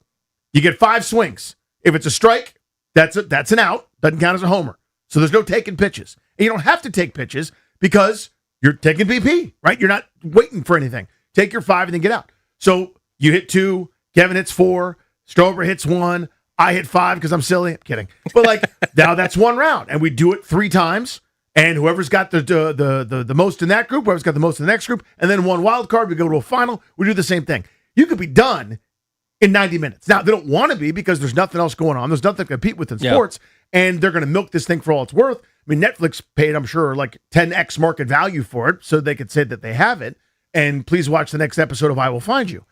But it's a way to do it that it's more aesthetically pleasing, and it's not going to take an eternity like it did. Yeah, I think there was a little bit of it dragging on at the start, but then once you kind of got into understanding what was going to happen, you didn't mind it as much. I do think there are some minor tweaks that they could make, but I think overall, the format worked much better for television. It did work. I thought it was funny. Did you see Jeff Passan?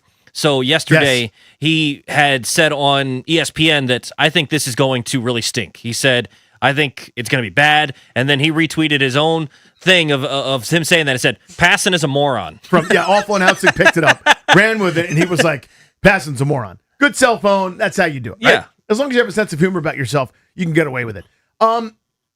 Just going around the room. Did you guys dug it? I assume last night? Home Run Derby? Plus? Yeah, I was in on it. The timing aspect, I thought, did have some exciting elements to it when they had timed rounds. But I think overall the pacing was just a lot better. Yeah. I do agree with Toby though. The broadcast itself, they've got some things to figure out. Yeah, they got some things to figure out. I feel like it's been like that the last few years with the broadcast of the Home Run Derby. It feels like they just keep trying different things and they don't know exactly what to do. Please just show me the swing. Show me the ball in the air. That's all I need. I don't need I also couldn't tell who was talking. We were going at one point we're doing a Vasgersian, Bonds, Rizzo. Another time it's totally different people. And I'm going, wait a minute, what are we doing? And that's the tough part. With ESPN, you knew who was calling it. Yeah. It was always Chris Berman, and it's such a recognizable voice. The hard part is outside of Vasgersian, you're like, is this Barry Bonds? Is this Anthony Rizzo? I just haven't heard their voices enough to know who's talking.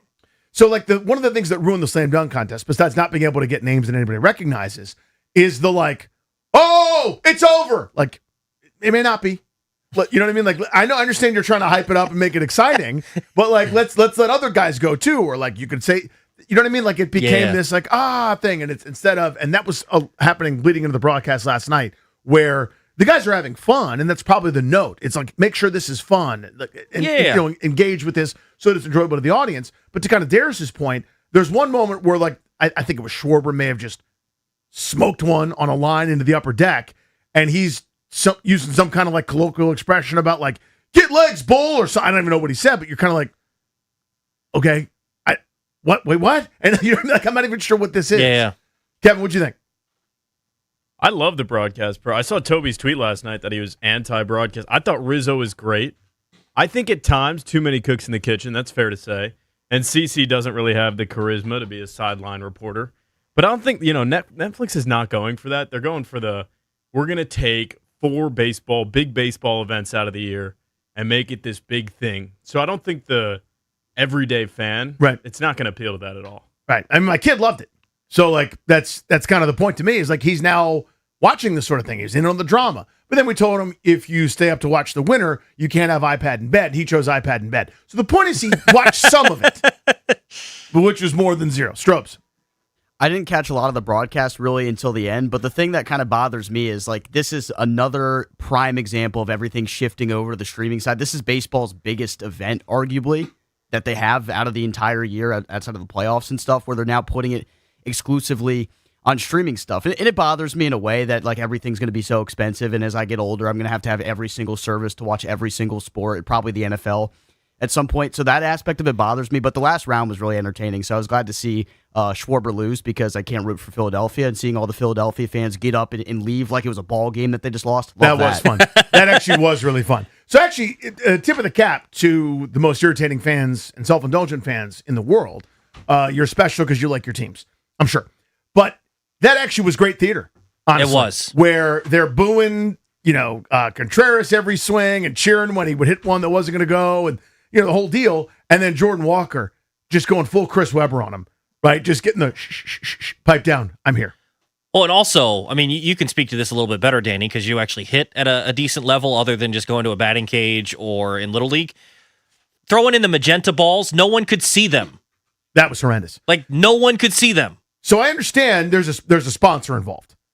I got to believe there's a better way than to do these shadow balls that, I think there were 2 homers, and not until the end. I guess Walker hit a bunch. But for the most part, nobody was seeing them real well. Everyone's kind of looking at them funky because it's unusual. We'll know it's the last ball. The umpire comes out and does hey, 1. We're looking for 1.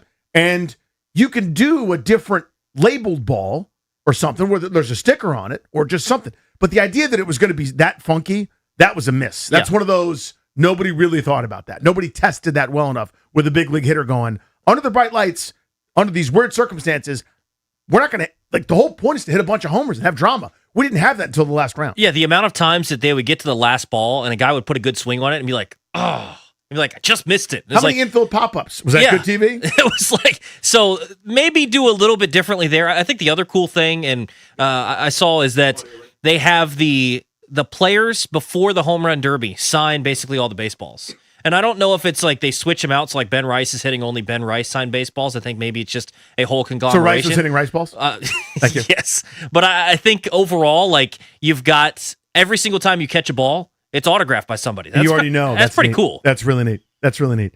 And yeah, so overall, a win. It was better than I thought it was going to be, certainly. And I pre-complained about it. I still think my methodology is the superior one. They won't go with it, though, because that would cut so much time. It would cut so much time off of that broadcast. And they're not willing to do that because they paid $1 trillion for it. Speaking of broadcasts, Jeremy Fowler, who has been providing us with some content this week. This may be Jeremy Fowler week on 106.7 The Fan. Credit Jeremy. He's doing, he did his top 10 countdowns. He did quarterback yesterday. They've got a bunch of top 10 lists among position groups across the NFL. We're going to talk about some of that later on today as well. But he also was on, I believe, what is this, NFL Live? Was that the program, Dares? And they were talking about Stephon Diggs. And which Hasselbeck is it? Is it Tim or Matt? I guess it's Tim, right? Tim's the guy with the 0.0 quarterback rating? Yeah. Yes. So Tim was speculating about places that Stephon Diggs might fit. And then it was Jeremy Fowler's turn. Laura Rutledge asked him, what are you actually hearing about where Diggs might end up? Yeah, Laura, I'm hearing he's going to have a market closer to training camp. I was told that at least 5 teams that need a wide receiver have been checking in. Now, they got to deal with some of the baggage and the headlines. They are what they are. But here's why Stephon Diggs, I'm told, is confident. He had 1,000-plus yards last year, really playing on a snap count of around 55% of the snaps coming off an ACL. He feels he's going to be better this time around. I'm looking to the DMV, Laura. That's where he's from. Commanders certainly need a receiver. I think they're looking for more of like a speed option at this point. We'll see. There are several veterans they could look at. I don't think it's going to be Brandon Ayuk at this stage. Right. And the Baltimore Ravens, they have really made a living at times signing retread receivers. Right. Okay. You're 8 years old. You come downstairs. You got a lot of Christmas presents. What is it? It's a lot to unpack. We got a lot to unpack right there. Mm-hmm. Okay. There's Washington interest. But they might want more of a speed receiver. Who the hell is that? Who in the hell is that? Here are the available receivers right now in free agency. Tyreek Hill. Okay. Is that who we're talking about? Now, he fits the speed market. Well, he did before one of the 9 most gruesome injuries I've ever seen on television. Yeah, true. Ew, gross. I'll come back to that. Stephon Diggs, Deebo Samuel, Curtis Samuel, DeAndre Hopkins, Noah Brown, Keenan Allen, Jahan Dotson, Kadero Hodge, Josh Reynolds, Zay Jones, Hunter Renfrow, Sterling Shepard, Sky Moore, DeAndre Carter, Dwayne Eskridge, Chris Moore, Dante Pettis, Brandon Cooks. Maybe that's the answer. But who among that group is the speed guy that they're talking about, that he's talking about? What does that mean? Does that mean that's what they told you? Does that mean that's your opinion? Does that mean that's based on the fact that they went after Alec Pierce and they didn't get him? What is that? This is the thing. I know most of you don't care at all. I promise you. Grant and I, for whatever reason, this puts our pantaloons in a bunch. Is this a report? Is this an informed opinion? Is this this is what I'm hearing? Or this is just what makes sense to me? Who's the speed guy, Toby? That's my first question. Who is it? I don't know, because I don't even think you would classify at this point in his career Stephon Diggs as a speed guy, so I don't know that he fits that bill. And then going through the other options there, I don't classify really any of those guys as speed guys. Like DeAndre Hopkins at points in his career has been really good and a downfield stretcher. I don't know that he was ever a big-time speed guy, but especially at age 34, he's not a speed guy. Keenan Allen is not a speed guy. Even if you get to some of the younger options like a Jahan Dotson, not a speed guy, right? So it's not like there are tons of options to fit that role unless Tyreek Hill is truly their option, which, we haven't heard any links of that. So I haven't heard any links, period, of Tyreek Hill to anywhere. But it's just odd that you go, okay, they could go Stephon Diggs, or, they're looking for something to add some speed. Well, the issue is, Danny, if they wanted speed, they could have added that before everybody else got signed. Like, this is kind of not the time, unless you're going for one of these kind of guys here that's left. I don't know that any of them classifies as speed guys. So then who the heck are they going for? Who is he talking about? Now, maybe somebody gets cut that they know is going to get cut or that thinks getting cut, and we'll have another Noah Brown situation, which I'm sure will happen anyway. That's the sport. Yeah. But I don't want that to be the plan. So play that one more time for me, Darius. That's the first thing I noticed was they want more of a speed guy. Who in the hairy hell is this speed guy? And if a speed guy is available, I'd like the speed guy. Who's the speed guy? When's the speed guy coming? Let's do speed guy now. Sign the speed guy today. Put an end to the Ayuk thing, which we'll get to in a second, and sign the speed guy. Let's do the speed guy right now, this minute. More out of there. We'll play it again for you in a sec. But the other part is clearly, here's what I wanted to jump to. Go ahead and play it again, Darius. Interest on Diggs. Yeah, Laura, I'm hearing he's going to have a market closer to training camp. I was told that at least 5 teams that need a wide receiver have been checking in. Now, they got to deal with some of the baggage and the headlines. They are what they are. But here's why Stephon Diggs, I'm told, is confident. He had 1,000-plus yards last year, really playing on a snap count of around 55% of the snaps coming off an ACL. He feels he's going to... So, here's why that's important. I mean, I know we're breaking this down like it's a Zapruder film, dude. Here's why that's important. Hearing. You heard that, right? I'm hearing. Yeah. I'm told. Then he's got a line. Again, I'm not ripping him at all. I'm not ripping Fowler even a little bit. I'm saying that's a company line, so to speak, from the Diggs camp. Clearly, right? Here's why he's confident. And it's a good point. It's what if I'm his agent, I would probably bring this up. On a snap count of just over half the plays for an offense, it really wasn't about that life. Still, top 10 in receptions, top 15 or 16 in yards last year in a fairly part-time role, only a year removed from an ACL. Mm-hmm. Okay, that's a pretty good case. Then I'm hearing there's going to be some interest closer to training camp. Teams have checked in. That's what an agent will tell you. A team's not going to be like, I think the Cardinals and I think the Ravens and maybe Washington. Adam Peters is not doing that on the phone with Jeremy Fowler. So he's heard something. Oh, he freaking heard something. Okay, you're hearing things. Then finish it. This time around, I'm looking to the DMV, Laura. That's where he's from. Command. Oh, well, did you hear that? Because he just finished telling you about what he heard. Then he says our thing. My antenna. It's up. Go ahead. Certainly need a receiver. I think they're looking for more of like a speed option at this point. What? You see what I'm saying? Yeah, throws a curveball. Now, that's I'm hearing, I'm looking. They want. Is that what they told the agent who told you? You follow that? Yeah. Did they tell the agent who then told you they're looking for more of a speed guy? And I'm just here. What do I get? Where's my thing? I don't know what to do. What do I do with my hands? Right? Mm-hmm. You everybody follow my chain is why I'm freaking out? Or am I just weird? You're all looking at me like I'm a psychopath. Go ahead and finish the clip, Darius. We'll see. There are several veterans they could look at. I don't think it's going to be Brandon Ayuk at this stage. Right. And that last one. Let me just throw this away. Let me just drop this on the ground. In several sentences, in a paragraph of hearing, the final thing that he says, so casually. What do you have for lunch? I don't know. Maybe a slice of pizza. That level of casual. I don't think it's going to be Brandon Ayuk at this stage. Mm-hmm. That's the first time we've heard that, isn't it? That's the first time that's out there from anybody. Not just opinion, not just, yeah, you'd be crazy to sign the clown shoe. You'd be crazy to sign Big Stupid. That's a NFL guy reporting on, or to a degree, 3 sentences of reporting or sharing what he's heard, then a couple things that are like they want a speed guy, different veteran. It's probably not going to be Ayuk. Those, for us, looking for scraps from that there table, that's major stuff, Topes.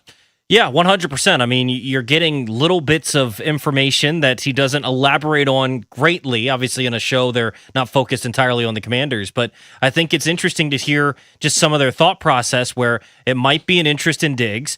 They would love to add a speed guy, and Ayuk seems to be out of the running for DC, which means that I don't know where the heck he's playing, if he's playing. And that's kind of the almost thrown away as a throwaway statement at the end there. Like, I don't think it's going to be Ayuk at this stage. So just a lot of stuff thrown out by Fowler there that I think for Washington really makes sense, honestly, when you think about Ayuk is not worth the squeeze at this point. The juice is not worth the squeeze, dealing with all the stuff that comes with Brandon Ayuk. So that makes sense that he's not going to be there.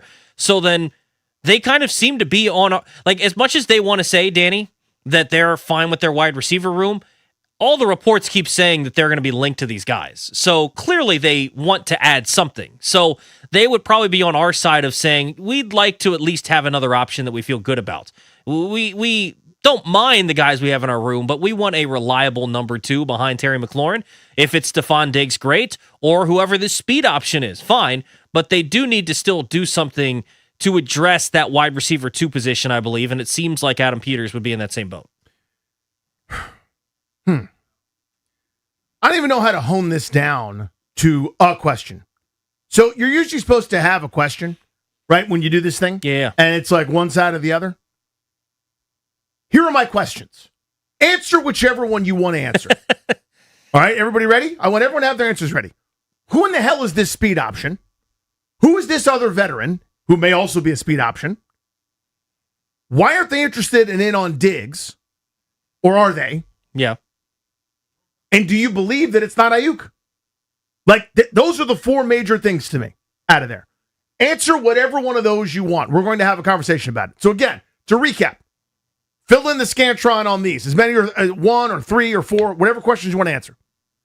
Who the hell's the speed option? Who's this veteran that might be a speed option? Shouldn't they be more interested in Diggs? And do you believe that it's not Ayuk? 800-636-1067. 800-636-1067. Quarterback on Netflix premiered at apparently 3 o'clock this morning. I haven't had a chance to watch it yet, but I will. I know you guys will too. We'll talk about that in the 3 o'clock hour. But next, your calls, 800-636-1067. Who's the speed option? Who's the veteran? Why not Diggs? And do you believe it's not Ayuk? Easy enough, right?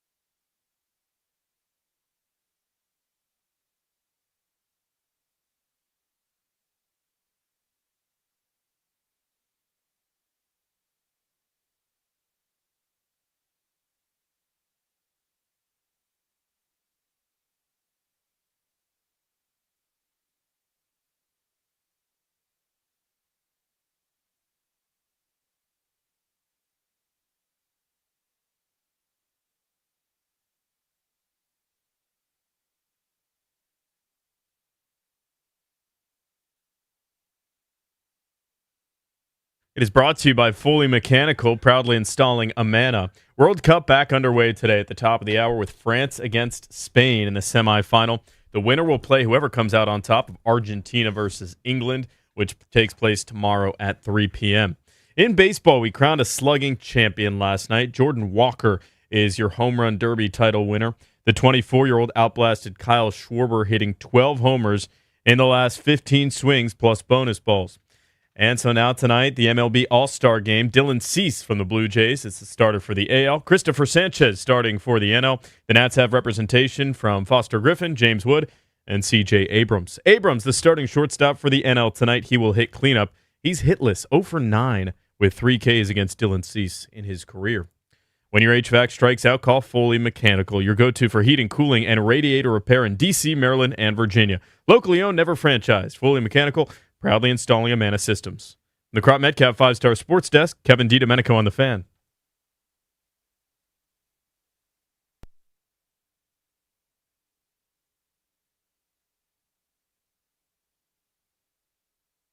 Yeah, Laura, I'm hearing he's going to have a market closer to training camp. I was told that at least 5 teams that need a wide receiver have been checking in. Now, they got to deal with some of the baggage and the headlines. They are what they are. But here's why Stephon Diggs, I'm told, is confident. He had 1,000-plus yards last year, really playing on a snap count of around 55% of the snaps coming off an ACL. He feels he's going to be better this time around. I'm looking to the DMV, Laura. That's where he's from. Commanders certainly need a receiver. I think they're looking for more of like a speed option at this point. We'll see. There are several veterans they could look at. I don't think it's going to be Brandon Ayuk at this stage. That was Jeremy Fowler on the Worldwide Leader. Welcome back, G&D here on the Fan. Tobes in for Jeeps.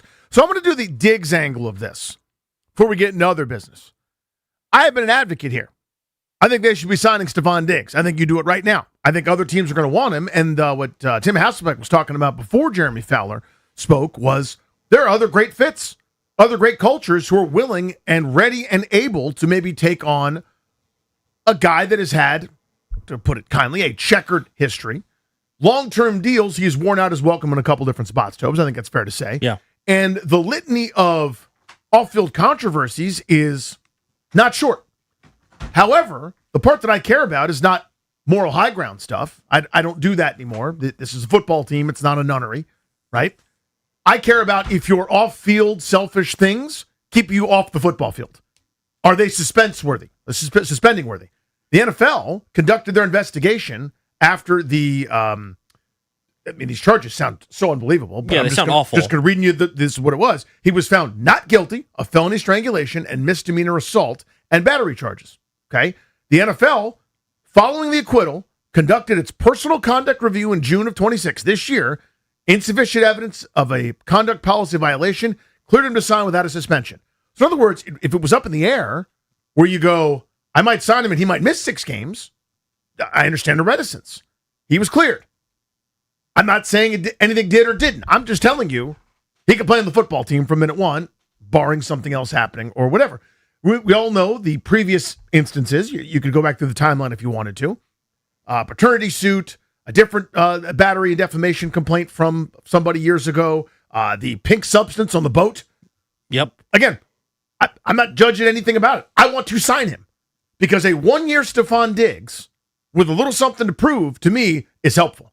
If I get in bed long term, I'm going to get burned. It's going to end badly. I want right now, this minute, right now, this minute, he can help you. Top 10 in receptions, top 15 in yards, in a part-time role last year coming off an ACL. He is better than everybody that they have except for Terry McLaurin. Why aren't they in? Yeah, and I think I completely agree with you that, look, I don't love some of the stuff that's happened in his past either, and it's not suspension worthy, apparently, according to the NFL. Some of the stuff that has happened, or it's already gone past. And so if that is the case, and you can bring him in just strictly to play football, I actually would have been out, Danny, if this were last offseason, because I didn't think you could bring him in and there wouldn't be drama. And yet every single Patriots person that has come on this radio station since he was released after the season that's talked about him has talked glowingly about him as a football player. Again, not as a off the field and some of the we understand all of the baggage that comes there. But in terms of what he was in the locker room, to his teammates, the leader he was to the guys on the football field, the way he was able to work with Drake May last season and build that rapport and a quick build up as he's still coming back from that injury. You heard Jeremy Fowler point out that he wasn't playing a full complement of snaps and still went over 1,000 yards last season. He was productive. You can go back and watch the tape. He was productive. And I understand some of the argument too of, well, he's more of a slot guy at this point in his career, and you already have a bunch of slot guys. My point is you just need football players. You need guys that you can depend on. I don't really care where they're supposed to play. I will give you all the ingredients. David Blau, figure it out. Right? That's kind of my job here as Adam Peters, because of the fact that I've backed myself into a corner where I don't feel like I have a reliable second option behind Terry McLaurin. And so I'm going to give you what you can have and what's available right now, and then you figure it out. And to act like you can't find a way with stacks and bunches and motions to make it so that, yeah, maybe he's more of a slot guy at this point in his career. Okay, he can still play outside if I put him in the optimal spot so that I can help him out so he doesn't have to deal with press coverage. Same thing with Antonio Williams. They can use all these guys in different ways. And by the way, you know who else is going to play in the slot sometimes this year? Terry McLaurin. They're going to move people all around. So I'm not worried about this archetype. He only plays in the slot. I think they can figure stuff out. I need productivity at this point. On our 8U flag football team, the Lions this past year. Now, our undefeated reign finally ended at the hands of the Panthers, and then the Chargers back-to-back weeks took us to the woodshed. Both those teams kicked our butts. But when we're playing, kids that are our peers, and this is, by the way, the exact same as the NFL, right? These 8U flag football kids, okay? But you got a couple kids with overlapping skill sets that are quick and fast and good with the football. That's not a bad thing. I know we think of this world, the defense has already gone through this metamorphosis, Tobes, where, well, he's a safety or he's a linebacker. Not anymore. Scott McCool's not a football player. This dude might have some skill set that blends well to the slot or lends well to the slot. He might have some outside too. We talked about this with Jahan Dotson years ago before he disappointed everybody and then betrayed us. and it was terrible. But I don't care exactly what you are. It's good. Because if everybody thinks that this is the slot guy, then there's another guy, then this guy goes in motion, who's covering whom? You have advantages. You've got skill sets. What a slot guy really just means, to me, is someone that can get open in tight spaces, right? So, yes, Diggs may not be the 1,500-yard downfield juggernaut anymore. I guarantee he can help you. I guarantee it. I guarantee you he's better than everybody else they have except for McLaurin, who's got a slightly different skill set. I want that emphasized. I want a set where Terry is on the left side, the Cliff Kingsbury Memorial side, and he goes in motion, and now all of a sudden, Diggs is in the slot on one side, and Williams is in kind of a tight split on the other. McLaurin goes to the outside of the other side of the formation, and now defenses have to communicate and choose. McLaurin's running one way, Diggs is running kind of an underneath, and a defender's either biting or not biting, and then you got a Conco. I want that confusion. I want defenses to have to deal with me. I'm not worried about De'Ami Brown, or I'm not worried about Treylon Burks. He's going to go 7 yards and turn around. Big body, he can help you. But come on, man. There is 85 catches coming off an ACL last year. 85 catches. 12th most in the NFL, a year removed from the ACL. Now, if you're counting on him for multiple years, and that's what he demands, then by all means, let him go sign with somebody else who's more desperate than you are. They have so much cap space. We're going to talk about this later on in the program. They only have one guy that's going to end up in the top 10 at his position when they do these rankings of all these different position groups. They are in dire need of talent influx. To your point, I understand there might be some overlap. I'm not going to let a third rounder that I hope will be good say, I can't possibly sign this guy because he might help me because I have Antonio Williams, with all due respect to him. Well, and that's the thing, too, is if it stunts the growth of Antonio Williams, I don't think it will, by the way. Yeah, I don't believe that. But even if it does, okay, you're trying to win football games this season, right? Like, what is the goal here? Because I think this is maybe a discussion we should realistically have with fans, because I think this could maybe shape some of the discussion, Danny.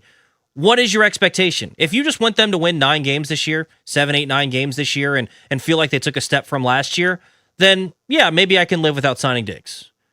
I don't want that. You gave me the taste of what this can be in year 1 with Jaden Daniels. You can go to the promised land almost with that quarterback playing at an elite level. So help him out. Give him the tools necessary. Build up the defense, which they've done a better job of this season. but also give him the weapons so that you feel like you can go to that next level. So you gave me the taste. If you're fine with just barely taking a step forward and you're all about development and you're treating this like what the Nationals are doing this season, then yeah, maybe I'm fine without Diggs. But I'm not for that. I want to see this team get into the playoffs. I want to see them win a playoff game, 2 playoff games, get into the Super Bowl, maybe. But, if Jaden Daniels is playing like Superman, like that's what I want to see. So if that's the case, I can't rely on, Treylon Burks is going to have a career year this year. That's going to be the answer.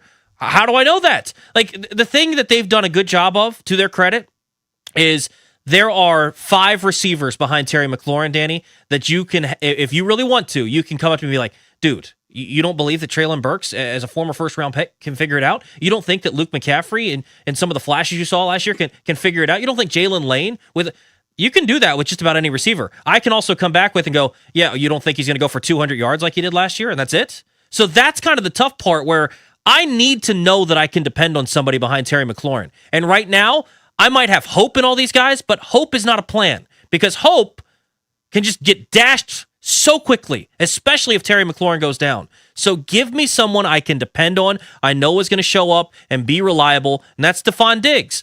I also don't think it's Brandon Ayuk, by the way. If they wanted to go that route, I would not have been in on that. But It kind of sounds like they're out on that. But I do think Diggs fits right into that role, steps in, helps you. He's not a long-term option, and you live with what happens this season. But I'll take that right now. Yeah, a longer plan was going to happen later. You couldn't fix everything this offseason. And I understand that you went after a long-term answer in Pearson. He didn't sign here. I get that. That's not your fault. You did what you were supposed to do. You can't just spend to spend. But you've got so much cap space. You've got a quarterback on a rookie deal. You've got a talent deficit. Come on. We'll talk more about this later. You mentioned the Ayuk part of this. 5 o'clock, we'll do kind of a part 2 of this Fowler audio. Is it true they may be out on Clown Shoe? That would be really, really important. Things I want to do next, okay? The television program Quarterback debuted on Netflix at 2 a.m., 3 a.m. or something like that last night. Haven't had a chance to watch it yet, but I know we will consume it voraciously at the earliest possible moment. What are you looking for? What do you want to see? Plus, Position Group A Day continues. 3:25, we'll talk about the interior offensive line. But next, your Final Four is set in the World Cup with kickoff here about 20-some minutes away. It's kind of chalky. Is that weird to anybody else? Next on The Fan.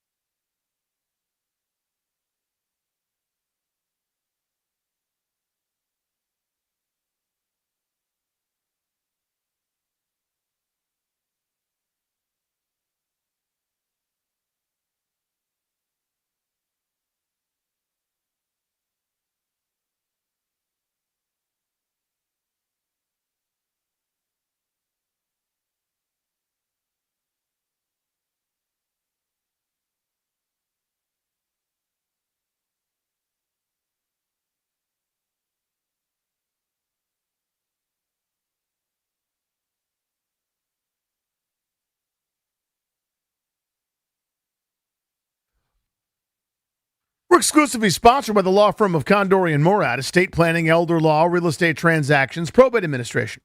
Their attorneys are always there to protect you and your family's assets. Schedule a free consultation with their team today by visiting KM Lawyers, and be sure to KMLawyers.com, and be sure to let them know that we sent you. That's KMLawyers.com. Welcome back. Tobes in for Jeeps. It's G&D here on The Fan. Quarterback comes out, or came out, I guess. If you had a chance to watch it, I'd love to hear from you. But for the most part, most people have not. I can't wait to watch it when I get home. We'll talk about that at the 3 o'clock hour. Wanted to spend just a few moments kind of touching up here, putting a Riddick on the World Cup, Tobes. We're about to kick off here. Looks like Spain and France is our first one, first semifinal.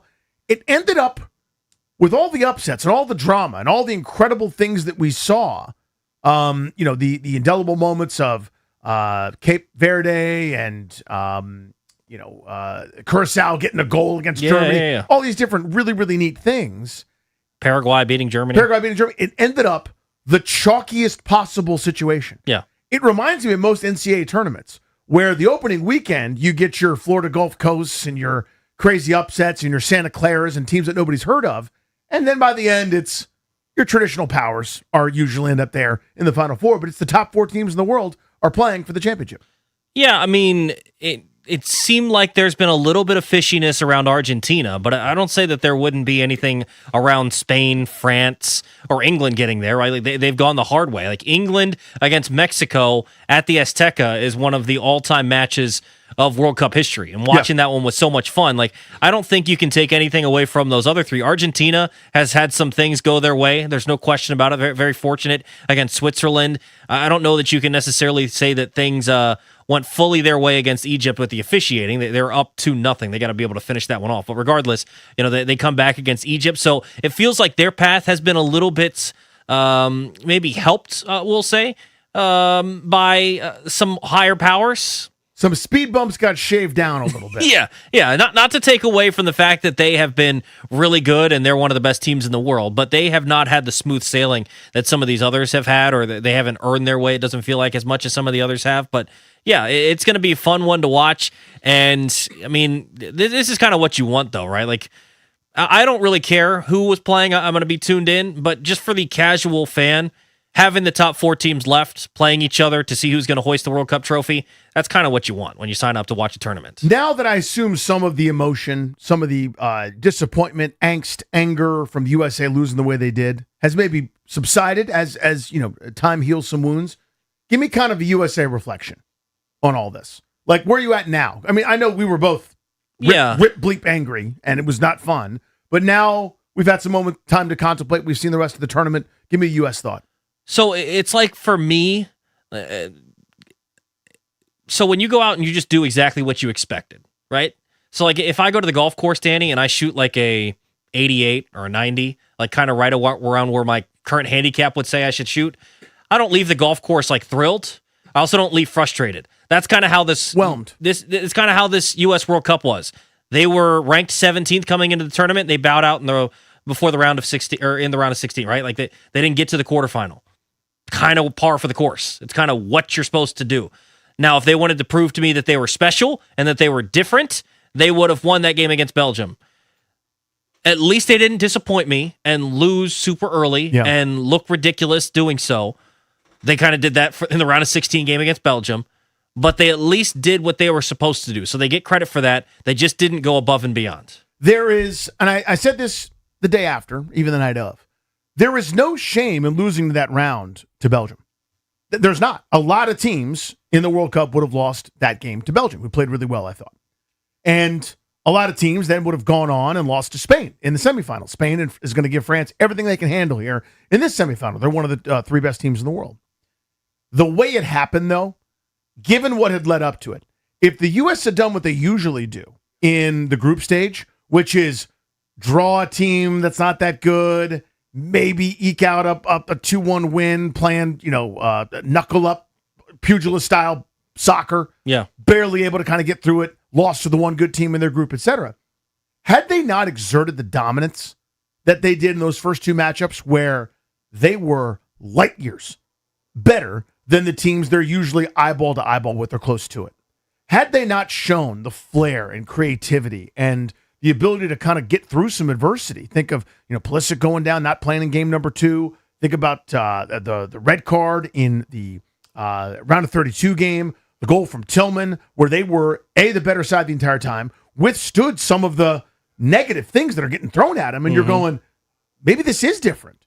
Because before it wasn't different. It was, the plucky American spirit. Let's be the underdogs, and let's see what happens against a game Belgium squad. No, this was a different feeling. So the letdown was different for me than the normal, we lost and the thing's over. So again, you're talking about one more game where I don't think they beat Spain. I think that was never on the table. Would have loved to have seen it, though, just to be in that round of 8. But at the end of the day, they're not here. They're not at, I don't mean like they're in the semifinal. I'm aware of that. They're not at this level. Very few countries are. And that's kind of my final thought on this, is as much fun as we had watching Norway, as good as Morocco was throughout this tournament, as good as Switzerland was, a number of these teams that kind of captured the attention of the world, it's the Big Four. The top 4 teams are here, and there is a gap. There's a moat between them and everybody else. So I don't know. It's not a clear, succinct feeling, but it's a complicated, layered onion set of feelings that I have about Team USA. It's not complicated how I feel about the show quarterback. I love it. It's back. We'll talk about it next.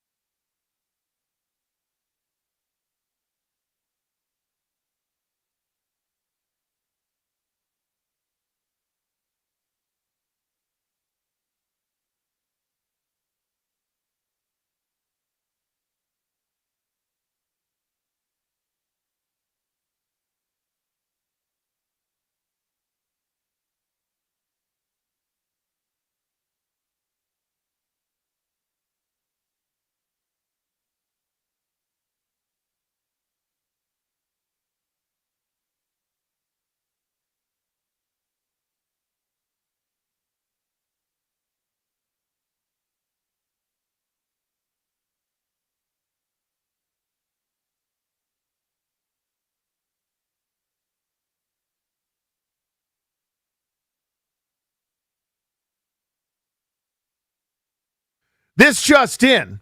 Welcome back. Grant and Danny here on The Fan. A special greetings and salutations to the capital of the Commonwealth, in and around the Richmond area, 910 The Fan. Worldwide on the Odyssey app, Toby in for GP. Via our guy, Josh Robbins. Washington Wizards have decided to shut down A.J. Debonsa, Trey Johnson, and Will Riley for the team's final 3 NBA Summer League games. Washington Wizards Summer League coach TJ Sorrentine told The Athletic. Boo. Story here. Wah, wah. Now I'm fine with 2 of those. No. Oh, no. Is that an oh-no? Yeah, it could be. No. Yeah, I mean, you're saying it is. I'm bummed about it. Yeah, I don't know that it's a tragedy or anything. I That'd be fair to say. Thank you, Coach. I would prefer them I'm sad. to play. Say that. I'm sad. I'm bummed. How about that? Yeah, I mean, I can tell you what I'm not going to be watching tonight. Wizards Summer League. Respectfully. I wouldn't say that. Yeah. I'm going to miss that one. Yeah.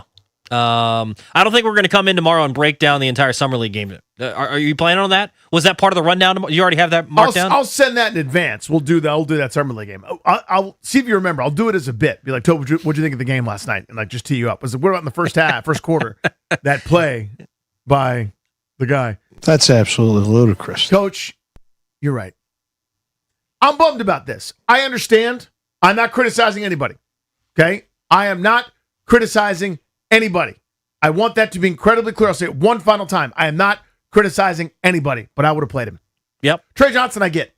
Will Riley, I get. Yep. Completely agree. Those guys have done, I want you to show up and show that you've done the homework. Did you do the reading? You did?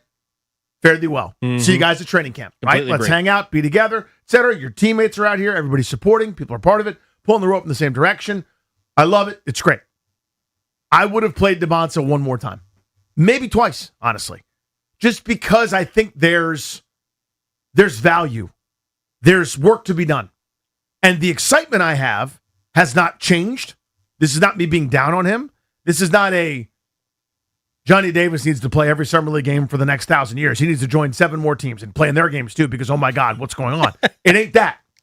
This is there are more teachable moments to be had here, and we have game film where we can do it. I understand you guys will get your hands on him in training camp, and you'll work tirelessly and relentlessly. You know what needs to be improved upon better than I do even, right? I get it. You're professionals. I'm a pudgy zilch.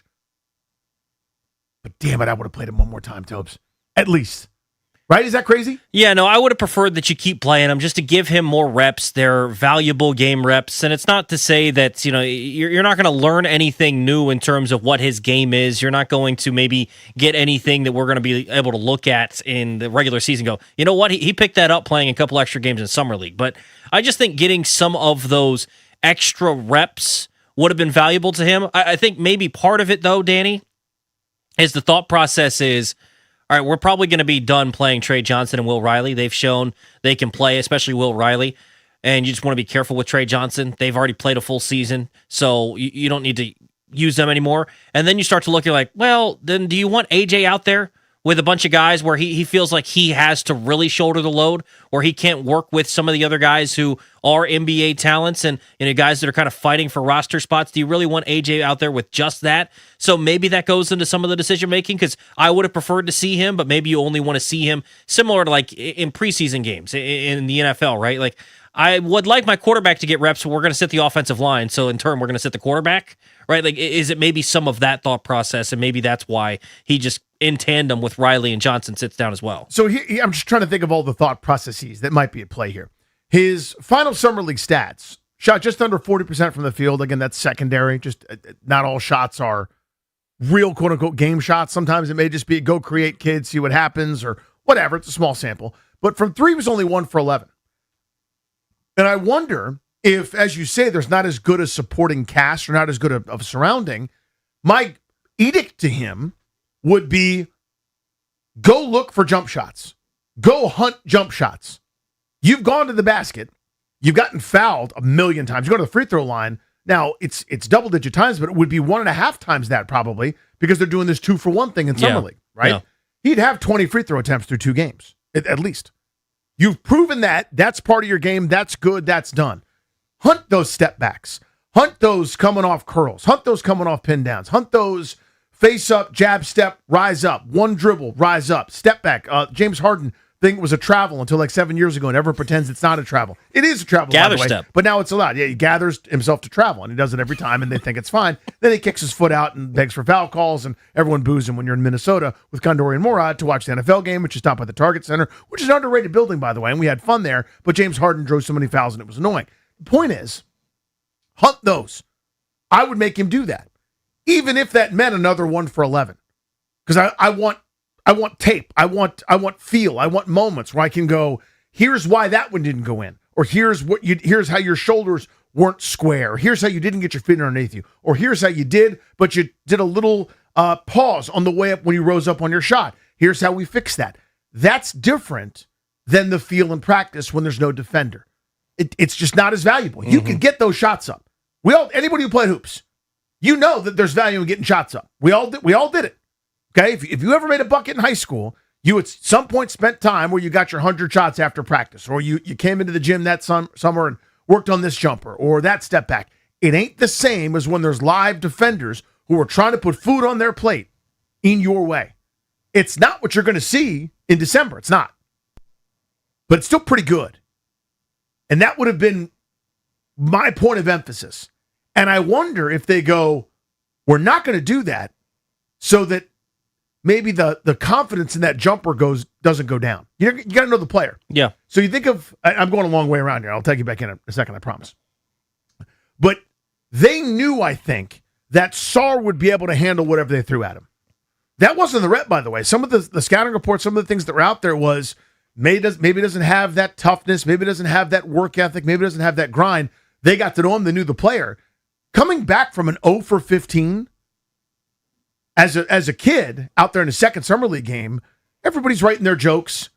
You know, like Jimmy Kimmel's doing 2 minutes on it. I mean, it's a thing. You got to know that the kid's mentally tough enough to be able to deal with it.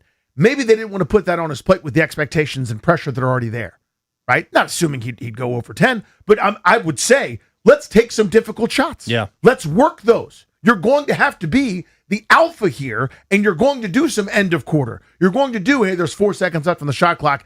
Nothing happened from our offensive set, but we got Debonsa, so go ahead. I want those reps for him. And maybe they don't want to shake the confidence.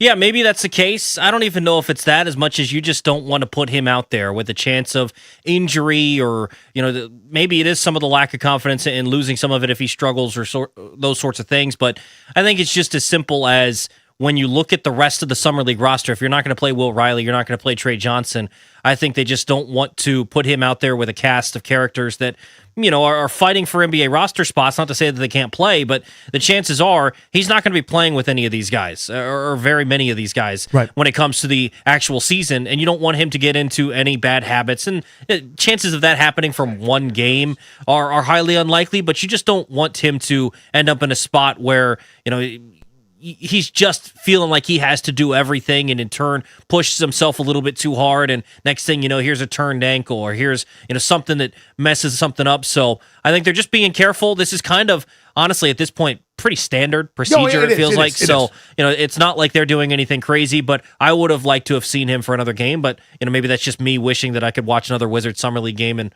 watch AJ Debonsa one more time before the season starts. I think it's a big part of it for me too. Locked on Strober. Am I off base here? That I'd like him out there for another game, not just for my own enjoyment? I can see the point. The one thing I'd be interested in seeing, and I wanted to see, was them utilizing him a little bit more off the ball, maybe simulate something that's a little bit more realistic to what the regular season will look like. He's going to get his touches. He's going to get downhill in the regular season. We understand that. We know that he can do it now. That's great to see. But if you're playing in an offense that has Trae Young, obviously, at the centerpiece as the point guard of the future for this team, he's going to have to learn how to be a basketball player. He's going to have to learn how to be a mover, be a cutter, and do some of those things. We didn't see a lot of that here in the Summer League, and now the understanding maybe I could see from their perspective, they just don't have anybody I think they can count on to get him the ball so he can work on some of that off-ball stuff, because maybe they were using Will Riley a little bit here as this de facto point guard to kind of experiment with that in the first couple of games here, but now that he's not playing, now that Trey Johnson's not playing, I just don't know if they have a reliable option to really utilize and try to work on some of those skills for Debonsa. So maybe that's the rationale for it. I would have liked to see him play one more game, kind of selfishly, though. Yeah, I understand my desire is selfish. And again, if you're just tuning in, I am not criticizing the team the organization for making this call. If you're just joining us, no Will Riley, no Trey Johnson, no AJ DeBonsa. They've been shut down for the rest of Summer League. This is now standard. This is what's done. This is not me being critical. My retort to you, Strobes, is I need to find that out too. In other words, can Reese Beekman be on my roster? Can he get the ball to the guy? If not, now I know. And I have a hole to fill potential. I've got a different two-way that I'm working on. I want Akpar to be able to play with DeBonsa. So let's run some screen stuff off the side. Let's run some side action there. How are you rolling? How are you being able to rescreen? Can you do a couple things in that regard? I want to see that. I want to see if some of these guys can eventually be in various roles for me for my supporting star. Because this is the star. This is the moon, or this is the sun here, and everyone else is going to rotate around him. Right. Do you think they're just a little worried that if DeBonsa is on the floor, he'll just have the ball too much because maybe everyone else is going to be deferential to him? Because I noticed that a little bit in the games. Everyone's like, AJ, where are you? Come get the ball, dude. It's your time to shine. Maybe they don't want that because they want to see more of the stuff on tape from everybody else. Entirely possible. And again, I'm trying to think along with them. But what do you think about my view where I'm going, I've seen the point you're talking about. Playing some bully ball, getting downhill, using his body lean, getting fouled, being athletic, going to the line, check. Yes. Oh my God, we got it. I'm now saying, go hunt some of those jumpers. Let's get some film of those, right? That's one part off the ball, but it's also they're going to look like bad shots, and maybe there was some outside noise. They want to protect them from that. I think you're right about that because the jumper stuff, like maybe there is a confidence factor to it if he just kept on missing. But one of the things I saw in like a graph is like what qualities actually translate from Summer League to real NBA play. And one of them is 3-point attempts. So he attempted a fair volume of 11. 5.5 per, yeah. Yeah, so that's not bad. So he's going to shoot them at the next level. At least that's what the precedent says based on everything else that's happened in the Summer League over the last couple of years. But maybe they just got to the point saying, you're 1 for 11 right now. Let's give you some time to refine some things with your jump shot in the offseason. Preseason, you can work on it a little bit more and be ready to go by the time it's October. I like it. I'm bummed. You got a reaction to it, 800-636-1067. 800-636-1067. No DeBonsa, no more Trey Johnson, Will Riley. Those the second-year guys, yep, totally fine. Yeah, totally makes sense. They did what they're supposed to do. Homework is done. They've already got a rookie year underneath them. Go back to the lab, keep working. Trey Johnson, especially to me, looked like the Trey Johnson I thought we were getting. I think last year we underrate how banged up he was and and hoping those things are behind him. Remember, you've seen a number of two guards come through here. Bradley Beal comes to mind as well, where you've got some of these issues that are kind of slowing him down, nagging things, these minor leg whatevers, and like a micro fracture that could lead to something worse. And then eventually put all those things behind him, being able to train at the highest level and turned into the guy that leads the league in minutes, for goodness sakes. Mm-hmm. So I'm hoping that's kind of the case for Johnson as he turns the corner. But he looked strong and explosive. Yeah, he was fun to watch. And then Will Riley, I think he just showed you more of what we saw as the season continued to progress, where he's just so impressive. And his ability to do so many different things at his size, his ability to score the basketball, you saw that his last time out with 32 points. But then, his ability to facilitate as well, handle the ball at 6'10". I think that the ceiling for him is so high, and maybe we slept on how good of a player he can be, because what you saw at the beginning of the year where there was a little hesitance, and I remember talking to you about it, just some of the stuff that you saw at Illinois that you're like, all right, well, these are some of the things I'm a little bit worried about. But then as the season wore on and he started to get more comfortable and you were able to develop him some, I mean, he looked like he could be a real player, and he's someone they got something there. When you look at like the bunch of wings that they have, like they're going to find spots for Will Riley because he's already jumping ahead of some of the other guys that are in that core of the wings. Yeah, I've talked about this a million times. I missed this one. That's one of theirs. Like, I talk about with the Nats. If someone asks a question, they should go, I'm sorry, Curtis Meade, Foster Griffin. Anyway, but my question, in response to your question, we know you don't know. Yeah. I saw probably, again, I'm not a scout. I don't claim to be. I saw, I think, 9 or 10 Illinois games that year. He's coming off the bench. I saw him go 0 for 12. I saw this thin passenger. I'm watching for two other guys that they had that I thought were pro prospects. And they said, Will Riley. I went, this guy? That's the guy they wanted? Him? They were right. He is cold. He's got that. We're talking to Glenn Concert about this yesterday. He compared him to George Gervin, which I actually think is a really good one. But it's that kind of body slither. Yes. Right? As you're going to the rack, despite not being the bull, not being that huge and strong where you're going through contact, he's kind of gliding across contact and around contact and has that lean and can recenter really well, can rise on people, handles better than you think. He's got a pretty versatile offensive game. Eventually, I don't know what he is on defense. I saw they put out a video of what he was working on, defending guys with his chest, aka getting his body into him without pushing and being able to cut guys off. And, obviously still got to get stronger to be a 35-minute-a-night NBA player. Yeah. But there's something there with that guy for sure. But anyway, back to the bounce. You got a reaction to it, 800-636-1067. I'm bummed we're not going to see him anymore, but I get it. I think that's ultimately what it is my own disappointment. But we've got the 2 games of DeBonsa now in the database. What'd you see? What'd you like? What does he got to work on? What do you not like? 800-636-1067 is the number. 800-636-1067. He's on ice now until training camp starts, then until we get some preseason stuff, till the season starts in October. We don't get to see any AJ DeBonsa anymore. Give me kind of your unload the notebook here. What'd you like? What does he need to do? Yeah, so some of the things I liked is ease with which he could get to the bucket. I mean, it just did not look challenging at all for him with the ball in his hands to get downhill, get to the rim, be able to finish through some contact, draw fouls. That looks like that's just an innate thing. And sometimes for those, that feels like something you either have or you don't. The ability to draw fouls and those sort. You can work on it to an extent, but some guys just have that ability, and it's not the SGA way where you're flopping around. Like, he's getting fouled. He is getting downhill and getting to the foul line. So that's part of his game. That's going to be a big part of what he does, and you could see that in Summer League. I liked his ability to rise and fire from the mid-range, which we already knew coming out of BYU.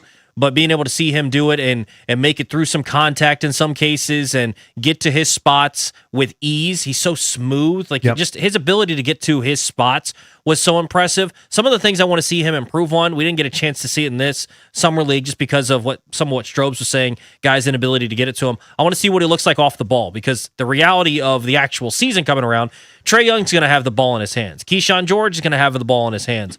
So what does he do when he doesn't have the ball in his hands? I want to see that. And I still think defensively there's a lot of work that needs to be done there. Yeah. So that's something that you'll need to see. But basically every reason that I wanted him, I saw in Summer League, and then some of the flaws also showed up. So it's just, you saw, it's always good to see it translate into the Summer League. It's more so alarming when you don't see it than when, exciting when you do see it, but it was good to see what he was able to do in those couple of games. I'm with you. Pretty similar assessment. There are advanced defensive principles that I certainly didn't have, by the way. I get really tired easily, and I'm waiting for my turn to shoot. But advanced defensive principles that you simply need to play high-level, man-to-man NBA defense that he has not done yet. And that's not his fault. He will do them. They will emphasize those things. Because he's already stated, and hopefully it's not just lip service, if you'd like to be the true honest-to-God superstar, which I do believe he does, it includes that. And you're not going to do it every possession. The greats to ever play this game had those faders. They could go up and down when they needed to. Think LeBron, think Kobe, think Jordan. Now, Jordan was such a crazy person that he could have seasons at a time where he goes, not you, and you don't get to score because he's locking your ass up. But for the most part, there are times where you go, okay, I can take this possession a little bit slow. I'll trail on defense. Guys will help for me. I've got to bear such an offensive load.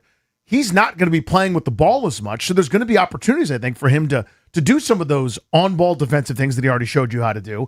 But then those switches and some of those runbacks and some of the scramble things that have to happen, they will teach those concepts. That's coming. That's not he needs to work on that. They're going to work on that. Yes. That's part of it.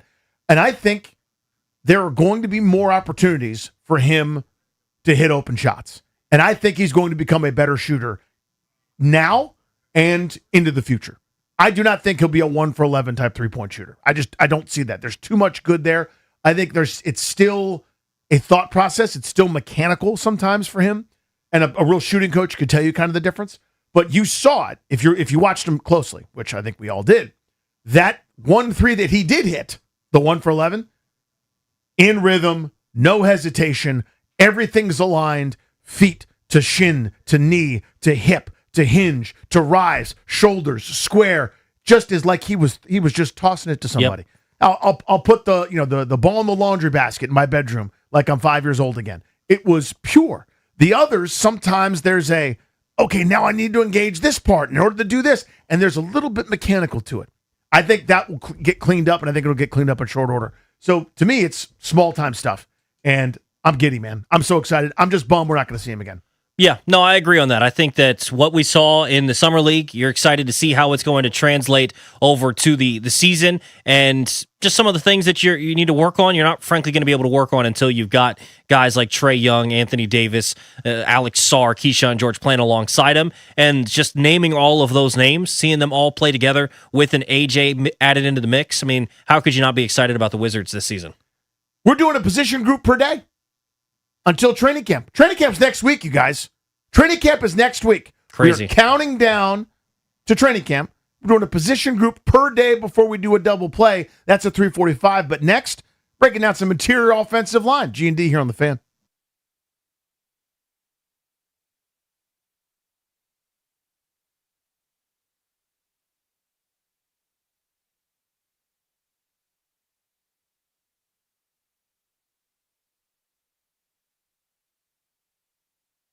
What's up, guys? Andy Rouillet here. $30 million in guaranteed prizes. Cash in this football season in Las Vegas with 3 Circa Sports contests. Entry starting at $1,000, all with no rake. Circa Million, 18 weeks of point spread action, 128 ways to win. Circa Survivor, pick one winner each week, last one standing wins. And Circa Grandissimo with a $100,000 entry. Enter Nevada, play from anywhere. $30 million guaranteed. Visit circasports.com for details.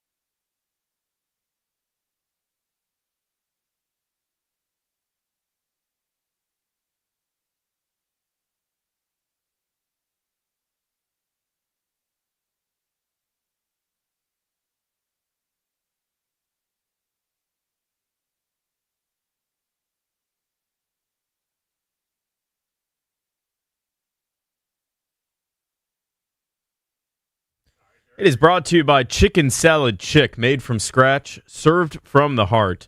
All right, breaking news here in D.C. A.J. Dubonsa will not suit up for the Wizards tonight in their Summer League game.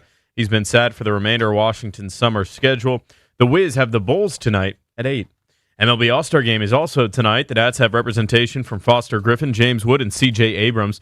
Foster has been one of the best arms in the big since June 5th, a 1.25 ERA, and he's 4-0 since then. C.J. Abrams is starting at shortstop and hitting 4th tonight for the NL.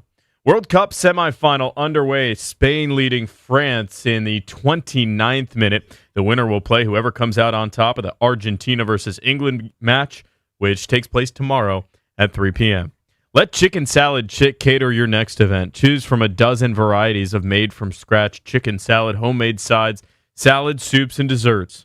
From office meetings to bridal showers, our sandwiches and platters, specialty trays as well, are perfect fits for the occasion. For more information, visit chickensaladchick.com. From the Crop Metcalf 5-Star Sports Desk, Kevin DiDomenico on the Fan.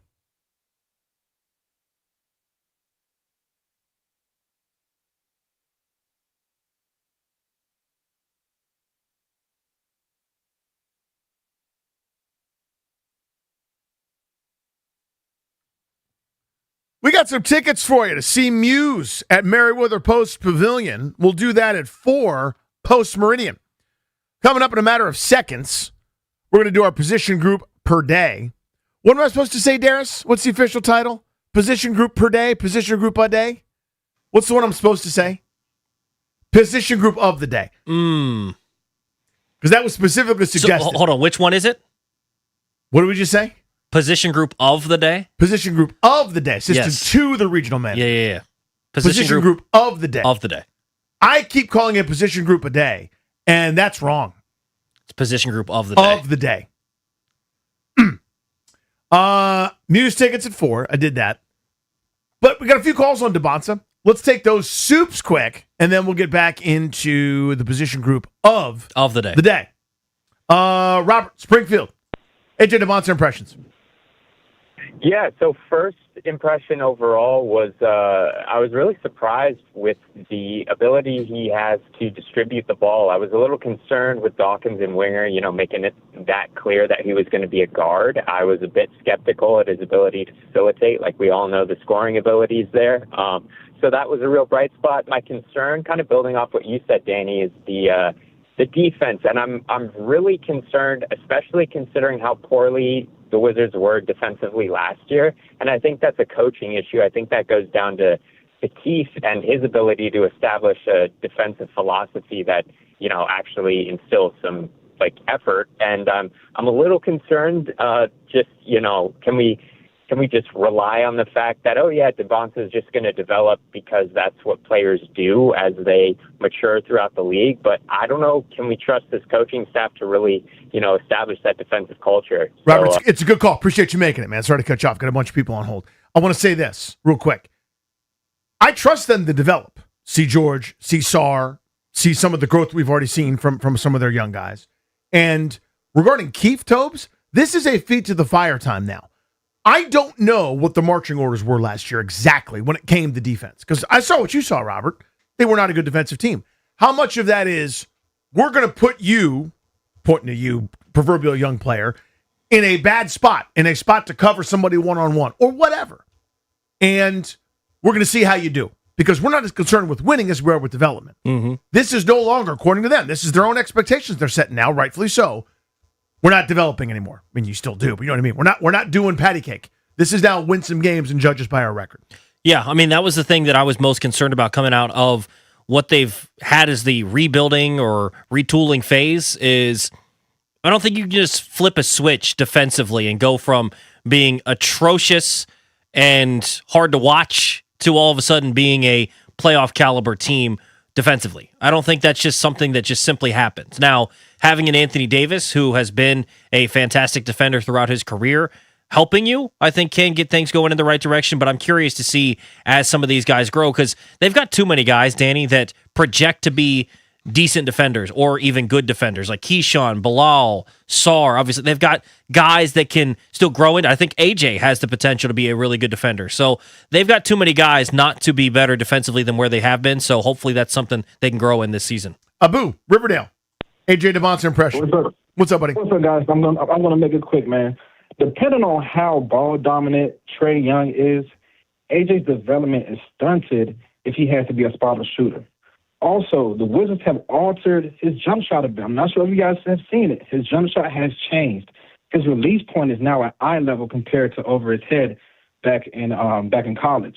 And lastly, before I go, he has the irky jerky to him, so he's a little bit of a foul baiter. He spams those fouls. I don't know how that will look years from now and how people will see him as the number one pick. Thanks for taking my call, guys. Appreciate you, dude. Let's go to E in Rockville. Devonta impressions.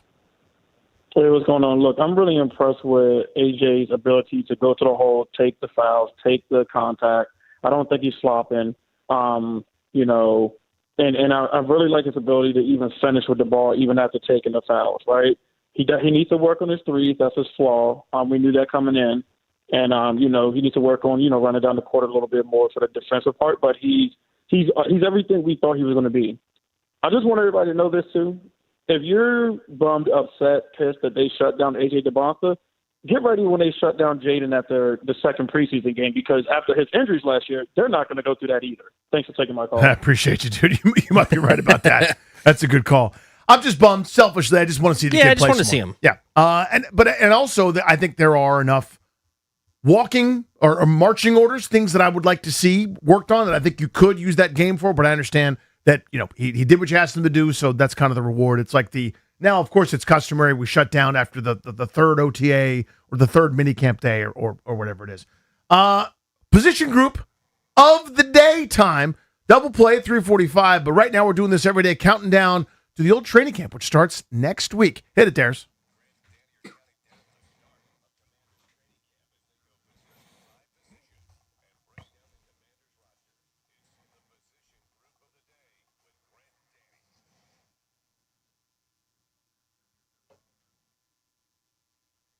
Interior offensive line. That's your left guard. That's your center. That's your right guard. Let's start right guard first, Tobias, because that's the easiest thing to do. That's Sam Cosby's music. Andrew Wiley backs him up on Alert 5. That's the position I feel really good about outside of Laramie Tunsil on this line. I like that spot. Yeah, I like them too. I don't feel like Cosby had his best season coming back from injury last year, but you feel pretty confident that Cosby's going to give you a pretty good play at right guard. That's a good football player. That's a plus guard. Now, not top 10, or, it depends on where your rankings, just among right guards. Maybe he's approaching that, honestly, but that is a good player. That is solid. Here's where it gets really interesting to me. Tell you what, we'll save the most interesting one for last. The left guard spot. What are we doing? I want to see Brandon. I want to see Brandon Coleman play. You know there. who doesn't is them. Apparently not. What is that about? I don't know, but I want to see Brandon Coleman because I still can't believe he's not one of their 5 best. Do you believe that? Like, do you still think he's one of their 5 best? I do, and I don't know what I'm missing there. I don't either. There's something that either they don't. That to me, there's not one attribute where I go, oh my God, that at least he does this great. He's I'm just making up a number. He's a 7 across the board in everything that you'd want in a lineman. So I'm not telling you he's a star, but I feel like he's more athletic than Paul. I feel like he moves better. He's not a mauler like Paul is, right? Paul wants to block the guy in front of him and knock him into next week and drive his ass forward. Something about that they like better. I feel like Coleman is better in pass pro. I can't prove that. And they're, different numbers, and it's always kind of hard to quantify. You never know who's doing what when. But I like Coleman better than they do.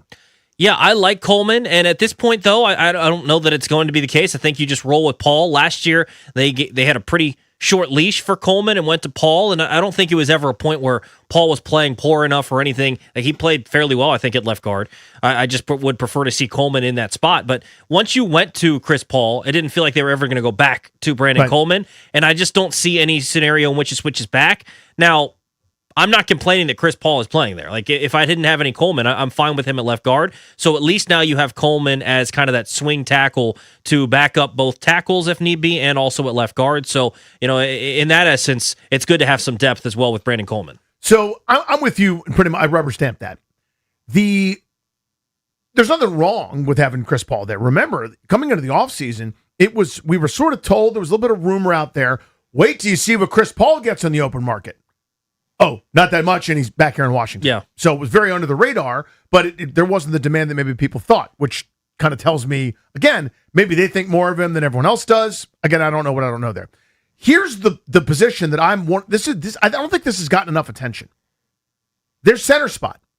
It's going to be Nick Allegretti, probably, right? I mean, they drafted Matt Golban. They've got other guys that have done some center as well, but they let Tyler Biadasz go for nothing. He was signed immediately to play for Jim Harbaugh out there in L.A. for basically the same contract. For pretty much the same contract. They picked him up at the airport, for goodness sakes, and we're thrilled to have him. The depth there, they've got names, they've got people. It's not like they were desperate need of salary cap space. I don't quite get this one. If you think Nick Allegretti can beat out Tyler Biadasz, cool, by all means. But you got Coleman backing up Tunsil. You got Andrew Wiley backing up a couple spots on the offensive line. You've said we're going to keep Trent Scott around. You've got a couple different backups that can be versatile, and we need some quality depth there. But you didn't want to do that at center, which I think is a pretty important spot. It doesn't seem like they feel the same. I don't get it. I didn't get it at the time when they made the move, because immediately they go, all right, well, it'll be just a fight between Allegretti and Julian Good-Jones. And with all due respect to Julian Good-Jones, if he's in the conversation, stop. Just stop right there. And you draft Matt Golban. I think the Commanders ended up in a spot where they maybe got sniped a little bit in the draft, but there was a couple of centers that might have been available, I think, in the 5th round that maybe they would have been interested in, that would have been, I think, starting caliber pretty close to right away. So maybe they were planning to do something like that. But regardless, that's what happens in the NFL draft. So Golban is the guy that they fall back on in the NFL draft. And I just don't feel real confident in this position. It's not to say that I don't like Nick Allegretti, but I don't. They created a hole there, Danny, for no reason. And if the hole was created and then they signed a receiver, or they signed someone in his stead, and they ended up in a really good spot, you're like, we needed those extra couple million, then I would have been fine with it. They still have a lot of money. So if you're saying he's not living up to the standard, there were other places that they could have saved a lot of money, and they weren't living up to the standard the way they've been playing. And it wasn't the center position. It was actually a defensive tackle, apparently a breakout guy in Deron Payne. They could have saved a lot of money on, and they kept him around. So I don't quite understand why Biadasz had to be the sacrificial lamb for a few million in cap space because he wasn't, quote unquote, living up to the standard. Yeah, whole thing, there's so much that's strange about that. Again, you didn't need the cap space because you're not really saving all that much. You didn't use it for anything, and you didn't go out and really replace him. Again, if the idea is we think Allegretti could beat him out, then let him beat him out. Yes. And you can have an expensive backup. You can afford that. But this is someone that interacts with Jaden Daniels every play. That's important to me. I am not doing anything uncertain there. I won't do unproven. You do that when, hey, we got to save $10 million because our quarterback makes 80. We got to cut a guy that's not quite living up to the standard.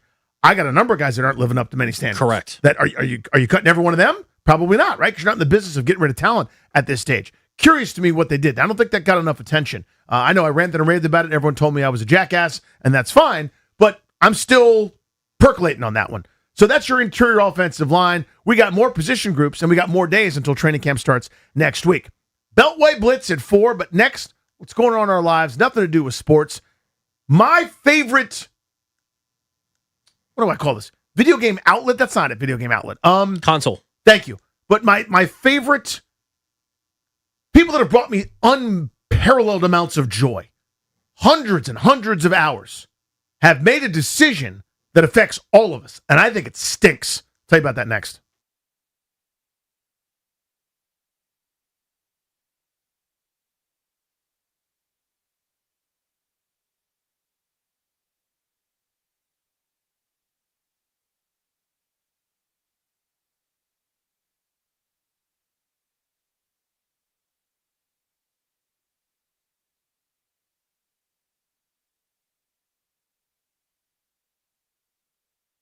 What's up, guys? Danny Ruya here for Window Nation. So a few years ago, I think it was 23, my wife and I, is that right? 23? We moved into our home. I call it our new home, but it's not new anymore. We've had it for a while. It was built, I think, in the 1940s. Those same windows that were built in the 1940s were still there when we got there. And the summer rolled around, and it was a raging inferno. It was the center of the sun hot, especially upstairs in the home. I said, no way. As soon as we got back on our feet after we paid all the money, we got Window Nation to come in and install a brand new house of windows, sliding glass door, the whole deal. Since then, our energy bills have gone down precipitously. You could save, it depends on the house, but 10, 20, 30, 40%. We saved around 40% month over month. These windows pay for themselves. They add value to your home. They look great. Now's a great time to buy from Window Nation as well. You can get 50% off all window styles. I love them. So does Grant. Hurry. The sale ends soon. Don't wait to put an end to your window problem. Schedule a fast, free consultation now at windownation.com and 866-90Nation.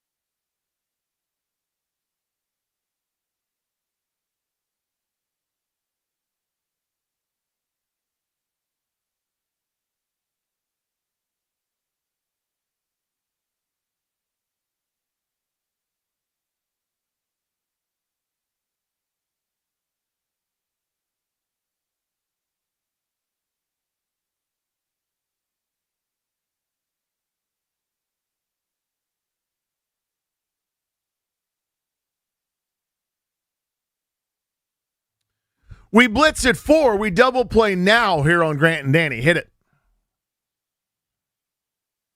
Here we go, Darius. It's the read. It's the one that gives me the problems, okay? FH Fur, I love you. This is not an FH Fur problem. It's a Danny problem. In fact, Toby, do you want to do it? Will you do it? I can try it. Okay. It's the FH Fur one right in the middle. Double Play is sponsored by FH Fur for 45 years. FH Fur has set the standard for premium comfort. To celebrate, get 0% financing for 72 months on a qualifying new system purchase, plus a premium EnviroAir IAQ 5-inch filter, absolutely free. FH Fur plumbing, heating, air conditioning, and electrical, absolutely the best. So,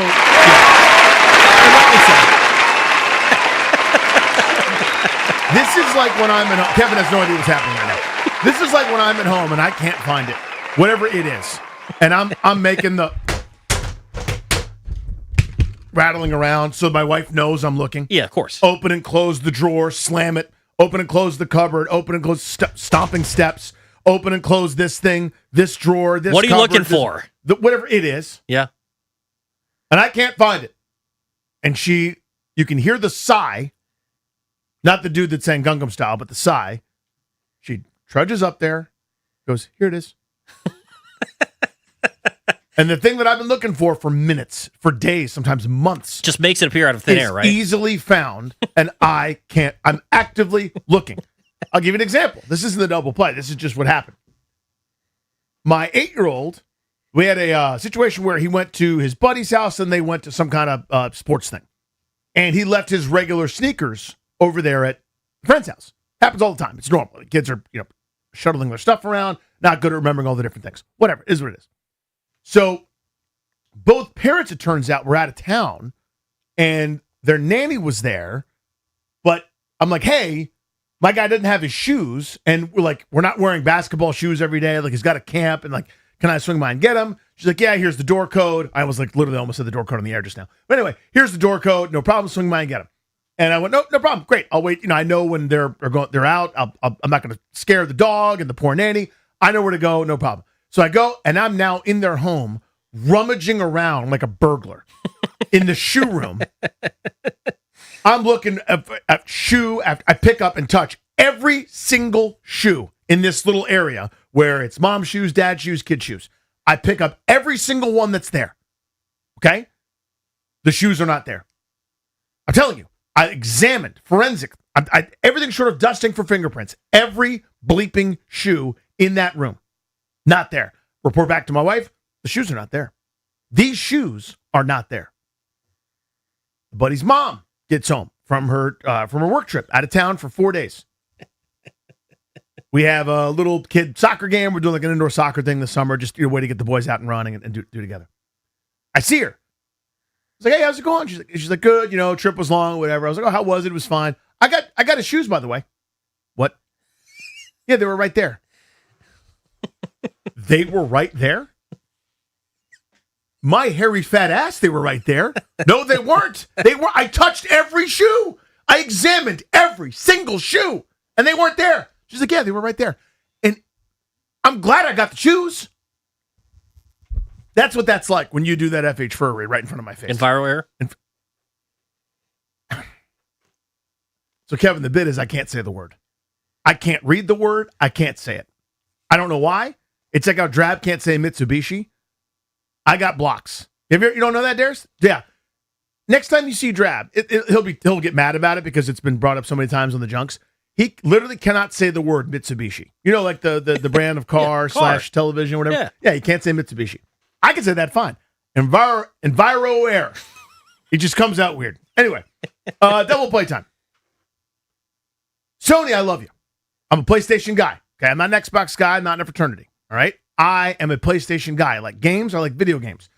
Video game players like PlayStation. Yes. PlayStation 3 was kind of the turning point when Xbox did their E3 presentation. Remember E3, by the way? That used to be a thing where people learn about stuff. That's gone pretty much. Any hoodles. They were like, Xbox was like, yeah, it's always going to be on, and it's going to figure out who else is in the room with you. So if you've got a game and there's more than one person there, they've got to pay to use the game also. And everyone's like, wait, what? They're like, yeah, digital rights management. It's going to be really, really cool. DRM. They went first. PlayStation goes and yeah, everyone's welcome. You can trade discs with your buddy. There's no DRM. We welcome everybody open source. We got independent gamers, and buy from us and be happy. And that was the moment. That was the switch when the world went from Xbox Bros back to the PlayStation, the good side, the light side. Okay, I've been with you, PlayStation. You're my guy, so to speak. I got a PS5. I love it. I use it quite a bit. All right, old gamer Fanny Mouye here. My PS5, because I bought it when it was hot right now, when you couldn't get them, they couldn't make them fast enough, is download only. So I can't find that super sale to get like the cheap disc, the knockoff, the like, hey, this is a classic, so it's here. You get sales, but it's not the same as that like really cheap disc or whatever. So I can only do download stuff. But Sony is ending physical disc production. It's not going to happen anymore. I know the world is different. I know that my collection of DVDs, Strober, DVDs are discs that go into something called a DVD player. And it plays the movie on your television. I know it's something you haven't seen. But it was before your time. Any hoodles. I understand that the world is going in a certain direction. So I'm going to forget about the nostalgia part of it. But I think that's a mistake. I understand it might be more cost effective to only have it digitally. But that doesn't feel good to me, Tobes. Yeah, I mean, I remember I had a GameCube, and you would collect all your games, and you had all the different things. I think I had like every Madden going back to 2003, all those sorts of things. And even I missed a year, so I went back and bought it, even though I never played the game. Like those sorts of things, having all those. I do miss having the physical disc of different, whatever system is, PS3 as well. Like I'm going to miss some of that. But I also have the digital only version of the PS5, and like, I don't know that I really miss having discs. I kind of enjoyed for the PlayStation 4 when I had it with buddies in college and we'd go over somebody's house to play games. I didn't have to lug a disc alongside of it if we wanted to change games. It was just already downloaded onto the console. So like it stinks because there is a physical aspect of it that you miss. But at the same point, I don't know the next time that I would think that I'm going to buy a disc version of a game. So it's just one of those things that nostalgia-wise, it stinks. Practical-wise, like practicality, I don't know that I really would, that it's going to affect me at all. Because I guess the days of, I don't, like, a game that I had to have day one, I'm going to buy it. Like when Diablo 4 came out, Darius and I were there in line, and we both got it. Only half that's true. Me, not him. He doesn't care. And I'm going to get that. When, the new Elder Scrolls comes out, if a new Dishonored ever came out, when new Fallout comes out, like when the big tentpole games, I love you, Bethesda, please put me in one of your games. When that one comes out, I'm getting that. I can't mess around with it.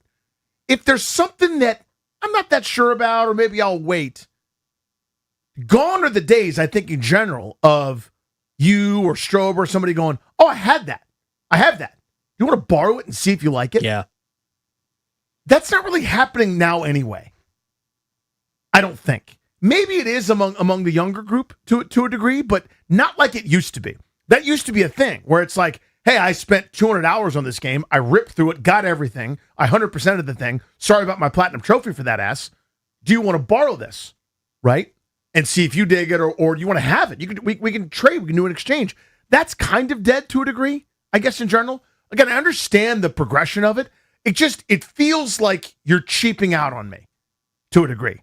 And I never liked that feeling. Yeah, I understand that. I never really did what you're saying, like exchanged games with various friends. I've done it a couple of times in the digital world where, I could log on to a buddy's PlayStation or something and they can play something while, I'm in town or whatever. And then they have the game if they sign in on my profile. So you can still do a little bit of that, but I don't know that was as prevalent even growing up for me. So it stinks because it is cool to have like the collection. You can show like, look at all my games and these are all the things. And even just looking at them as pieces to have displayed or something. But that's not something that happens anymore. Like it's so much more practical that if I'm going to travel with a console, which I'm sure you're not doing, but like even just for people that do, like I don't have to lug this as well as 5 different game cases in case I want to switch games. Like it's just all downloaded on there. So it stinks, but I think it's just a sign of the times and where we're headed. I'm bummed about it. I'm bummed. It feels like Big Tech wins again, and I know it's not the same, but that's just kind of the feeling. That's Toby. I'm Danny. That's how we double play. A story about finding my son's shoes and video games. That's kind of what this is all about. 5 minutes from now, give you a chance to win Muse tickets. Got to be listening to win. We'll do the Blitz next.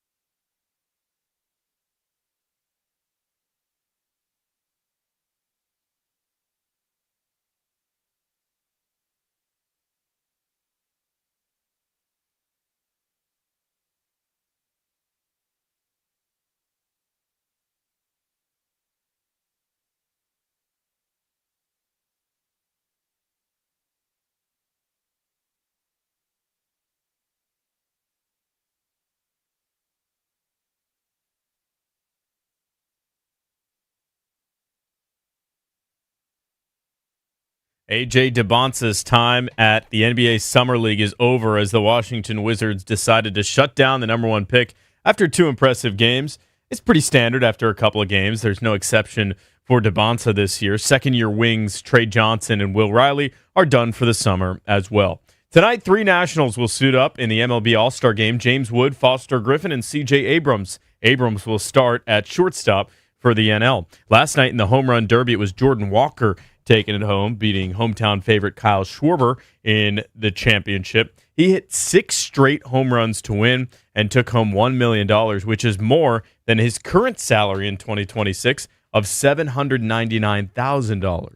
World Cup semifinal underway. Spain leading France at the half, 1-0. Winner will play whoever comes out on top in the Argentina-England match, which is tomorrow at 3 p.m. From the Crop Metcalf 5-Star Sports Desk, Kevin DiDomenico on the Fan.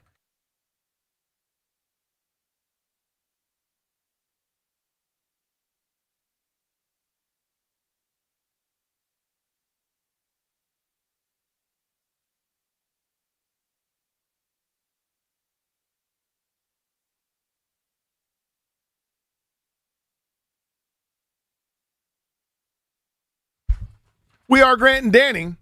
Toby is in for GP. Caller number 10 right now at 800-636-1067. You'll win a pair of tickets to see Muse, the WOW Signal Tour with Block Party and the Temper Trap. Tuesday, July 28th at Meriwether Post Pavilion. Tickets are on sale now. For tickets and more event information, visit thefandc.com/contests. Caller 10-800-636-1067. You know by that music, it is time for Ye Old Beltway Blitz. We will start on the diamond. All right, Mike Zuck. Oh, my God. I can talk. I swear to God, I'll do it again. Mark, I'm going to put you on hold and try again, okay? Sure, let's try Here we go. Yeah. That's Mark Zuckerman. Let's try it again. Let's start on the diamond. I guess it's Mark Zuckerman who covers the Washington Nationals. Kind enough to join us here on the Beltway Blitz. During a slow week, the All-Star Game is tonight. Home Run Derby last night. What did you make of the Derby last evening, Mark? It was a great finish, wasn't it? I mean, that last round, Schwarber playing up to the crowd, doing what he always does, and all the credit to Jordan Walker for coming from behind in a hostile environment, shutting up all those Philly fans and sending them home upset at the end of the night. I didn't know what it was going to be like with the new rules. They got rid of the clock. I sort of liked the clock, at least when it came into play. I think it added another element to it. And think about Bryce in 2018 beating Schwarber, like just barely beating the clock, and how exciting that was. But I'll tell you, the way it worked last night, it was fantastic. And I think what it tells us, it's not really about clock or no clock. It's about, number one, having somebody from the hometown team in it right down to the end. And number two, having some drama where either the last guy to hit beats him at the end or comes up just short. That's what it's about. All-Star Game tonight, Mark. 3 Nationals a part of it. Let's start with James Wood. What has impressed you so much about his first half? I think it's the consistency, Toby. I mean, he had a little bit of a slump there 4 weeks ago, and quickly turned it on. And what he's done since then is just off the charts. What he's done the last, so far this month. Think back to last year, the long slump he went in the second half. And I know there's still a second half to go. But I think what he has shown us is that if he can minimize those slumps and stay the combination of power and patience, drawing way more walks than he's striking out, I mean, that's an MVP quality season that he's putting together if he keeps this going. How about CJ? I mean, we've seen him have really good stretches before. It feels like this one's a little bit different, and we'll see if he can have a good second half to build off of this. That's kind of been the bugaboo for him. What have you made of CJ? Yeah, I think there's a similar thing there, maybe not quite as consistent as Wood has been, but I think it's been really important that he has maintained a certain level of production for them. He's been engaged fully every single day, every single play. I know the defense still isn't as good as you would like it to be, but I do think it's better than we've seen in the past. I think he's really taken it upon himself to be a leader on this team, on the field and off the field. And I got to tell you, after years of him hitting mostly leadoffs, him hitting cleanup has been a revelation. I mean, he's among the league leaders in RBIs. He's coming through clutch for them in so many ways. And the fact that he's hitting cleanup for the National League tonight in that loaded lineup, that tells you a lot about how far he's come and how important he's been for the Nats. Last one over the weekend, Foster Griffin named to the team. Really cool story about what he's been able to accomplish this year. But, I mean, what do you make of Foster's first half, and you think he can keep it going into the second half? Well, number one, I was glad to see him recognized for it. It took a long time before he finally got to him, but he certainly deserved it. And, I think we're way past the point of wondering if this is legitimate or not. Now, I'm not saying he's going to, keep an ERA under 2 the rest of the way. He might. But I don't think he's all of a sudden going to fall off a cliff here. The league has seen him now. He has made the adjustments. He has proven himself to be a really smart pitcher who understands how to get different hitters out, opposing lineups out, throwing 7 different types of pitches. He's a workhorse for them. I really hope he's with the team the rest of the way and they don't feel like the state of the team necessitates trading him at the deadline. And I really hope he's a part of this team beyond this year because he would be such a valuable part of that rotation for a team that really believes it can win big in the next few years. You mentioned the trade deadline, Mark. We've been going back and forth on this for weeks now, and it's such a unique position that they find themselves in. You're not going to make a move or not make a move based on 3 games, but those 3 games against the Yankees feel like kind of a microcosm of what ails them and what's sort of the malady here. What's the matter?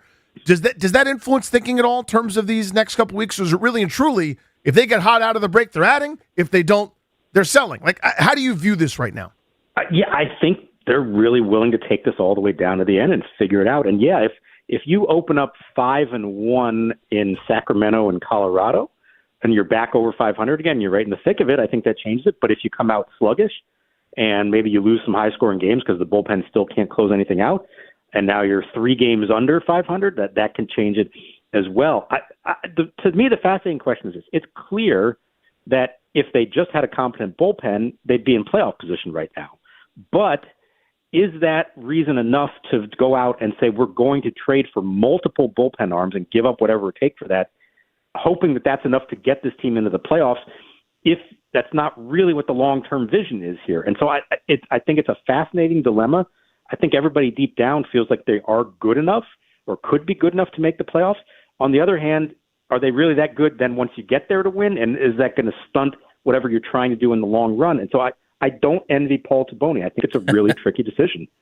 Mark, appreciate the time. Enjoy the rest of your All-Star break. Thank you, guys. We'll talk to you. Let's talk a little bit of Wizards. Tony Massenberg, Monumental, to talk a little Wiz with us. Tony, AJ DeBonsa, Will Riley, Trey Johnson all shut down for the rest of Summer League, but the headliner, obviously, AJ. What do you make of that decision?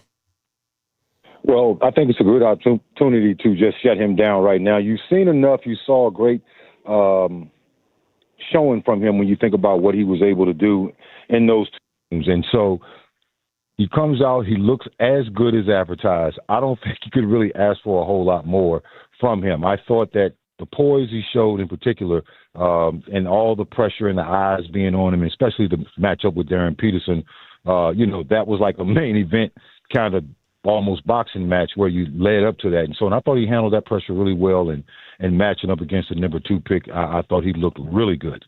Yeah, us too. We exceeded expectations, if anything, Tony. As a guy that's seen so much basketball and played at such a high level, what would your notes be? Like, hey, young man, we've already seen a lot, but here's what you can work on in the short term. Long term, everybody's going to work on their game and get better and get stronger and continue to improve. But before the season starts, what would you tell him he needs to improve upon? Well, like most rookies, I would tell him to, pay attention, especially to defensive details.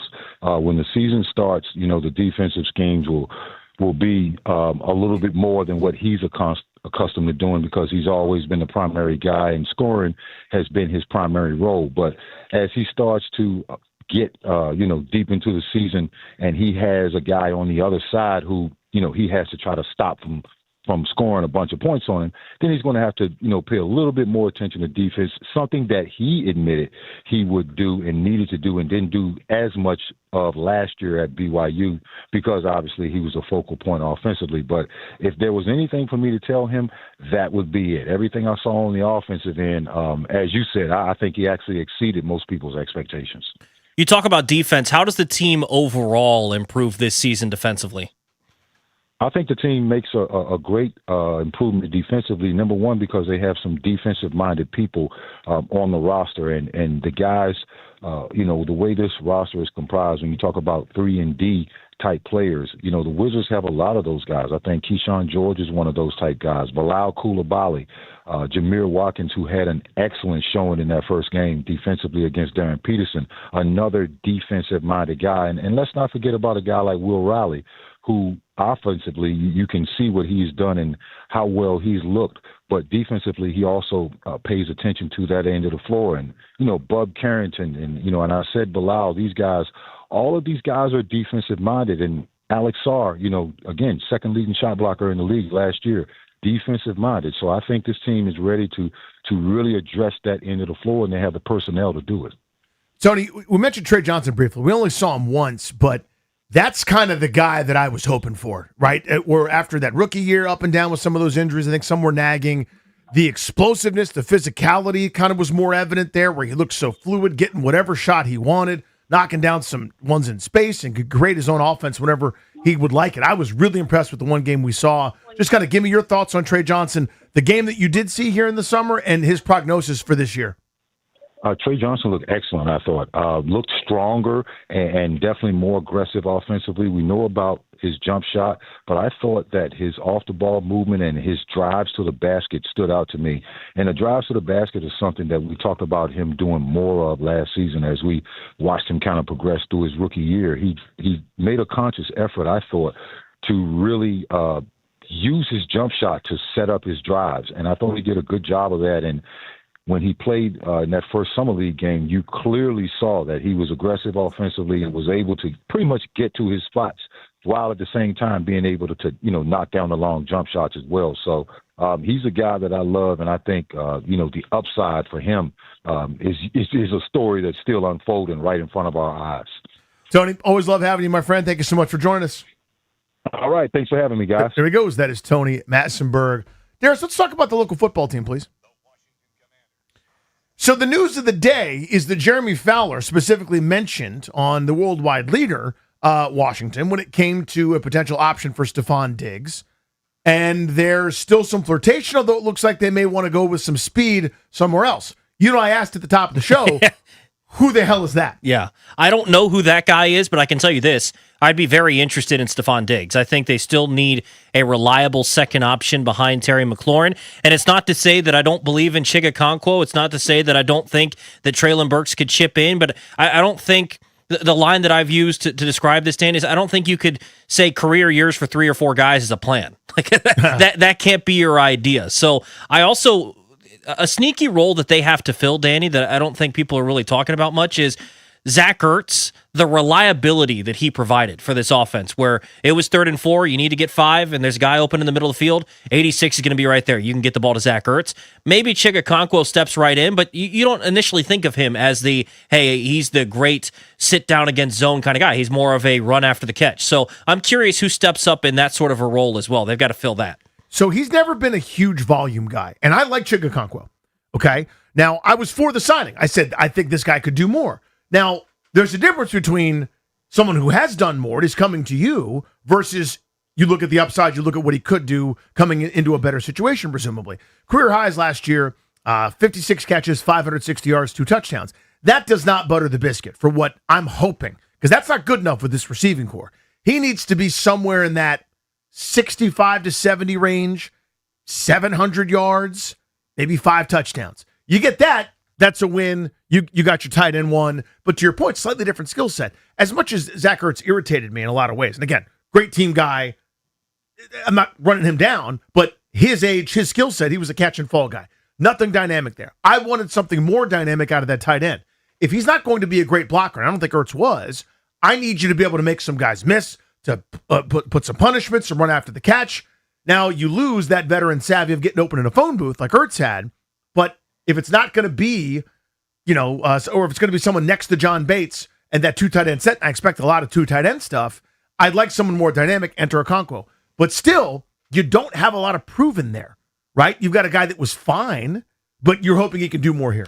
Yeah, I mean, you certainly hope it could be Chig Okonkwo and what he's able to do and understand some of those things, but maybe it is someone, like if you're going to run 2 tight end, maybe John Bates becomes a more reliable option, or I think in their ideal world, I think Antonio Williams fills some of that role. Like, as much as people complained when we were talking last offseason about Terry McLaurin and should he get the contract and this and that, what did people call in about? Oh, he doesn't separate. I can tell you a dude that did separate last year. That was Antonio Williams. He did it at Clemson. Now, we'll see if he can do it at the NFL level. We'll see if we can get off press coverage, all those sorts of things. But he's someone that could separate. Maybe he becomes that security blanket, and I think that would fit perfectly with this offense to be that kind of a guy. So I'm hoping for a big year out of him as well. Shouldn't they be more interested in Stephon Diggs? Yes. Why do you think they're not? Or are they, and they're just waiting until training camp or something? Maybe in the Diggs camp, you just wait a little while knowing that there's going to be more drummed up interest as soon as you get close to training camp, which, like you mentioned, rookies report next Friday. So we're really on knocking on the door, but not fully on the week of yet. Maybe the Diggs camp says, hey, we get that you're interested. Let's just wait to see if somebody else comes knocking. Because, I mean, in all honesty, I think the Commanders would be a pretty intriguing option to come play with Jaden Daniels and a team that, you hope can recapture some of what happened in 2024. But it's not like they're number one on the list. What if Kansas City comes calling? What if somebody else comes calling? You're like, yeah, we'd love you, Washington, but we're going to go play there. Because do we have that audio, Darius, of Diggs saying that he's a number one or whatever? And we'll play that later on in the program. But the point that he's making is I'm better than every number two. And I could go, well, maybe. But it's semantics. I can go, well, T. Higgins is better at this stage. Yeah.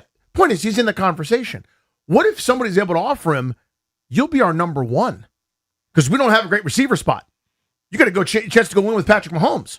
That's a pretty good calling card, right? Absolutely. Or a selling point. So again, he may want to wait. You don't know all the particulars, but I just think there should be more interest, both from the fan base and from this front office. But that's my own little digression there. That's how we Beltway Blitz. We do it every day at 4. Spin you around with what's going on in DC sports. So we've been talking a lot about Jeremy Fowler. This is Jeremy Fowler week on 106.7 The Fan. I'm telling you. This guy kind of stays dark, stays quiet, and this is the Fowler and Fowler on The Fan. I don't know what that voice that was. 106.7 The Fowler. 106.7 The Fowler. So Fowler and company have been putting together the top 10 players at their position, right? Where he asks GMs, scouts, important people around the league. Then he also gives us topics about receivers. So he's really crushing it for us this week. But we're going to do the top 10 part of this thing next. I am beating the drum on this. None of you seem to care. You're all doing the bit that I heard my friend Kevin Sheehan do, which is if the quarterback is healthy, hold on, Denton, let me say this. If the QB's healthy, they win 27 games this year. Look out for the Terps. That's what he keeps doing. And you guys are buying that. If the quarterback is healthy and then pixie dust, magic, martini espressos, everything's joyous, sprinkles, Candyland, high-fiving, they're going to have one guy in the top 10 at his position. One. He's good. I like him a lot. They don't have enough talent. They've got a lot of salary cap space. It's year 3, and you guys are all predicting double-digit wins like it's getting out of bed. I'm going to scream at you all. Fair warning. That's next on The Fan.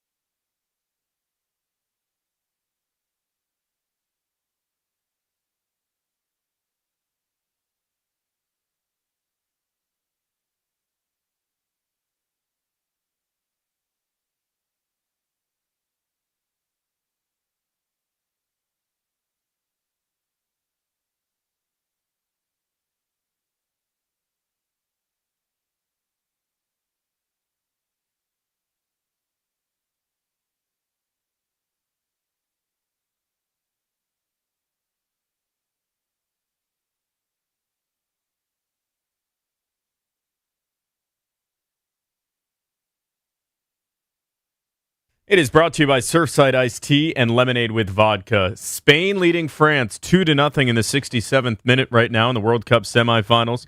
Goals from Spain come from Mikel Oyarzabal, who has 5 this World Cup, leading the team. The other from Pedro Porro. In the NBA, AJ DeBonso won't suit up for the Wizards anymore for the rest of the Summer League. The Athletic broke that earlier today. DeBonso scored 27, grabbed 7 boards, 2 steals in his debut this Summer League with the Wiz. Followed that up with a 23-point performance. Second-year wings Trey Johnson and Will Riley are also done for the summer. Wizards, Bulls tonight at 8. And tonight as well, 3 Nationals will suit up in the MLB All-Star Game. James Wood, Foster Griffin, and C.J. Abrams. Abrams will start at short for the NL. He is the first National to start the All-Star Game since 2018.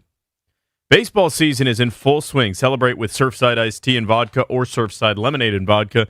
Smooth, refreshing, and your game day must-have. Made with real vodka and 0 bubbles. It's not a seltzer, it's a Surfside. Must be 21 plus. Please drink responsibly. From the Crop Metcalf Sports Desk, Kevin DiDomenico on the Fan.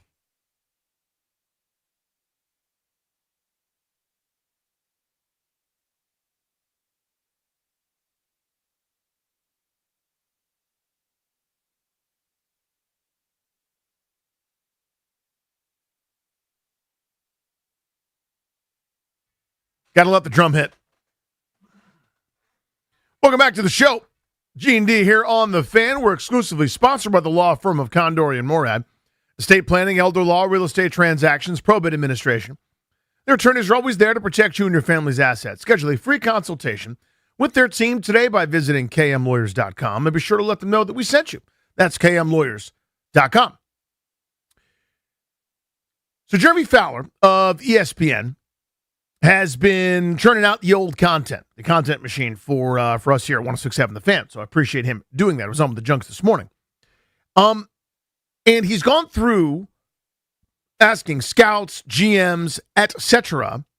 about top 10 players at given positions, right? So they've gone through running back, cornerback, edge rusher, defensive tackles, tight ends, offensive tackles, interior offensive linemen, as I mentioned, QBs, off-ball linebackers were today. And one Washington player has made the list so far, and we're kind of calling it here. We don't anticipate in the next couple of days with the 1 or 2 position groups that are left, any Washington players would be in there at safety. You don't think so, right? Does Nick Cross make it in the top 10? No. I'm going to guess not, and that's okay. I like Nick Cross. I was in favor of that signing. I like off-ball. I like Leo Chenal as a signing. I like Sonny Styles. It's Chanel, by the way. All right, see, I did it. More coming, by the way. Yeah, Chanel. Leo Chenal.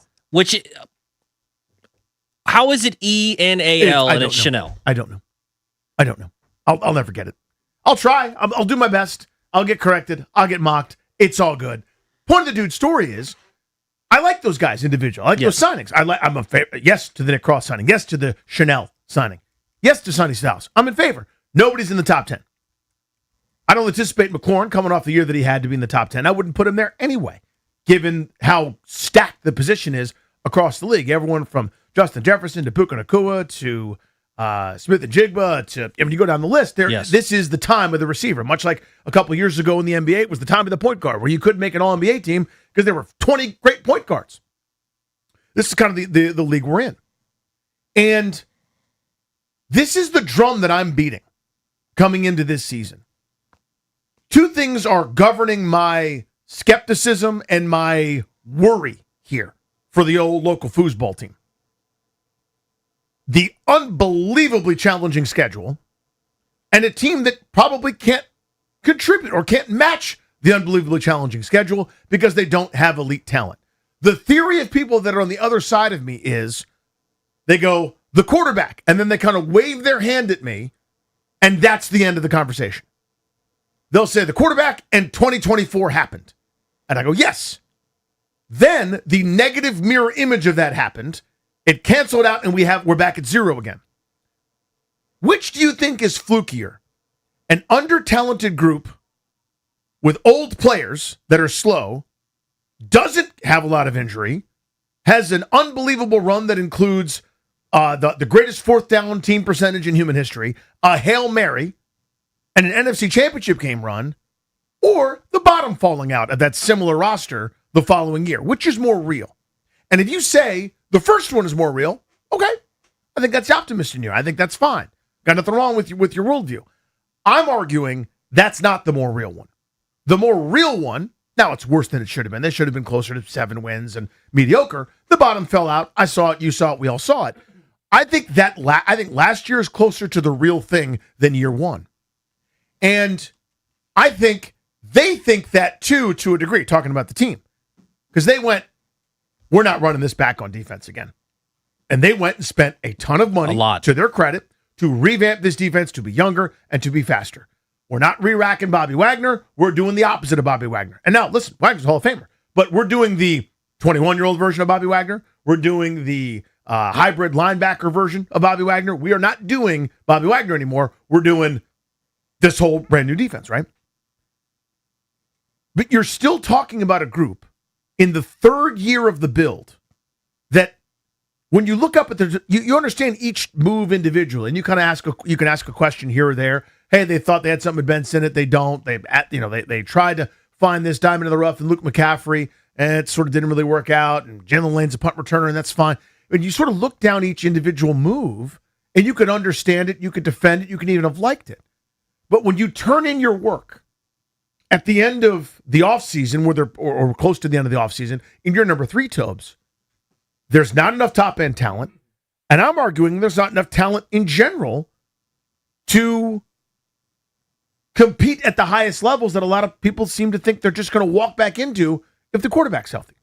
Yeah, I think that you bring up some really good points, and I'm surprised that they have the cap space that they do and weren't a little bit more aggressive with some of the stuff. And now some of it, Danny, is if they had spent what the Colts ended up spending on Alec Pierce, I don't know that I would have been thrilled. Right. You would have had an answer for who your number 2 receiver was. It would have been and you would have been in a spot where you feel a little bit better.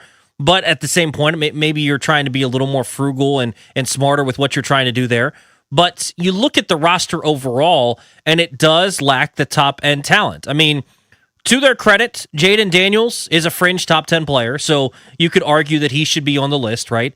Terry McLaurin last year did not obviously live up to that standard, but 2 years ago, his rookie season, or his first year with Jaden Daniels, maybe you could look at it and say that he was bordering. I mean, for most people, he's probably still outside. Obviously, I'm a Terry guy. He probably would have been right there on the back end of the top 10. But once you get behind that, there's not really any arguments for anybody to be close to the list, right? Like that's kind of, I think, some of your frustration here is you look at linebacker. They're not. Nobody in their right mind is telling you Leo Chanel is a top 10 guy or even should be getting votes for it. Nick Cross isn't getting votes for it. Nobody in their cornerback room is getting it. Nobody on their defensive line is getting it. So I don't know. It's a really tough spot for them to be in, but at the same point, I do like what they've done to address the defense. Owe, we'll see what he's able to do this season as you paid him $100 million. I like the tandem of him and Kayvon Chason and Dorrance Armstrong coming back for another season, seeing what he can do. You hope that Daron Payne and Kinlaw can take steps forwards in this type of a defense. There's big questions at the corner position and the secondary in general, I would say, but it is tough that they don't have the top-end talent, but I've also seen Jaden Daniels play at such a high level that I don't know that you always need the top-end talent, but I think part of your gripe, Danny, I don't want to put words in your mouth, is you believe that too to an extent, but I don't want to have to live that way when he's on a rookie contract. Right. And with the new offensive scheme. Now, granted, it's not your totally new. It's with a familiar face who's probably going to adapt the terminology to things that he knows, et cetera. And it's a hybrid of what he's done and what they want to do, et cetera. I understand all that. But it's a new offense, and he's doing new things. Now, He's still a quarterback, and I trust him to pick it up more than I would trust most people to pick it up. But it's still a quarterback on a rookie deal. They've had huge amounts of salary cap space each of the last 3 years, and I do not understand why anyone's saying anything other than what I'm saying. 800-636-1067. I don't think they have enough talent. They certainly don't have enough high-end talent. We got pretty good documentation of that, right? Are you guys concerned about the talent level at all? Let's jump to Chris in Hyattsville, who I think disagrees with me. Chris, what's up, buddy? You're on the Fan. Hey, Danny, I think I just woke up on the wrong side of the bed, but I'm disagreeing with a lot of what you're saying. Oh, wow. Well, also, the Nationals have been nationaling a lot lately, and that's gotten me down. And yeah, so. Hey, anyway, the bullpen can't blow it either until Thursday. Yeah, your heart is safe for a week. We can't blow a game today. I don't think. Exactly. So, first of all, these ranking lists there are purely subjective. They're largely biased based off of recency. You know, you're asking players, okay, maybe the scouts have a legitimate case, but like the players don't watch every game. They don't watch every tape. They know the guys that are famous, the guys that are on the teams that won.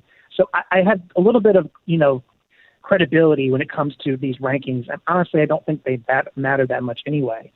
But your big point is everybody's saying, well, the quarterback, if the quarterback stays healthy. And I think you counter that by saying, well, he didn't stay healthy. Okay, well, you could make the same statement for every NFL team in the league.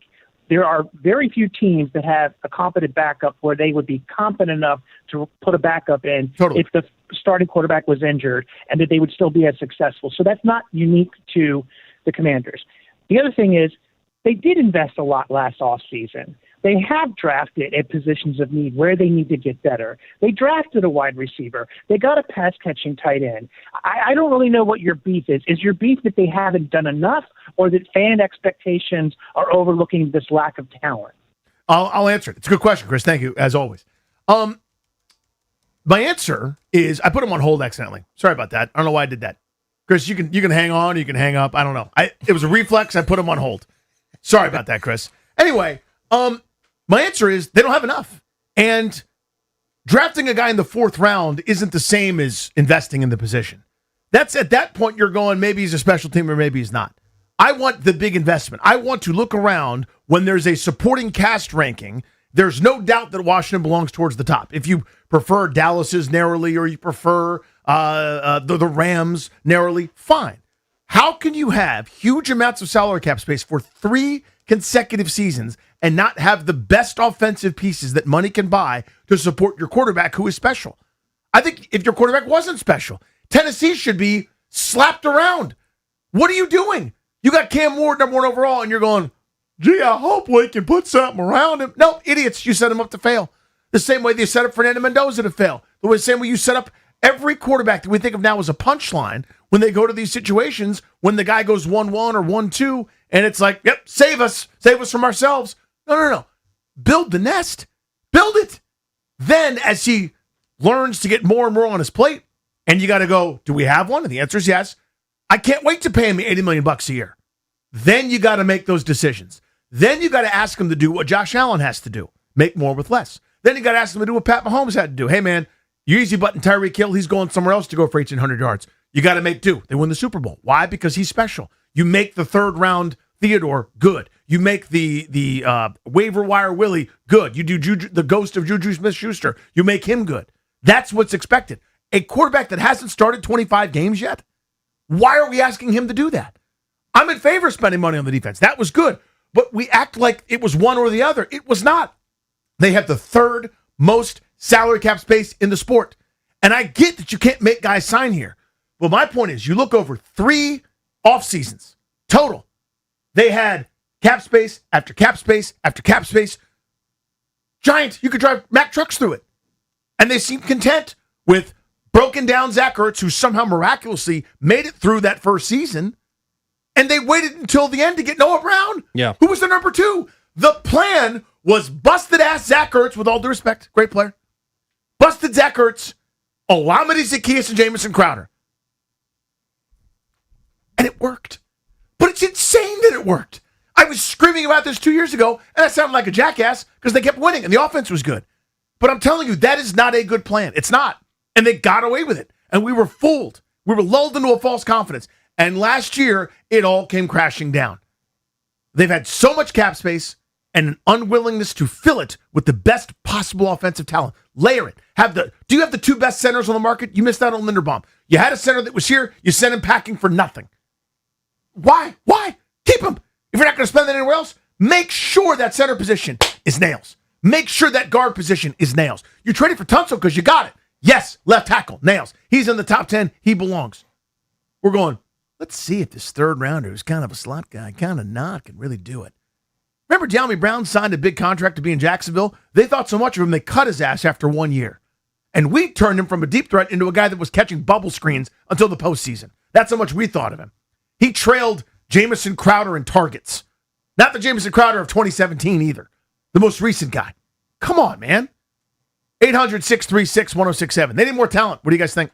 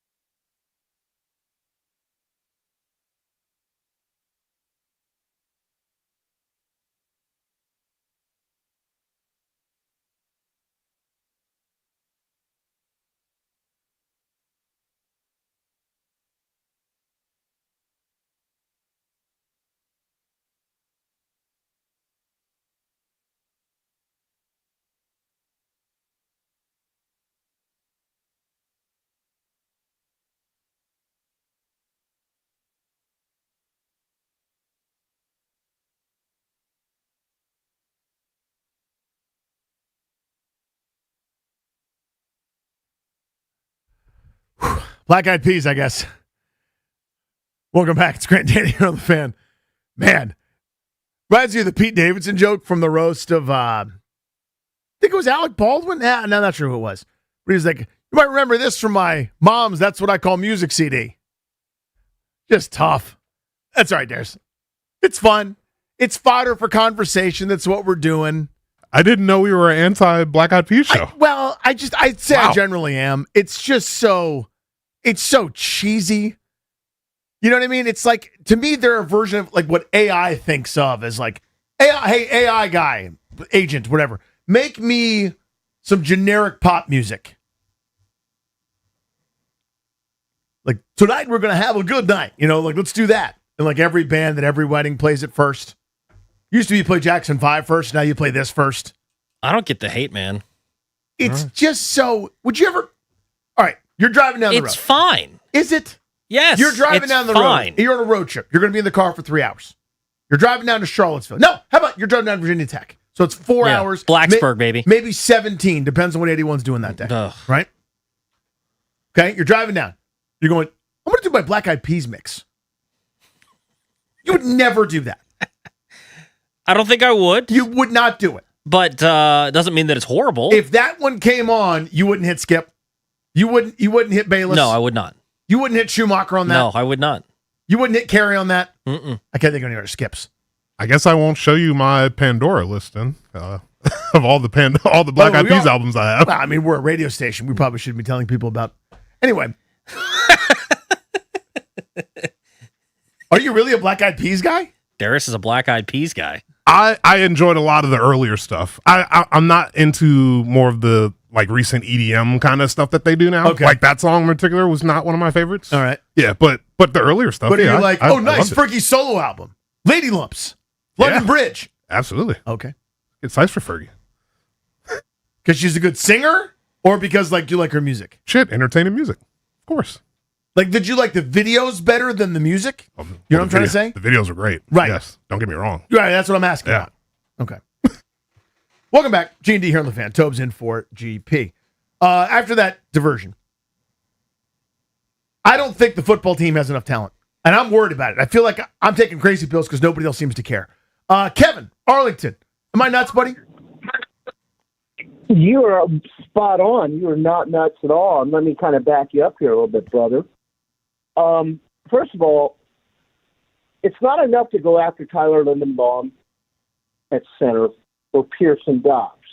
You've got to close the deal. And the fact that they did take those swings and miss tell you they don't like what they have at center, and they don't like what they have at wideout after Terry. No matter what they say to the contrary in public, okay, that's a fact if you're trying to be a Super Bowl contender. So let's start there. They have failed to date, granted it's only year 3, but they have failed to leverage Daniel's rookie contract. Okay, and why is that? Well, a few reasons. The Bruce Allen on the Rare tax killer. It's real, okay? But if you go back to those regimes, there's a thing like the offense, talent-wise, continues to be starved, and this is going on a decade. I mean, the only time they swung big with high picks before these guys got here were with Doxson with the C and with Dwayne Haskins, which was a Danny pick. The rest of the guys were defensive players. If you look at our contracts over the last decade, the money and the picks, they're being spent primarily on defense. And that's true in free agency and trades as well. Okay? So to me, no, they've not done enough. And, maybe one of the worst things happened to Adam Peters is he went to New England and saw where Tom Brady basically could win with chicken what. Yeah, he's elevating everybody. Yeah. I mean, they had and thank you, Kevin, as always. They had the Randy Moss year, but for the rest of the time, it's named that pass-catching running back that he's covering him up with.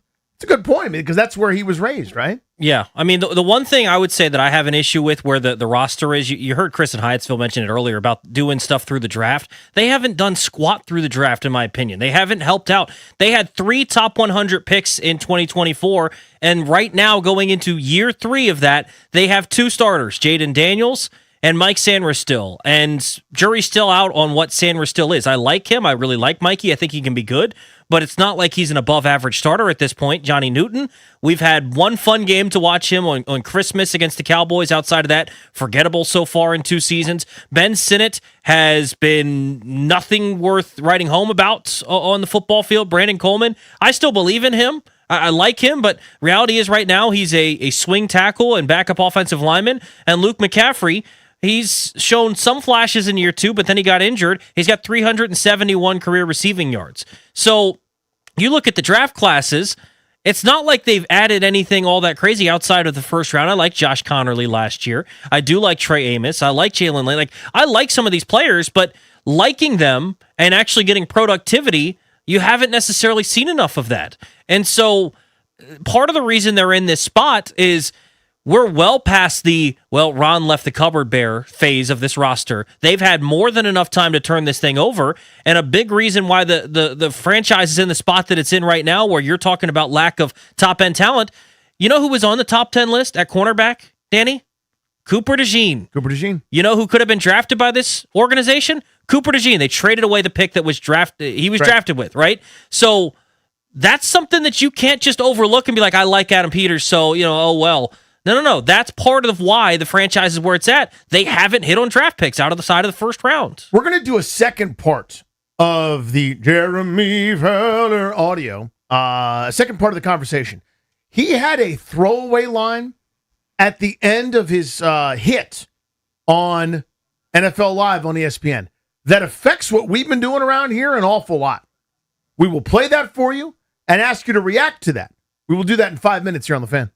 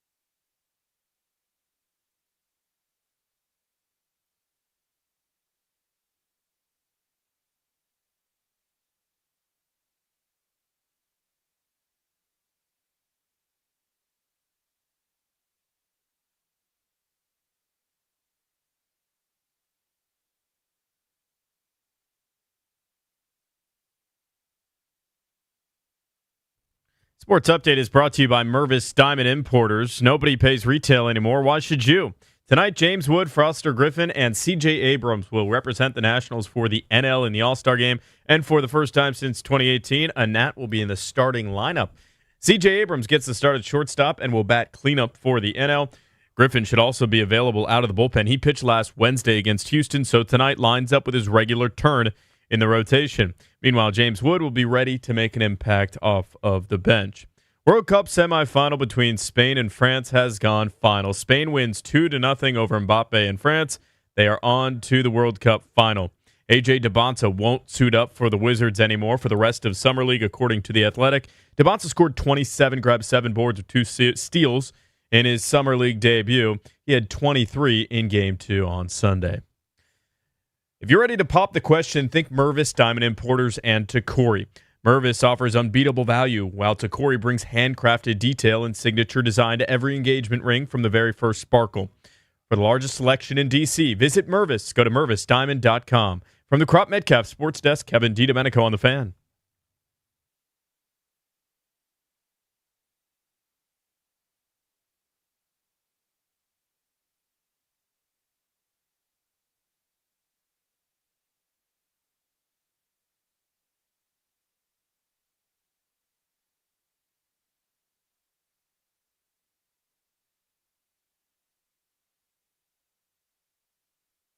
G&D here on the Fan.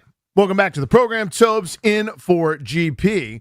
Exclusively sponsored by the law firm of Condori and Morad. Estate planning, elder law, real estate transactions, probate administration.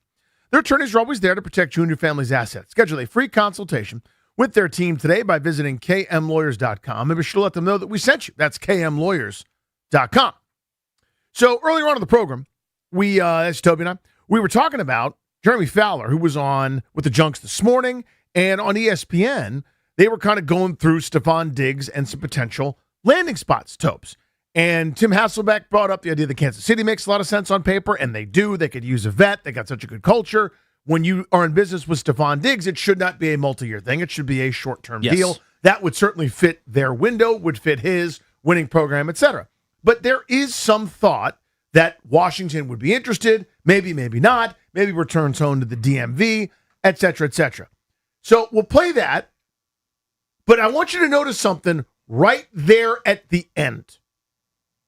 To me, what we've been doing, what you and I and Grant and everybody around here has been going through with every video from Clown Shoe, with every whatever musing and TikTok and challenge that he's been doing, there was a pretty big potential bombshell in here.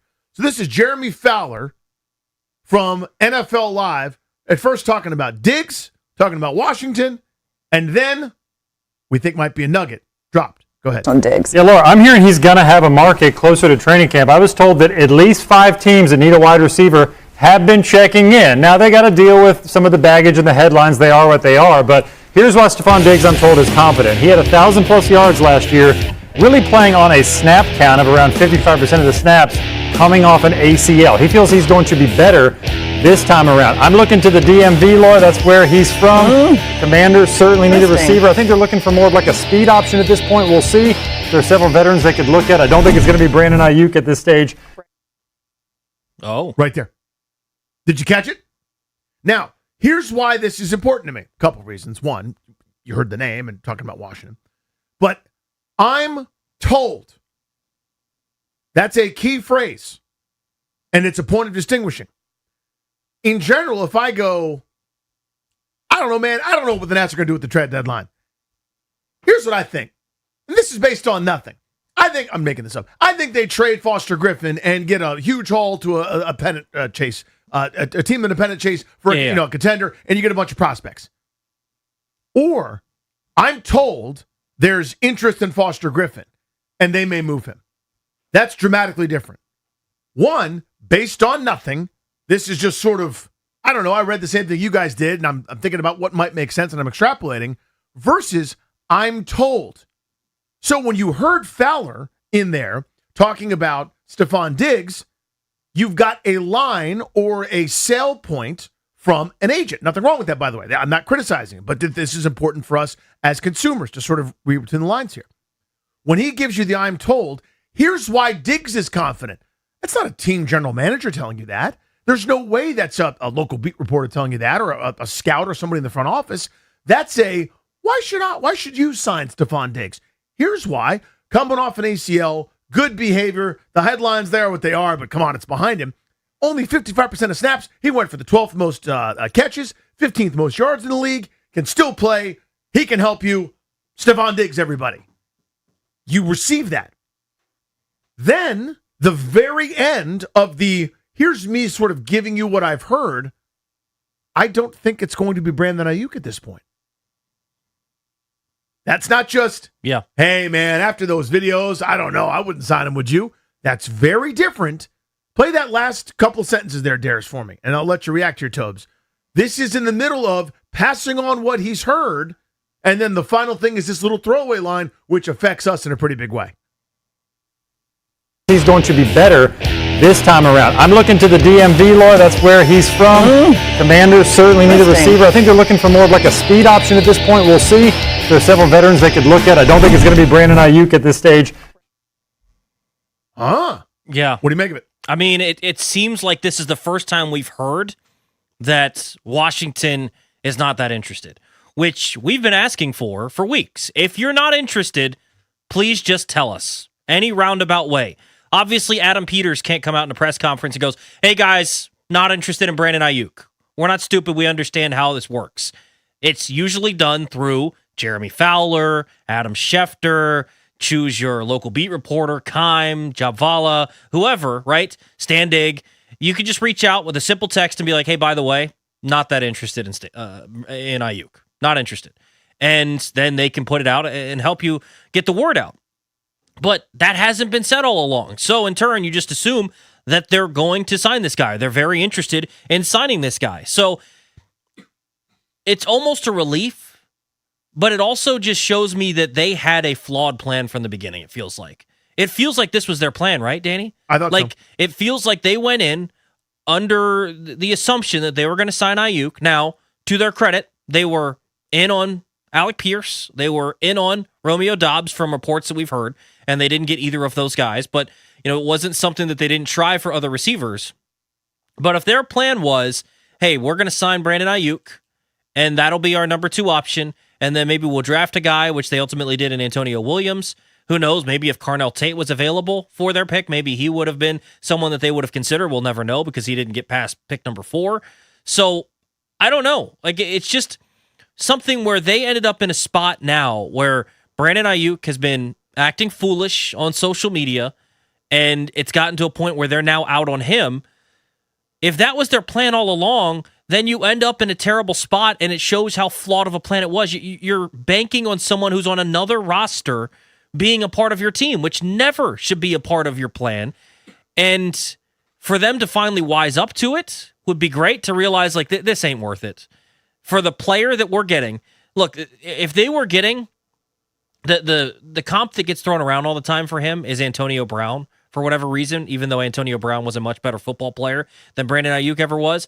If you were getting prime Antonio Brown, yeah, maybe I'll put up with some of this stuff, because prime Antonio Brown was best in the league, or right there with Julio Jones. That's not Brandon Ayuk. I haven't seen this guy play football in 2 years. And yeah, you might be able to get him for the league minimum, but you also get the league minimum with a headache. I'd rather just go sign Stephon Diggs. So it sounds like they're out on the Ayuk sweepstakes, which I think for the Ayuk side of things makes it really interesting, because I don't know where the heck he plays football next. But this is the first indication we've got that maybe Washington isn't going to just ultimately go sign him. So here's the question. 800-636-1067. I know it's just he's on his way to his next thought. They're going to ask about a different player, different team, different situation. The reason I'm so honed in on this is it sounds like, when Jeremy Fowler's talking, this is not just that doesn't make a lot of sense right now. Like, you look at the external factors and blah, blah, blah, and all the videos and whatever. This isn't a dude that's looking at a situation like you and I might be, Tobes, and drawing a conclusion. He basically just finished passing along what he'd heard about a different player. Then there's some team in there They're looking for a speed guy. I just want to focus on that, by the way, just as a quick side for all you guys. I want to know who the mystery speed guy is. Is it I Show Speed, the YouTube guy? They're doing that from the flag football thing? He's very athletic. He shows speed. I want to know. That's what I want to know. Who the mystery speed guy is, or a different veteran. I want to know that. But we got to do this, clown shoe thing. So we'll do the clown shoe thing. In the middle of saying, here's why, there's interest in Diggs, again, coming from the agent or somebody. Here's why Diggs is confident, coming from the agent or somebody. Diggs. Washington makes sense. They want this other thing. That sounds pretty informed. Final thought, I don't think it's going to be Ayuk. In the middle of an informed download, right, where he's uploading whatever, the information that he's got into a segment on the television, he says, I don't think it's going to be Ayuk. Is this real? That's the question. 800-636-1067. Is this the team or somebody from it? I'm hoping. And I have been begging for this. I have been begging for it. Let somebody out there know that you're not in and this all goes away. If you are in, I think less of you. If you're not in and you just don't care, I think it's weird, but it's your call. You do what you want. It's your rep. It's your conversation about you. If you are not interested, which I hope that you are not, let somebody like this or anybody else know. You can text JP Finley. You already mentioned it. Nick Jabala, John Kime, Ben Standing, whoever the hell you want. National reporters, local reporters, Billy the Blogger. I don't care. Let somebody know to get your word out that you're out, just to make yourself look a lot better. Is that what this is? Do we think that's the first sign that maybe he heard from somebody that they're not in? Because there's another Washington angle there where they want, again, the mystery speed guy. You didn't get that from, maybe you got that from the agent who was flirting back and forth with Washington and, man, we're not that interested right now. We're looking for some mystery veteran speed guy. But that they're not in on Ayuk. Do you think it's real? I do. I mean, I don't know if that, like you talked about, some of the vernacular and trying to parse through that, maybe he just kind of throws that in there, and maybe that's more of a, I'm getting the sense here versus a true report, because we haven't heard it from anybody else. We haven't heard Adam Schefter necessarily say that, although Adam Schefter said on his podcast that he feels like maybe they're going to shift. I don't know that, again, that's a report from, Adam Peters sending a text saying, hey, man, we're not interested. But it feels like this is real, because I think, Danny, they were interested. That's pretty clear. We've just heard from plenty of reports.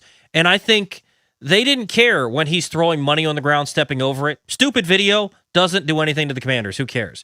When he's doing other stupid stuff, whatever, man. Want to run around your yard? Don't really care. Want to say, little A boys? Who cares? Does not matter to me. The second that he's throwing on a Commander's hat, and then the second that he starts going at my quarterback, I can't. I cannot do that. Because one, if you're throwing on my hat and stuff, it could put me in a difficult spot where if I sign immediately, now they're investigating for all this different stuff. I don't want to be a part of that. I don't need it, especially for a receiver that, like we said, we don't know what he is. We haven't seen him in 2 years. And then you're going at your last lifeline, Jaden Daniels, whether they're joking or not, I really don't care. Whether it's them trolling or not, I do not care. The second he gets involved in this, that's the same thing. He's on my team. You're on another team. Leave him alone. Leave us alone. The second you do that, gone. Not interested anymore. And I think that's where they're starting to swing. 800-636-1067 is the number. 800-636-1067. We got the All-Star game tonight for Major League Baseball. We'll talk about that in a little bit. We got some Nats best and the worst superlatives. The first half, I put first half in quotes, so they're 90-plus games in now, almost 100 games. But we'll do that at 6. But next, I want your phone calls on this.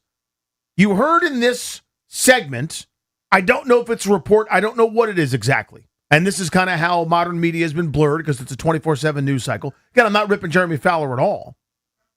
He says, and we'll play it for you again, he believes Washington is not in on Brandon Ayuk. Music to my ears, number one. Maybe I'm wish casting. But do you think that's real?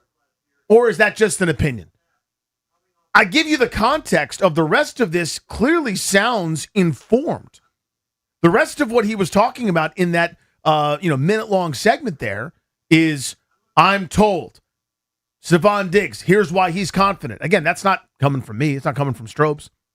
It's not like he tuned into Locked On Wizards and was like, oh, I got a Diggs detail. Yeah. Right? That's coming from somewhere. Clearly, he passed it on. Washington is looking for a speed guy. He passed it on. It came from somewhere. Whether it's Washington, whether it's the agent, I don't know. They're not interested in Ayuk. Is it real? 800-636-1067. Your call's next.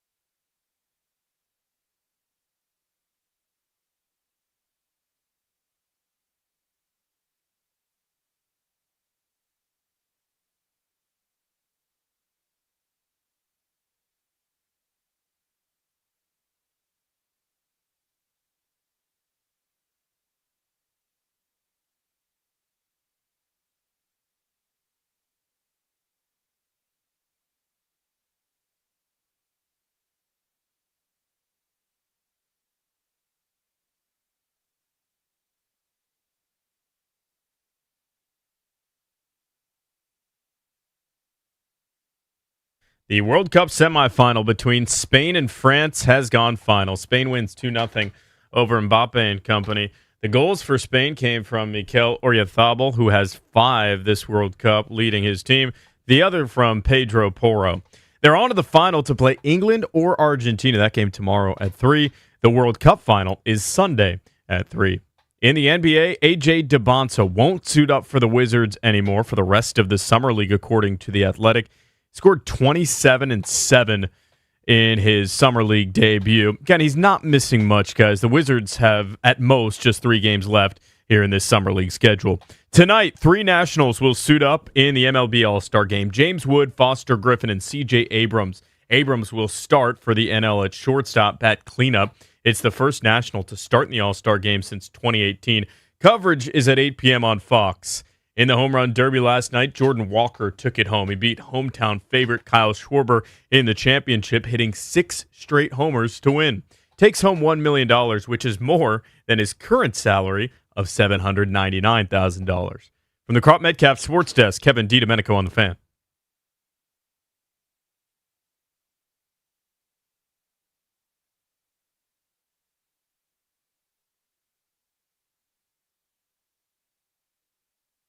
I'm looking to the DMV, Laura. That's where he's from. Commanders certainly need a receiver. I think they're looking for more of like a speed option at this point. We'll see.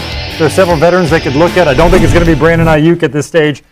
I heard it right there. Woo! That one. Go back to that. Rewind that. Rewind that. Welcome back. Grant Nanny here on the Fan. Tobes in for GP. Speaking of GP, he caught up with Foster Griffin moments ago at the All-Star game. All-Star. You know, because Foster Griffin's an All-Star and all. We'll play that for you in about, I want to be honest with you, about 16 minutes. No, 17. 17 minutes, almost 18 minutes. I'm going to start a clock. Yeah, from right now. We'll play it for you. 800-636-1067. So, we talked about the Diggs angle earlier in the program. Why aren't they in? Who's this mystery speed receiver behind door number 3? But the big takeaway right there, the last little thing that Fowler just dropped in there. The little, it's the garnish, the parsley, the cilantro on top of the guacamole. A little backhanded, like, oh, by the way, you know. And they're not interested in Ayuk. Anyway, have fun. What? You mean the thing that we spent months talking about? Yeah. Entire segments of that exact show talking about? Like, oh, they're probably not interested. Do we think that's real? Manny, line 1. Manny, what's up, bud? How are you? Hey, guys. How y'all doing? Good, buddy. I think this is a 1978 Stretch Armstrong reach. I don't think that I didn't get none of that out of that. I think he said, I don't think. You know what I mean? If anything, he was selling us Diggs, which you don't have to do because we want Diggs too. Especially me. I would take both of them. But I think you're reaching. I think you're like Manute Bol, top of the backboard, reaching for that one. That's because you have a disdain for Brandon Ayuk. Yes. And I get it. You know what I mean? I get it. You think I'm wish casting there, Manny. I appreciate you, buddy. Thank you so much. Appreciate you chiming in. And by the way, Manny, I'm open to that possibility. That I'm reading into it, trying to see what I want to see. If you're just joining us, the context clues are there's clearly I got this from somebody in his previous several sentences, talking about Jeremy Fowler. Here's why Diggs feels confident. Goes on to explain it. There are teams that have checked in on Diggs. Goes on to explain it. Washington is one of those. I'm looking at them. They say they want a speed receiver. Again, that's coming from somewhere, whether that's Diggs' agent. That's my guess, though, by the way. Kind of a status update there as to what might make sense, et cetera, et cetera. Then when I hear the last, after the comma or after, maybe it's an ampersand, maybe it's a semicolon, I'm not sure punctuation-wise. But that little, they're not interested in Ayuk, that ain't nothing. That's not the same as guessing, in my view. I guess that's kind of my point here. Justin from Laurel, do you buy that? Do you think this is real? They're not interested? Nope, I do not think. I don't think it has anything. I think until AC or Dan Quinn comes out and officially says that they don't want BA, I don't really care what the insider says. And like the other caller said, he said, I don't think. And I think the reason why he says that, because nobody knows what BA is going to do. Well, yeah. If he's not going to go get himself reinstated and do what he has to do to get back on the field, why would the Commanders, even be worried about it at this time? Until somebody officially comes out from the team and says that they do not want him, that's when I'll believe it. Justin, I hear you appreciate that. And that's the tough part. They can't yet. You can't. And you can't until Ayuk is released. Correct. Because right now he's, for lack of a better term, like he's property of the 49ers. He is a 49er, although just in name only. He's obviously made it very clear. We know the history and et cetera, et cetera. But you're now, if you go, we don't want him or we do, you're tampering. They can't do that. Yeah, they literally just cannot comment on him. He's on another team right now. And so it's not like they can come out and say, hey, we're not interested in Patrick Mahomes. Of course you're not, right? Like, you can't. Hey, I'm not interested in Rashee Rice. So they're not going to come out and say they're not interested in Brandon Ayuk expressly unless he gets released, and then they could comment on it. So it is going to have to be through back channel sorts of ways. And I don't know that, that this isn't something that... This is where it's difficult trying to parse if it's a report or if it's something that's a rumor or something of that nature. And so that's kind of what we're trying to do here. But this is kind of the first indication from somebody really reputable. Jeremy Fowler is one of the best in the business, right? So getting it from him saying, I don't think it's going to be them, or I forget the exact wording. But if that's going to be the case, then getting it from him where he's getting it from somebody, he's not just... He's not irresponsible and just giving all sorts of opinions on ESPN. These are informed things. If that is the case, this is the first time we've learned that maybe they are looking elsewhere. Maybe they are considering Stephon Diggs a little more seriously like we've been asking. And instead of going after Brandon Ayuk, they're going to consider more of the Stephon Diggs train, which I think is the correct route. But I buy it. I really do. Because I think what I laid out last segment, the second you start to involve my team with some of your stupid videos, and then you start implicating my quarterback on some of your stupid videos, I can't anymore. Like, I would have been able to entertain you just calling John Lynch an idiot and going after Kyle Shanahan, whatever. They're not part of my organization. I don't maybe love that for what the future is if it doesn't end well for us, but whatever. We'll deal with that down the line. I don't care if you're offending people outside my organization. When you start coming at us or my quarterback or my organization, can't be involved anymore. JB from Waldorf. Do you buy that Jeremy Fowler is onto something here and Washington is not interested in Ayuk? Man, first off, let me say good afternoon, fellas, or good evening, fellas. Hey, buddy. And to be honest, I don't think Fowler knows either way if he's going to come, if they want him or if he doesn't. But I would just like to say, man, I cannot believe, and I'm going to get off after I say this because I don't, and it's no disrespect, but I cannot believe that there's a glee, that you guys are gleeful that this report came out and that you are so amped to try to get Stephon Diggs after all the off-the-field stuff that's going on with him right now as we speak. And you don't think that's going to be a distraction? Like, I mean, seriously, like if you guys don't know, you really need to dig into what is going on with JB, him. we did dig, and he's eligible. The NFL cleared him. They said that we couldn't find anything else. Okay, the NFL cleared him. I'm talking about morally as a person, bro. Here's the thing. Like seriously. I mean seriously. And I don't want to argue. I'm gonna let it's all good, buddy. No, I appreciate it. You go ahead. One guy wants to get out of his contract, and he's not really breaking any laws. All he's doing is making videos, getting online, and talking cryptic. And we hate the man just because he says he wants to play for us. Like, come on, man. This dude Diggs is doing the worst off the field, the worst that you can do as a man right now. As a man, and we want this guy on our team. It's crazy to me, bro. That's all I wanted to say. I love you guys, man. I appreciate you, buddy. Y'all, but come on, man. Rethink that. That is crazy. I'm happy to respond, JB. Thank you for the phone call. Appreciate you being respectful about it. Tobes, I'll tag you in. Yeah. So I used to feel that way, JB, about a great many things. I'm not kidding you. I did. And I don't consider myself more enlightened or less or whatever, but I would say I don't want that around here. The only part I care about now is, are your off-field actions going to result in you missing time? That's what I care about.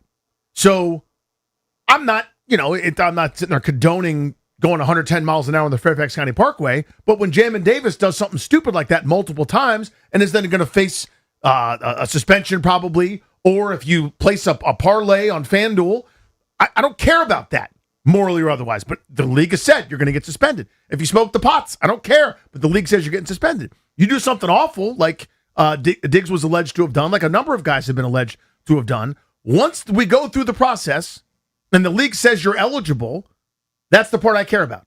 So I 100% understand that. And by the way, I respect that. It's your fandom. If you have a hard time rooting for somebody based on their checkered, to put it politely, past, totally your prerogative, totally your right. I don't care about that anymore. Can you help my football team, and will you? I trust him maybe a bit more than most because I'm on the, I don't want him for 3 years, JB. I want him for a 1-year honeymoon thing.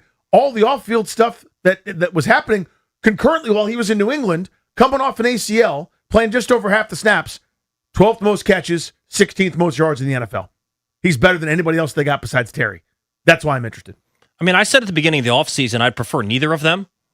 That's kind of where I was. Sure. At this point, they didn't make any moves to improve their team outside of Antonio Williams. But, De'Ami Brown isn't moving the needle, right? Like Van Jefferson isn't moving the needle. So when they didn't do that, I'm stuck in a position where who am I choosing between right now, Danny? I guess Keenan Allen, you could say, is out there, and he doesn't have a checkered past if you want to do that. But I don't know that you're necessarily going to sign him. Tyreek Hill, it's not like even if he becomes available, he's got a little bit of a checkered past. The thing is, do I agree with everything that Stephon Diggs does morally? Obviously not, right? If some of the stuff sounds horrible, all alleged, whatever we have to say there. But it's not something that the NFL has deemed to be suspension worthy, and so he can help out the football team.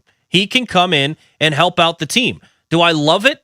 No. But at the same point, he could help you out. And by the way, I would have been on the exact same side there and saying, I don't know that I love him in the mix. I don't know that I would love him being with the locker room, except for the fact, and I come back to this a lot, and this is doing a lot of heavy lifting for me here, but every single Patriots player and every single Patriots reporter that was talked about what he did last season in New England has talked so glowingly about him in the locker room. Off the field, that's a different story. Yeah, didn't work in Houston when he I think he tore his ACL, right? So yeah, glowingly about Stephon Diggs. So I certainly understand the point there, but I think you're trying to put something on Diggs in terms of being a teammate at this point that he's not. Everybody in New England loved him. They didn't move on because of the fact that he was just a huge issue in the locker room. It was just they were going to go after AJ Brown and didn't need him anymore. Shane Fairfax, do you think there's any way Jeremy Fowler heard something and he's saying Washington is not interested in Ayuk? Commander, Toby, Six Man on the Radio. How you boys doing today? Hey, buddy. Doing great, man. Hey, look, I totally disagree with that last caller, man. Look, the answer is no, I don't think so. I think, look, Diggs is out there, right? We're grown men in a locker room. I'm sure these guys can push that side away. They're out there to win and make millions of dollars. Let's call it what it is. They can care less about the outside noise than if it doesn't impact that locker room as far as that. Like you said, I'm with you, Commander. The thing about it is you have to be available in the NFL. And if you're not available, I can't have you on my team. And he is cleared by the NFL. Therefore, let's go ahead and get this man signed. He's from here. Our receiver, you trying to tell me right now that the defenses right now are scared of this wide receiver room right now? I disagree. I think we are in trouble right now if we do not get somebody on the opposite side of Terry. Terry, look, Terry's getting older. He got hurt last year. You saw a lot of decline in Terry. I just call it what it is. He is getting older, and he is, I'm telling you, he's losing a little bit, but I'm telling you, we need somebody on the outside or somebody in the slot. And I'm getting sick and tired of hearing the running back position and the running back position. They're not damn wide receivers. I need somebody to go out there. Shane, it's going to be 3rd and 7 to your point. Thanks, buddy. I always appreciate your phone call. Let me squeeze in Dion and Herndon. Dion, what's up, buddy? What's up, Dion? Hey, what's going on, fellas? Hey, pal. I don't know what's going on with your callers. I think I'm on the lone wolf here. I absolutely believe this is real. The reason is this is how things are handled now. These guys, they live off of credibility. And if you look back at the segment, it was about Stephon Diggs. He did not have to bring up Brandon Ayuk at all. Why would he bring up Brandon Ayuk in that situation if he did not hear something? And for me, everyone's bringing up Stephon Diggs' legal situations. It's behind them. I know there's a new lawsuit that's coming out, but I don't think that's going to fall either. And also, I want to bring up one more point. you guys have nailed it on the head, talking about how Ayuk has been out of football for 2 years, and I know it's somewhat apples and oranges. I also look at someone like Deshaun Watson, who was out of football for 2 years, and look how he came back. Yeah. I don't think Washington wants that as their second receiver, and I'll let you guys. Dion, appreciate you, dude. Thanks for making that phone call. The context of dropping the I don't think they're interested in Ayuk matters more to me than, frankly, the content of it, right? The context over content there. This is in a sea of things that I've heard. Like, I'm emptying the notebook. Again, I'm making this up, but like, I've heard with the Wizards, and I have not. Okay, another disclaimer. Strobes, do not do this on Locked On, okay? I've heard from the Wizards that they want Trey Johnson to play point guard. I've heard that they think they've got enough depth in the backcourt, and they think they've got with DeAndre Ayton, he's actually going to start him and do a 3-center package. Again, I made that up. That's different than, what would be cool is if they played Trey Johnson at point guard. Yeah, totally different. Yes, this was closer to the former. I've heard. Then I give you information that's clearly from a Diggs side of things. Teams have checked in. He's confident. Here's why he's confident. Some fan ain't saying that. Some GM isn't saying that. What incentive does someone that may or may not sign him have to say that, Diggs actually only played 55% of snaps coming off a pitch count because he had an ACL injury the year before. Now his year moved and he's that much better. And he's still, even with those limits, caught 85 passes last season. Huh? That's from somebody trying to pitch Diggs for a gig. That's how this game is played. So he gives you the info. Washington, they're looking for something else. Oh, okay. I'm percolating. And I don't think they're interested in Ayuk.